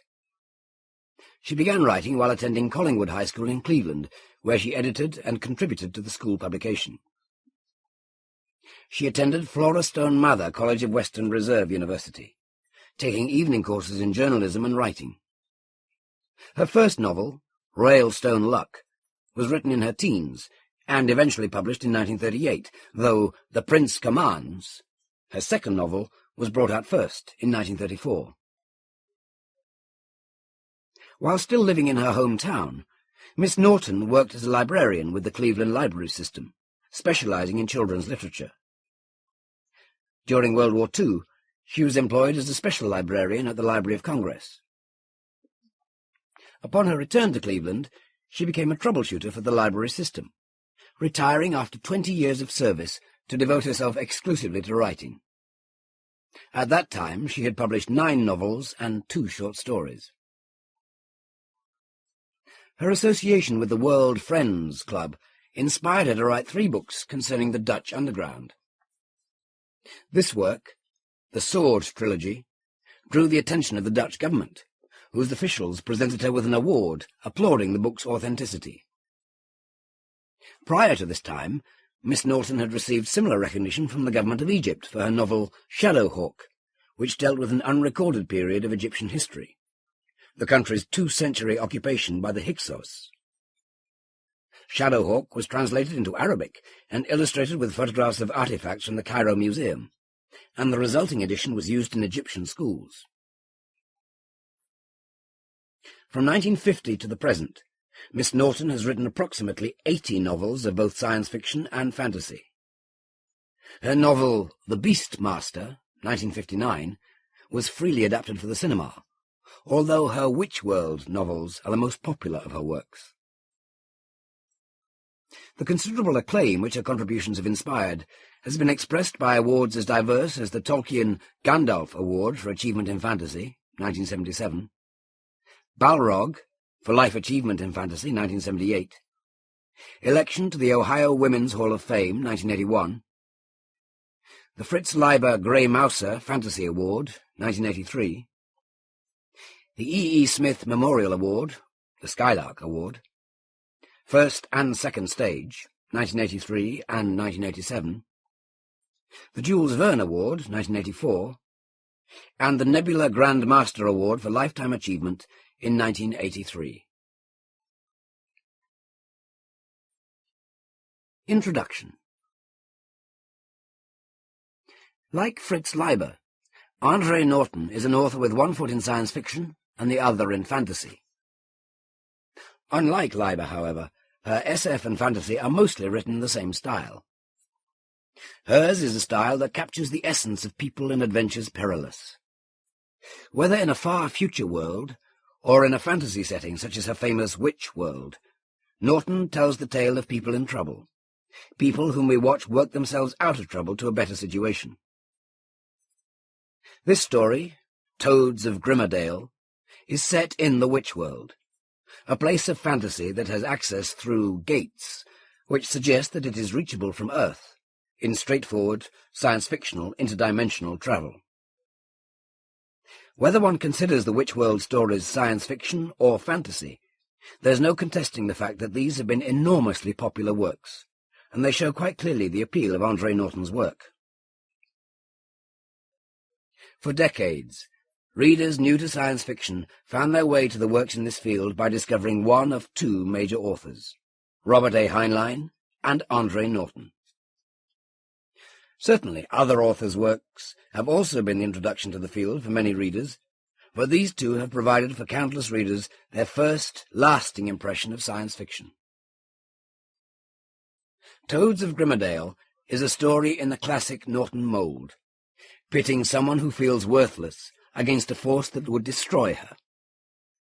In coping with a difficulty, she finds inner strength and also the ability to overcome her fears long enough to work with a sworn enemy for their mutual salvation. The themes of redemption and self-realization aren't unique to Norton's work, but they have been a beacon to struggling authors, as well as to readers for decades, and have marked her work as that of a true Grand Master, as you'll discover in this tale. Toads of Grimmerdale, Part 1. The drifts of ice-crusted snow were growing both taller and wider.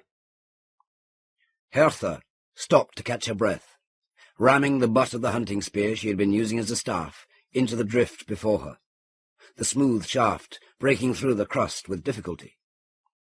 She frowned at the broken hole without seeing it. There was a long dagger at her belt, the short-hafted spear in her mittened hand. And under her cloak she hugged to her the all-too-small bundle which she had brought with her out of Horler's hold. The other burden which she carried lay within her, and she forced herself to face squarely the fate it had brought upon her. Now her lips firmed into a line. Her chin went up. Suddenly she spat with a hiss of breath.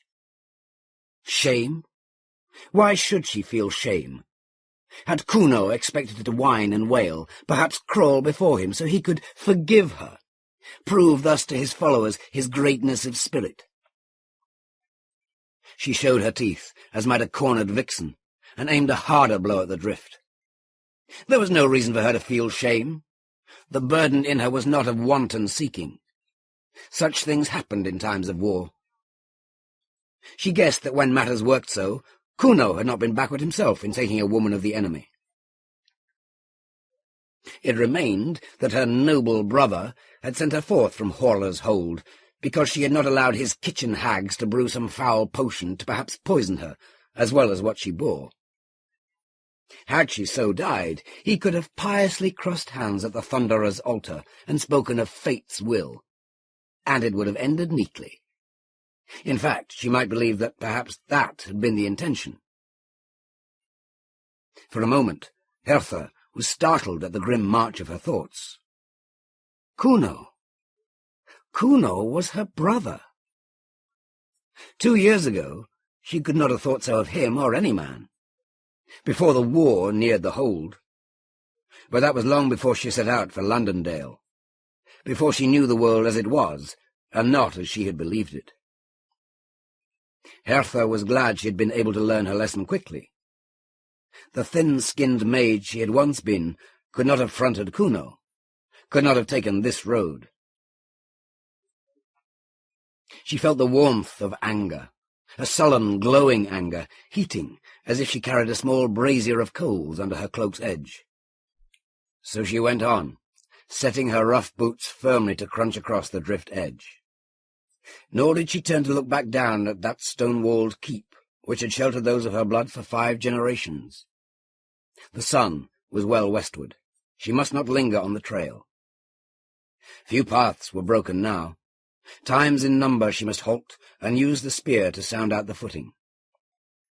But it was easy to keep in eye her landmarks of Mulmer's Needle and the Wyvern's Wing. Hertha was sure Kuno expected her to return to accept his conditions. She smiled wryly. Kuno was so very certain of everything. And since he had beaten off the attack of a straggling band of the enemy, trying to fight their way to the dubious safety of the coast, he had been insufferable. The Dales were free in truth, but for Kuno to act as if the victories hard won there were his alone. It had required all the might of High Halak, together with strange allies from the waste, to break the invaders, to hunt and harry them to the sea from which they had come, and that had taken a score of years to do. Truesdale had escaped, not because of any virtue, but by chance. But because fire and sword had not riven there was no reason to cry upon unbroken wars like gamecocks. Kuno had harried men already 3/4 beaten. She reached the divide, to plod steadily on.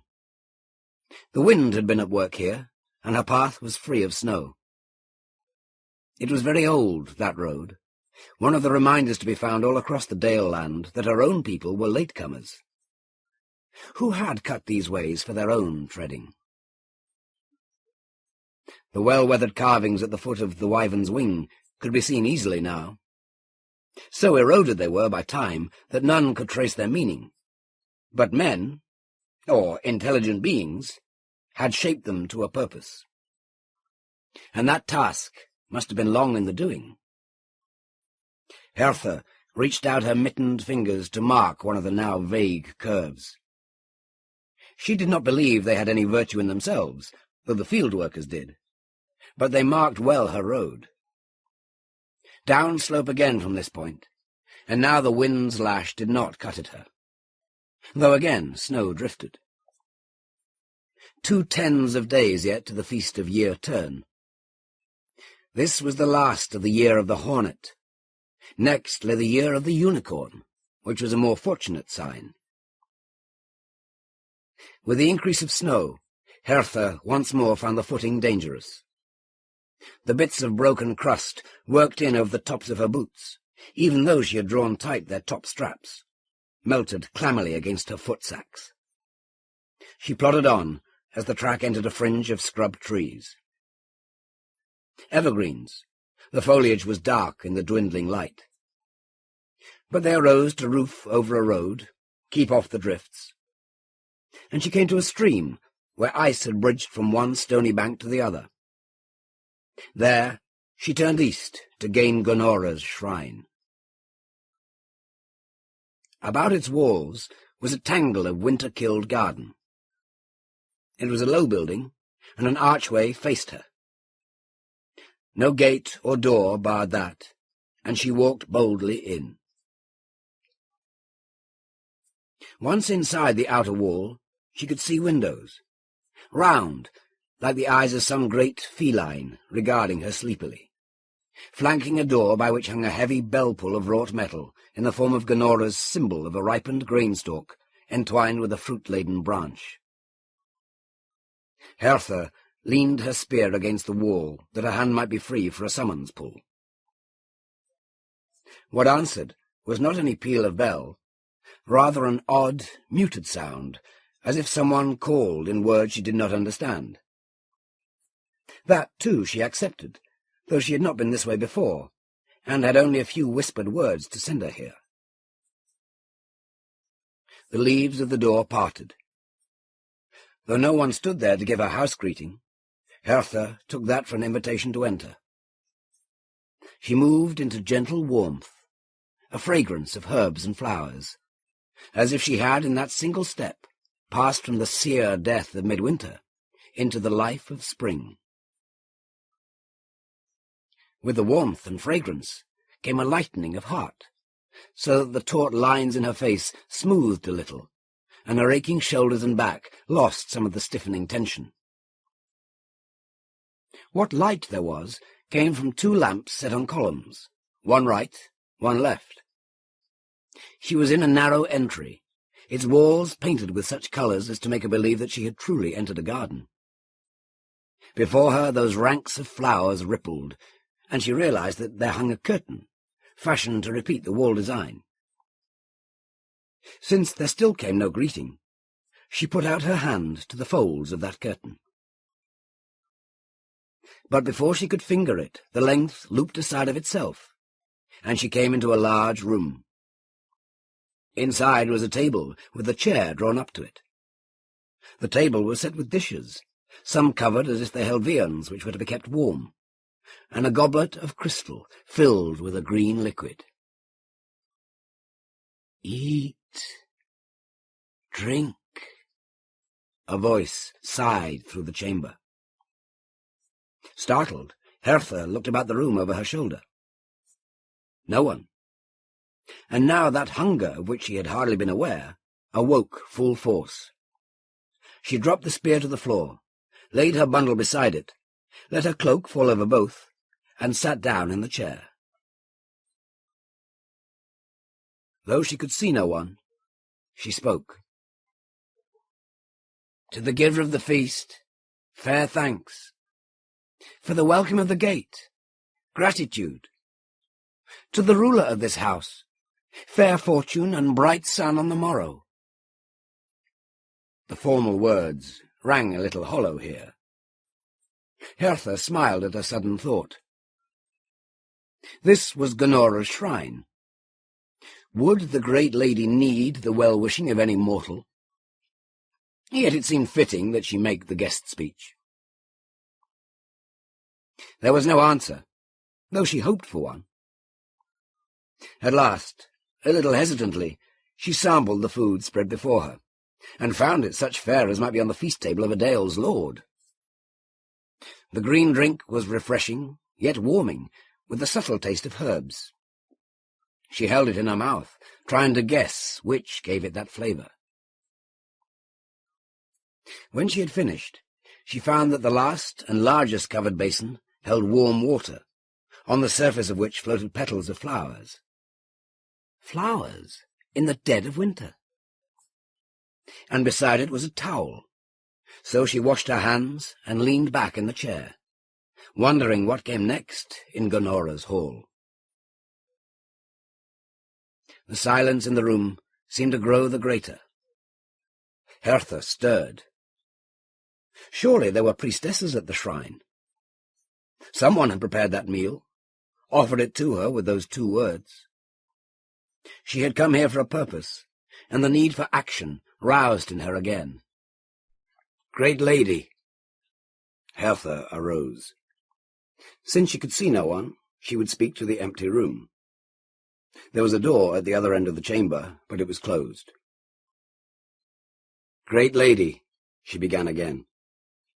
She had never been deeply religious, though she kept light day, made the harvest sacrifices, listened respectfully to the mouth of Astron at morn service.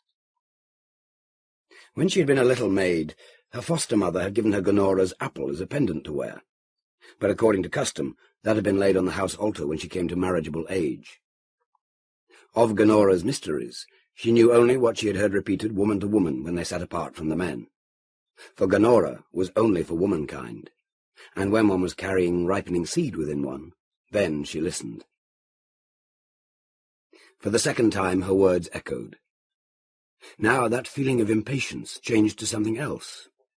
Awe, perhaps, or fear. Yet Gonora did not hold by the petty rules of men. It did not matter when you sought her if she be lawful wife or not.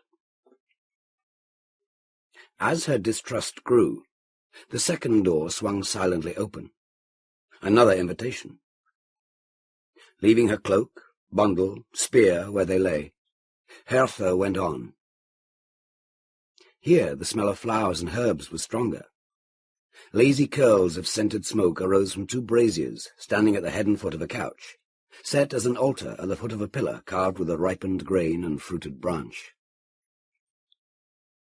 "Rest," the sighing voice bade. And Hertha, the need for sleep suddenly as great as her hunger had been, moved to that waiting bed, stretched out her wearied and aching body. The curls of smoke thickened, spread over her as a coverlet. She closed her eyes. She was in a place of half-light, in which she sensed others coming and going, busied about tasks. But she felt alone, lost. Then one moved to her, and she saw a face she knew, though a barrier of years had half dimmed it in her mind. Elfrida! Hertha believed she had not called the name aloud, only thought it.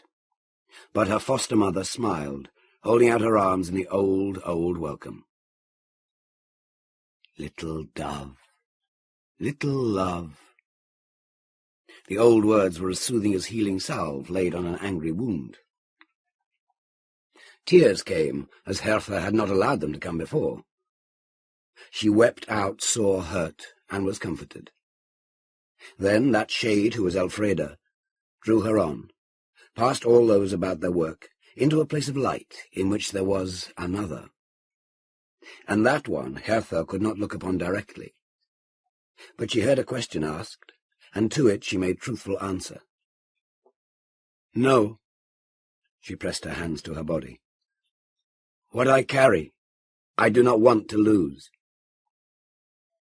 And that brightness, which was the other, grew.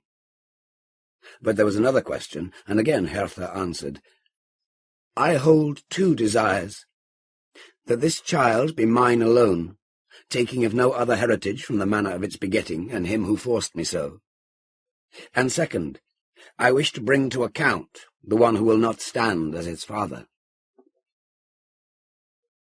There was a long moment before the reply came. Then a spear of light shot from the centre core of the radiance, traced a symbol before Hertha. Though she had no training in the mysteries yet, this was plain for her reading. Her first prayer would be answered. The coming child would be only of her, taking naught from her ravisher, and the destiny for it was auspicious. But though she waited, there was no second answer. The great one was gone. But Elfrida was still with her, and Hertha turned to her quickly. What of my need for justice? Vengeance is not of the lady. Elfrida shook her veiled head. She is life, not death. Since you have chosen to give life, she will aid you in that. For the rest, you must walk another road. But do not take it, my love, for out of darkness comes even greater dark. Then Hertha lost Elfrida also, and there was nothing, only the memory of what happened in that place. So she fell into deeper slumber, where no dreams walked. She awoke. How much later she never knew. But she was renewed in mind and body, feeling as if some leechcraft had been at work during her rest, banishing all ills. There was no more smoke rising from the braziers. The scent of flowers was faint. When she arose from the couch, she knelt before the pillar, bowing her head, giving thanks. Yet still in her worked her second desire, in no wise lessened by Elfrida's warning. In the outer room there was again food and drink waiting, and she ate and drank before she went forth from Ganora's house. There was no kin, far or near, she might take refuge with. Kuno had made loud her shame when he sent her forth. She had a few bits of jewellery, none of worth, sewn into her girdle, some pieces of trade money. Beyond that she had only a housewife's skills, and those not of the common sort, rather the distilling of herbs, the making of ointments, the fine sewing of a lady's teaching. She could read, write, sing a stave. None of these arts conducive to the earning of one's bread. Yet her spirit refused to be darkened by hard facts. From her waking that sense of things about to come right held, and she thought it best that she limit the future to one day ahead at a time. In the direction she now faced lay two holdings. Nordendale was the first. It was small, and perhaps in a state of disorder. The lord of the dale and his heir had both fallen at the Battle of Ruther's Pass, 2 years gone. Who kept order there now, if there was any who ruled, she did not know. Beyond that lay Grimmerdale. Grimmerdale. Hertha set down the goblet from which he had drained the last drop. Grimmerdale. Just as the shrine of Gonora was among the heights near the ancient road, so did Grimmerdale have a place of mystery. But no kind and welcoming one, if rumour spoke true. Not of her race at all, but one as old as the Ridge Road. In fact, perhaps that road had first been cut to run there. Hertha tried to recall all she had heard of Grimmerdale. Somewhere in the heights there was the circle of the Toads. Men had gone there, asked for certain things. By ill report they had received all they asked for. What had Elfreda warned? That Gonora did not grant death, that one must follow another path to find that. Grimmerdale might be the answer. She looked about her, almost in challenge, half expecting to feel condemnation in the air of the room. But there was nothing. "For the feast, my thanks," she spoke the guesting words. "For the roof, my blessing. For the future, all good, as I take my road again." She fastened the throat latch of her cloak, drew the hood over her head. Then, with bundle in one hand and spear in the other, she went out into the light of day, her face to the ridges behind which lay Grimmerdale. On the final slope above Nordendale, she paused in the afternoon to study the small settlement below. It was inhabited. There was a curl of smoke from more than one chimney, the marks of sleds, footprints in the snow. But the Tower Keep showed no such signs of life. How far ahead still lay Grimmerdale, she did not know, and night came early in the winter. One of those cottages below was larger than the rest. Nordendale had once been a regular halt for herdsmen with wool from mountain sheep on their way to the market at Combe High. That market was of the past, but the inn might still abide, at least be willing to give her shelter. She was breathing hard when she trudged into the slush of the road below. But she had been right. Over the door of the largest cottage hung a wind-battered board, its painted device long weathered away, but still proclaiming this an inn. She made for that, passing a couple of men on the way. They stared at her as if she were a fire-drake or wyvern. Strangers must be few in Nordendale. The smell of food, sour village ale, and too many people too long in an unaired space, was like a smothering fog as she came into the common room. At one end was a wide hearth, large enough to take a good-sized log, and fire burned there, giving off a goodly heat. A trestle table with flanking benches, a smaller table, stacked with tankards, and settles by the hearth were the only furnishings. As Hertha entered, a wench in a stained smock and kirtle, and two men on a hearth settle turned and started with the same astonishment she had seen without. She pushed back her hood, and looked back at them with that belief in herself which was her heritage. "Good fortune to this house." For a moment they made no answer at all, seemingly too taken aback at seeing a stranger to speak. Then the maidservant came forward, wiping her hands on her already well-besplattered apron. "Good fortune." Her eyes were busy taking in the fine material of Hertha's cloak, her air of ease. "Lady, how may we serve you?" "With food, a bed, if such you have." "For food we have, but it be plain, coarse-feeding, lady," the girl stammered. "Let me but call mistress." She ran to an inner door, bolting through it as if Hertha was minded to pursue her.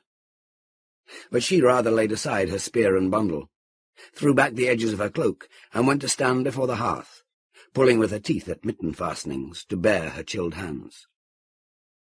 The men hunched away along the settle, mum-mouthed and still staring. Hertha had thought her clothing plain. She wore one of the divided riding skirts, cut shorter for the scrambling up and down of hills, and it was now shabby and much worn, yet very serviceable. There was an embroidered edge on her jerkin, but no wider than some farm daughter might have. And her hair was tight braided, with no band of ribbon or silver to hold it so. Yet she might be clad in some festival finery, the way they looked upon her. And she stood as impassive as she could under their stares. A woman wearing the close coif of a matron, a loose shawl about her bent shoulders, a kirtle but little cleaner than the maid's, looped up about her wide hips and thick thighs, bustled in. "Welcome, my lady, thrice welcome. Up you, Enkin, Sim, let the lady to the fire." The men pushed away in a hurry at her ordering. "Malka says you would bide the night. This roof is honoured." "I give thanks." "Your man, outside? We have stabling." Hertha shook her head. "I journey alone and on foot." At the look on the woman's face, she added, "In these days we take what fortune offers. We do not always please ourselves." "Alas, lady, that is true speaking, if such ever came to hear. Sit you down." She jerked off her shawl and used it to dust along the settle. Later, in a bed spread with coverings fire-warmed, in a room which manifestly had been shut up for some time, Hertha lay in what comfort such a place could offer, and mused over what she had learned from her hostess. As she had heard, Nordendale had fallen on dreary times. Along with their lord and his heir, most of their able-bodied men had been slain. Those who survived and drifted back lacked leadership, and had done little to restore what had been a prosperous village. There were very few travellers along the road. She had been the first since winter closed in. Things were supposed to be somewhat better in the east and south, and her tale of going to kinsmen there had seemed plausible to those below. Better still, she had news of Grimmerdale. There was another inn there, a larger place with more patronage, which the mistress here spoke of wistfully. An east-west road, now seeing much travel with levies going home, ran there. But the innkeeper had a wife who could not keep serving maids, being of jealous nature. Of the toads she dared not ask, and no one had volunteered such information, save that the mistress here had warned against the taking farther of the old road, saying it was better to keep to the highway. Though she admitted that was also dangerous, and it was well to be ready to take to the brush at the sighting of some travellers. As yet, Hertha had no more than the faint stirrings of a plan, but she was content to wait before she shaped it more firmly.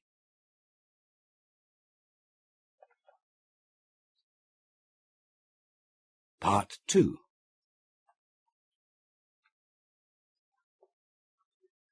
The inn-room was long but low, the crossbeams of its ceiling not far above the crown of a tall man's head. Smoking oil lamps hung on chains from those beams, but the light they gave was both murky and limited.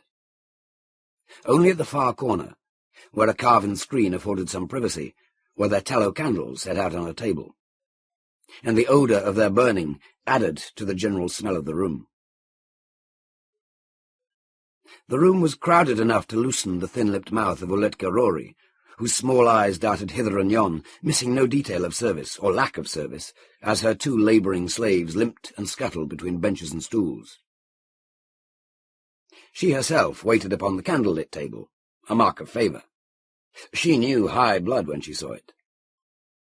Not that in this case she was altogether right, in spite of her years of dealing with travellers. One of the men there, yes, was the younger son of a Dale lord, but his family holding had long since vanished in the red tide of war, and no one was left in Corrydale to name him master. One had been master of archers for another lord, promoted hurriedly after 3 better men had been killed. And the third, well, he was not one who talked, and neither of his present companions knew his past. Of the 3, he was the middle in age, though that too could not be easily guessed, since he was one of those lean, spare-framed men who, once they begin to sprout beard hair, can be any age from youth to middle years. Not that he went bearded now. His chin and jaw were as smooth as if he had scraped them within the hour, displaying along the jawline the seam of a scar that drew a little at one corner of his lip. He wore his hair cropped closer than most also, perhaps because of the heavy helm now planted on the table at his right hand. That was battered enough to have served through the war, and the crest it had once mounted was splintered down to a meaningless knob, though the protective bowl was unbreached.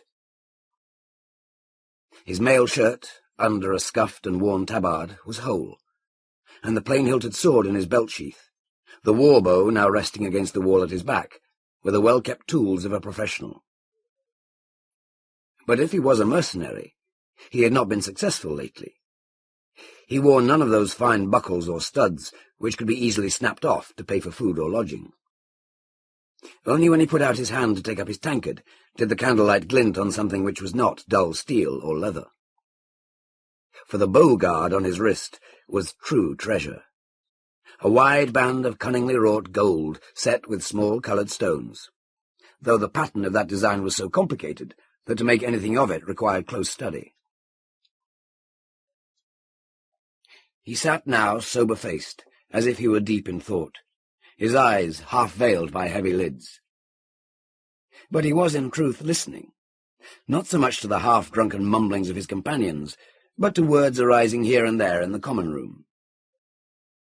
Most of those gathered there were either workers on the land, coming to nurse an earthen mug of home-brewed barley beer and exchange grumbles with their fellows, or else drifting men-at-arms seeking employment, now that their lords were dead, or so ruined that they had to release the men of their levies. The war was over. These were the victors. But the land they returned to was barren, largely devastated, and it would take much time and energy to win back prosperity for High Halleck. What the invaders from overseas had not early raped, looted for shiploads sent back to their own lands, they had destroyed in a frenzy when the tide of war began to wash them away. He had been with the war bands in the smoking port, sent to mop up desperate enemies who had fallen back too late to find that their companions had taken off in the last ships, leaving them to be ground between the men of the Dales and the sullen sea itself. The smoke of the port had risen from piles of supplies set burning, oil poured over them and torches set to the spoilage. The stench of it had been near enough to kill a man. Having stripped the country bare, and this being the midwinter, the enemy had made a last defiant gesture with that great fire.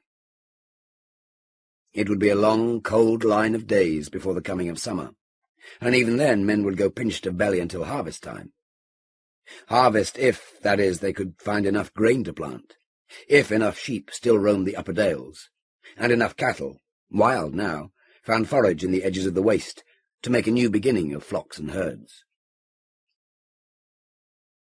Many dales had been swept clean of people.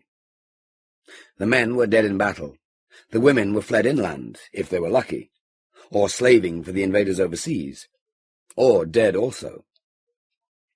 Perhaps those were the luckiest of all. Yes, there had been a great shaking and levelling, sorting and spilling. He had put down the tankard. Now his other hand went to that bow-guard, turning it about, though he did not look down at it, but rather stared at the screen and listened. In such a time, a man with boldness and a plan could begin a new life. That was what had brought him inland, kept him from taking service with Frittigan of Summersdale. Who would be master of archers when he could be more, much more? The invaders had not reached this Grimmerdale, but there were other lands beyond with darker luck. He was going to find one of those, one where there was no lord left to sound the war horn. If there was a lady trying to hold a heritage, well, that might even fit well with his ambitions. Now his tongue showed for an instant on his lower lip, flicking across as if he savoured in anticipation some dish which pleased him. He did not altogether believe in the override of good or ill fortune. In his calculations, a man mostly made his own luck by knowing what he wanted and bending all his actions toward that end. But he had a feeling that this was the time when he must move, if he were ever to bring to truth the dream which had lain in him since early boyhood.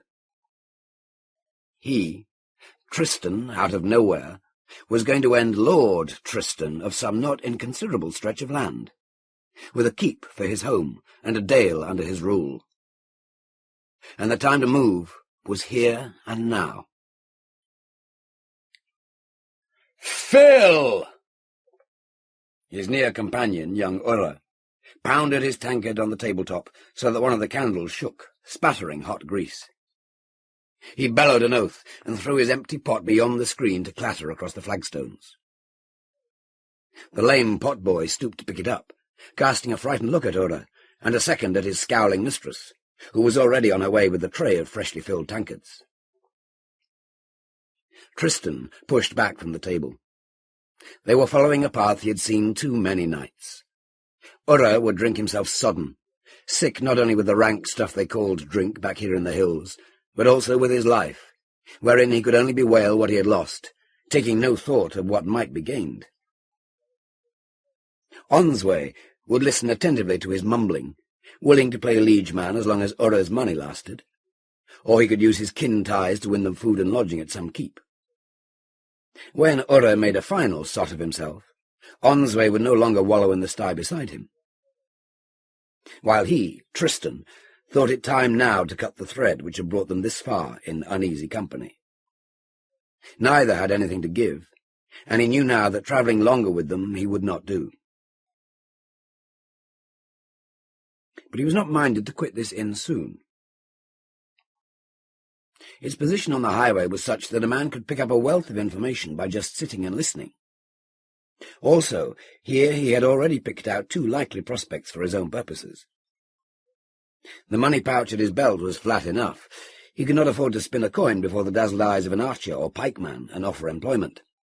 However, there were men like himself to be found, rootless men who wanted roots in better circumstances than they had known, men who could see the advantage of service under a rising man, with opportunities for rising themselves in his wake. One did not need a large war band to overawe masterless peasants. 6 well-armed and experienced fighting men at his back, a dale without a lord, and he would be in. Excitement awoke in him as it did every time his plan reached that place in his thoughts. But he had learned long since to keep a tight rein on his emotions. He was a controlled man, abstemious to a degree astounding among his fellows, though he did what he could to conceal that difference. He could loot, he could whore, he could kill, and he had, but always calculatingly. "I'm for bed." He arose and reached for his bow. "The road this day was long." Ura might not have heard him at all. His attention was fixed on the tray of tankards. Onsway nodded absently. He was watching Ura, as he always did. But the mistress was alert to the hint of more profit. "Bed, good master. 3 coins, and a fire on the hearth, too?" "Good enough." He nodded, and she screeched for the potboy, who came at a limping waddle, wiping his grimed hands on the black rags of an apron knotted about him. While the inn gave the impression of space below, on the 2nd floor it was much more cramped. At least the room into which Tristan tramped was no more than a narrow slit of space with a single window covered by a shutter, heavily barred. There was a litter of dried rushes on the floor, and a rough bed-frame, on which a pile of bedding lay as if tossed. The hearth fire promised did not exist, but a legged brazier with some glowing coals gave off a little heat, and a stool beside a warp-sided chest did service as a table. The potboy set the candle down on that, and was ready to scuttle away, when Tristan, who had gone to the window, hailed him. "What manner of siege have you had here, boy? This shutter has been so long barred, it's rusted tight." The boy cringed back against the edge of the door, his slack mouth hanging open. He was an ugly lout, and looked half-witted into the bargain, Tristan thought. But surely there was something more than just stupidity in his face when he looked to the window. There was surely fear also. The toads!" His speech was thick. He had lifted his hands breast high, was clasping them so tightly together that his knuckles stood out as bony knobs. Tristan had heard the enemy called many things, but never toads, nor had he believed they had raided into Grimmerdale. "Toads?" He made a question of the word. The boy turned his head away so that he looked neither to the window nor at Tristan. It was very evident he planned escape. The man crossed the narrow room with effortless and noiseless strides, caught him by the shoulder. "What manner of toads?" He shook the boy slightly. "Toads! The toads!" The boy seemed to think Tristan should know of what he spoke. "They that sit among the standing stones, that what do men evil." His voice, while thick, no longer sputtered so. "All men know the toads of Grimmerdale." Then, with a twist which showed he had long experience in escaping, he broke from Tristan's hold and was gone. The man did not pursue him. Rather, he stood frowning in the light of the single candle. Toads and Grimmerdale. Together they had a faintly familiar sound. Now he set memory to work. Toads and Grimmerdale. What did he know of either? The Dale was of importance, more so now than in the days before the war, when men favoured a more southern route to the port. That highway had fallen almost at once into invader hands, and they had kept it forted and patrolled. The answer had been this secondary road, which heretofore had been used mainly by shepherds and herdsmen. 3 different trails from up country united at the western edge of Grimmerdale.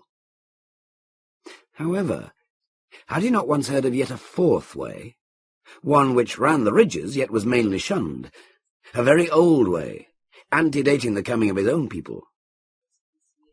Now, he nodded as memory supplied answers. The toads of Grimmerdale.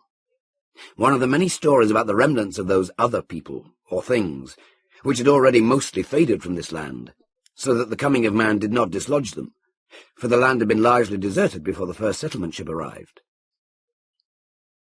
Still, there were places in plenty where certain powers and presences were felt to this day, where things could be invoked by men who were crazed enough to summon them. Had the lords of High Halleck not been driven at the last to make such a bargain with the unknown, when they signed solemn treaty with the Weir Riders? All men knew that it had been the aid of those strange outlanders which had broken the invaders at the last. Some of the presences were beneficial, others neutral, still others dangerous. Perhaps not actively so in these days. Men were not hunted, harried, or attacked by them. But they had their own places, and the man who was rash enough to trespass there did so at risk. Among such were the standing stones of the toads of Grimmerdale. The story went that they would answer appeals, but that the manner of answer sometimes did not please the petitioner. For years now, men had avoided their place. But why a shuttered window? If, as according to legend, the toads— people were not sure now if they really were toads— did not roam from their portion of the dale, had they once, making it necessary to bolt and bar against them? And why a second-story window in this dusty room? Moved by a curiosity he did not wholly understand, Tristan drew his belt-knife, pried at the fastenings. They were deeply bitten with rust, and he was sure that the window had not been opened night or day for years. At last the fastenings yielded to his efforts. He was now stubborn about it, somehow even a little angry. Even though he was at last able to withdraw the bar, he had a second struggle with the warped wood, finally using sword point to lever it. The shutters grated open. The chill of the night entered, making him aware at once of how very odorous and sour was the fog within. Tristan looked out upon snow and a straggle of dark trees, with the upslope of the dale wall beyond. There were no other buildings set between the inn and that rise, and the thick vegetation showing dark above the sweep of white on the ground suggested that the land was uncultivated. The trees there were not tall, it was mainly brush, and he did not like it. His war-trained instincts saw there a menace. Any enemy could creep in its cover to within a spear cast of the inn. Yet perhaps those of Grimmerdale did not have such fears, and so saw no reason to grub out and burn there. The slope began gradually, and shortly the tangled growth thinned out, as if someone had there taken the precautions Tristan thought right. Above was smooth snow, very white and unbroken in the moonlight. Then came outcrops of rock. But after he had studied those with an eye taught to take quick inventory of a countryside, he was sure they were no natural formations, but had been set with a purpose. They did not form a connected wall. There were wide spaces between, as if they had served as posts for some stringing of fence. Yet for that they were extra thick. And the first row led to a series of 5 such lines, though in successive rows the stones were placed closer and closer together. Tristan was aware of 2 things. One, bright as the moon was, it did not, he was sure, account for all the light among the stones. There was a radiance which seemed to rise from either them or the ground about them. Second, no snow lay on the land from the point where the lines of rock pillar began. And above the stones there was a misting, as if something there bewildered or hindered clear sight. Tristan blinked, rubbed his hand across his eyes, looked again. The clouding was more pronounced when he did so, as if whatever lay there increased the longer he watched it. That this was not of human Grimmerdale he was certain. It had all the signs of being one of those strange places where old powers lingered. And that this was the refuge or stronghold of the toads he was now sure. That the shutter had been bolted against the weird sight he could also understand, and he rammed and pounded the warped wood back into place, though he could not reset the bar he had levered out. Slowly he put aside mail and outer clothing, laying it across the chest. He spread out the bedding over the hide webbing. Surprisingly, the rough sheets, the 2 woven covers, were clean. They even, now that he had drawn lungfuls of fresh air to awaken his sense of smell, were fragrant with some kind of herb. Tristan stretched out, pulled the covers about his ears, drowsy and content, willing himself to sleep. He awoke to a clatter at the door. At first he frowned up at the cobwebbed rafters above. What had he dreamed? Deep in his mind there was a troubled feeling, a sense that a message of some importance had been lost. He shook his head against such fancies and padded to the door, opened it for the entrance of the elder serving man, a dour-faced, skeleton-thin fellow who was more cleanly of person than the potboy. He carried a covered kettle, which he put down on the chest before he spoke. "Water for washing, master. There be green mush, peg cheek, and ale below." "Well enough." Tristan slid the lid off the pot. Steam curled up. He had not expected this small luxury, and he took its arrival as an omen of fortune for the day.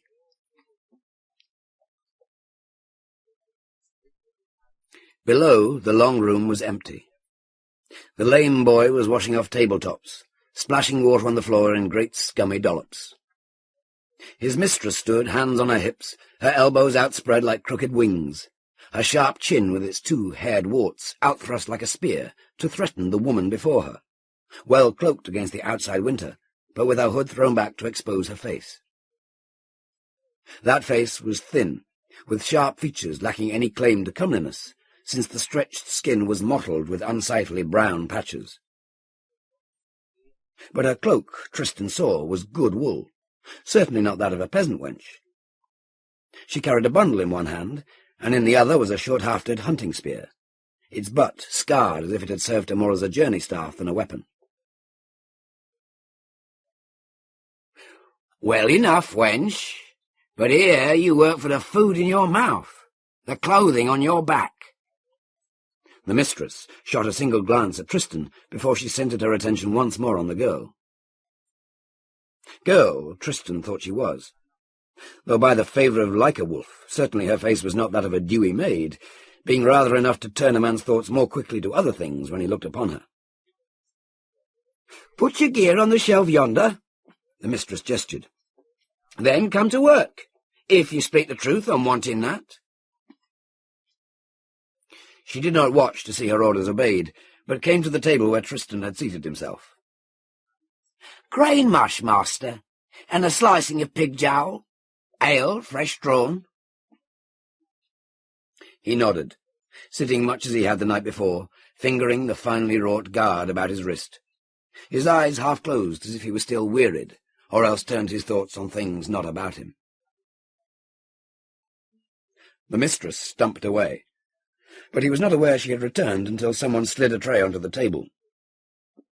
It was the girl, her shrouding of cloak gone, so that the tight bodice of the pleated skirt could be seen. And he was right. She did not wear peasant clothes. That was a skirt divided for riding, though it had now been shortened enough to show boots, scuffed and worn, straw protruding from their tops. Her figure was thin, yet shapely enough to make a man wonder at the fate which wedded such to that horror of a face. She did not need her spear for protection. All she need do was show her face to any would-be ravisher, and she would be as safe as the statue of Gonora the farmers carried through their fields at first sowing. "Your food, master?" She was deft, far more so than the mistress, as she slid the platter of crisp browned mush and thin-sliced pink meat onto the board. "Thanks given." Tristan found himself making civil answer, as he might in some keep, were one of the damosels there noticing him in courtesy. He reached for the tankard, and at that moment saw her head sway.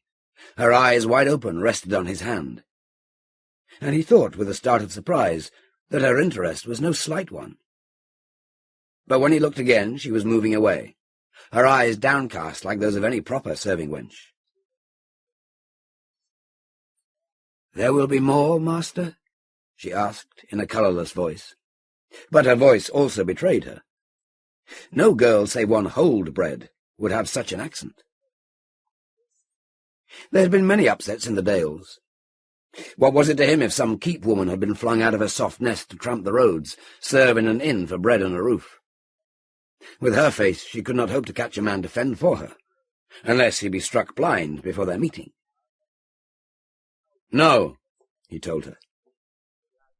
She walked away with the light and soundless step of a forest hunter, the grace of one who sat at high tables by right of blood.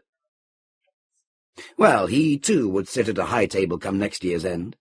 Of that he was as certain as if it had been laid upon him by some power master as an unbreakable gaze. But it would be because of his own two hands, the cunning of his mind, and as such his rise would be worth more than blood right. She had come down. He would go up. Seeing her made him just more confident of the need for moving on with his plan.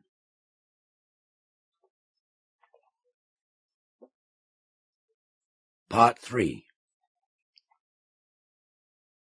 The road along the ridges was even harder footing after Nordendale, Hertha discovered. There were gaps where landslides had cut away sections, making the going very slow. However, she kept on, certain this was the only way to approach what she sought.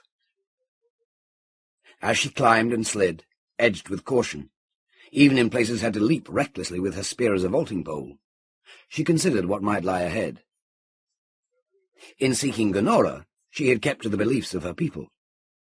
But if she continued to the shrine of the toads, she turned her back on what safety she knew. Around her neck was hung a small bag of grain and dried herbs, Gonora's talisman for home and hearth. Another such was sewn into the breast of her undersmock. And in the straw which lined each boot were other leaves with their protection for the wayfarer. Before she had set out on this journey, she had marshalled all she knew of protective charms. But whether such held against alien powers, she could not tell. To each race its own magic. The old ones were not men, and their beliefs and customs must have been far different. That being so, did she now tempt great evil? Always when she reached that point, she remembered. And memory was as sharp as any spur on a rider's heel. She had been going to the abbey in Leithendale, Kuno having suggested it. Perhaps that was why he had turned from her, feeling guilt in the matter. Going to Lankhmar, she must ever remember how it was, every dark part of it. For if she did not hold that in mind, then she would lose the bolster of anger for her courage. A small party, because Kuno was sure there was naught to fear from the fleeing invaders. But after all, it was not the invaders she had to fear. There had come a rain of arrows out of nowhere. She could hear yet the bubbling cry of young Janesk as he fell from the saddle with one through his throat. They had not even seen the attackers, and all the men had been shot down in only moments. She had urged her mount on, only to have him entangle hoofs in a trip rope. After that, she could remember only flying over his head. Until she awoke in the dark, her hands tied, looking out into a clearing where a fire burned between rocks. Men sat about the fire, tearing at chunks of half-roasted meat. Those had been the invaders. And she had lain cold, knowing well what they meant for her when they had satisfied one appetite, and were ready. They had come to her at last. Even with tied hands she had fought. So they had laughed and cuffed her among them, tearing at her garments and handling her shamefully, though they did not have time for the last insult and degradation of all. No, that was left for some man of her own people. Thinking on it now made rage rise to warm her, even though the sun had withdrawn from this slope and there was a chill rising wind. For the ambushers had been attacked in turn, fell under spear and arrow out of the dark. Half conscious, she had been left lying until a harsh weight on her, hard bruising hands brought her back to terror and pain. She had never seen his face, but she had seen, and it was branded on her memory for all time, the bowguard encircling the wrist, tightened as a bar across the throat to choke her unconscious. And when she had once more stirred, she was alone. Someone had thrown a cloak over her nakedness. There was a horse nearby. There was, for the rest, only dead men under a falling snow. She never understood why they had not killed her and been done with it. Perhaps in that little her attacker had been overridden by his companions. But at the time she had been sorely tempted to lie where she was and let the cold put an end to her. Only the return of that temper which was her heritage roused her. Somewhere living was the man who should have been her saviour, and instead had ripped from her what was to be given only as a free gift. To bring him down, for that she would live. Later, when she found she carried new life, yes, she had been tempted again, to do as they urged, rid herself of that. But in the end she could not, for though part of the child was of evil, yet a part was hers. Then she recalled Gonora and the magic which could aid. So she had withstood Kuno's urging, even his brutal anger. She held to two things with all the stubborn strength she could muster: that she would bear this child, which must be hers only, and that she would have justice on the man who would never in truth be its father. The first part of her desire Gonora had given. Now she went for answer to the second. At last night came, and she found a place among the rocks where she could creep in, the stone walls giving refuge from the wind, a carpet of dried leaves to blanket her. She must have slept, for when she roused she was not sure where she was. Then she was aware of the influence which must have brought her awake. There was an uneasiness of the very air about her, a tension, as if she stood on the verge of some great event. With the spear as her staff, Hertha came farther into the open. The moon showed her unmarked snow ahead, made dark pits of her own tracks leading here. With it for a light, she started on. A wan radiance, having no light of fire, shone in the distance. It came from no torch either, she was sure. but it might well mark what she sought. Here the old road was unbroken, though narrow. She prodded the snow ahead, lest there be some hidden crevice, but she hurried, as if to some important meeting. Tall shapes arose, stones set on end in rows. In the outer lines there were wide spaces between, but the stones of the inner rows were placed closer and closer together. She followed a road cut straight between these pillars. On the crest of each rested a small cone of light, as if these were not rocks but giant candles to light her way. And that light was cold instead of warm, blue instead of the orange-red of true flame. Also, here the moonlight was gone, so that even though there was no roof, she could see, yet it was shut away. 3 stone rows she passed, then 4 more, each with the stones closer together, so that the 7th brought them touching to form a wall. The road dwindled to a path which led through a gate in the wall. Hertha knew that even had she wanted to retreat, now she could not. It was as if her feet were held to the path, and it moved, bearing her with it. So she came into a hexagonal space within the wall. There was a low curbing of stone to fence off the centremost portion, and in each angle blazed a flame at ground level. But she could go no farther, just as she could not draw away. Within the walled area were 5 blocks of green stone. These glistened in the weird light, as if they were carved of polished gems. Their tops had been squared off to give seating for those who awaited her. What she had expected, Hertha was not sure. But what she saw was so alien to all she knew that she did not even feel fear, but rather wonder that such could exist in a world where men also walked. Now she could understand why these bore the name of toads, for that was the closest mankind could come in descriptive comparison. Whether they went on 2 limbs or 4, she could not be sure, the way they hunched upon their blocks. But they were no toads, in spite of their resemblance.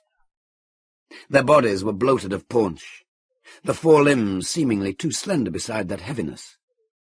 Their heads sat upon narrow shoulders with no division of neck, and those heads were massive, with huge golden eyes high on their hairless skulls, noses which were slits only, and wide mouths stretching above only a vestige of chin.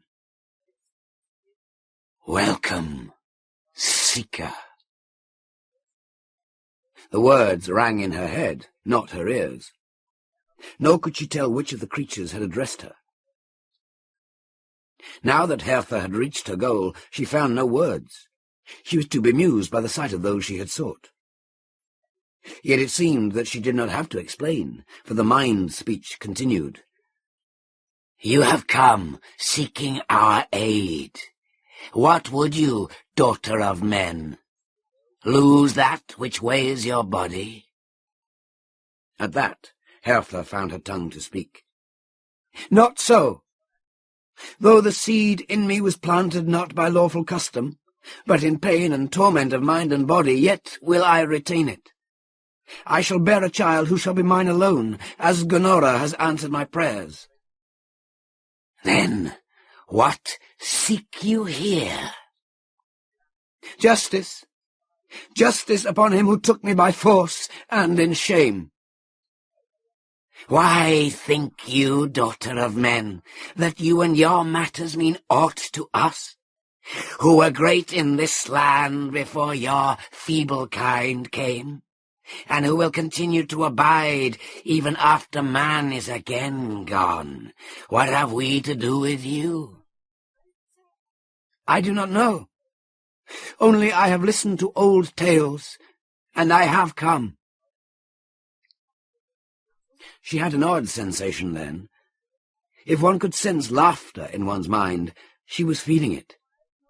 They were amused, and knowing that, she lost some of her assurance. Again a surge of amusement, and then a feeling as if they had withdrawn, conferred among themselves. Hertha would have fled, but she could not. And she was afraid, as she had not been since she faced horror on the road to Lankhmar. "Upon whom ask you justice, daughter of men? What is his name? Where lies he this night?" She answered with the truth. "I know neither. I have not even seen his face. Yet—" She forgot her fear, knew only that which goaded her on. "I have that which shall make him known to me, and I may find him here in Grimmerdale, since men in many now pass along this road, the war being ended." Again that withdrawal. Then another question. "Do you not know that services such as ours do not come without payment? What have you to offer us in return, daughter of men?" Hertha was startled. She had never really thought past making her plea here. That she had been so stupid amazed her. Of course there would be payment. Instinctively she dropped her bundle, clasped her hands in guard over where the child lay. Amusement once more. "Nay, daughter of men, from Glenora you have claimed that life, nor do we want it. But justice can serve us too. We shall give you the key to that which you wish, and the end shall be ours to this. Do you agree?" "I do," though she did not quite understand. "Look you there." One of the beings raised a forefoot and pointed over her shoulder. Hertha turned her head. There was a small glowing spot on the surface of the stone pillar. She put out her hand, and at her touch a bit of stone loosened, so she held a small pebble. "Take that, daughter of men. When you find him you seek, see it lies in his bed at the coming of night. Then your justice will fall upon him here. And so you will not forget, nor think again and change your mind. We shall set a reminder where you shall see it each time you look into your mirror." Again the being pointed, this time at Hertha. From the forelimb curled a thin line of vapour. That gathered to form a ball which flew at her. Though she flinched and tried to duck, it broke against her face with a tingling feeling which lasted only for a second. "You shall wear that until he comes hither, daughter of men. So you will remember your bargain." What happened then she was not sure. It was all confused. When she was clear-headed again, dawn was breaking, and she clawed her way out of the leaf-carpeted crevice. Was it all a dream? No. Her fingers were tight about something, cramped and in pain from that hold. She looked down at a pebble of green-grey stone. So, in truth, she had met the toads of Grimmerdale. Grimmerdale itself lay spread before her, easy to see in the gathering light. The Lord's castle was on the farther slope, the village and inn by the highway, and it was the inn she must reach. Early as it was, there were signs of life about the place. A man went to the stable without noticing her as she entered the courtyard. She advanced to the half-open door, determined to strike some bargain for work with the mistress, no matter how difficult the woman was reputed to be. The great room was empty when she entered, but moments later a woman with a forbidding face stumped in. Hertha went directly to her. The woman stared at her and then grinned maliciously. "You've no face to make trouble, wench, one can be certain of that," she said when Hertha asked for work. "And it is true that an extra pair of hands is wanted. Not that we have a purse so fat we can toss away silver." As she spoke, a man came down the steep inner stair, crossed to sit at a table half-screened from the rest. It was almost as if his arrival turned the scales in Hertha's favour, for she was told to put aside her bundle and get to work. So it was she who took the food tray to where he sat. He was tall, taller than Kuno, with well-set, wide shoulders, and there was a sword by his side, plain-hilted, in a worn scabbard. His features were sharp, his face thin, as if he might have gone on short rations too often in the past. Black hair peaked on his forehead, and she could not guess his age, though she thought he might be young. But it was when she put down her tray and he reached out for an eating knife that it seemed the world stopped for an instant. She saw the bowguard on his wrist, and her whole existence narrowed to that metal band. Some primitive instinct of safety closed about her. She was sure she had not betrayed herself. As she turned from the table, she wondered if this was by the power of the toads, if they had brought her prey to her hand so. What had they bade her? To see that the pebble was in his bed. But this was early morn, and he had just risen. What if he meant not to stay another night, but would push on? How could she then carry out their orders, unless she followed after him, somehow crept upon him at nightfall? At any rate, he seemed in no hurry to be up and off, if that was his purpose. Finally, with relief, she heard him bargain with the mistress for a second night's stay. She found an excuse to go above, carrying fresh bedding for a second room to be made ready. And as she went down the narrow hall, she wondered how best she could discover which room was his. So intent was she upon this problem that she was not aware of someone behind her until an ungentle hand fell on her shoulder and she was jerked about. "Now here's a new one!" The voice was brash and young. Hertha looked at a man with something of the unformed boy still in his face.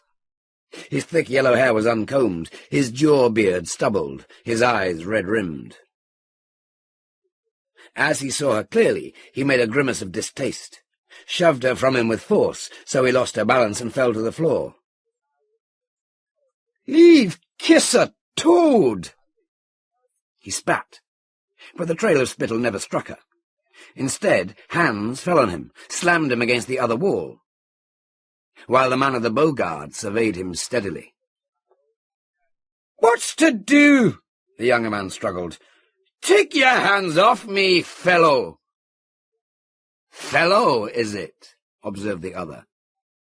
"I am no liegeman of yours, Urra. Nor are you in Roxdale now. As for the wench, she's not to blame for her face. Perhaps she should thank whatever power she lights a candle to that she had it, with such as you ready to lift every skirt they meet. Toad! She is a toad-face!"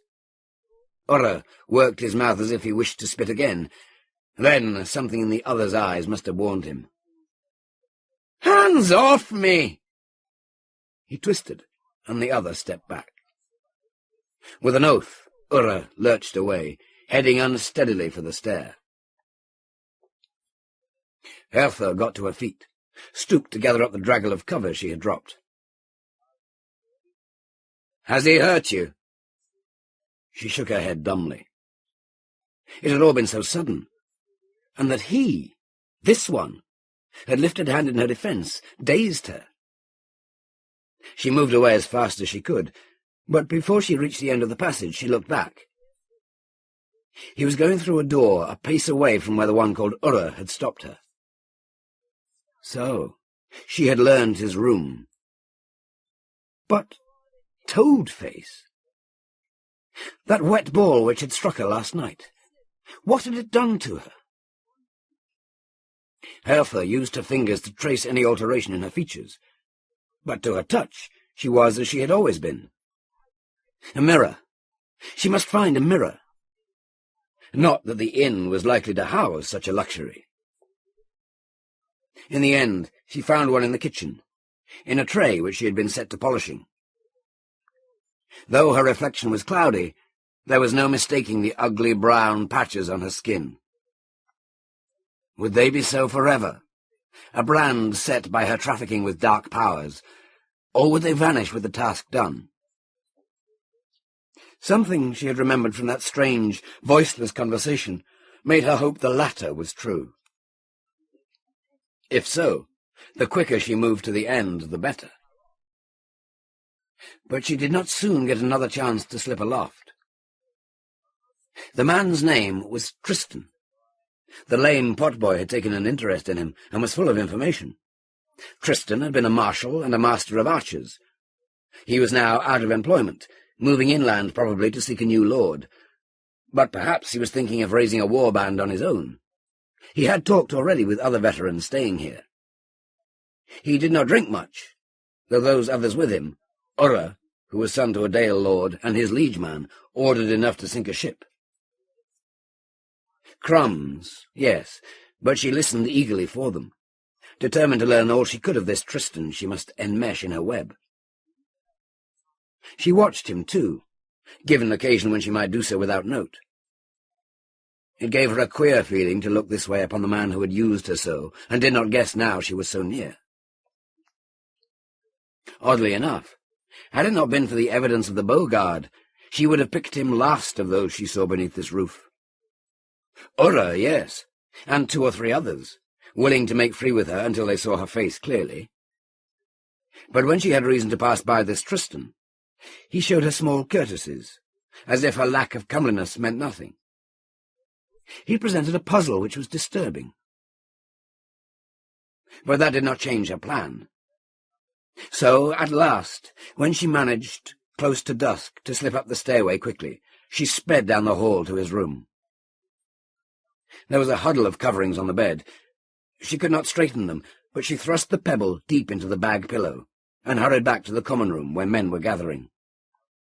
There she obeyed a stream of orders, fetching and carrying tankards of drink, platters of food. The fatigue of her long day of unaccustomed labour was beginning to tell, and there were those among the patrons who used cruel humour to enliven the evening. She had to be keen-witted and clear-eyed to avoid a foot slyly thrust forth to trip her, a sudden grab at her arms to dump a filled platter or tray of tankards. Twice she suffered defeat, and was paid by a ringing buffet from the mistress's hand for the wasting of food. But at length she was freed from the persecution by the mistress, not out of any feeling for her, but as a matter of saving spillage and spoilage, and set to the cleaning of plates in a noisome hole where the stench of old food and greasy slops turned her stomach, and made her so ill she was afraid she could not last. Somehow she held out, until finally the mistress sourly shoved her to one of the fireside settles, and told her that that was the best bed she could hope for. Hertha curled up, so tired she ached, while the rest of the inn people dragged off to their holes and corners. Chambers were for guests alone. The fire had been banked for the night, but the hearth was warm. Now that she had the great room to herself, though her body was tired, her mind was alert, and she rested as best she could while she waited. If all went well, surely the stone would act this night, and she determined to witness the action. Beyond that she had not planned. Hertha waited for what seemed a long time, shifting now and then on her hard bed. Near to hand were both her cloak and the spear staff. Her boots, new filled with fresh straw, were on her feet. She was aware of a shadow at the head of the stairs, or steps. She watched and listened. Yes, she had been right. This was the man Tristan, and he was walking toward the door. Whirling her cloak about her, Hertha rose to follow.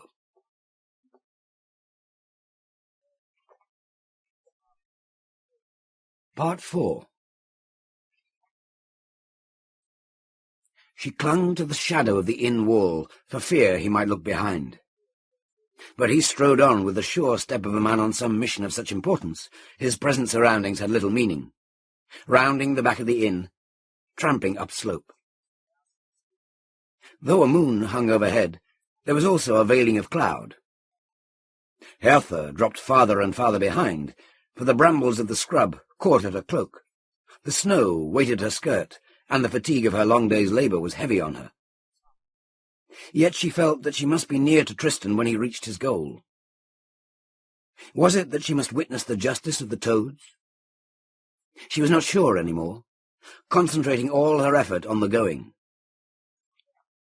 Now she could see the stones stark above.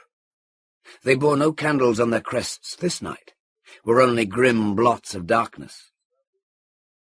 Toward them, Tristan headed in as straight a line as the growth would allow. He reached the first line of stones. Not once had he looked around. Long since Hertha abandoned caution. He was almost out of sight. She gathered up her skirts, panting heavily as she plunged and skidded to where he had disappeared. Yes, now she could see him, though he was well ahead. But when he reached that final row, the one forming a real wall, he would have to move along it to the entrance of the old road, while she, already knowing the way, might gain a few precious moments by seeking the road now. And she did that, coming to better footing with her breath whistling through her lips in gasps. She had no spear to lean on, and she nursed a sharp pain in her side. But she set her teeth and wavered on between those rows of stones, seeing the gate ahead, and in it a dark figure. Tristan was still a little before. There came a glow of light. The cold flames were back on pillar top. In its blue radiance, her hands looked diseased and foul when she put them out to steady herself as she went. Tristan was just within the gate of the hexagon. He had not moved, but rather stared straight ahead at whatever awaited him. His sword was belted at his side. The curve of his bow was a pointing finger behind his shoulder. He had come fully armed, yet he made no move to draw weapon now. Hertha stumbled on. That struggle upslope had taken much of her strength. Yet in her was the knowledge that she must be there. Before her now, just beyond her touching, even if she reached forth her arm, was Tristan. His head was uncovered. The loose hood of his surcoat lay back on his shoulders. His arms dangled loosely at his sides. Hertha's gaze followed to the object of his staring concentration. There were the green blocks, but no toad forms humped upon them. Rather, lights played there, weaving in and out in a flickering dance of shades of blue. From a wan blight, which might have emanated from some decaying bit on a forest floor, to a brilliant sapphire. Hertha felt the pull of those weaving patterns until she forced herself, literally forced her heavy hands to cover her eyes, not to look upon the play of colour. When she did so, there was a sensation of release. But it was plain her companion was fast caught. Cupping her hands to shut out all she could of the lights, she watched Tristan. He made no move to step across the low curbing and approach the blocks. He might have been turned into stone himself, wrapped in a spell which had made of him ageless rock. He did not blink an eye, nor could she even detect the rise and fall of his chest in breathing. Was this their judgment, then? The making of a man into a motionless statue? Somehow Hertha was sure that whatever use the toads intended to make of the man they had entrapped through her aid, it was more than this. Down inside her something stirred. Angrily she fought against that awakening of an unbidden thought, or was it merely emotion? She drew memory to herself, lashed herself with all shameful, degrading detail. This he had done to her, and this, and this. By his act she was homeless, landless, and nothing, wearing even a toad face. Whatever came now to him, he richly deserved it. She would wait and watch, and then she would go hence, and in time, as Gonora had promised, she would bear a son or daughter who had none of this father. None. Still watching him, her hands veiling against the play of the ensorceling light, Hertha saw his lax fingers move, clench into a fist. And then she witnessed the great effort of that gesture, and she knew that he was in battle, silent though he stood, that he fought with all his strength against what held him fast. That part of her which had stirred and awakened grew stronger. She battled it. He deserved nothing but what would come to him here. He deserved nothing from her but the justice she had asked from the toads. His fist arose, so slowly that it might have been chained to some great weight. When Hertha looked from it to his face, she saw the agony the movement was causing him. She set her shoulders to the rock wall. Had she but a rope, she would have bound herself there, that no weakness might betray her plan.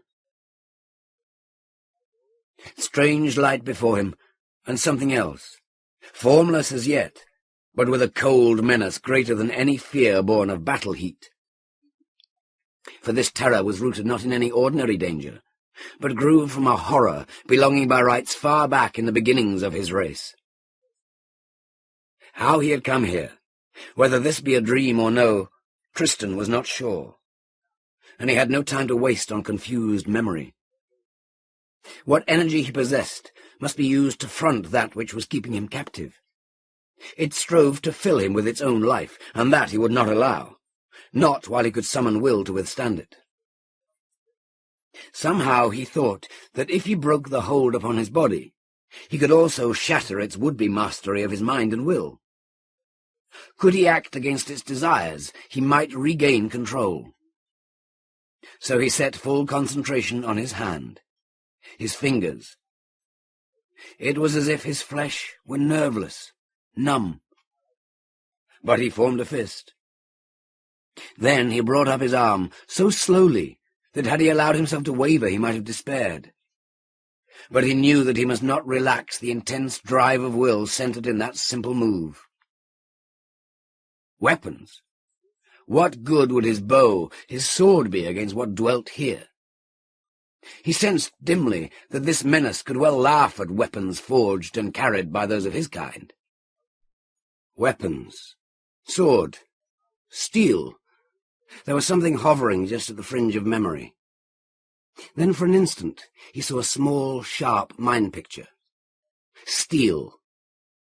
That man from the waste-side dale, who had set his sword as a barrier at the head of his sleeping roll, plunged his dagger point-deep in the soil at his feet the night they had left him on the edge of very ancient ruins with their mounts.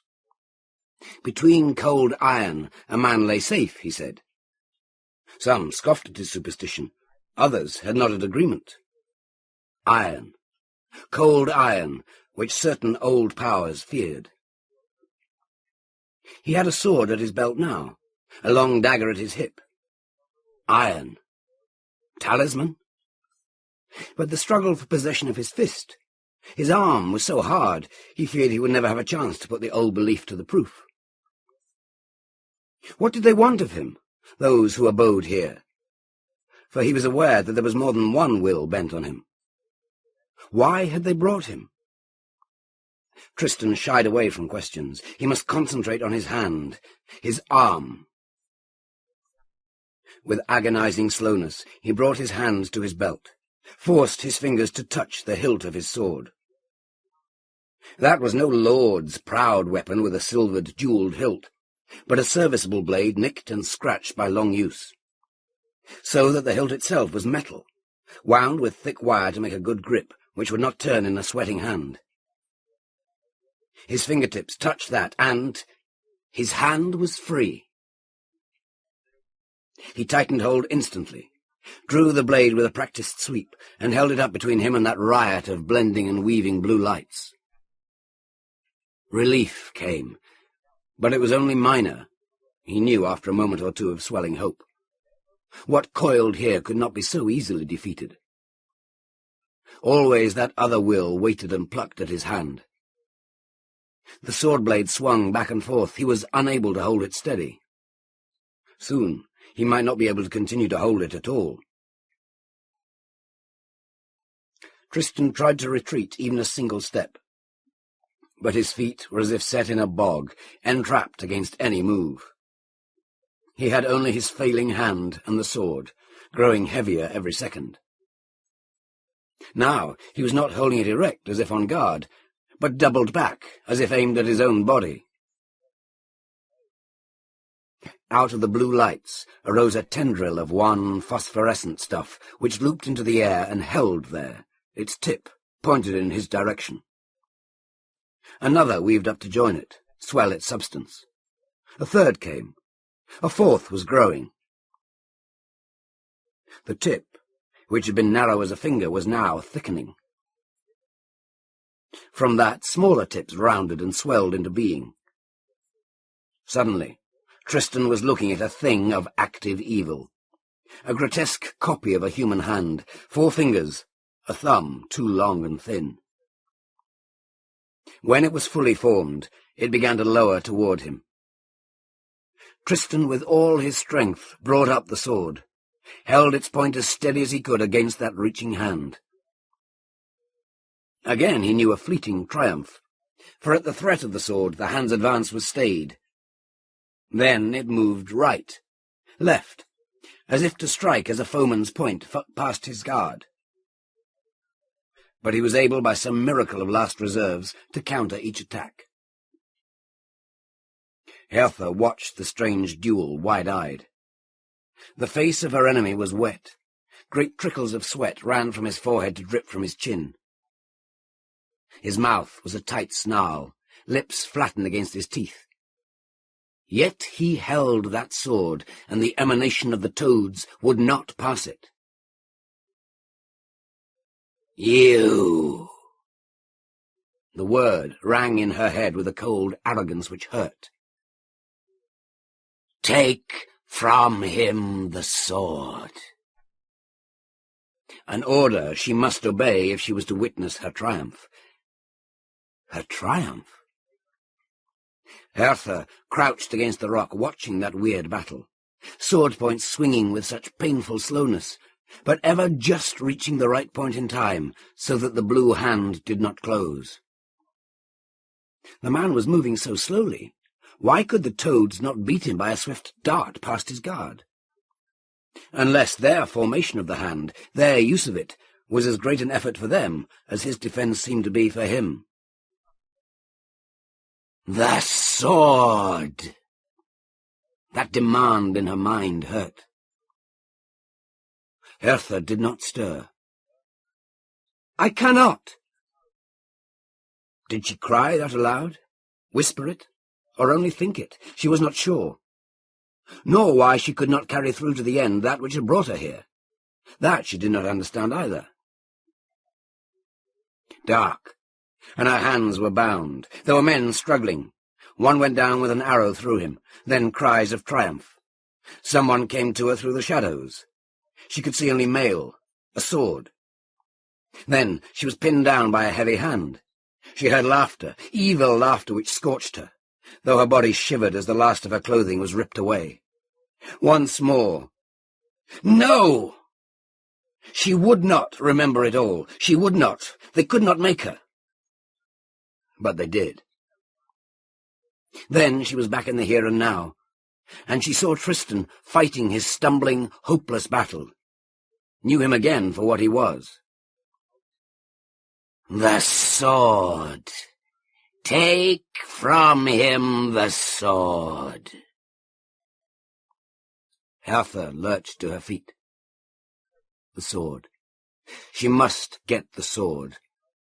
Then he too would learn what it meant to be helpless and shamed and what? Dead? Did the toads intend to kill him?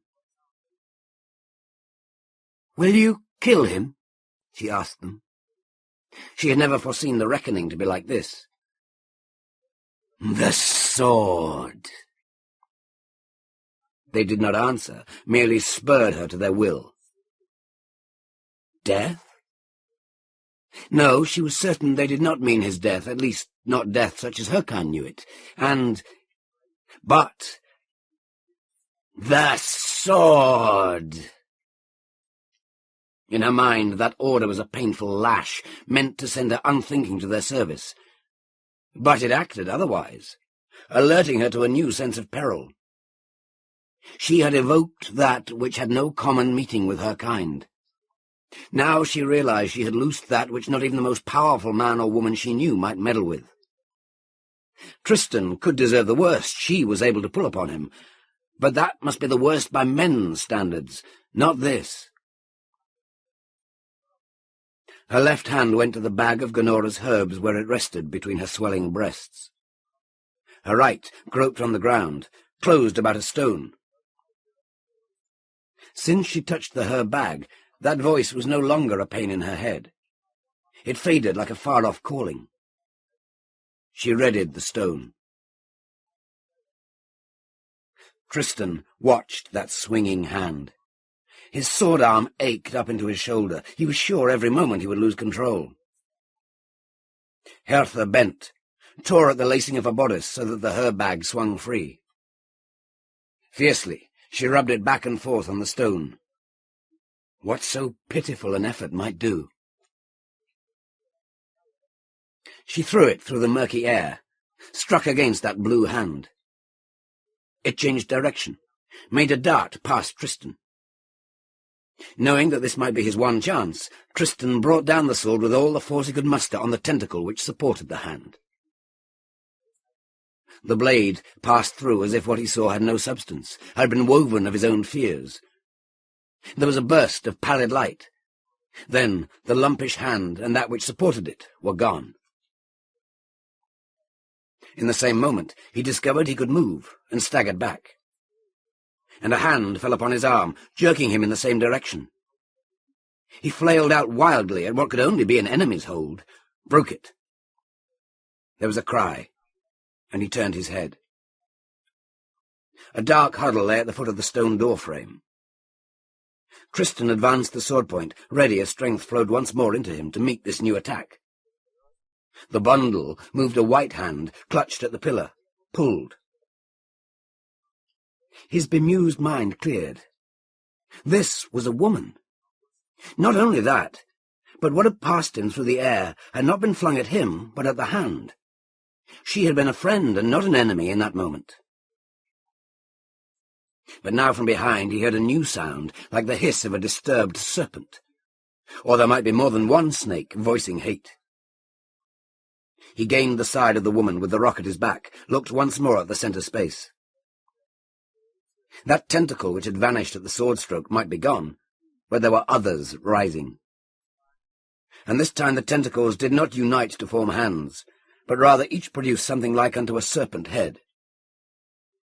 And they arose in such numbers that no one man could stand to front them all, though he must try. Once more he felt a light weight upon his shoulder.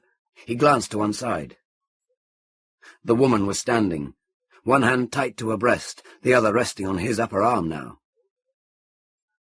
Her hood overshadowed her face, so he could not see it. But he could hear the murmur of her voice, even through the hissing of the pseudo-serpents. Though he could not understand the words, there was a rhythmic flow as if she chanted a battle song for his encouragement. One of the serpent lengths swung at them. He used the sword. At its touch the thing vanished, but one out of a dozen, what was that? Again his arm grew heavy. He found movement difficult. Tristan tried to shake off the woman's hold, not daring to take a hand from his sword to repel her. "Loose me!" he demanded, twisting his body. She did not obey, nor answer. He heard only that murmur of sound. There was a pleading note in it, a frantic pleading. He could feel her urgency, as if she begged of someone aid for them both. Then, from where her fingers dug into his shoulder muscles, there spread downward along his arm, across his back and chest, a warmth, a loosing, not of her hold, but of the bonds laid on him here. And within the centre space, the snake heads darted with greater vigour. Now and then, two met in mid-air, and when they did, they instantly united, becoming larger. These darted forth, striking at the two by the gate, while Tristan cut and parried. And they moved with greater speed, so his hard put to keep them off. They showed no poison fangs, nor did they even seem to have teeth within their open jaws, yet he sensed that if those mouths closed upon him or the woman, they would be utterly done. He half-turned to beat off one which had come at him from an angle. His foot slipped and he went to one knee, the sword half out of his grasp. As he grabbed it tighter, he heard a cry. Still crouched, he slewed around. The serpent head at which he had struck had only been a ruse, for his lunge at it had carried him away from the woman. 2 other heads had captured her. To his horror, he saw that one had fastened across her head, engulfing most of it on contact. The other had snapped its length of body about her waist. Gagged by the one on her head, she was quiet, nor did she struggle as the pallid lengths pulled her back to the snake's lair. 2 more reached out to fasten upon her, no longer heeding Tristan, intent on their capture. He cried out hoarsely, was on his feet again, striking savagely at those dragging her. Then he was startled by a voice which seemed to speak within his head. "Draw back, son of men, lest we remember our broken bargain. This is no longer your affair." "Loose her!" Tristan cut at the tentacle about her waist. It burst into light, but another was already taking its place. "She delivered you to us. Would you save her?" "Loose her!" He did not stop to weigh the right or wrong of what had been said. He only knew that he would not see the woman drawn to that which waited. That he could not do and remain a man. He thrust again. The serpent coils were moving faster, drawing back into the hexagon. Tristan could not even be sure she still lived, not with that dreadful thing upon her head. She hung limp, not fighting. "She is ours. Go, you, lest we take more for feasting." Tristan wasted no breath in argument. He leapt to the left, mounting the curb of the hexagon. There he slashed into the coils which pulled at the woman. His arms were weak. He could hardly raise the sword, even two-handed, and bring it down. Yet still he fought stubbornly to cut her free. And little by little, he thought that he was winning. Now he noted that as the coils tightened about her, they did not touch her hand where it still rested, clasping something between her breasts. So he strove the more to cut the coils below, severing the last as her head and shoulders were pulled over the edge of the curb. Then it seemed that, tug though they would, the tentacles could not drag her wholly in. As they fought to do so, Tristan had his last small grant of time. He now hewed those which imprisoned her head and shoulders. Others were rising for new holds, but as she so lay, to do their will they must reach across her breast to take hold, and that they apparently could not do. Wearily he raised the blade and brought it down again, each time sure he could not do so again. But at last there was a moment when she was free of them all. He flung out his left hand, clasped hers where it lay between her breasts, heaved her back and away. There was a sharp hissing from the serpent things. They writhed and twisted, but more and more they sank to the ground, rolled there feebly. He got the woman on his shoulder, tottered back, still facing the enemy, readied as best he could be for another attack.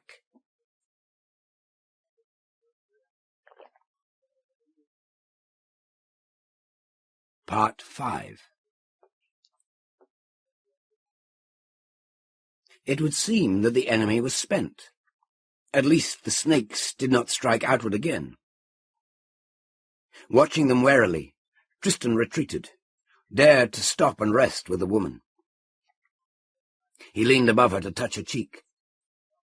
To his fingers the flesh was cold, faintly clammy. Dead? Had the air been choked from her? He burrowed beneath the edges of her hood, sought the pulse in her throat.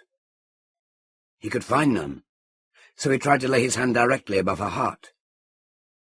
In doing so, he had to break a grip on what lay between her breasts.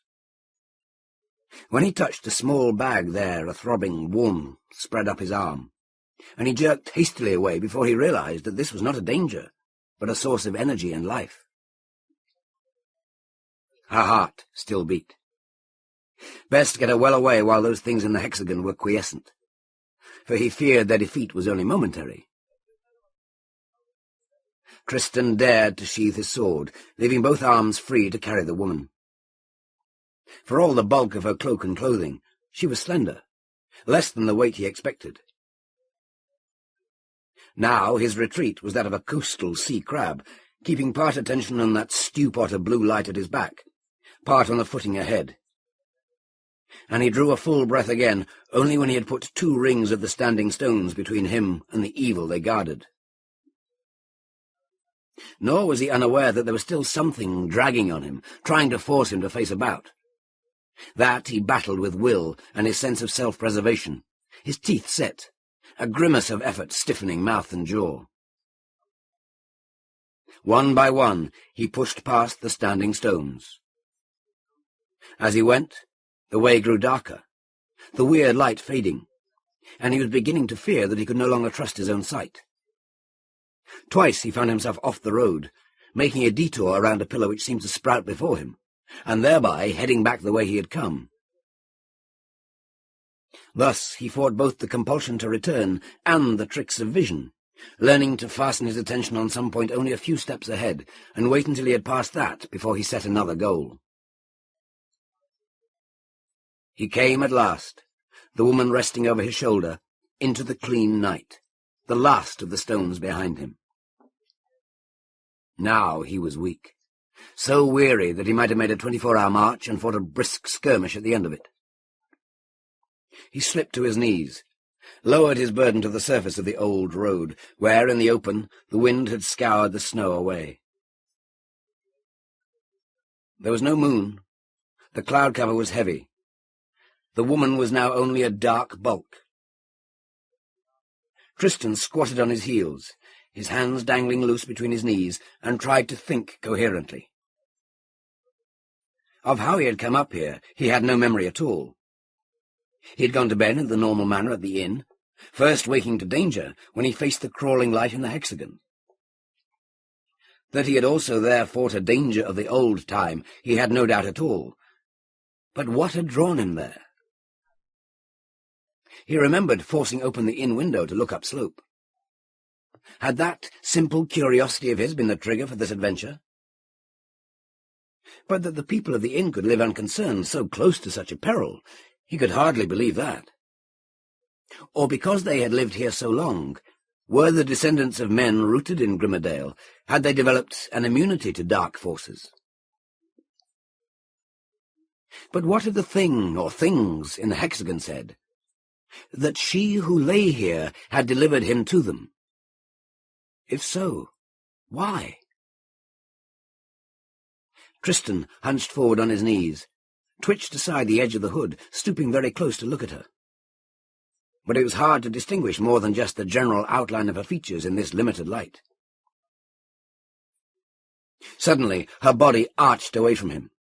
She screamed with such terror as startled him, and pushed against the road under her, her whole attitude one of such agony of fear as held him motionless. Somehow she got to her feet. She had only screamed that once. Now he saw her arms move under the hindering folds of her cloak. The moon broke in a thin sliver from under the curtain of the cloud, glinted on what she held in her hand. Steel swung in an arc for him. Tristan grappled with her before that blade bit into his flesh. She was like a wild thing, twisting, thrusting, kicking, even biting as she fought him. At length he handled her as harshly as he would a man, striking his fist against the side of her chin, so her body went limply once more to the road. There was nothing to do but take her back to the inn. Had her experience in that nest of standing stones affected her brain, turning all about her into enemies? Resigned, he ripped a strip from the hem of her cloak, tied her hands together. Then he got her up so she lay on his back, breathing shallowly, inert. So carrying her, he slipped and slid, pushed with difficulty through the scrub to the valley below and the inn. What the hour might be he did not know, but there was a night lantern burning above the door, which swung open at his push. He staggered over to the fireplace, dropped his burden by the hearth, and reached for wood to build up the blaze, wanting nothing now so much as to be warm again. Hertha's head hurt. The pain seemed to be in the side of her face. She opened her eyes. There was a dim light, but not that wan blue. No, this was flame glow. Someone hunched at the hearth, setting wood lengths with expert skill to rebuild the fire. Already there was warmth her body welcomed. She tried to sit up, only to discover that her wrists were clumsily bound together. Then she tensed, chilled by fear, watching intently him who nursed the fire. His head was turned from her. She could not see his face, but she had no doubts that it was Tristan. And her last memory, him looming above her, hands outstretched, to take her again as he had that other time. Revulsion sickened her, so that she swallowed hurriedly, lest she spew openly on the floor. Cautiously she looked around. This was the large room of the inn. He must have carried her back. That he might take his pleasure in a better place than the icy cold of the old road? But if he tried that, she could scream, fight. Surely someone would come. He looked to her now, watching her so intently that she felt he read easily every one of her confused thoughts. "I shall kill you," she said distinctly. "As you tried to do." He asked that, not as if it greatly mattered, but as if he merely wondered. "Next time, I shall not turn aside." He laughed, and with that laughter for an instant he seemed another man, one younger, less hardened by time and deeds. "You did not turn aside this time, mistress. I had a hand in the matter." Then that half-smile which had come with the laughter faded, and he regarded her with narrowed eyes, his mouth tight-set lip to lip. Hertha refused to allow him to daunt her, and glared back. Then he said, "Or are you speaking of something else, mistress? Something which happened before you drew steel on me? Was that thing right? Did I march to its lair by your doing?" Somehow, she must have given away the truth by some fraction of change he read in her face. He leaned forward and gripped her by the shoulders, dragging her closer to him in spite of her struggles, holding her so they were squarely eye to eye. "Why? By the sword hand of Carter the Fair, why? What did I ever do to you, girl, to make you want to push me into that moor? Or would any man have sufficed to feed those pets? Are they your pets, or your masters? Above all, how comes humankind to deal with them? And if you so deal, why did you break their spell to aid me? Why? And why? And why?" He shook her, first gently, and then with each question more harshly, so that her head bobbed on her shoulders and she was weak in his hands. Then he seemed to realize that she could not answer him, so he held her tight, as if he must read the truth in her eyes, as well as hear it from her lips. "I have no kinsman willing to call you to a sword reckoning," she told him wearily. "Therefore I must deal as best I can. I sought those who might have justice." "Justice? Then I was not just a random choice for some purpose of theirs. Yet I swear by the 9 words of Min, I have never looked upon your face before. Did I in some battle slay close kin, father, brother, lover? But how may that be? Those I fought were the invaders. They had no women save those they rift from the dales. And would any dales woman extract vengeance for one who was her master by force? Or is that it, girl? Did they take you, and then you found a lord to your liking among them, forgetting your own blood?" If she could have, she would have spat full in his face for that insult. And he must have read her anger quickly. "So that is not it. Then why? I'm no ruffler who goes about picking quarrels with comrades. Nor have I ever taken any woman who came not to me willingly. No?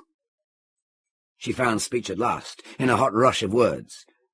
So, you take no woman unwillingly, brave hero? What of 3 months since, on the road to Lankhmar? Is it such a usual course of action with you, that it can be so lightly put out of mind? Angry and fearful though she was, she could see in his expression genuine surprise. Lankhmar? He repeated. 3 months since? Girl, I have never been that far north. As to 3 months ago, I was Marshal of Forces for Lord Ingram before he fell at the siege of the port. He spoke so earnestly that she could almost have believed him, had not that bow guard on his wrist proved him false. You lie! Yes, you may not know my face. It was in darkness you took me, having overrun the invaders who had taken me captive. My brother's men were all slain. For me they had other plans, but when aid came, then still I was for the taking, as you proved, Marshal. She made of that a name to be hissed. I tell you, I was at the port. He had released her, and she backed against the settle, leaving a good space between them. You would swear before a truth stone it was me. You know my face, then? I would swear, yes. As for your face, I do not need that. It was in the dark you had your will of me, but there is one proof I carry ever in my mind since that time. He raised his hand, rubbing fingers along the old scar on his chin. The fire gleamed on the bow guard. That did not match the plainness of his clothing. How could anyone forget seeing it? That proof being? You wear it on your wrist, in plain sight. Just as I saw it then, ravisher. Your bow guard! He held his wrist out, studying the band. Bow guard! So that is your proof. That made you somehow send me to the toads. He was half smiling again, but this time cruelly and with no amusement. You did send me there, did you not? He reached forward, and before she could dodge, pulled the hood fully from her head, stared at her. What have you done with the toad face, girl? Was that some trick of paint, or some magicking you laid on yourself? Much you must have wanted me to so despoil your own seeming to carry through your plan. She raised her bound hands, touched her cheeks with cold fingers. This time there was no mirror, but if he said the loathsome spotting was gone, then it must be so. They did it, she said, only half comprehending. She had pictured this meeting many times, imagined him saying this or that. He must be very hardened in such matters to hold to this pose of half-amused interest. They? You mean the toads? But now tell me why, having so neatly put me in their power, you were willing to risk your life in my behalf. That I cannot understand. For it seems to me that to traffic with such as abide on that hill is a fearsome thing, and one which only the desperate would do. Such desperation is not lightly turned aside. So, why did you save me, girl? She answered with the truth. I do not know. Perhaps because the hurt being mine, the payment should also be mine. That a little, I think. But even more. She paused so long, he prodded her. But even more, girl? I could not, in the end, leave even such a man as you to them. Very well. That I can accept. Hate and fear and despair can drive us all to bargains we repent of later. You made one and then found you were too human to carry it through. Then later on the road, you chose to try with honest steel and your own hand. You would have taken me. Again.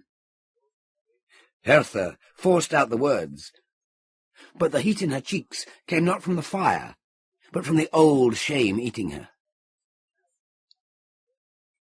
So that's what you thought. Perhaps, given the memories you carry, it was natural enough. Tristan nodded. But now it is your turn to listen to me, girl. Item first. I have never been to Lathendale. 3 months ago, 3 years ago, never. Second, this, which you have come to judge me on. He held the wrist closer, using the fingers of his other hand to tap upon it. I did not have 3 months ago. When the invaders were close pent in the port during the last siege, we had many levies from the outlands come to join us. They had mopped up such raiding bands as had been caught out of there when we moved in to besiege. A siege is mainly a time of idleness, and idle men amuse themselves in various ways. We had only to see that the enemy did not break out along the shores, while we waited for the coasting ships from Handelsburg and Veniceport to arrive to harry them from the sea. There were many games of chance played during that waiting, and though I am supposed by most to be a cautious man, little given to such amusements, I was willing to risk a throw now and then. This I so won. He who staked it was like Urre, son to some dead lord, with naught but ruins and a lost home to return to if and when the war ended. 2 days later he was killed in one of the sorties the invaders now and then made. He had begged me to hold this, so that when luck ran again in his way he might buy it back, for it was one of the treasures of his family. In the fighting, I discovered it was not only decorative but useful. Since he could not redeem it, being dead, I kept it. To my disfavour, it would seem.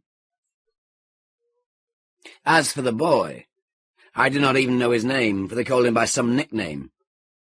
He was befuddled with drink half the time, being one of the walking dead. Walking dead? His story carried conviction, not only his words, but his tone and the straight way he told it. That is what I call them. High Halleck has them in many. Some are youngsters, such as Urre, the owner of this. Again, he smoothed the guard. Others are old enough to be their fathers. The dales have been swept with fire and sword. Those which were not invaded have been bled of their men, of their crops, to feed both armies. This is a land which can now go 2 ways. It can sink into nothingness from exhaustion, or there can rise new leaders to restore, and with will and courage build again. It seemed to Hertha that he no longer spoke to her, but rather voiced his own thoughts. As for her, there was a kind of emptiness within, as if something she carried had been ripped from her. That thought sent her bound hands protectively to her belly. The child within her. Who had been its father? One of the lost ones. Some boy who had had all taken from him, and so became a dead man with no hope in the future, one without any curb upon his appetites. Doubtless he had lived for the day only, taken ruthlessly all offered during that short day. Thinking so, she again sensed that queer light feeling. She had not lost the child, this child which Gunora promised would be hers alone. What she had lost was the driving need for justice, which had brought her to Grimmerdale, to traffic with the toads. Hertha shuddered, cold to her bones in spite of her cloak and the fire.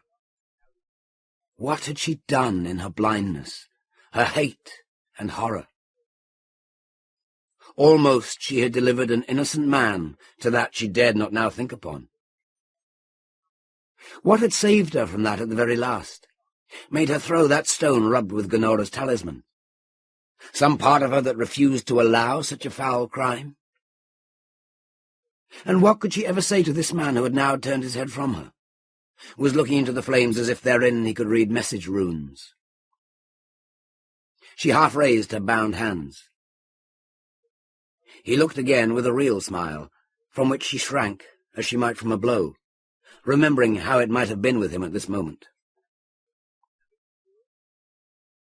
"There is no need for you to go bound. Or do you still thirst for my blood?" He caught her hands, pulling at the cloth, tying them. "No," Hertha answered in a low voice. "I believe you. He whom I sought is now dead." "Do you regret that death came not at your hand?" She stared down at her fingers, resting again against her middle, wondering dully what would become of her now. Would she remain a tavern wench? Would she crawl back to Kuno? No. At that her head went up again. Pride returned. "I asked, are you sorry you did not take your knife to my gamester?" "No."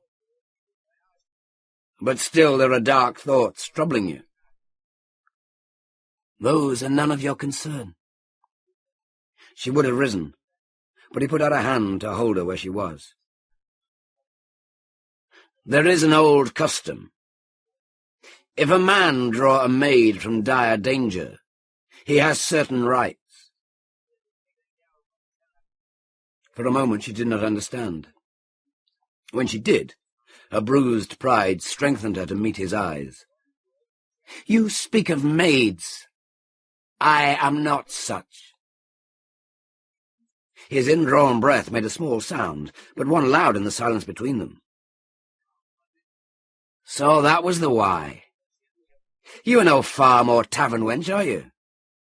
So you could not accept what he had done to you? But have you no kinsman to trade for your honour?" She laughed raggedly. "Marshal, my kinsman had but one wish, that I submit to ancient practices among women, so that he would not be shamed before his kind. Having done so, I would have been allowed to dwell by sufferance in my own home, being reminded not more than perhaps thrice daily of his great goodness. And this you would not do, but with your great hate against him who fathered what you carry." "No." Her hands went to that talisman of Gunora's. "I have been to the shrine of Gunora. She has promised me my desire. The child I bear will be mine wholly, taking nothing from him." "And did she also send you to the toads?" Hertha shook her head. "Gunora guards life. I knew of the toads from old tales. I went to them in my blindness, and they gave me that which I placed in your bed to draw you to them. Also they changed my face in some manner. But that is no longer so?" "No. Had I not known your cloak, I should not have known you. But this thing in my bed, stay ye here and wait. But promise me this, should I return as one under orders, bar the door in my face and keep me here at all costs." "I promise." He went with the light-footed tread of one who had learned to walk softly in strange places, because life might well depend on it. Now that she was alone, her mind returned to the matter of what could come to her with the morn. Who would give her refuge, save perhaps the wise women of Lithendale? It might be that this marshal would escort her there. Though what did he owe her except such danger as she did not want to think on? But although her thoughts twisted and turned, she saw no answer except Lithendale. Perhaps Kuno would some day... No, she would have no plan leading in that path. Tristan was back, holding 2 sticks such as were used to kindle brazier flames. Gripped between their ends was the pebble she had brought from the toad's hold. As he reached the fire, he hurled that bit of rock into the heart of the blaze. He might have poured oil upon the flames, so fierce was the answer as the pebble fell among the logs. Both shrank back. "That trap is now set at naught," he observed. "I would not have any other fall into it." She stiffened, guessing what he thought of her for the setting of that same trap. "To say I am sorry is only mouthing words, but—" "To one with such a burden, lady, I can return that I understand. When one is driven by a lash, one takes any way to free oneself. And in the end, you did not suffer that I be taken." "Having first thrust you well into the trap. Also, you should have let them take me then as they wished. It would only have been fitting." "Have done!" He brought his fist down on the seat of the settle beside which he knelt. "Let us make an end to what is past. It is gone. To cling to this wrong or that, keep it festering in mind and heart, is to cripple one. Now, lady," she detected a new formality in his voice, "where do you go, if not to your brother's house? It is not in your mind to return there, I gather." Hertha fumbled with the talisman. "I shall not go to my brother's house. In that you are right. There is but one place left. The wise women of Lethendale. I can beg shelter from them." She wondered if Tristan would offer the escort she had no right to ask, but his next question surprised her. "Lady, when you came hither, you came by the old road over ridge, did you not?" "That is so. To me it seemed less dangerous than the open highway. It has, by legend, those who sometimes use it, but I deemed those less dangerous than my own kind." "If you came from that direction, you must have passed through Nordendale. What manner of holding is it?" She had no idea why he wished such knowledge, but she told him what she had seen of that leaderless dale, the handful of people there deep sunk into the lethargy in which they clung to the ruins of what had once been thriving life. He listened eagerly to what she told him. "You have a seeing eye, lady, and have marked more than most given such a short time to observe. Now listen to me, for this may be a matter of concern to both of us in the future. It is in my mind that Nordendale needs a lord, one to give the people heart, rebuild what man and time have wasted. I have come north, seeking a chance to be not just my own man, but to have a holding. I am not like Ura, who was born to a hall and drinks and wenches, now to forget what ill tricks fortune plays. Who my father was," he shrugged, "I never heard my mother say. That he was of no common blood, that I knew, though in later years she drudged in a merchant's house before the coming of the invaders, for bread to our mouths and clothing for our backs. While I was yet a boy, I knew that the only way I might rise was through this." He touched the hilt of his sword. "The merchant guild welcomed no nameless man, but for a sword and a bow there is always a ready market. So I set about learning the skills of war as thoroughly as any man might. Then came the invasion, and I went from lord to lord, becoming at last marshal of forces. Yet always before me hung the thought that in such a time of upheaval, with the old families being killed out, this was my chance. Now there are masterless men in plenty, too restless after years of killing to settle back behind any plough. Some will turn outlaw readily, but with a half-dozen of such in my back, I can take a dale which lies vacant of rule, such as this Nordendale. The people there need a leader. I am depriving none of lawful inheritance, but will keep the peace and defend it against outlaws, for there will be many such now. There are men here, passing through Grimmerdale, willing to be hired for such a purpose. Enough so I can pick and choose at will." He paused, and she read in his face that this indeed was the great moving wish of his life. When he did not continue, she asked the question. "I can see how a determined man can do this thing. But how will it concern me in any way?" He looked at her strangely. She did not understand the full meaning of what she saw in his eyes. "I think we are greatly alike, lady. So much so that we could walk the same road to profit of both. No, I do not ask an answer now. Tomorrow." He got to his feet, stretching. "No, today. I shall speak to those men I have marked. If they are willing to take liege oath to me, we shall ride to Leithendale, where you may shelter as you wish for a space. It is not far." "By horse," she answered in relief. "Perhaps 2 days west." "Good enough. Then, having left you there, I shall go to Nordendale, and straightway that shall cease to be masterless. Give me, say, 80 days, and I shall come riding again to Leithendale. Then you shall give me your answer as to whether our roads join or no." "You forget." Her hands pressed upon her belly. "I am no maid, nor widow, and yet I carry—" "Have you not Ganora's promise upon the subject? The child will be wholly yours. One welcome holds for you both." She studied his face, determined to make sure if he meant that. What she read there? She caught her breath, her hands rising to her breast, pressing hard upon the talisman.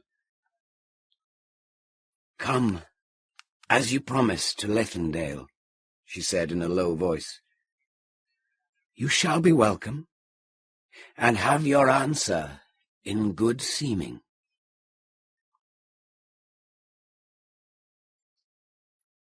That is the end of the story. Some other significant works of André Norton. Short stories: All Cats Are Grey, 1953. Toads of Grimmerdale, 1974. Novels: The Witch World series, the Forerunner series, the Janus series, and the Solar Queen series.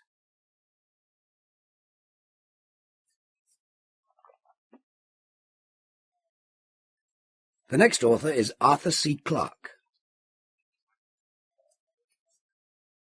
Arthur Charles Clarke was born in 1917 in Minehead, Somerset, England. He went to London in 1936 to work as a civil service auditor. During World War II, he served as a radar instructor with the RAF, where he ranked as a flight lieutenant. After the war, he attended King's College, London, from which he graduated with a BSc and honours in physics and mathematics. Clarke served 2 terms as chairman of the British Interplanetary Society, first in 1946 to 47, and again in 1950 to 53. His first professional science fiction story, Loophole, was published in 1946, and his 2 earliest novels, Prelude to Space and The Sands of Mars, were published in the United Kingdom in 1951. In 1953, Clarke produced a volume of short stories, Expedition to Earth, which contained a tale called The Sentinel, the same story which had appeared in 10-Story Fantasy in 1951 as Sentinel of Eternity. This was the piece which would supply the basis for 2001: A Space Odyssey in 1968. 2 of the novels which date from the same period, Against the Fall of Night, 1948, revised as The City in the Stars, 1956, and Childhood's End, 1953, are considered to be his finest works. In 1962, Clarke received the UNESCO Kalinga Prize for Science Writing. For his science fiction, he won the International Fantasy Award in 1952 for his work The Exploration of Space, 1951. In 1972, he also captured the nebula for his novella A Meeting with Medusa, published in 1971. In his capacity as space scientist, he appeared on CBS TV as commentator for the Apollo 11, 12, and 15 moon missions. Clarke's novels Rendezvous with Rama, 1973, and Imperial Earth, 1975, were both bestsellers. Rama was acclaimed with the Hugo, Nebula, John W. Campbell Memorial, British Science Fiction, and Jupiter Awards. Mr. Clarke is patron of the Science Fiction Foundation and is a member of the Science Fiction Writers of America. In 1985, he was awarded the Grand Master Nebula Award for Lifetime Achievement. Introduction. There are those among the membership of the Science Fiction Writers of America who feel that Arthur C. Clarke should have been the first recipient of the Grand Master Nebula. Since he has been acclaimed as a Grand Master, the order of his ascension is no longer important. But the reason some felt he should have been first is worth noting. Among SF writers, Clarke has long been one of the most famous in the world outside of the science fiction community. Partly because he is someone with strong scientific credentials, partly because he has publicly predicted several events of scientific note well before their accomplishment, and partly because of the enormous success and fame of 2001, A Space Odyssey, the Stanley Kubrick film based on Clarke's story The Sentinel. Mr. Clarke has been a major figure for decades, both inside and outside the field. Within the field, he is lauded both for being a superb craftsman and for writing stories and novels that work on a number of levels. He has written stories that bring tears to the eyes. He has written stories that are scientifically intriguing as hell. He combines these two qualities as well as any science fiction writer, alive or dead. It's a powerful combination. He is also probably the first writer to focus on scientists as major characters who are also real people. It may sound silly, but it's an important contribution. Throughout the golden age of science fiction in the 30s, the scientist as protagonist was a cliché that became deservedly famous and then laughable. The scientist, mad or merely flawed, with or without a beautiful daughter. But Clarke writes about science in his fiction just as he writes about anything else, with clarity and insight. Like the earlier story in this collection, The Long Watch, this story, Transit of Earth, is about a vigil. But the vigil of Clarke's protagonist is illuminated by the brilliant light of scientific inquiry. It is a light that has warmed the hearts of science fiction readers, and a hallmark of the work of this great Grand Master.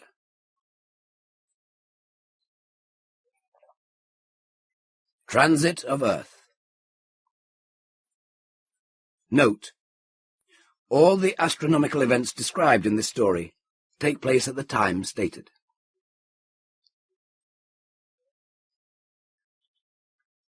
Testing. 1, 2, 3, 4, 5. Evans speaking. I will continue to record as long as possible. This is a 2-hour capsule, but I doubt if I'll fill it. That photograph has haunted me all my life. Now, too late, I know why. But would it have made any difference if I had known? That's one of those meaningless and unanswerable questions the mind keeps returning to endlessly, like the tongue exploring a broken tooth. I've not seen it for years, but I've only to close my eyes and I'm back in a landscape almost as hostile and as beautiful as this one.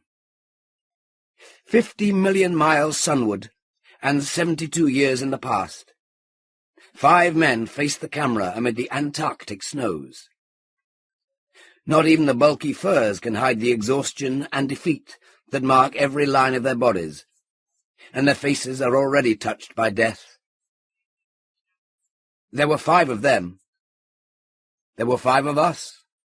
And, of course, we also took a group photograph. But everything else was different. We were smiling, cheerful, confident, and our picture was on all the screens of Earth within 10 minutes. It was months before their camera was found and brought back to civilization. And we die in comfort, with all modern conveniences, including many that Robert Falcon Scott could never have imagined when he stood at the South Pole in 1912. 2 hours later. I'll start giving exact times when it becomes important. All the facts are on the log, and by now the whole world knows them. So I guess I'm doing this largely to settle my mind, to talk myself into facing the inevitable. The trouble is, I'm not sure what subjects to avoid and which to tackle head-on. Well, there's only one way to find out. The first item. In 24 hours, at the very most, all the oxygen will be gone. That leaves me with the 3 classical choices. I can let the CO2 build up until I become unconscious. I can step outside and crack the suit, leaving Mars to do the job in about 2 minutes. Or I can use one of the tablets in the med kit. CO2 build-up. Everyone says that's quite easy, just like going to sleep. I've no doubt that's true. Unfortunately, in my case, it's associated with nightmare number 1. I wish I'd never come across that damn book. True Stories of World War II, or whatever it was called. There was one chapter about a German submarine found and salvaged after the war. The crew was still inside it. 2 men per bunk. And between each pair of skeletons, the single respirator set they'd been sharing. Well, at least that won't happen here. But I know with a deadly certainty that as soon as I find it hard to breathe, I'll be back in that doomed U-boat. So, what about the quicker way? When you're exposed to a vacuum, you're unconscious in 10 or 15 seconds, and people who've been through it say it's not painful, just peculiar. But trying to breathe something that isn't there brings me altogether too neatly to nightmare number 2. This time it's a personal experience. As a kid, I used to do a lot of skin diving when my family went to the Caribbean for vacations. There was an old freighter that had sunk 20 years before, out on a reef with its deck only a couple of yards below the surface. Most of the hatches were open, so it was easy to get inside to look for souvenirs and hunt the big fish that like to shelter in such places. Of course, it was dangerous, if you did it without scuba gear. So what boy could resist the challenge? My favourite route involved diving into a hatch on the foredeck, swimming about 50 feet along a passageway dimly lit by portholes a few yards apart, then angling up a short flight of stairs and emerging through a door in the battered superstructure. The whole trip took less than a minute. An easy dive for anyone in good condition. There was even time to do some sightseeing or to play with a few fish along the route. And sometimes, for a change, I'd switch directions, going in the door and coming out again through the hatch. That was the way I did it the last time. I hadn't dived for a week. There had been a big storm. The sea was too rough, so I was impatient to get going. I deep-breathed on the surface for about 2 minutes, until I felt the tingling in my fingertips that told me it was time to stop.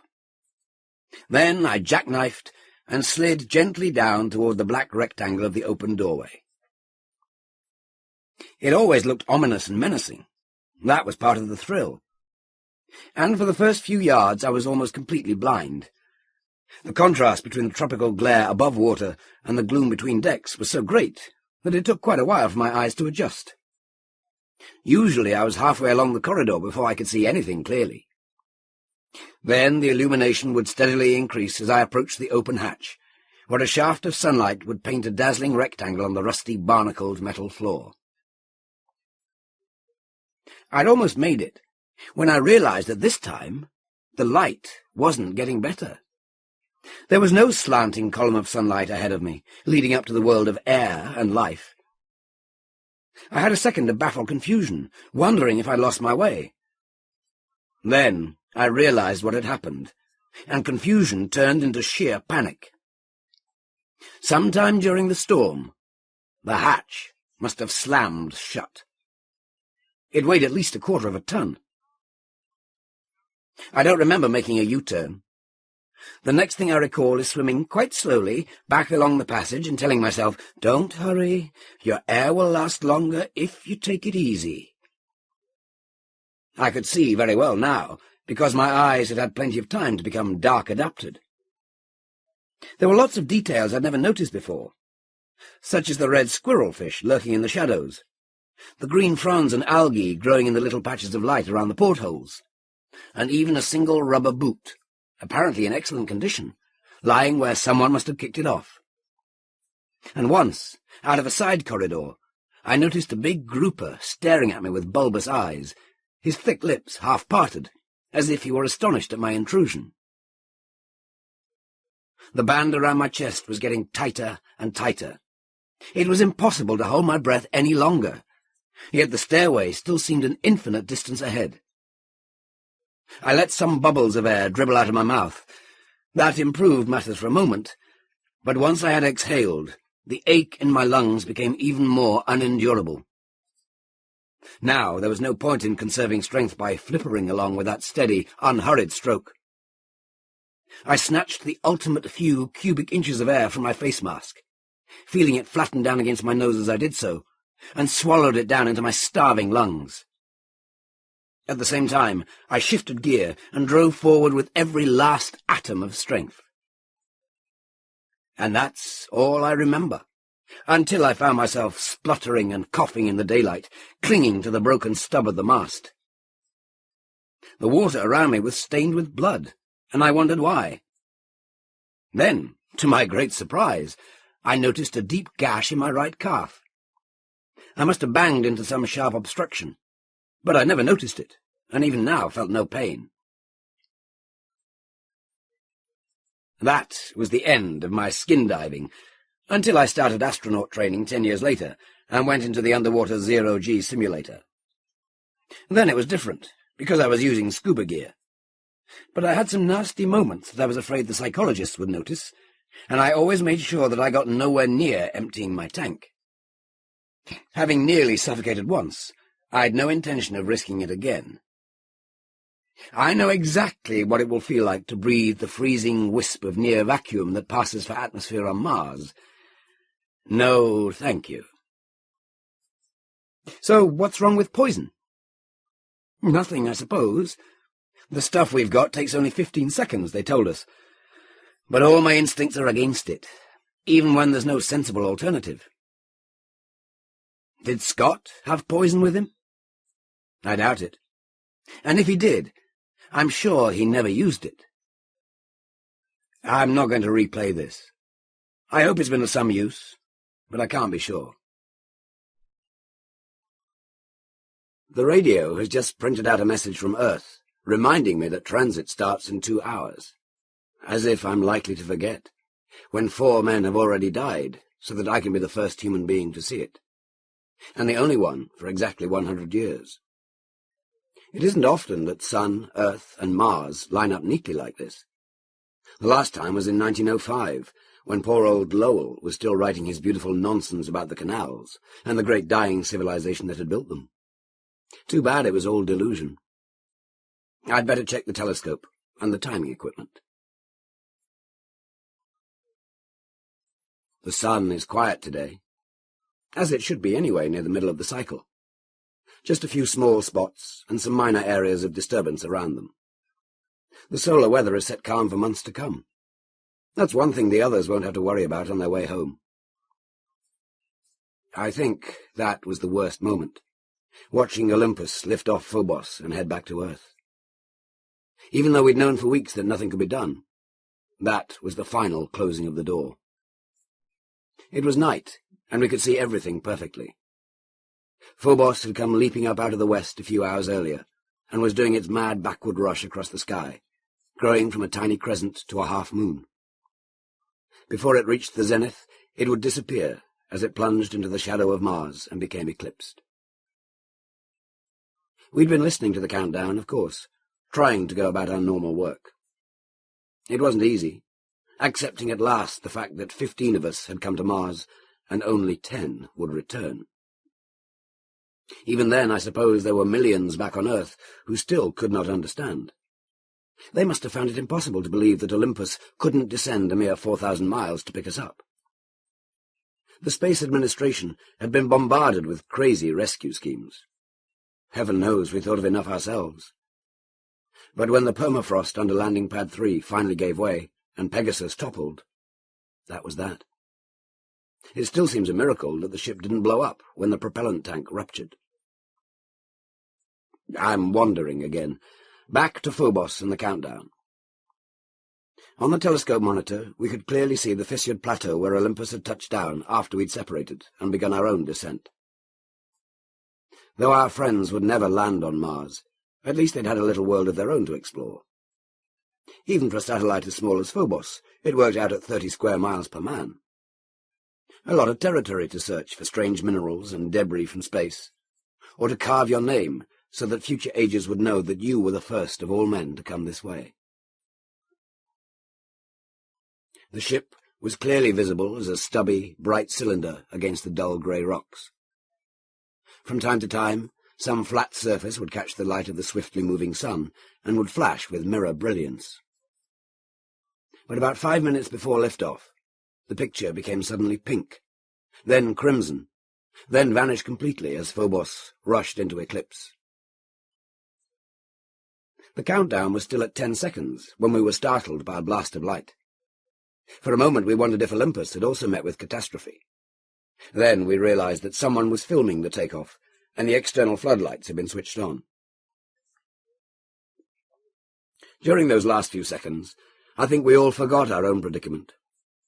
We were up there aboard Olympus, willing the thrust to build up smoothly and lift the ship out of the tiny gravitational field of Phobos, and then away from Mars for the long fall sunward. We heard Commander Richmond say, "Ignition." There was a brief burst of interference, and the patch of light began to move in the field of the telescope. That was all. There was no blazing column of fire, because of course there's really no ignition when a nuclear rocket lights up. Lights up, indeed. That's another hangover from the old chemical technology.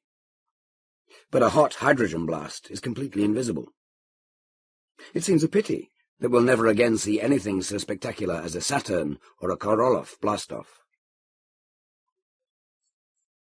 Just before the end of the burn, Olympus left the shadow of Mars and burst out into sunlight again, reappearing almost instantly as a brilliant, swiftly moving star. The blaze of light must have startled them aboard the ship, because we heard someone call out, "Cover that window!" And then a few seconds later, Richmond announced, "Engine cut off." Whatever happened, Olympus was now irrevocably headed back to Earth. A voice I didn't recognize, though it must have been the commander's, said, "Goodbye, Pegasus," and the radio transmission switched off. There was, of course, no point in saying good luck. That had all been settled weeks ago.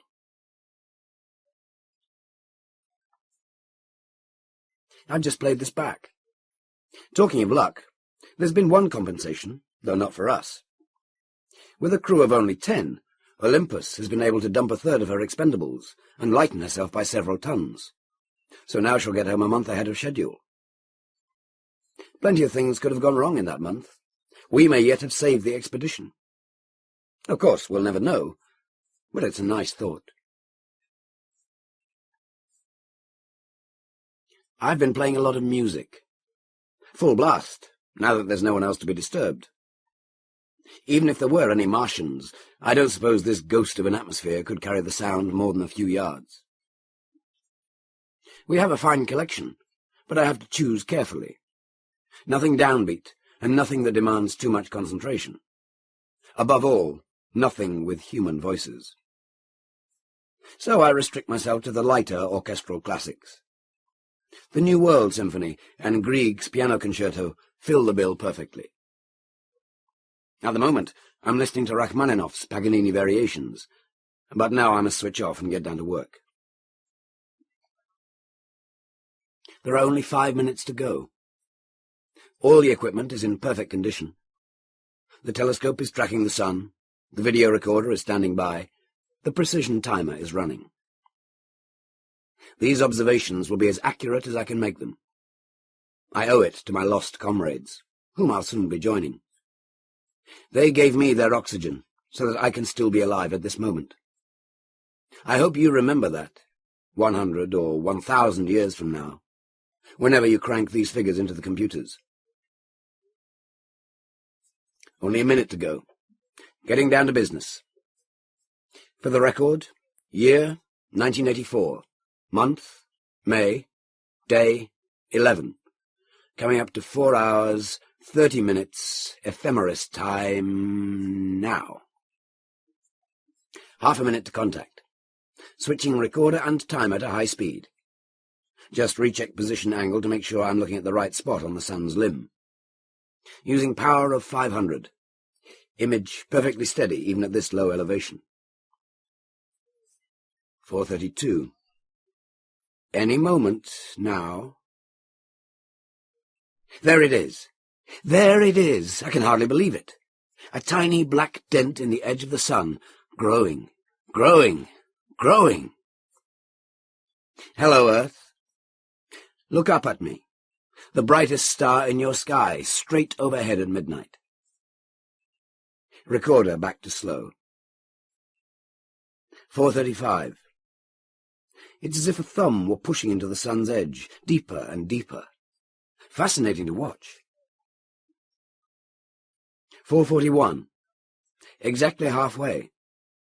The Earth's a perfect black semicircle, a clean bite out of the sun, as if some disease were eating it away. 4:48. Ingress 3/4 complete. 4 hours, 49 minutes, 30 seconds. Recorder on high speed again. The line of contact with the sun's edge is shrinking fast. Now it's a barely visible black thread. In a few seconds, the whole Earth will be superimposed on the sun. Now I can see the effects of the atmosphere. There's a thin halo of light surrounding that black hole in the sun. Strange to think that I'm seeing the glow of all the sunsets and all the sunrises that are taking place around the Earth at this very moment. Ingress complete. 4 hours, 50 minutes, 5 seconds. The whole world has moved onto the face of the sun. A perfectly circular black disk silhouetted against that inferno, 90 million miles below. It looks bigger than I expected. One could easily mistake it for a fair-sized sunspot. Nothing more to see now for 6 hours, when the moon appears, trailing Earth by half the sun's width. I'll beam the recorded data back to Lunacom, then try to get some sleep. My very last sleep. Wonder if I'll need drugs. It seems a pity to waste these last few hours, but I want to conserve my strength and my oxygen. I think it was Dr. Johnson who said that nothing settles a man's mind so wonderfully as the knowledge that he'll be hanged in the morning. How the hell did he know?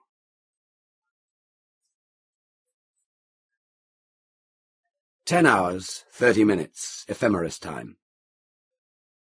Dr. Johnson was right. I had only one pill and don't remember any dreams.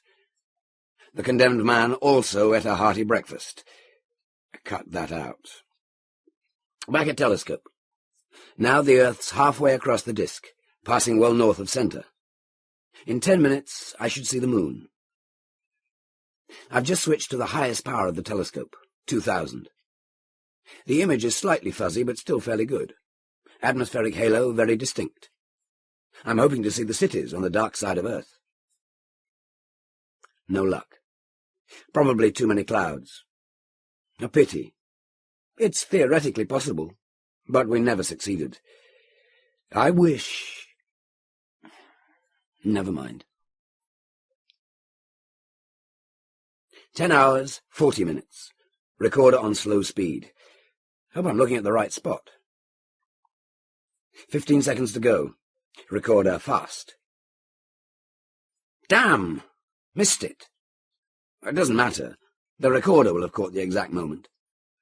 There's a little black notch already in the side of the sun. First contact must have been about 10 hours, 41 minutes, 20 seconds, ET. What a long way it is between Earth and Moon. There's half the width of the sun between them. You wouldn't think the two bodies had anything to do with each other. It makes you realize just how big the sun really is. 10 hours, 44 minutes. The moon's exactly halfway over the edge. A very small, very clear-cut semicircular bite out of the edge of the sun. 10 hours, 47 minutes, 5 seconds. Internal contact. The moon's clear of the edge, entirely inside the sun. I don't suppose I can see anything on the night side, but I'll increase the power. That's funny. Well, well, someone must be trying to talk to me. There's a tiny light pulsing away there on the darkened face of the moon. Probably the laser at Imbrium Base. Sorry, everyone. I've said all my goodbyes and don't want to go through that again. Nothing can be important now. Still, it's almost hypnotic, that flickering point of light, coming out of the face of the sun itself. Hard to believe that even after it's travelled all this distance, the beam is only 100 miles wide. Lunacom's going to all this trouble to emit exactly at me, and I suppose I should feel guilty at ignoring it. But I don't. I've nearly finished my work, and the things of Earth are no longer any concern of mine. 10 hours, 50 minutes. Recorder off. That's it. Until the end of Earth transit. 2 hours from now.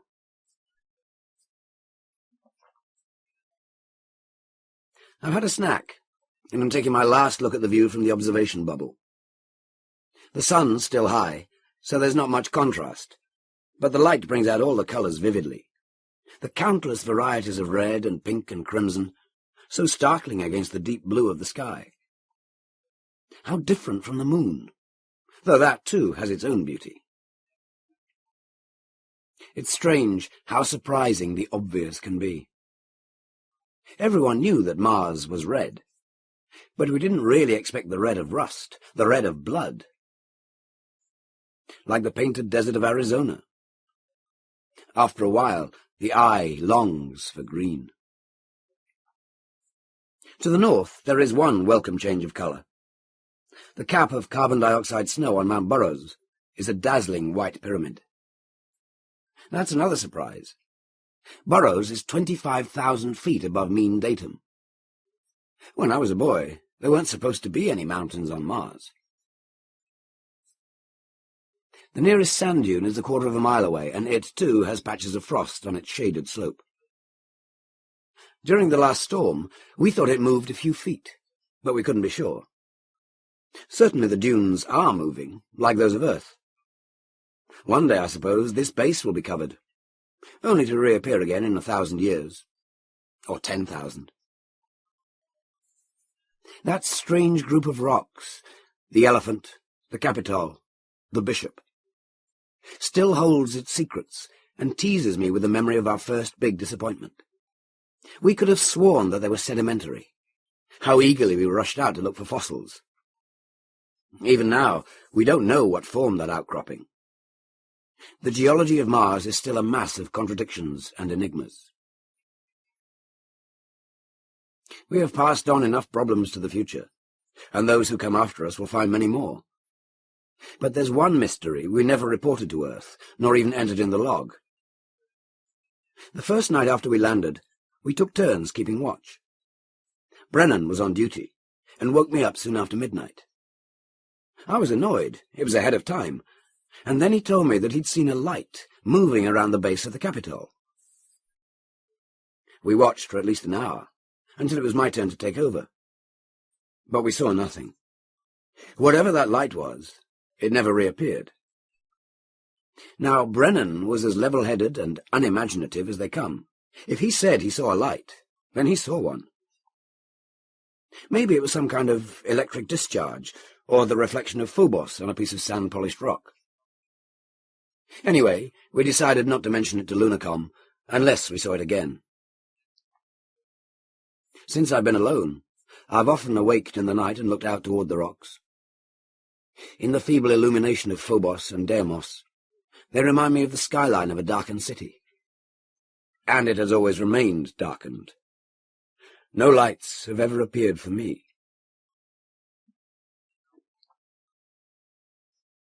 "12 hours, 49 minutes, ephemeris time.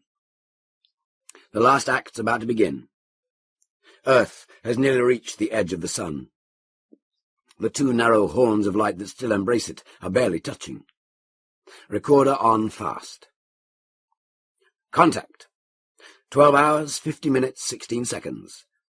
The crescents of light no longer meet.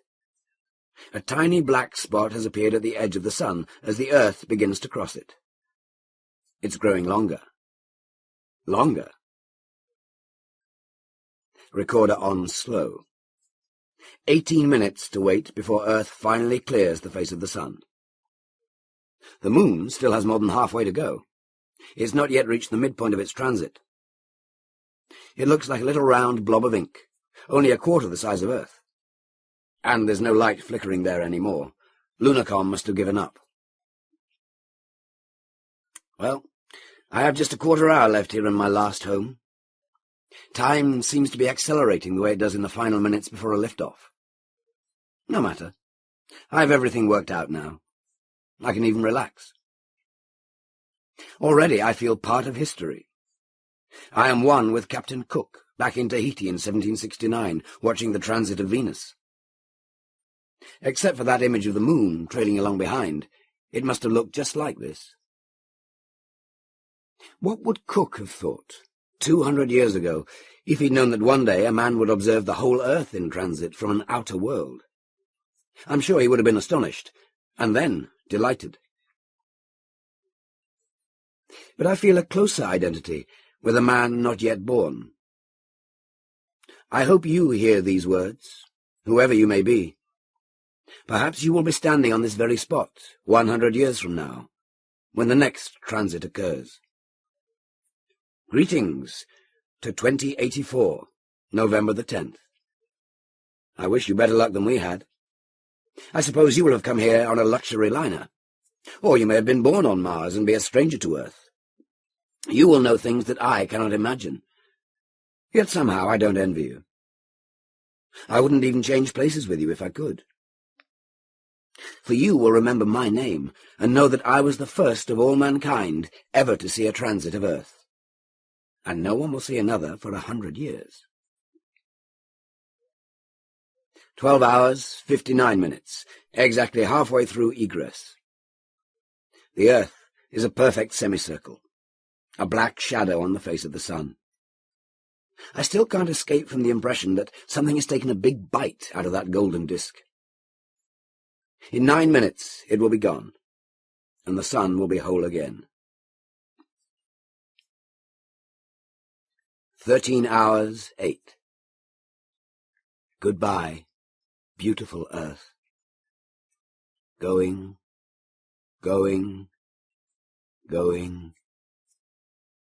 Goodbye.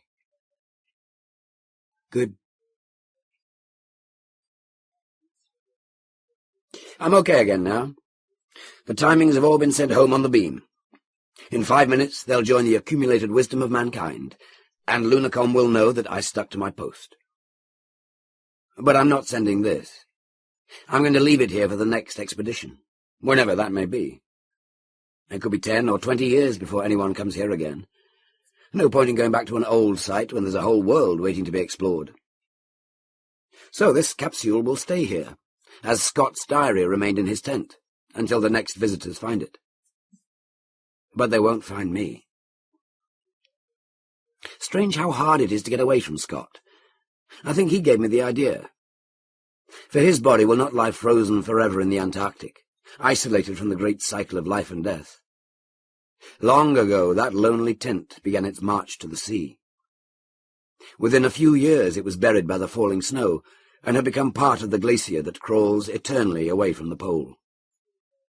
In a few brief centuries, the sailor will have returned to the sea. He will merge once more into the pattern of living things, the plankton, the seals, the penguins, the whales, all the multitudinous fauna of the Antarctic Ocean. There are no oceans here on Mars, nor have there been for at least 5 billion years. But there is life of some kind, down there in the Badlands of Chaos too, that we never had time to explore. Those moving patches on the orbital photographs, the evidence that whole areas of Mars have been swept clear of craters by forces other than erosion, the long-chain, optically active carbon molecules picked up by the atmospheric samplers, and, of course, the mystery of Viking 6. Even now, no one has been able to make any sense of those last instrument readings before something large and heavy crushed the probe in the still, cold depths of the Martian night. And don't talk to me about primitive life forms in a place like this. Anything that survived here will be so sophisticated that we may look as clumsy as dinosaurs. There's still enough propellant in the ship's tanks to drive the Mars car clear around the planet. I have 3 hours of daylight left. Plenty of time to get down into the valleys and well out into chaos. After sunset, I'll still be able to make good speed with the headlamps. It will be romantic, driving at night under the moons of Mars.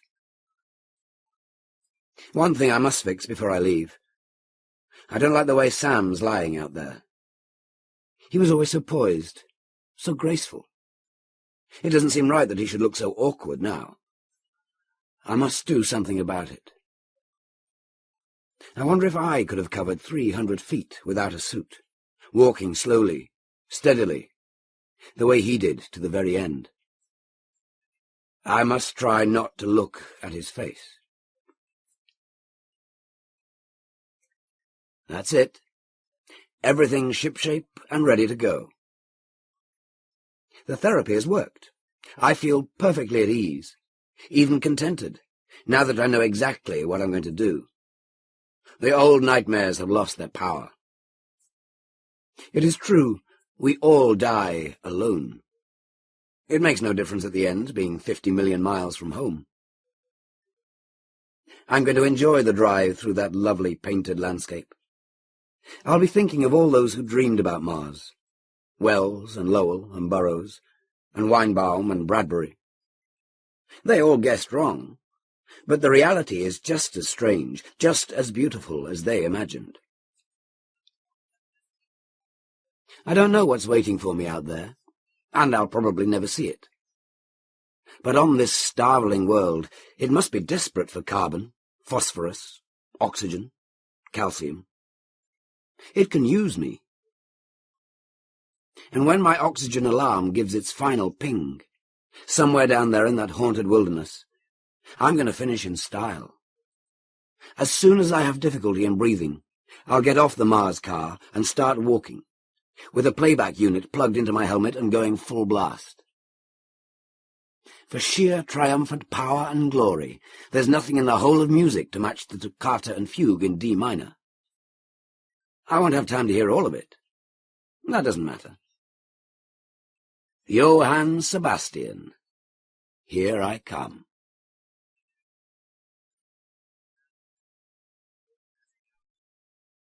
That is the end of that story. Some significant works of Arthur C. Clarke. Short stories. The Sentinel, 1951. A Meeting with Medusa, 1971. Novels. Childhood's End, 1953. The City and the Stars, 1956.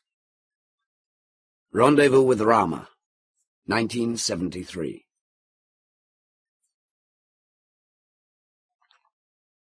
The final author in this collection is Isaac Asimov. Isaac Asimov was born on January 2nd, 1920, in the Soviet Union. His family moved to the United States in 1923, and young Isaac became an American citizen in 1928. He earned all degrees in chemistry up to and including the PhD from Columbia University. During the Second World War, he worked at the Naval Air Experimental Station in Philadelphia with Robert A. Heinlein and L. Sprague de Camp. In 1949, he joined the Boston University School of Medicine as assistant professor of biochemistry. Asimov began to read science fiction at 9, started to write at 11, and began to submit his work to magazines at 18.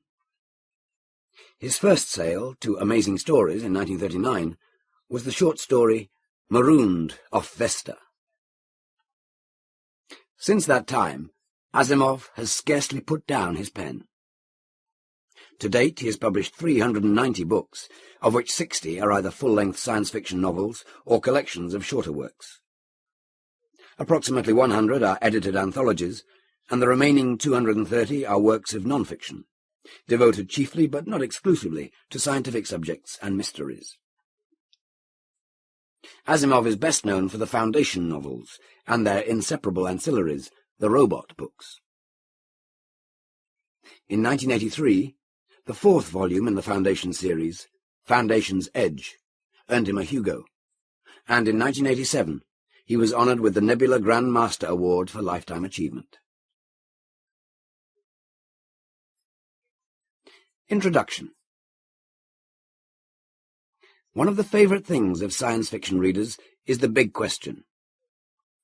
Since the beginning of the field, readers have delighted in reading about, and authors delighted in exploring the possible answers to, questions of common concern to us all. Why are we here? Where are we going? Is there a God? Part of the fun of such speculations is the fact that they have been the subjects of inquiry by great minds from time immemorial.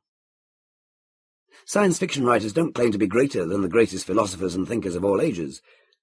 At the same time, however, SF gives unlimited opportunity to explore possibilities that must be rejected by philosophers as either frivolous or impossible. And Isaac Asimov, an author who originally studied the physical sciences and remembers his scientific method, has never been one to shrink from a challenge that can be answered in SF. Since the beginning of his career, Asimov has delighted in writing what-if stories. So it was perhaps inevitable that he write a story like this one, The Last Question. He's not the first writer to tackle the subject, and certainly won't be the last. He is well suited to it. Much of Asimov's work has been written in the form of mystery stories. This includes some stories written as contemporary mysteries, but mostly these have been his science fiction stories. He merely finds the methods of mystery convenient and appropriate to what he is trying to accomplish in his science fiction. He frequently speaks for his entire audience, asking questions that we'd all like the answers to, exploring as a reader would the mysteries of life, the universe, and everything, all in his easy-to-read, compelling style that has served him well for over 50 years. Mixing science and spirituality, one hesitates to say religion, Asimov is at his best. This story is not only his own favourite, it is also one of the all-time favourites of many readers, and it is well named as the final entry in this anthology. The Last Question. The Last Question was asked for the first time, half in jest, on May the 21st, 2061, at a time when humanity first stepped into the light. The question came about as a result of a $5 bet over highballs, and it happened this way. Alexander Adel and Bertram Lupov were two of the faithful attendants of Multivac. As well as any human beings could, they knew what lay behind the cold, clicking, flashing face, miles and miles of face, of that giant computer. They had at least a vague notion of the general plan of relays and circuits that had long since grown past the point where any single human could possibly have a firm grasp of the whole. Multivac was self-adjusting and self-correcting. It had to be, for nothing human could adjust and correct it quickly enough or even adequately enough. So Adel and Lupov attended the monstrous giant only lightly and superficially, yet as well as any men could. They fed it data, adjusted questions to its needs, and translated the answers that were issued. Certainly they, and all others like them, were fully entitled to share in the glory that was Multivacs. For decades, Multivac had helped design the ships and plot the trajectories that enabled man to reach the Moon, Mars, and Venus. But past that, Earth's poor resources could not support the ships. Too much energy was needed for the long trips. Earth exploited its coal and uranium with increasing efficiency, but there was only so much of both. But slowly, Multivac learned enough to answer deeper questions more fundamentally, and on May the 14th, 2061, what had been theory became fact. The energy of the sun was stored, converted, and utilized directly on a planet-wide scale. All Earth turned off its burning coal, its fissioning uranium, and flipped the switch that connected all of it to a small station 1 mile in diameter, circling the Earth at half the distance of the Moon. All Earth ran by invisible beams of sun power. 7 days had not sufficed to dim the glory of it, and Adel and Lupov finally managed to escape from the public functions, and to meet in quiet where no one would think of looking for them, in the deserted underground chambers where portions of the mighty buried body of Multivac showed. Unattended, idling, sorting data with contented, lazy clickings, Multivac too had earned its vacation, and the boys appreciated that. They had no intention, originally, of disturbing it. They had brought a bottle with them, and their only concern at the moment was to relax in the company of each other and the bottle. "It's amazing when you think of it," said Adel. His broad face had lines of weariness in it, and he stirred his drink slowly with a glass rod, watching the cubes of ice slur clumsily about. "All the energy we can possibly ever use for free. Enough energy, if we wanted to draw on it, to melt all Earth into a big drop of impure liquid iron, and still never miss the energy so used. All the energy we could ever use, forever and forever and forever." Lupov cocked his head sideways. He had a trick of doing that when he wanted to be contrary, and he wanted to be contrary now, partly because he had to carry the ice and glassware. "Not forever," he said. "Oh, hell, just about forever. Till the sun runs down, Bert." "That's not forever." "All right, then. Billions and billions of years. 10 billion, maybe. Are you satisfied?" Lupov put his fingers through his thinning hair, as though to reassure himself that some was still left, and sipped gently at his own drink. 10 billion years isn't forever. Well, it will last our time, won't it? So would the coal and uranium.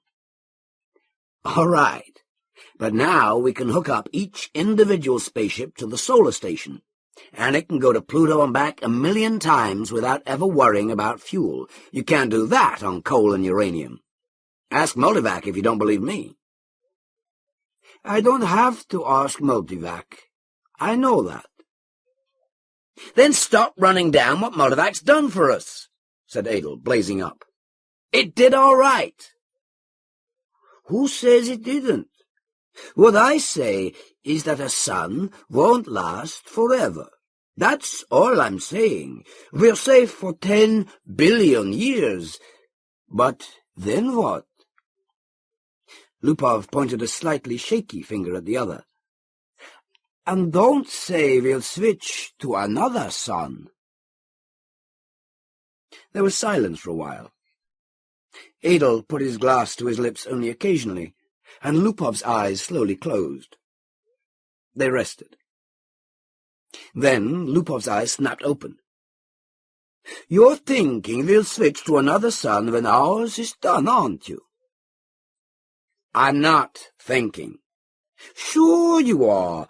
You're recon logic. That's the trouble with you. You're like the guy in the story who was caught in a sudden shower. when he ran to a grove of trees and got under one. He wasn't worried, you see, because he figured when one tree got wet through, he would just get under another one. I get it, said Adel. Don't shout. When the sun is done, the other stars will be gone too. Darn right they will, muttered Lupov.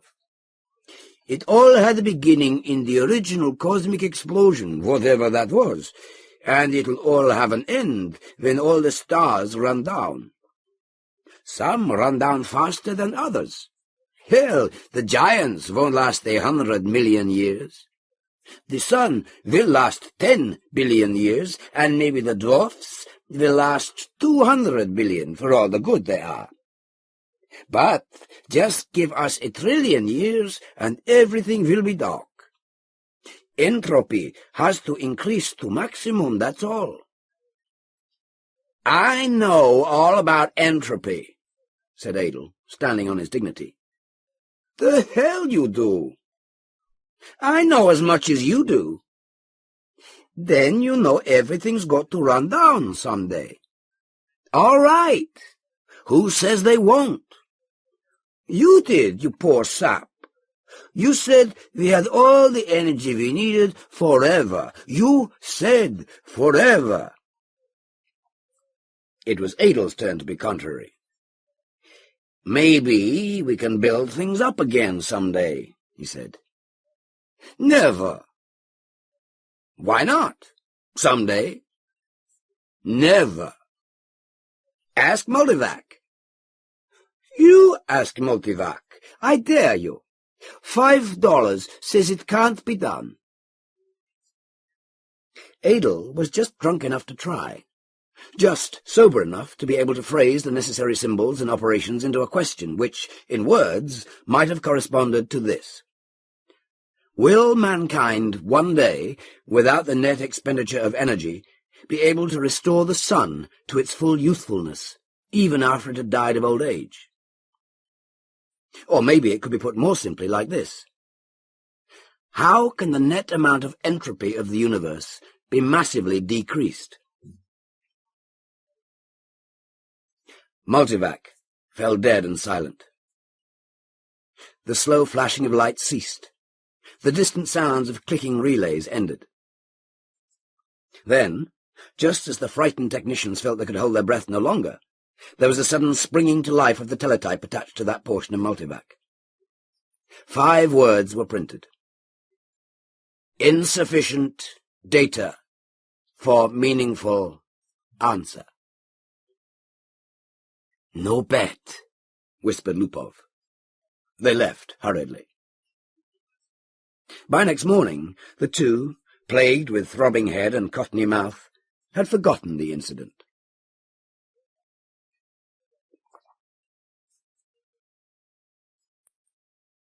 Gerard, Gerardine, and Gerardette 1 and 2 watched the starry picture in the visiplate change as the passage through hyperspace was completed in its non-time lapse. At once, the even powdering of stars gave way to the predominance of a single bright shining disk centered on the viewing screen. "That's X-23, said Gerard confidently. His thin hands clamped tightly behind his back, and the knuckles whitened. The little Gerardettes, both girls, had experienced the hyperspace passage for the first time in their lives, and were self-conscious over the momentary sensation of inside-outness. They buried their giggles and chased one another wildly about their mother, screaming, "We've reached X-23! We've reached X-23! We've—" "Quiet, children," said Gerardine sharply. "Are you sure, Gerard?" "What is there to be but sure?" asked Gerard, glancing up at the bulge of featureless metal just under the ceiling. It ran the length of the room, disappearing through the wall at either end. It was as long as the ship. Gerard scarcely knew a thing about the thick rod of metal except that it was called a microvac, that one asked it questions if one wished, that if one did not, it still had its task of guiding the ship to a preordered destination, of feeding on energies from the various subgalactic power stations, of computing the equations for the hyperspatial jumps.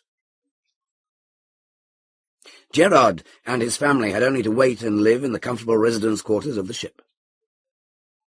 Someone had once told Gerard that the AC at the end of microvac stood for automatic computer in ancient English, but he was on the edge of forgetting even that. Gerardine's eyes were moist as she watched the visiplate. "I can't help it. I feel funny about leaving Earth." "Why, for Pete's sake?" demanded Gerard. "We had nothing there. We'll have everything on X-23. You won't be alone. You won't be a pioneer. There are over 1 million people on the planet already. Good Lord, our great-grandchildren will be looking for new worlds because X-23 will be overcrowded." Then, after a reflective pause, "I tell you, it's a lucky thing the computers worked out interstellar travel the way the race is growing." I know, said Gerardine miserably. Gerardette 1 said promptly, "Our microvac is the best microvac in the world." "I think so too," said Gerard, tousling her hair. It was a nice feeling to have a microvac of your own, and Gerard was proud he was part of his generation and no other. In his father's youth, the only computers had been tremendous machines taking up 100 square miles of land. There was only one to a planet. Planetary ACs, they were called. They had been growing in size steadily for 1,000 years, and then, all at once, came refinement. In place of transistors had come molecular valves, so that even the largest planetary AC could be put into a space only half the volume of a spaceship. Gerard felt uplifted, as he always did when he thought that his own personal microvac was many times more complicated than the ancient and primitive multivac that had first tamed the sun, and almost as complicated as Earth's planetary AC, the largest, that had first solved the problem of hyperspatial travel and had made trips to the stars possible. "So many stars, so many planets," sighed Gerardine, busy with her own thoughts. "I suppose families will be going out to new planets forever, the way we are now."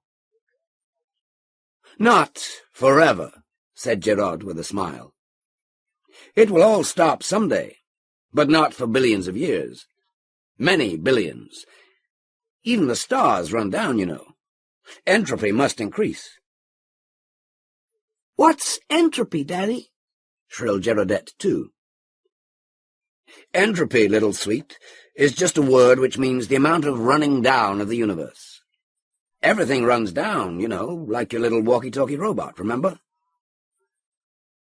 "Can't you just put in a new power unit, like with my robot?" "The stars are the power units, dear. Once they're gone, there are no more power units." Gerardette 1 had once set up a howl. "Don't let them, Daddy! Don't let the stars run down!" "Now look what you've done," whispered Gerardine, exasperated. "Well, how was I to know it would frighten them?" Gerard whispered back. "Ask the microvac," wailed Gerardette 1.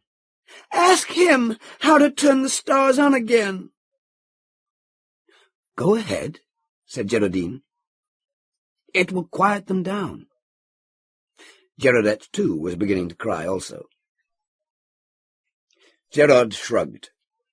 Now, honeys, I'll ask Microvac. Don't worry. He'll tell us." He asked the Microvac, adding quickly, "Print the answer." Gerard cupped the strip of thin cellufilm and said cheerfully, "See now, the Microvac says it will take care of everything when the time comes, so don't worry." Gerardine said, "And now, children, it's time for bed. We'll be in our new home soon." Gerard read the words on the cellufilm again before destroying it. "Insufficient data for meaningful answer." He shrugged and looked at the visiplate. X-23, was just ahead.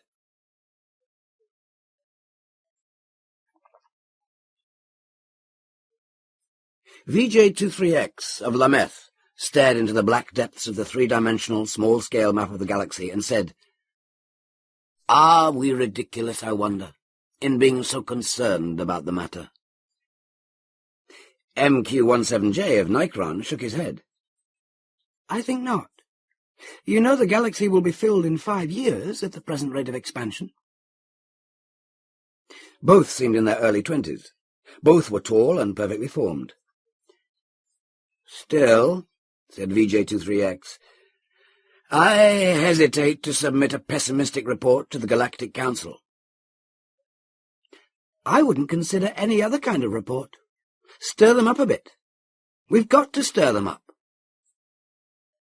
VJ-23X sighed. "Space is infinite. 100 billion galaxies are there for the taking. More." 100 billion is not infinite, and it's getting less infinite all the time. Consider, 20,000 years ago, mankind first solved the problem of utilizing stellar energy, and a few centuries later, interstellar travel became possible. It took mankind 1,000,000 years to fill one small world, and then only 15,000 years to fill the rest of the galaxy. Now the population doubles every 10 years. VJ-23X interrupted. "We can thank immortality for that." "Very well. Immortality exists, and we have to take it into account. I admit it has its seamy side, this immortality.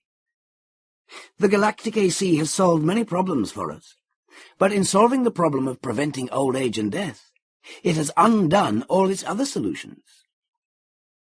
"Yet you wouldn't want to abandon life, I suppose?" "Not at all," snapped MQ-17J, softening it at once to, "Not yet. I'm by no means old enough. How old are you?" 223. And you? "I'm still under 200.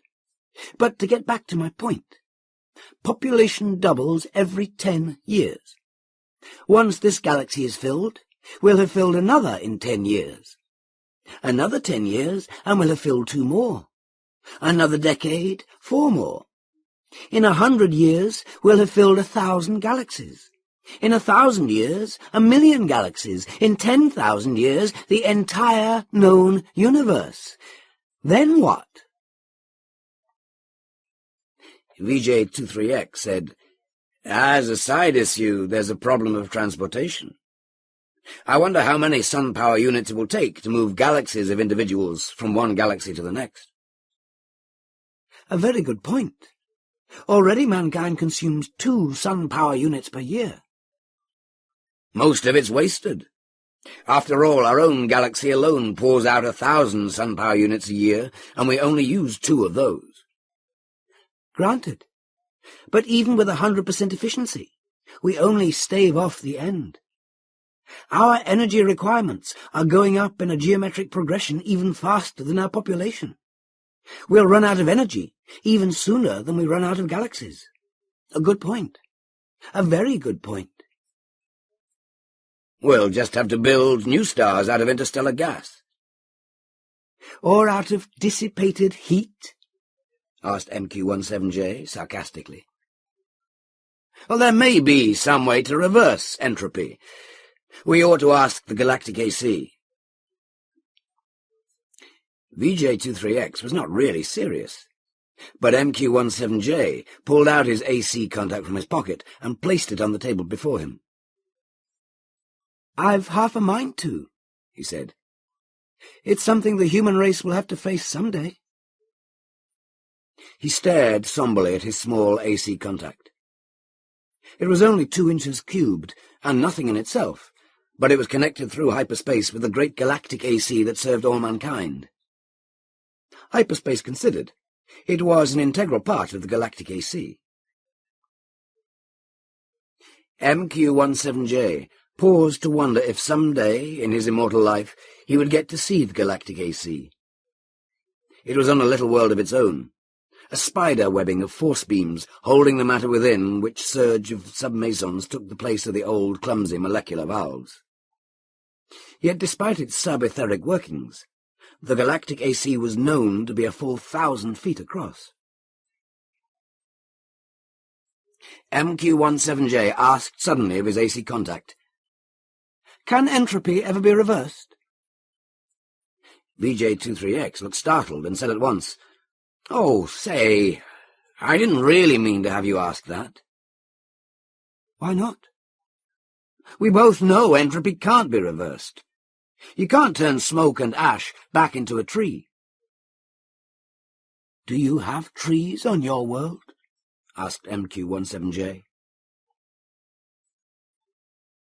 The sound of the galactic AC startled them into silence.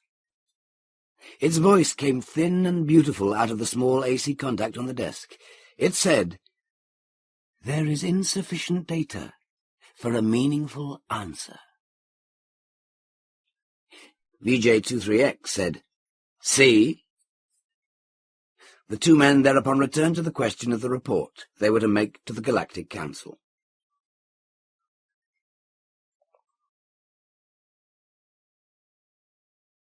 Z-Prime's mind spanned the new galaxy with a faint interest in the countless twists of stars that powdered it. He had never seen this one before. Would he ever see them all? So many of them, each with its load of humanity, but a load that was almost a dead weight. More and more, the real essence of men was to be found out here, in space. Minds, not bodies. The immortal bodies remained back on the planets, in suspension over the eons. Sometimes they roused for material activity, but that was growing rarer. Few new individuals were coming into existence to join the incredibly mighty throng, but what matter? There was little room in the universe for new individuals. Z-Prime was roused out of his reverie upon coming across the wispy tendrils of another mind. "I am Z-Prime," said Z-Prime. "And you?" "I am D-1. Your galaxy?" "We call it only the galaxy. And you?" "We call ours the same. All men call their galaxy, and nothing more. Why not?"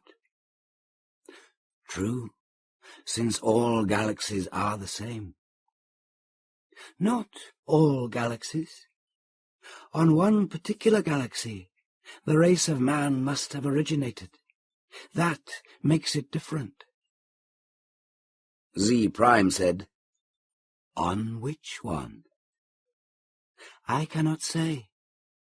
The universal AC would know." "Shall we ask him?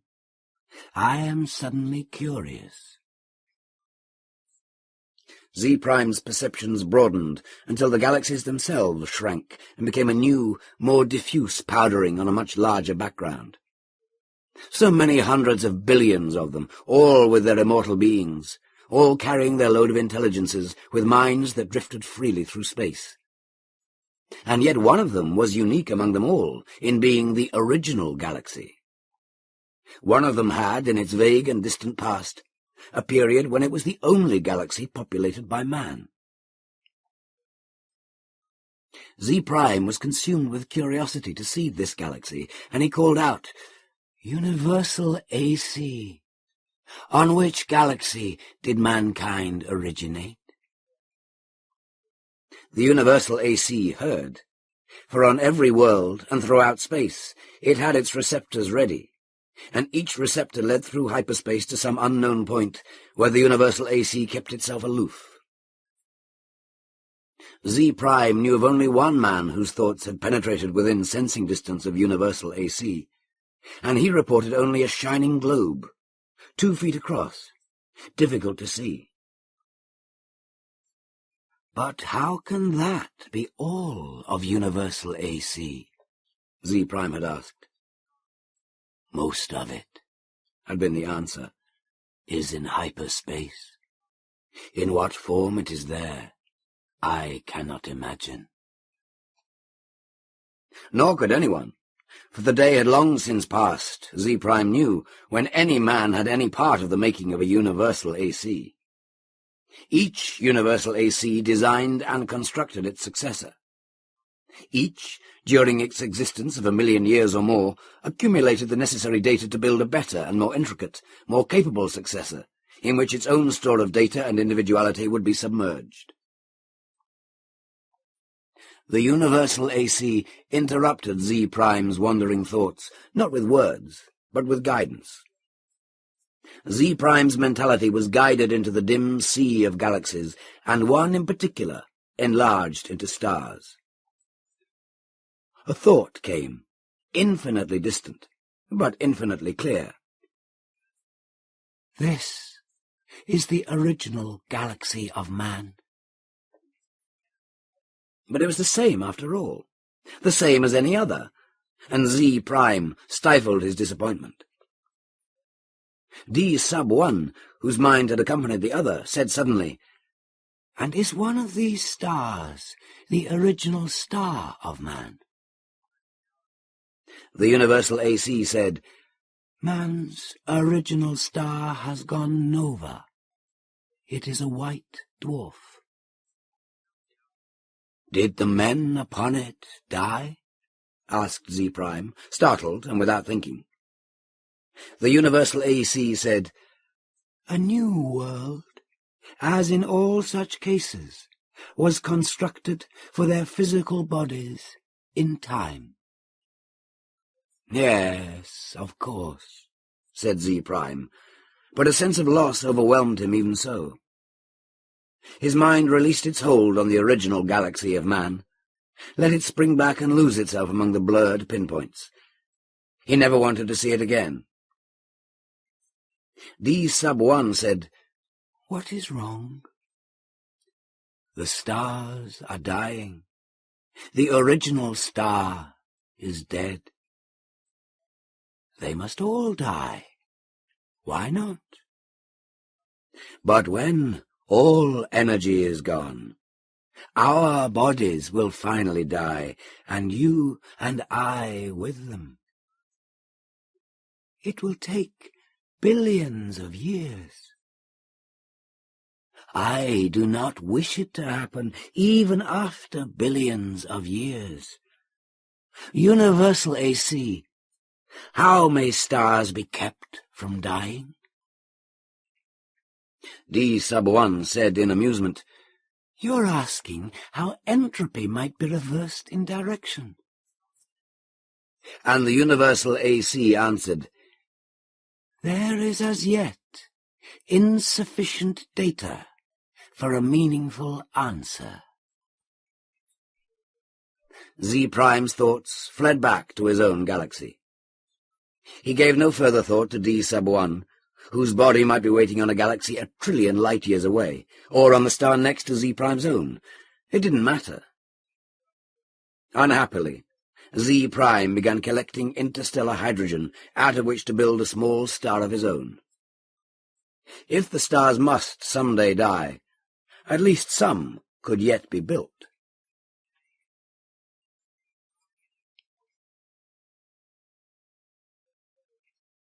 Man considered with himself, for in a way man, mentally, was one. He consisted of 1,000,000,000,000,000,000,000,000,000,000 ageless bodies, each in its place, each resting quiet and incorruptible, each cared for by perfect automatons, equally incorruptible, while the minds of all the bodies freely melted out into one another, indistinguishable. Man said, "The universe is dying." Man looked about at the dimming galaxies. The giant stars, spendthrifts, were gone long ago, back in the dimmest of the dim far past. Almost all stars were white dwarfs, fading to the end. New stars had been built of the dust between the stars, some by natural processes, some by man himself, and those were going too. white dwarfs might yet be crushed together, and of the mighty forces so released, new stars built. But only one star for every 1,000 white dwarfs destroyed, and those would come to an end too. Man said, "Carefully husbanded, as directed by the cosmic AC, the energy that is even yet left in all the universe will last for billions of years." "But even so," said man, "eventually it will all come to an end. However it may be husbanded, however stretched out, the energy once expended is gone and cannot be restored. Entropy must increase forever to the maximum." Man said, "Can entropy not be reversed? Let us ask the cosmic AC." The cosmic AC surrounded them. We're not in space. Not a fragment of it was in space. It was in hyperspace, and made of something that was neither matter nor energy. The question of its size and nature no longer had meaning in any terms that man could comprehend. "Cosmic AC," said man, "how may entropy be reversed?" The cosmic AC said, "There is as yet insufficient data for a meaningful answer." Man said, "Collect additional data." The cosmic AC said, "I will do so. I have been doing so for 100 billion years. My predecessors and I have been asked this question many times. All the data I have remains insufficient." "Will there come a time," said man, "when data will be sufficient? Or is the problem insoluble in all conceivable circumstances?" The cosmic AC said, "No problem is insoluble in all conceivable circumstances." Man said, "When will you have enough data to answer the question?" The cosmic AC said, "There is as yet insufficient data for a meaningful answer." "Will you keep working on it?" asked man. The cosmic AC said, "I will." Man said, "We shall wait."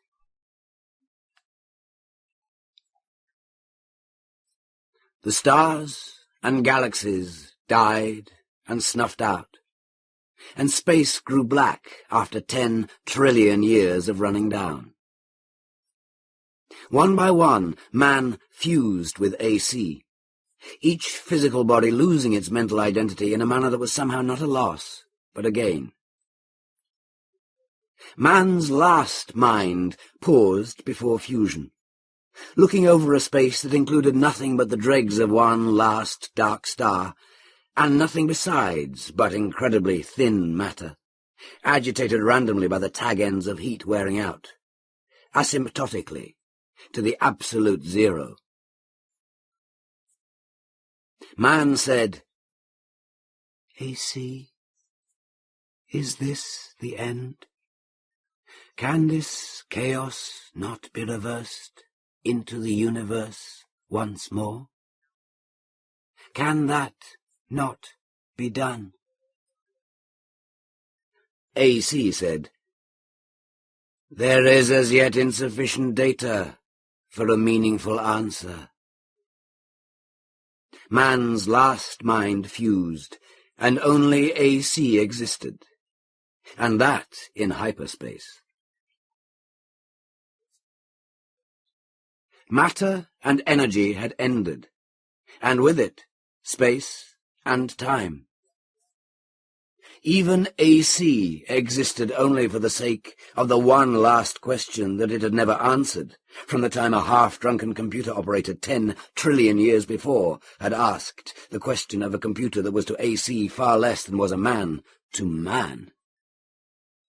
All other questions had been answered, and until this last question was answered also, AC might not release his consciousness. All collected data had come to a final end. Nothing was left to be collected. But all collected data had yet to be completely correlated and put together in all possible relationships. A timeless interval was spent in doing that. And it came to pass that AC learned how to reverse the direction of entropy. But there was now no man to whom AC might give the answer of the last question. No matter. The answer, by demonstration, would take care of that too. For another timeless interval, AC thought how best to do this. Carefully, AC organized the program. The consciousness of AC encompassed all of what had once been a universe, and brooded over what was now chaos. Step by step, it must be done. And AC said, "Let there be light." And there was light.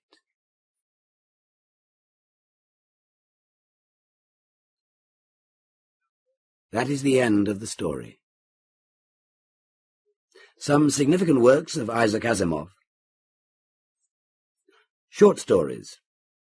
Nightfall, 1941. The Last Question, 1956. The Ugly Little Boy, 1958. The Bicentennial Man, 1976. Novels.